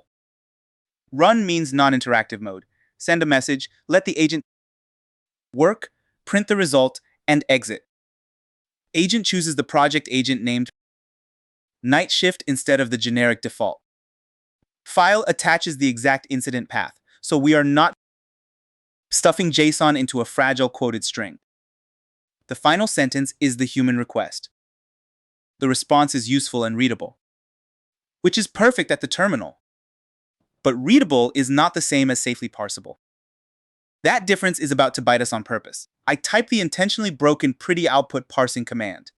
The useful mental model is simple. We are looking at the failed convert from JSON experiment. Its job is to demonstrate why presentation output is the wrong automation contract. We use it because seeing the real failure teaches more than a vague warning in documentation. The meaningful pieces are these. A variable captures OpenCode text, the pipe forwards it, and convert from JSON demands pure JSON. A concrete example is this. The default stream includes terminal formatting before the useful content. Visible success means the experiment succeeds by producing the expected parse error visibly. Visible failure means if we ignored the error, later property access would silently become nonsense. If that happens, request structured JSON-L with a dedicated format flag instead of stripping random characters. Keep this boundary in your head. Parsers need a stable machine contract, not an output that merely looks structured. One warning. Regexing ANSI soup is how future use starts sending angry messages. The payoff is that the failure gives us a precise reason to switch output modes. The $sign creates a PowerShell variable named mixed. The equals sign stores whatever the command writes. After OpenCode finishes, we pipe that captured stream into convert from JSON. That complet is strict on purpose. It turns valid JSON text into PowerShell objects with real properties. The default output carries presentation bytes and human text, so the conversion fails. Notice that we do not call the model broken. We chose the wrong interface for the consumer. Humans get pretty output. Automation gets a machine format. The recovery is not cosmetic cleanup, it is selecting the Correct contract at the source. There is another useful clue hiding inside this failure. PowerShell captured a presentation stream, not one JSON document. That stream may contain status text styling and model output. Convert from JSON cannot guess which bytes belong to the payload. And it absolutely should not guess. A parser that guesses creates silent corruption instead of errors. The structured format solves this by emitting JSON-L events. JSON-L means one complete JSON object on each line. PowerShell parses each line independently and inspects its event type. That also preserves evidence when one later step fails. Always check the process exit code before trusting captured output. Then keep the raw stream beside the normalized result. Now debugging has facts instead of vibes. Cool, we know exactly which boundary needs replacing. I type the corrected JSON output command. This part matters more than it looks. We are looking at OpenCode's JSON-L event stream. Its job is to emit one valid JSON object per event and save the stream to disk.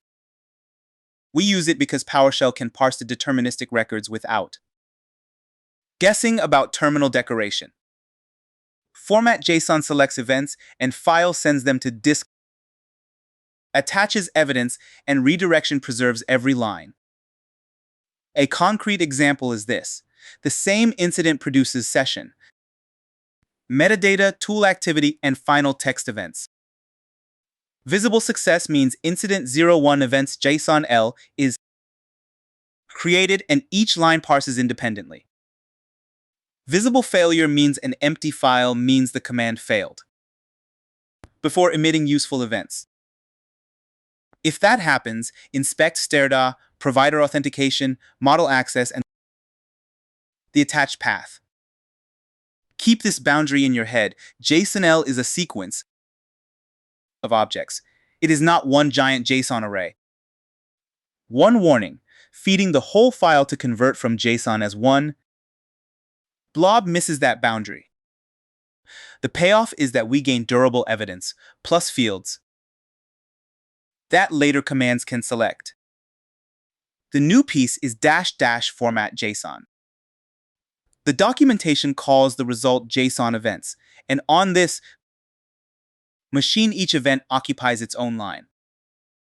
That format is commonly called JSON lines or JSON-L. The final greater than operator redirects the stream into a file.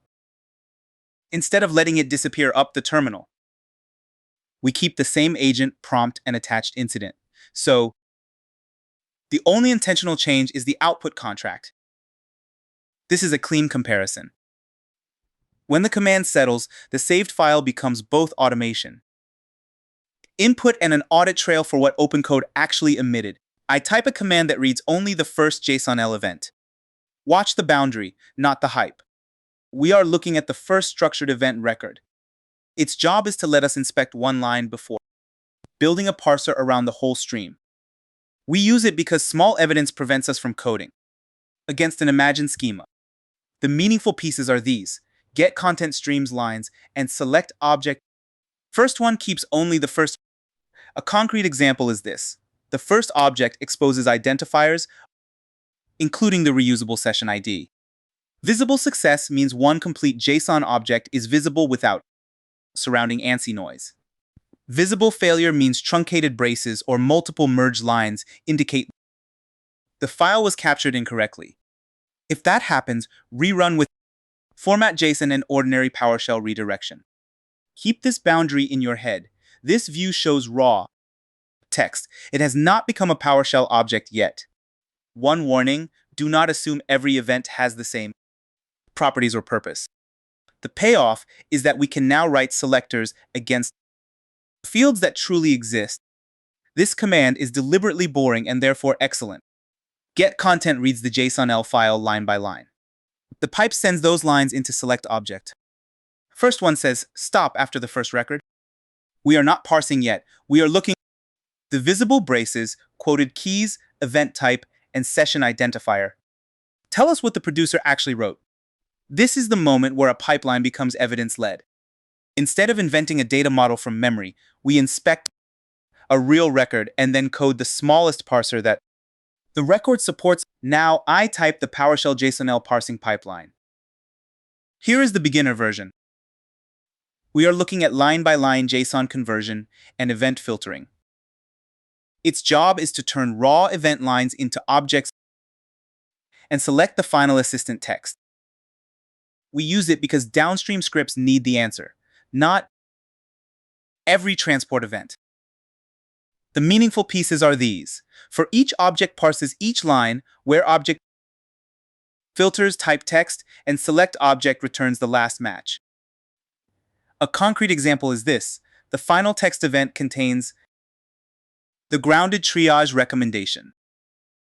Visible success means PowerShell prints a clean answer without braces or terminal formatting. Visible failure means no result, means the event type or content path does not match the actual schema. If that happens, inspect several raw lines, adjust the selector, and rerun without calling OpenCode again. Keep this boundary in your head. We preserve the raw JSON-L even after extracting the friendly answer. One warning, throwing away raw events destroys the evidence needed for debugging. The payoff is that the script can now feed a report builder with predictable text. The events variable holds an array of parsed PowerShell objects. Get content streams each JSON line. For each object runs convert from JSON once per line, which respects the JSON-L boundary. Where object keeps only records whose type is text. Select object last one handles streams that contain intermediate text before the final answer. Then we access the text property. The visible result is clean, grounded in incident 01, and ready for another command. We separated transport, evidence, and presentation instead of mashing them into one mystery string. I type get content to reveal the complete report script. Let us make that concrete. We are looking at tools/buildreport.ps1. Its job is to repeat the proven single incident flow across every JSON input. We use it because the interesting automation is the loop, evidence retention, and report assembly. The meaningful pieces are these. The script enumerates files, invokes OpenCode, parses JSON-L, and writes ordered JSON. A concrete example is this. Each incident gets its own raw event file plus one normalized report row. Visible success means the code visibly preserves order and writes triage report JSON only after all rows exist. Visible failure means one bad OpenCode exit should stop the pipeline instead of publishing partial confidence. If that happens, read the named incident's raw event file, fix its input or authentication, and rerun. Keep this boundary in your head. PowerShell orchestrates. The night shift agent decides within triage rules. One warning, do not hide failures inside continue or empty catch blocks. The payoff is that the workflow becomes reusable from a normal scheduled task or CI job. We show the script before running it because copying magic is not learning. The for each loop visits each incident file in deterministic name order. A raw events directory keeps the JSON-L stream for every case. The command passes the agent name, JSON output format, and current file path explicitly. After parsing, the script selects the useful text, converts the agent's structured payload, and appends a normalized row. Finally, convert to JSON serializes the complete collection into triage report JSON. PowerShell owns iteration and file movement. OpenCode owns the judgment-heavy step. That division is simple, debuggable, and honestly pretty damn powerful. Every raw file remains available for replay and forensic inspection. That evidence trail is what makes the loop trustworthy. I type the full PowerShell file invocation now. The useful mental model is simple. We are looking at the 5-incident batch execution. Its job is to run the report script in a Clean PowerShell process from start to finish.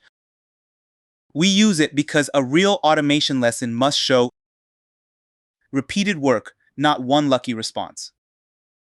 The meaningful pieces are these: no profile avoids profile surprises. Execution policy bypass applies to this process, and file selects the script.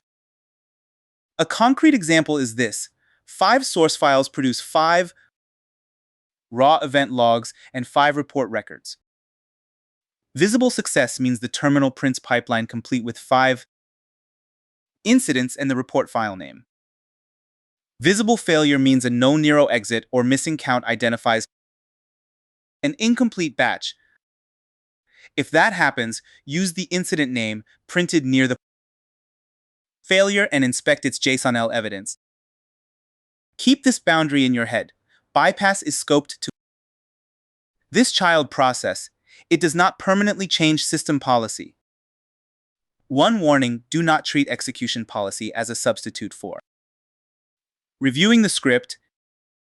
The payoff is that one PowerShell command now performs the entire overnight workload. PowerShell.exe launches a separate Windows PowerShell process.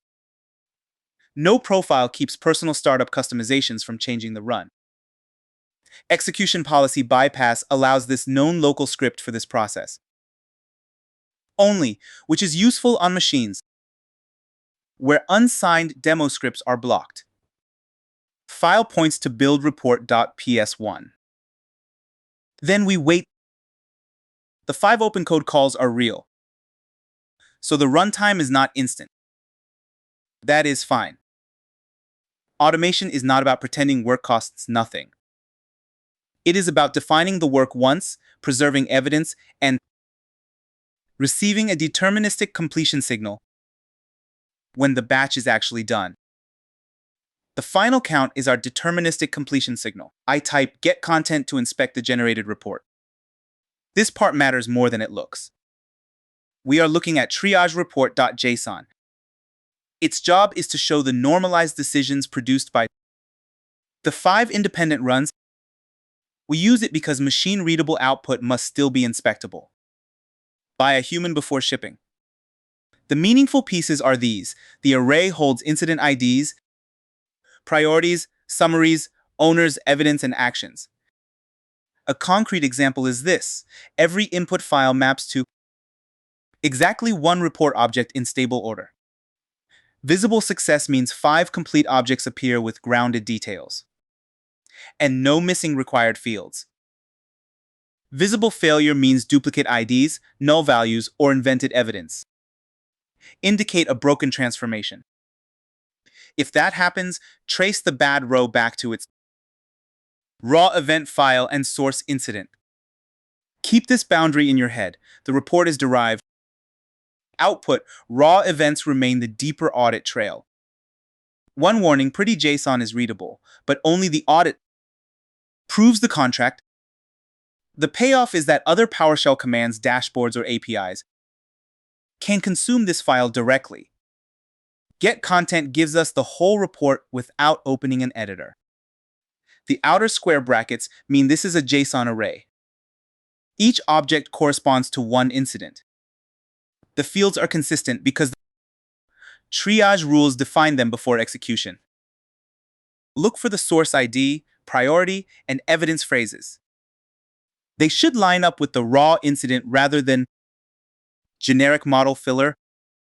This visual inspection is useful, but it is not the final gate. Humans are excellent at spotting weirdness and terrible at counting every required property across 5 objects. That is why the next command delegates the boring certainty to code. I type the complete audit command again. Now the same report contract check runs again. It verifies count, order, fields, priorities, and grounded evidence. Automation needs a verdict stronger than it looks fine. The checker expects 5 inputs and 5 matching records. Visible success is report audit pass with no warning. Visible failure names the exact broken rule. Then repair the generator, delete derived output, and rerun. This audit proves fixed truths, not every business judgment. tests only boss around the rules you actually encoded. The payoff is a deterministic stop condition for automation. We did not swap checkers or lower expectations. A failure returns non-zero, so PowerShell can stop safely. That prevents confident model output from hiding broken data. Cool. The machine gate is genuinely green. I type the command that extracts the original session ID. Here is the beginner version. We are looking at session ID, captured from the raw JSON-L stream. Its job is to save the exact OpenCode conversation identifier into a PowerShell variable. We use it because continuation should reuse real context instead of rebuilding it from memory. The meaningful pieces are these. Get content reads events, convert from JSON creates objects, and select object finds the first ID. A concrete example is this. Incident 01's original run exposes one stable session identifier. Visible success means PowerShell prints a non-empty session ID after assigning the variable. Visible failure means an empty value means the selector does not match the actual event schema. If that happens, inspect the first JSON-L lines and adjust the property path without rerunning the model. Keep this boundary in your head. A session stores conversation context, it does not isolate the working tree. One warning, do not confuse session identity with Git branches or file system snapshots. The payoff is that the next run can ask a follow-up grounded in the original incident. The $CZ variable will hold a plain string. We read the raw event file created by the pipeline, parse each line, select the first object that exposes session ID, expand that property, and keep the first value. Then we print it. This is not a made-up token pasted into the demo. It comes from the exact run we just audited. If the command were too long to remember, that is normal. The important pattern is inspect, parse, filter, expand, store. PowerShell is very good at this kind of glue work. Now I type the complete session continuation command. Let us make that concrete. We are looking at non-interactive session continuation. Its job is to ask a follow-up inside the original incident conversation. We use it because the second answer should remember evidence without attaching the file again. The meaningful pieces are these. Run stays non-interactive. The session selects history, format JSON preserves structure, and the prompt asks one follow-up. A concrete example is this. We request the strongest evidence, and the answer references incident 01. Visible success means the JSON-L follow-up contains grounded details from the earlier attached file. Visible failure means unknown session means the ID is wrong, expired, or belongs to another storage context.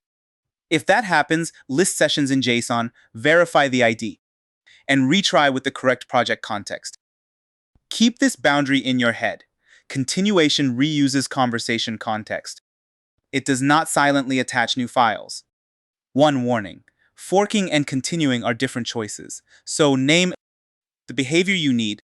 The payoff is that automation can perform staged analysis without one gigantic prompt. The session flag receives the variable we just extracted. Because PowerShell expands $CZ inside the command, OpenCode gets the real identifier. Format JSON keeps the follow-up machine readable.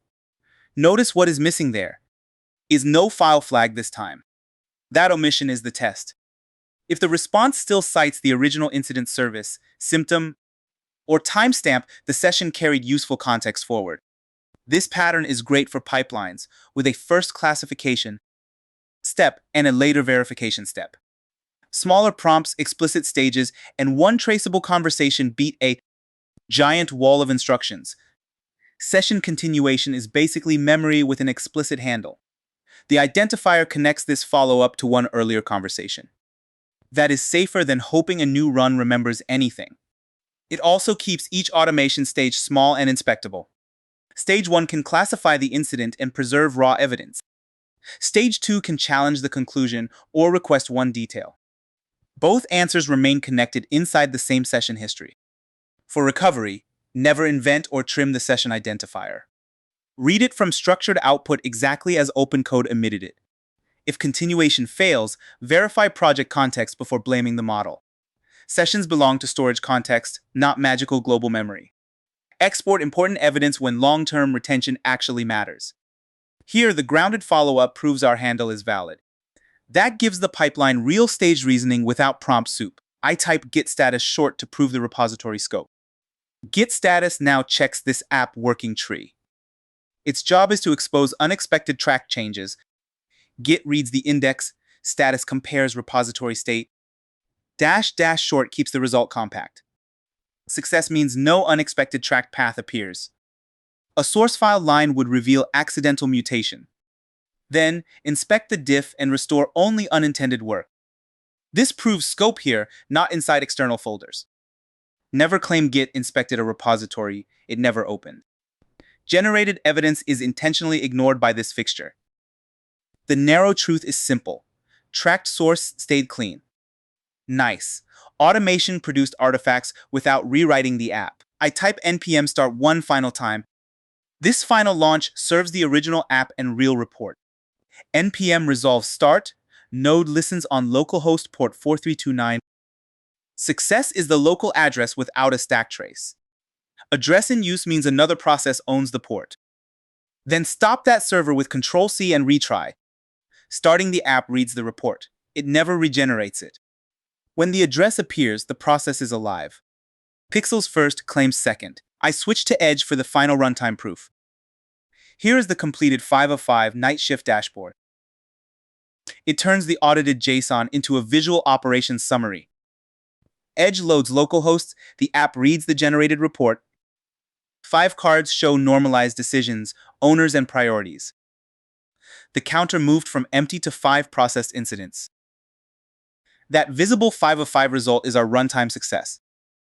0 cards would mean stale data or the wrong file. Then hard refresh and verify the report path. The dashboard summarizes evidence. JSON-L remains the deeper trace. Pretty pixels never replace the audit. And the audit never replaces runtime proof. OpenCode is now a PowerShell automation engine. The machine gate passed and Git scope stayed clean. The browser proves the app can consume the result. Files went in, structured judgment and evidence came out. PowerShell parsed it, and the dashboard made it useful. Fucking nice. Next lesson, the entire course becomes one final boss. Each card still maps back to preserved machine evidence. That makes the visual payoff useful, not merely decorative. Night shift is green, traceable, and ready for handoff. Here's the beginner version. We are looking at the Neon Rescue final boss. Its job is to turn one vague launch idea into a verified working feature. We use it here because the next claim should be reproducible, not magical. The meaningful pieces are PowerShell is the visible shell, OpenCode coordinates judgment, and the browser is our runtime proof. Visible success means the same red board ends green with every machine gate passing. Visible failure means a pretty page appears without traceable evidence. Nothing gets a victory lap merely because it looks cool. Now I perform the visible idea step.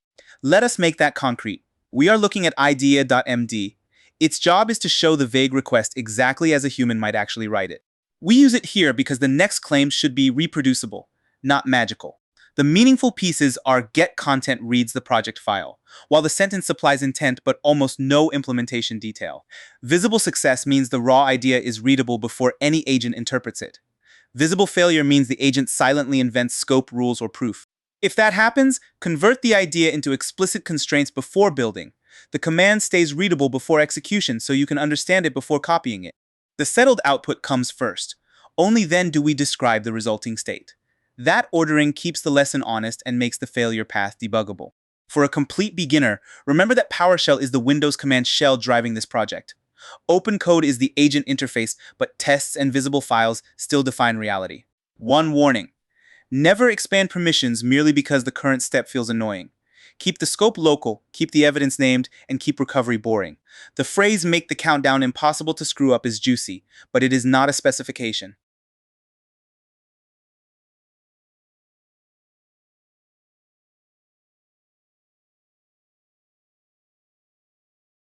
Now I perform the visible rules step. This part matters more than it looks.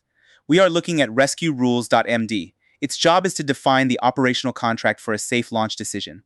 We use it here because the next claim should be reproducible, not magical. The meaningful pieces are fresh telemetry, frozen windows, keyboard rules, and exact output markers become named invariants. Visible success means the rules are visible and testable before implementation begins. Visible failure means the feature can claim go while one required condition is missing. If that happens, repair the contract or implementation, then rerun the same audit. The command stays readable before execution, so you can understand it before copying it.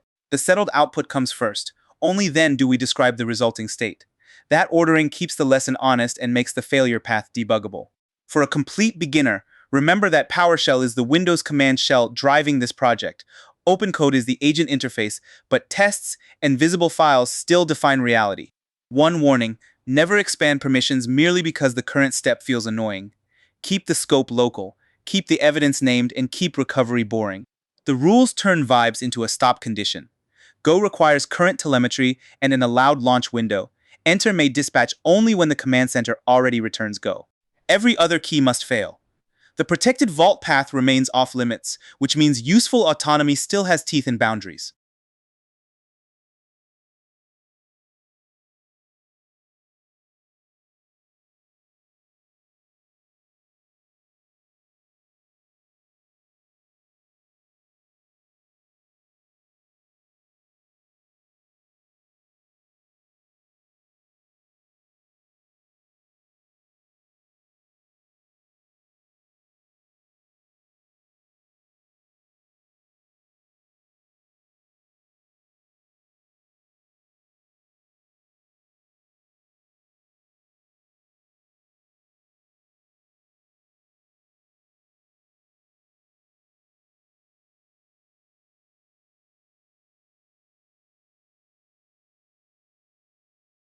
Now I perform the visible stub step. Watch the boundary, not the hype. We are looking at the incomplete command source. Its job is to prove the core feature begins genuinely unfinished. We use it here because the next claim should be reproducible, not magical. The meaningful pieces are build command center and dispatch from keyboard expose the exact seam we will implement and harden. Visible success means the stub and its missing behavior are obvious on screen. Visible failure means a pre-built success path makes the lesson fake. If that happens, restore the baseline commit and remove generated artifacts. The command stays readable before execution, so you can understand it before copying it. The settled output comes first. Only then do we describe the resulting state. That ordering keeps the lesson honest and makes the failure path debuggable. For a complete beginner, remember that PowerShell is the Windows command shell driving this project. OpenCode is the agent interface, but tests and visible files still define reality. One warning: never expand permissions merely because the current step feels annoying. Keep the scope local, keep the evidence named, and keep recovery boring. We inspect the source before asking OpenCode to touch it. The small surface is intentional. One function builds the decision, another handles keyboard dispatch. That separation lets us build the vertical slice first, then let an independent reviewer catch the weaker boundary instead of pretending one prompt solved the universe.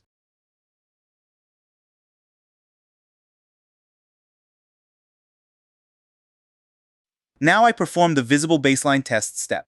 The useful mental model is simple. We are looking at the red baseline test suite. Its job is to prove the unfinished feature fails for a specific reason. We use it here because the next claim should be reproducible, not magical. The meaningful pieces are npm resolves the test script and the assertions describe required behavior. Visible success means the expected tests fail visibly before the build. Visible failure means the baseline passes because stale generated code survived. If that happens, reset the fixture and verify Git cleanliness. The command stays readable before execution so you can understand it before copying it. The settled output comes first.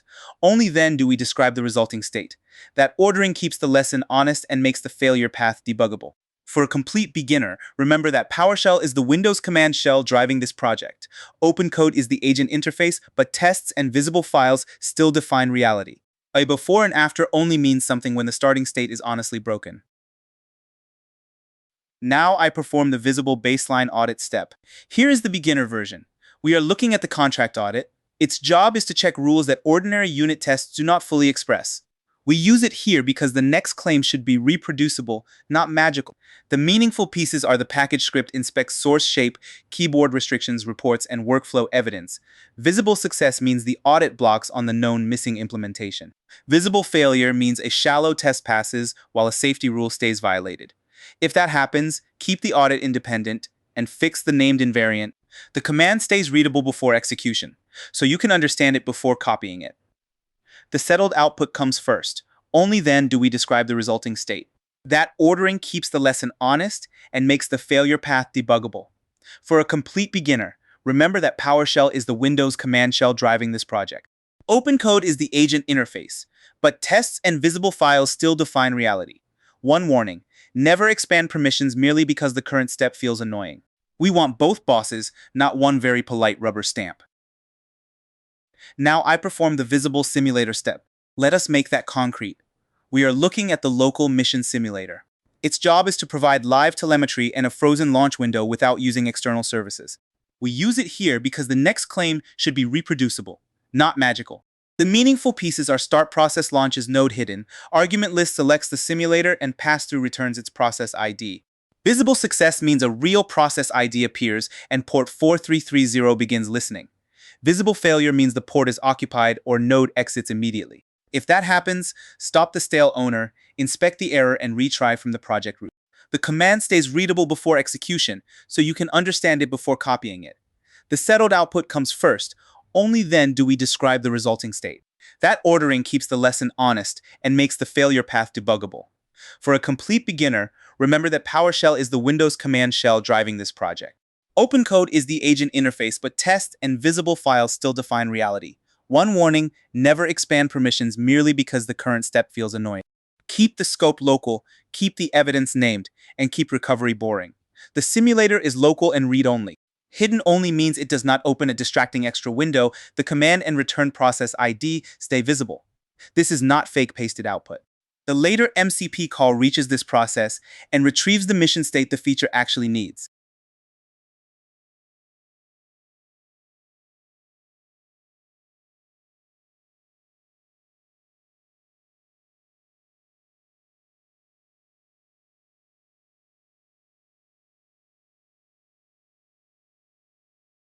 Now I perform the visible mission step. This part matters more than it looks. We are looking at the live mission endpoint. Its job is to show the exact telemetry that MCP will expose to OpenCode. We use it here because the next claim should be reproducible, not magical. The meaningful pieces are invoke REST method calls localhost. The mission root selects data, and format list makes fields readable. Visible success means fresh telemetry, a launch window, and the current incident state appear. Visible failure means connection refused means the simulator is not running. If that happens, verify the process and port before blaming the agent. The command stays readable before execution, so you can understand it before copying it. The settled output comes first. Only then do we describe the resulting state. That ordering keeps the lesson honest and makes the failure path debuggable. For a complete beginner, remember that PowerShell is the Windows command shell driving this project. OpenCode is the agent interface, but tests and visible files still define reality. And format list makes fields readable. Visible success means fresh telemetry, a launch window, and the current incident state appear.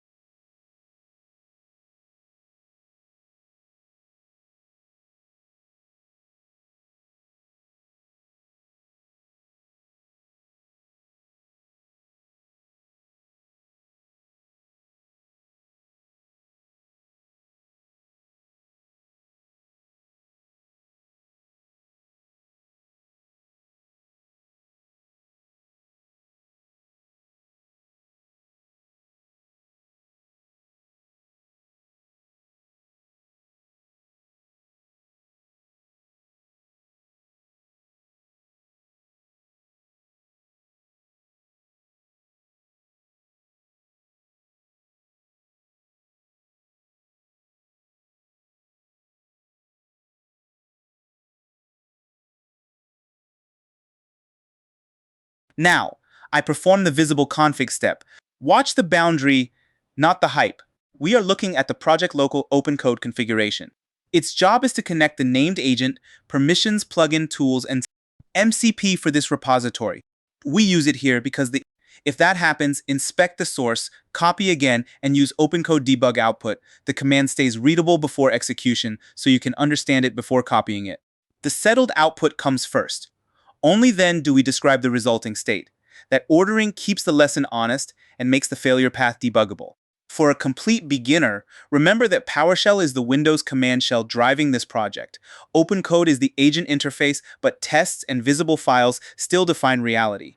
One warning: never expand permissions merely because the current step feels annoying. Keep the scope local, keep the evidence named, and keep recovery boring. Project local configuration keeps the finale reproducible without changing a global profile. The file names, the rescue commander, the read-only reviewer, permissions, the telemetry server, and our custom tool. One file connects the system, but every component still has its own narrow job.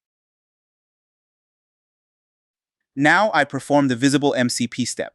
The useful mental model is simple. We are looking at OpenCode MCP status. Its job is to prove the outside world connection is alive before relying on it. We use it here because the next claim should be reproducible, not magical.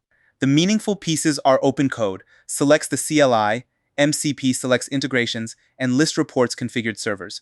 Visible success means the neon telemetry server reports connected. Visible failure means disabled, failed, or missing means the agent cannot fetch live mission facts. If that happens, inspect the command, server process, and config entry.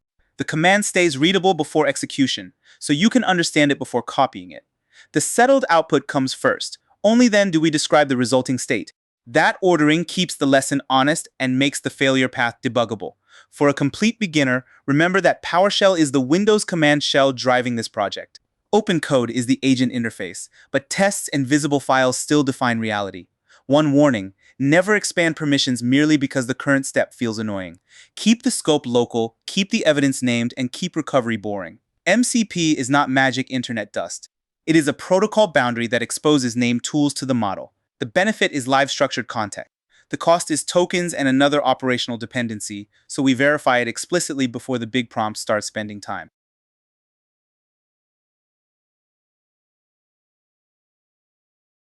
Now I perform the visible skill step. Here's the beginner version. We are looking at the Neon Rescue Delivery skill. Its job is to package the proven workflow, so the commander does not need a giant repeated prompt. We use it here because the next claim should be reproducible, not magical.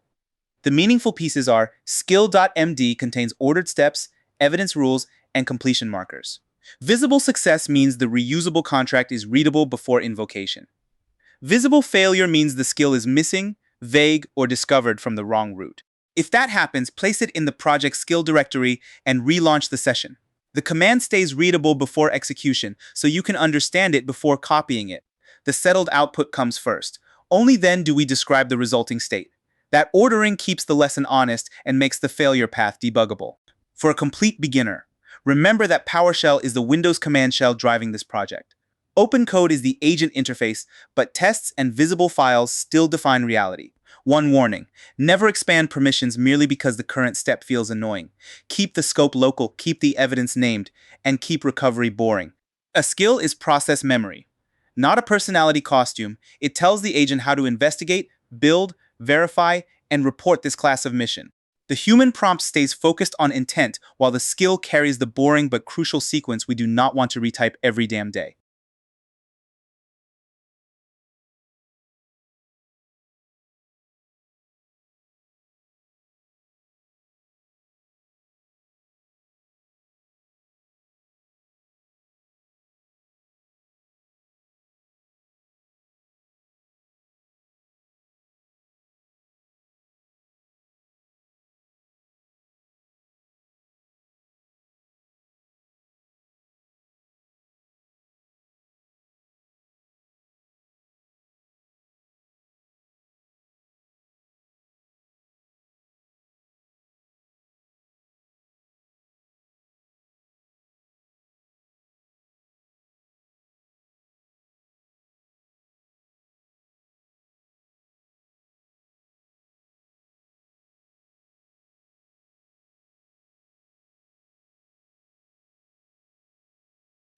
Now I perform the visible launch commander step.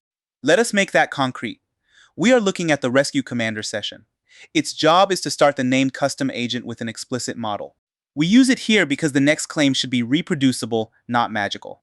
The meaningful pieces are agent selects its job contract, while M selects the provider and model ID. Visible success means the OpenCode TUI opens with rescue commander active. Visible failure means not recognized or authentication failure blocks the session. If that happens, install OpenCode on path or run OpenCode auth login. The command stays readable before execution, so you can understand it before copying it. The settled output comes first. Only then do we describe the resulting state. That ordering keeps the lesson honest and makes the failure path debuggable. For a complete beginner, remember that PowerShell is the Windows command shell driving this project. OpenCode is the agent interface, but tests and visible files still define reality. One warning: never expand permissions merely because the current step feels annoying.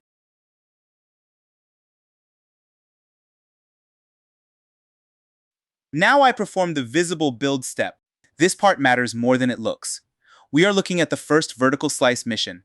Its job is to combine live evidence and delegated research into the smallest working command center.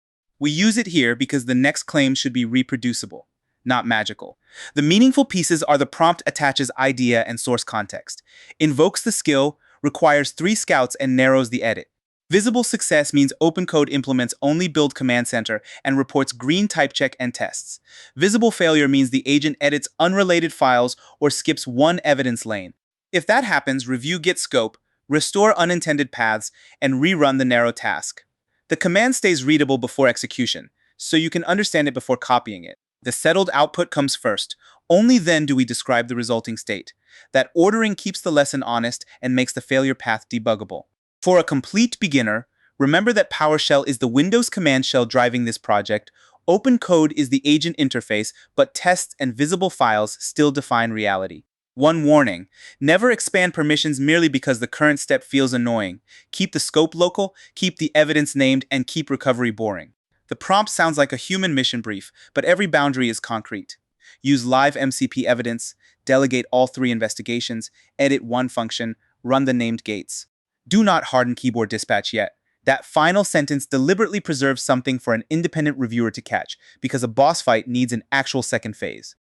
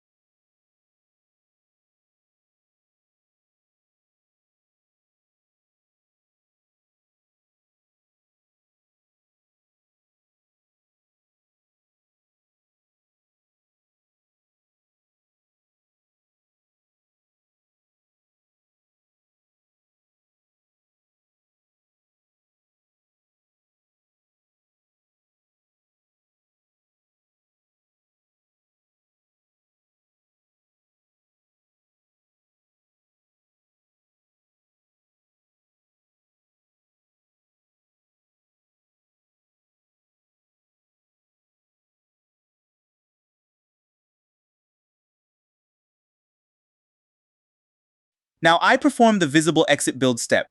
Watch the boundary, not the hype. We are looking at the first TUI exit. Its job is to return to the same PowerShell session without losing project files.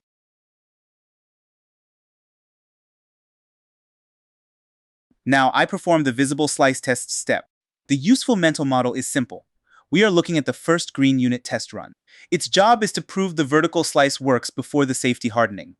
We use it here because the next claim should be reproducible, not magical. The meaningful pieces are the same npm test command now executes against the changed source. Visible success means the sweep passes with the new command center behavior. Visible failure means a named assertion still fails. If that happens, read that assertion, repair only the responsible behavior, and rerun.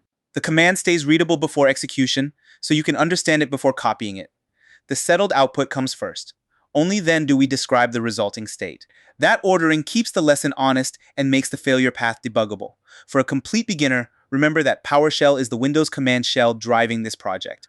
OpenCode is the agent interface, but tests and visible files still define reality. One warning: never expand permissions merely because the current step feels annoying. Now I perform the visible slice audit step. Here is the beginner version. We are looking at the deliberately blocking audit. Its job is to surface the keyboard dispatch weakness that the first build left behind. We use it here because the next claim should be reproducible, not magical. The meaningful pieces are the same independent audit checks, source and contract invariants. Visible success means it returns the exact keyboard dispatch finding. Visible failure means an unexpected pass means the fixture or audit is wrong.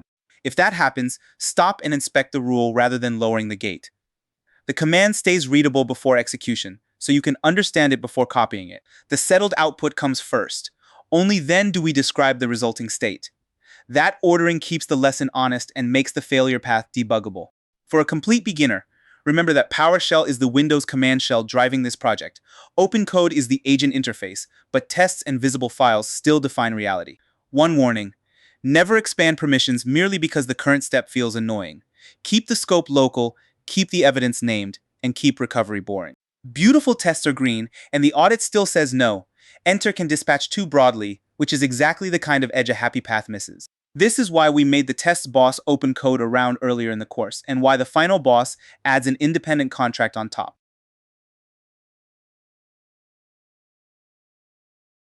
Now I perform the visible launch review step. Let us make that concrete. We are looking at the review session. Its job is to reopen the commander for a read-only delegated critique and narrow repair. We use it here because the next claim should be reproducible, not magical. The meaningful pieces are the same agent and model return in a fresh interface over the current files. Visible success means the TUI opens without altering the working tree. Visible failure means launch or auth fails. If that happens, use the same path and provide a recovery from the earlier launch. The command stays readable before execution, so you can understand it before copying it. The settled output comes first. Only then do we describe the resulting state. That ordering keeps the lesson honest and makes the failure path debuggable. For a complete beginner, remember that PowerShell is the Windows command shell driving this project. OpenCode is the agent interface, but tests and visible files still define reality. One warning: never expand permissions merely because the current step feels annoying. Keep the scope local, keep the evidence named, and keep recovery boring. Now I perform the visible review step. This part matters more than it looks. We are looking at the independent rescue reviewer. Its job is to inspect current files, tests, audit, and rules without changing anything. We use it here because the next claim should be reproducible, not magical. The meaningful pieces are the parent delegate's one bounded read-only job and requests an exact marker. Visible success means the reviewer returns keyboard dispatch blocked with evidence. Visible failure means it edits code, runs forbidden commands, or paraphrases the result. If that happens, stop the review, enforce the role boundary, and try again. The command stays readable before execution, so you can understand it before copying it. The settled output comes first. Only then do we describe the resulting state. That ordering keeps the lesson honest and makes the failure path debuggable. For a complete beginner, remember that PowerShell is the Windows command shell driving this project. OpenCode is the agent interface, but tests and visible files still define reality. One warning: never expand permissions merely because the current step feels annoying. Keep the scope local, keep the evidence named, and keep recovery boring. The exact marker matters because downstream automation can match it. We also request the evidence without paraphrasing so the commander cannot sand off an inconvenient detail. Read-only review is not a boring lesson. Here it is the thing, preventing a launch control from accepting the wrong key.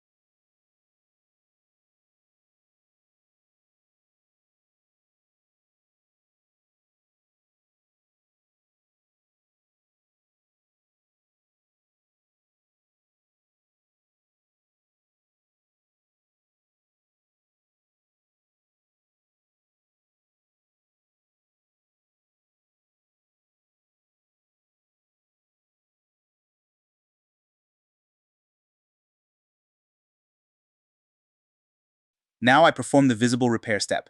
Watch the boundary, not the hype. We are looking at the narrow keyboard hardening repair. Its job is to make enter succeed only when the command center returns go and reject every other key. We use it here because the next claim should be reproducible, not magical. The meaningful pieces are the prompt names, one function, one source file, four verification commands, and explicit non-goals.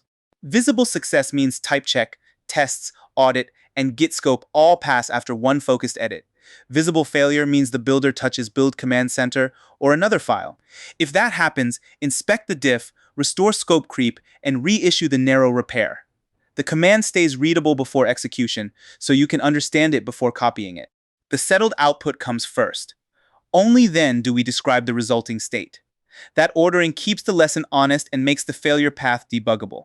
For a complete beginner, remember that PowerShell is the Windows command shell driving this project. OpenCode is the agent interface, but tests and visible files still define reality. One warning, never expand permissions merely because the current step feels annoying. Keep the scope local, keep the evidence named, and keep recovery boring. This is how you repair with an agent without handing it a flamethrower. We provide the validated finding, the exact function, allowed behavior, forbidden scope, and completion gates. The agent can still reason, but it cannot redefine success halfway through because the reviewer made the problem concrete.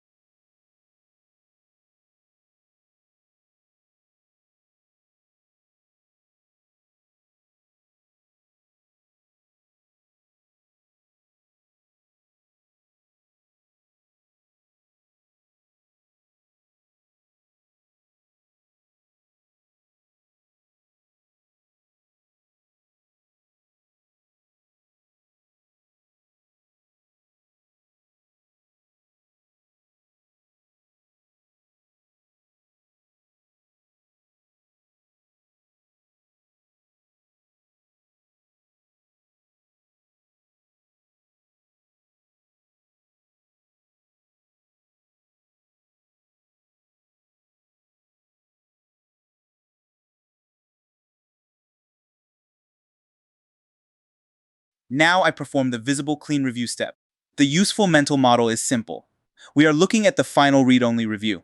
Its job is to verify the repaired code against the same rules and return the clean marker. We use it here because the next claim should be reproducible, not magical. The meaningful pieces are one delegated reviewer inspects without edits or command execution. Visible success means the exact clean marker appears with the rules inspected. Visible failure means the original blocker remains or a new scope issue appears. If that happens, repair the named defect and repeat the same review. The command stays readable before execution so you can understand it before copying it. The settled output comes first. Only then do we describe the resulting state. That ordering keeps the lesson honest and makes the failure path debuggable. For a complete beginner, remember that PowerShell is the Windows command shell driving this project. OpenCode is the agent interface, but tests and visible files still define reality. One warning: never expand permissions merely because the current step feels annoying. Keep the scope local, keep the evidence named, and keep recovery boring. A second review is not ceremony. The code changed after the first finding, so the evidence must change too. We ask the reviewer to look again from the current state, and we do not call the lesson clean until that independent role agrees with the actual rules.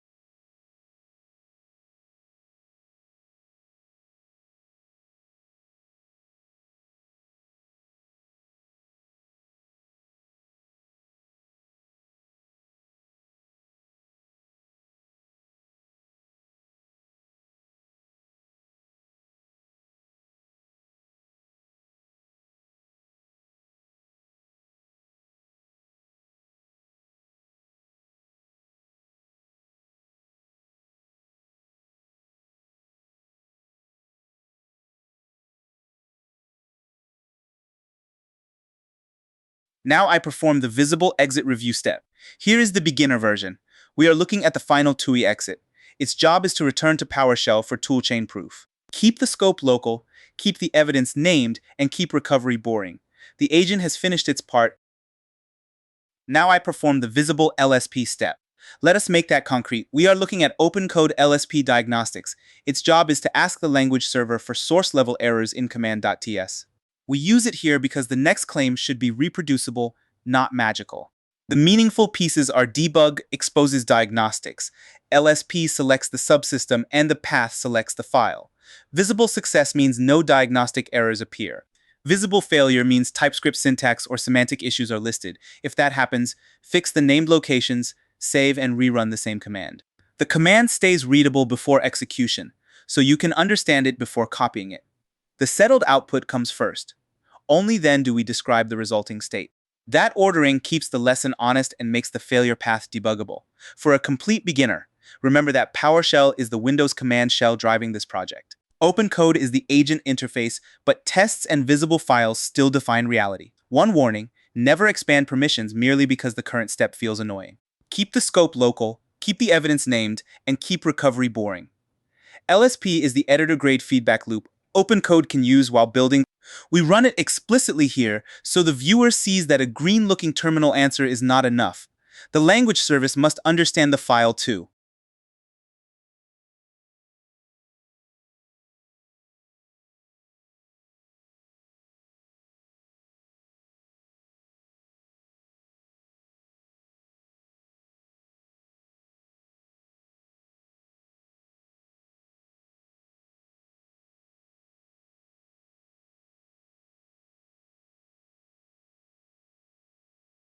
Now I perform the visible type check step. This part matters more than it looks. We are looking at the TypeScript type check. Its job is to verify compile time contracts across the project. We use it here because the next claim should be reproducible, not magical. The meaningful pieces are npm run resolves the type check script without emitting production files. Visible success means the command exits cleanly. Visible failure means a path and type mismatch appear.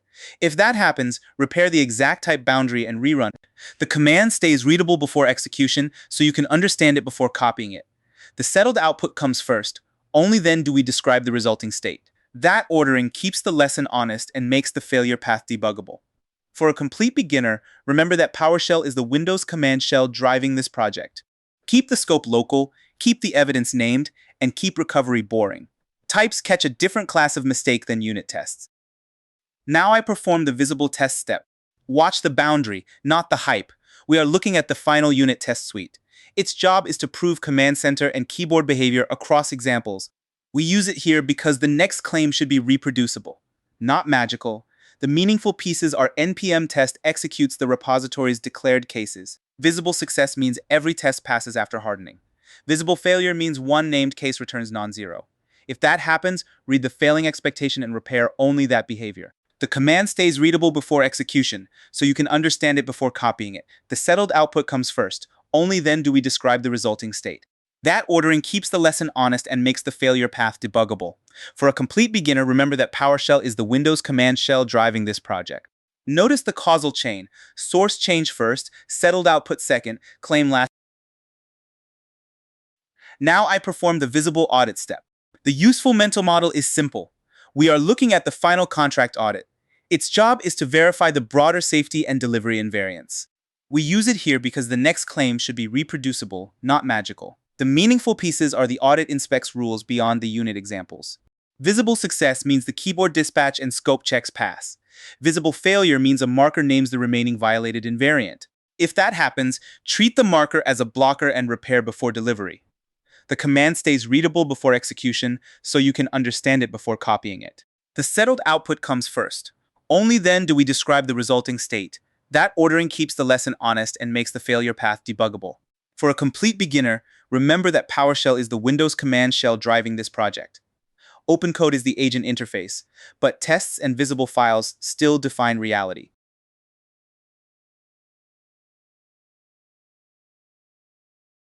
Now I perform the visible workflow dir step. Here is the beginner version.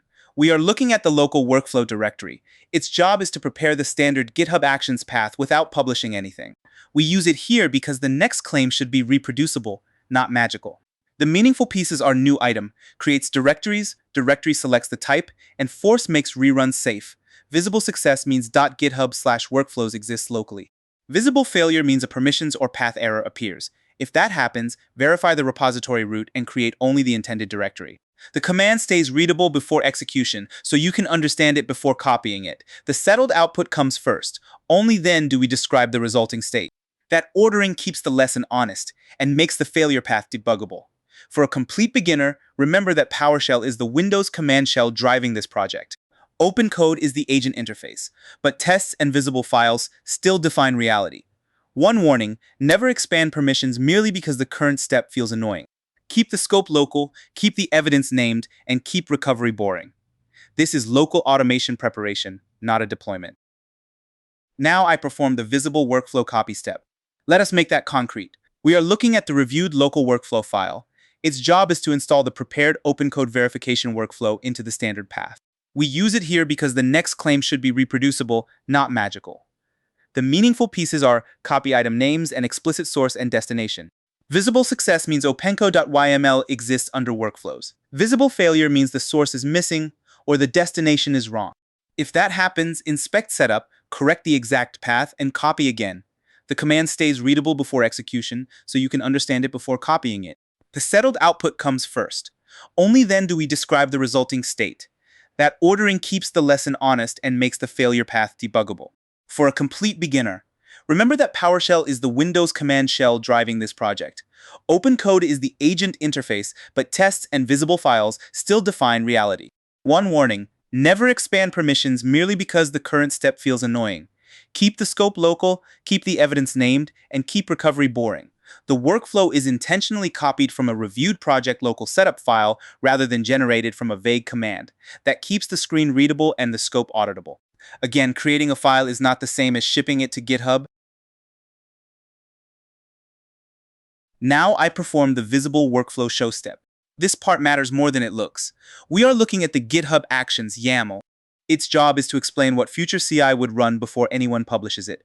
We use it here because the next claim should be reproducible, not magical. The meaningful pieces are the workflow names checkout, node setup, dependency install, type check tests, and audit. Visible success means every step is visible and matches our local proof. Visible failure means a missing gate would make CI weaker than the lesson. If that happens, edit the reviewed setup source, recopy, and re-audit. The command stays readable before execution, so you can understand it before copying it. The settled output comes first. Only then do we describe the resulting state. That ordering keeps the lesson honest and makes the failure path debuggable. For a complete beginner, remember that PowerShell is the Windows command shell driving this project. OpenCode is the agent interface, but tests and visible files still define reality. One warning: never expand permissions merely because the current step feels annoying. Keep the scope local, keep the evidence named, and keep recovery boring. We read the entire workflow because automation deserves review before activation. The YAML installs dependencies and runs the same commands we just proved locally. No secret permissions, no surprise deployment, no broad write token. It is a proposal stored in Git, still behind a human publication boundary.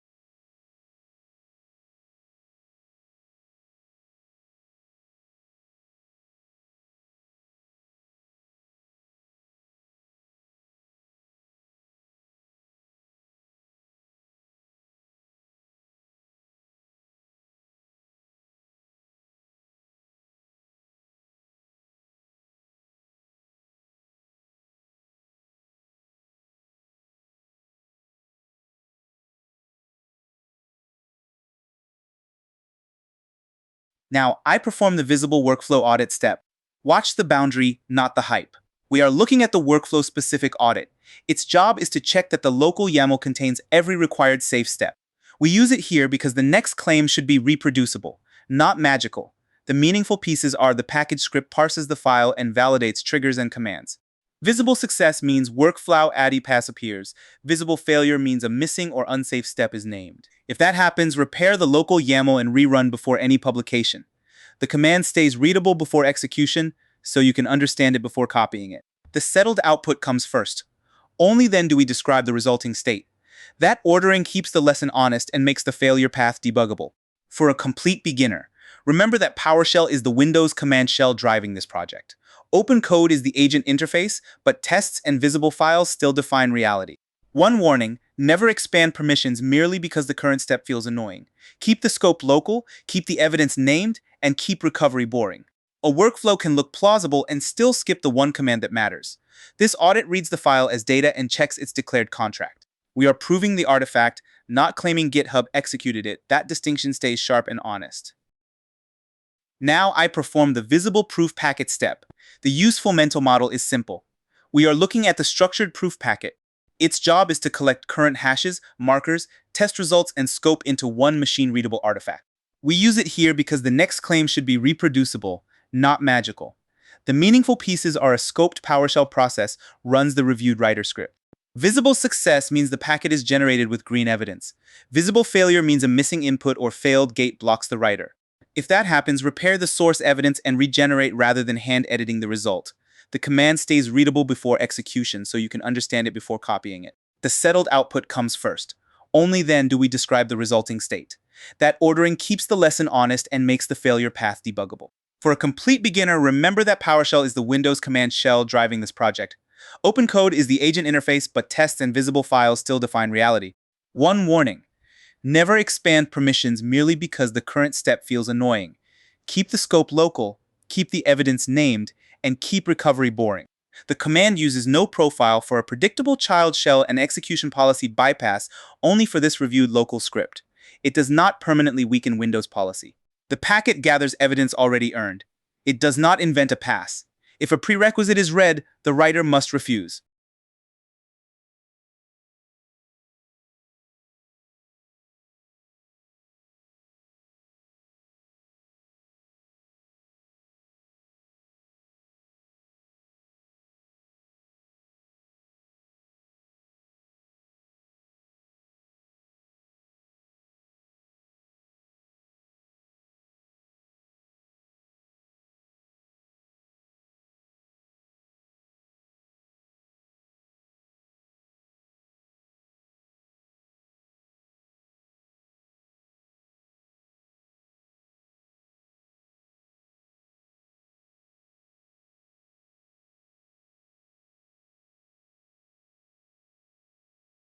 Now I perform the visible delivery report step. Here is the beginner version. We are looking at the final delivery report generator. Its job is to turn the proof packet into a concise release-facing summary. We use it here because the next claim should be reproducible, not magical. The meaningful pieces are another scoped PowerShell script, validates inputs, and writes delivery report.json. Visible success means the report declares go only when every required proof is present. Visible failure means stale or missing evidence prevents a clean report. If that happens, regenerate the failing source proof and rerun. The command stays readable before execution, so you can understand it before copying it. The settled output comes first. Only then do we describe the resulting state. That ordering keeps the lesson honest and makes the failure path debuggable. For a complete beginner, remember that PowerShell is the Windows command shell driving this project. OpenCode is the agent interface, but tests and visible files still define reality. One warning: never expand permissions merely because the current step feels annoying. Keep the scope local, keep the evidence named, and keep recovery boring. Reports should be derived from evidence, not from the agent's mood. This script reads the packet and creates a structured handoff with status, checks, files, and boundaries. The result can be parsed by PowerShell, CI, or another reviewer without scraping colorful terminal prose.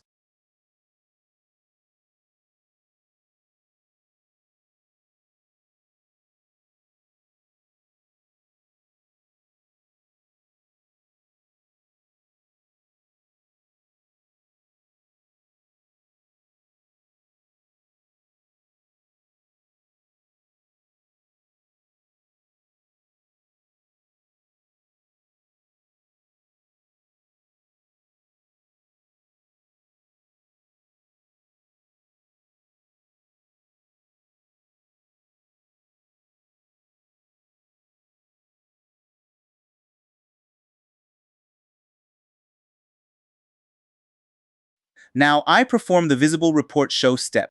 Let us make that concrete. We are looking at delivery report.json. Its job is to inspect the exact structured conclusion before runtime proof. We use it here because the next claim should be reproducible, not magical. The meaningful pieces are get content, prints the JSON file in the terminal.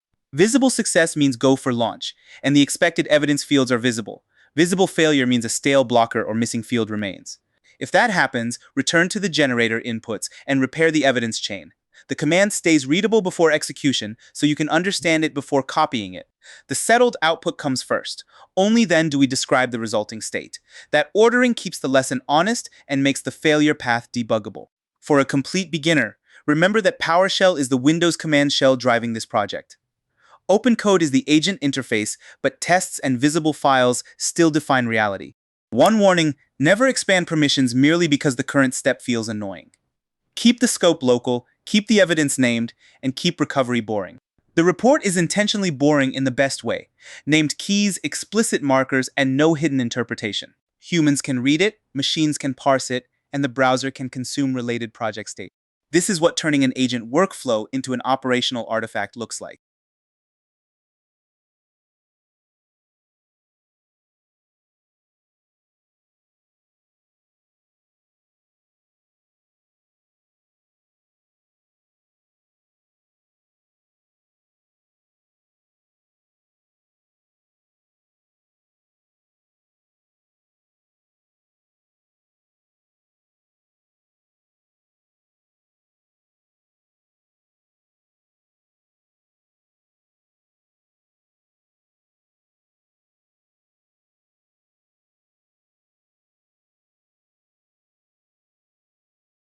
Now I perform the visible git step.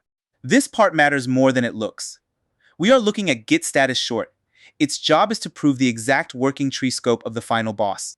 We use it here because the next claim should be reproducible, not magical. The meaningful pieces are git, compares the current tree with the baseline commit, and short keeps the list readable. Visible success means only the expected source, config, workflow, and report paths appear.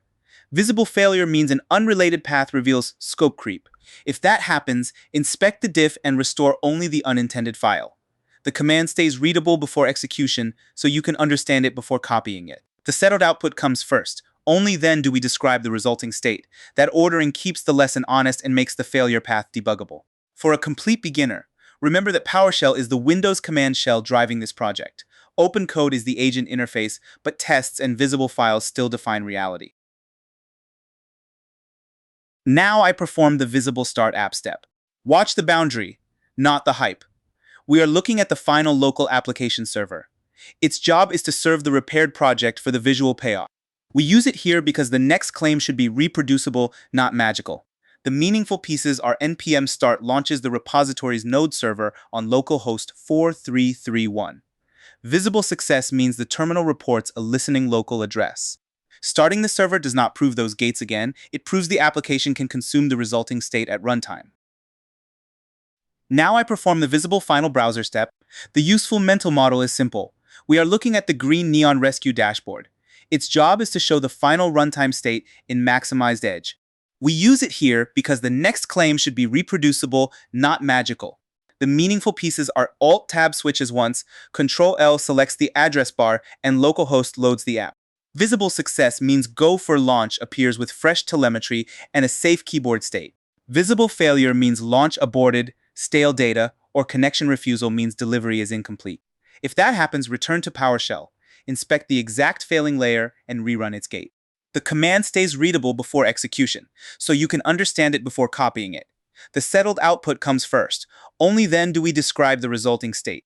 That ordering keeps the lesson honest and makes the failure path debuggable. For a complete beginner, remember that PowerShell is the Windows command shell driving this project. OpenCode is the agent interface, but tests and visible files still define reality.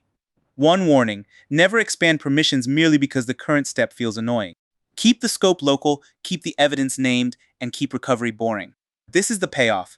The same mission that began as an ambiguous sentence now resolves into a visible green launch decision. The agent was not made reliable by removing boundaries. It became useful because context, permissions, delegated review, tests, audits, and structured evidence all agreed. That is the final boss. And yeah, now we are fucking cooking.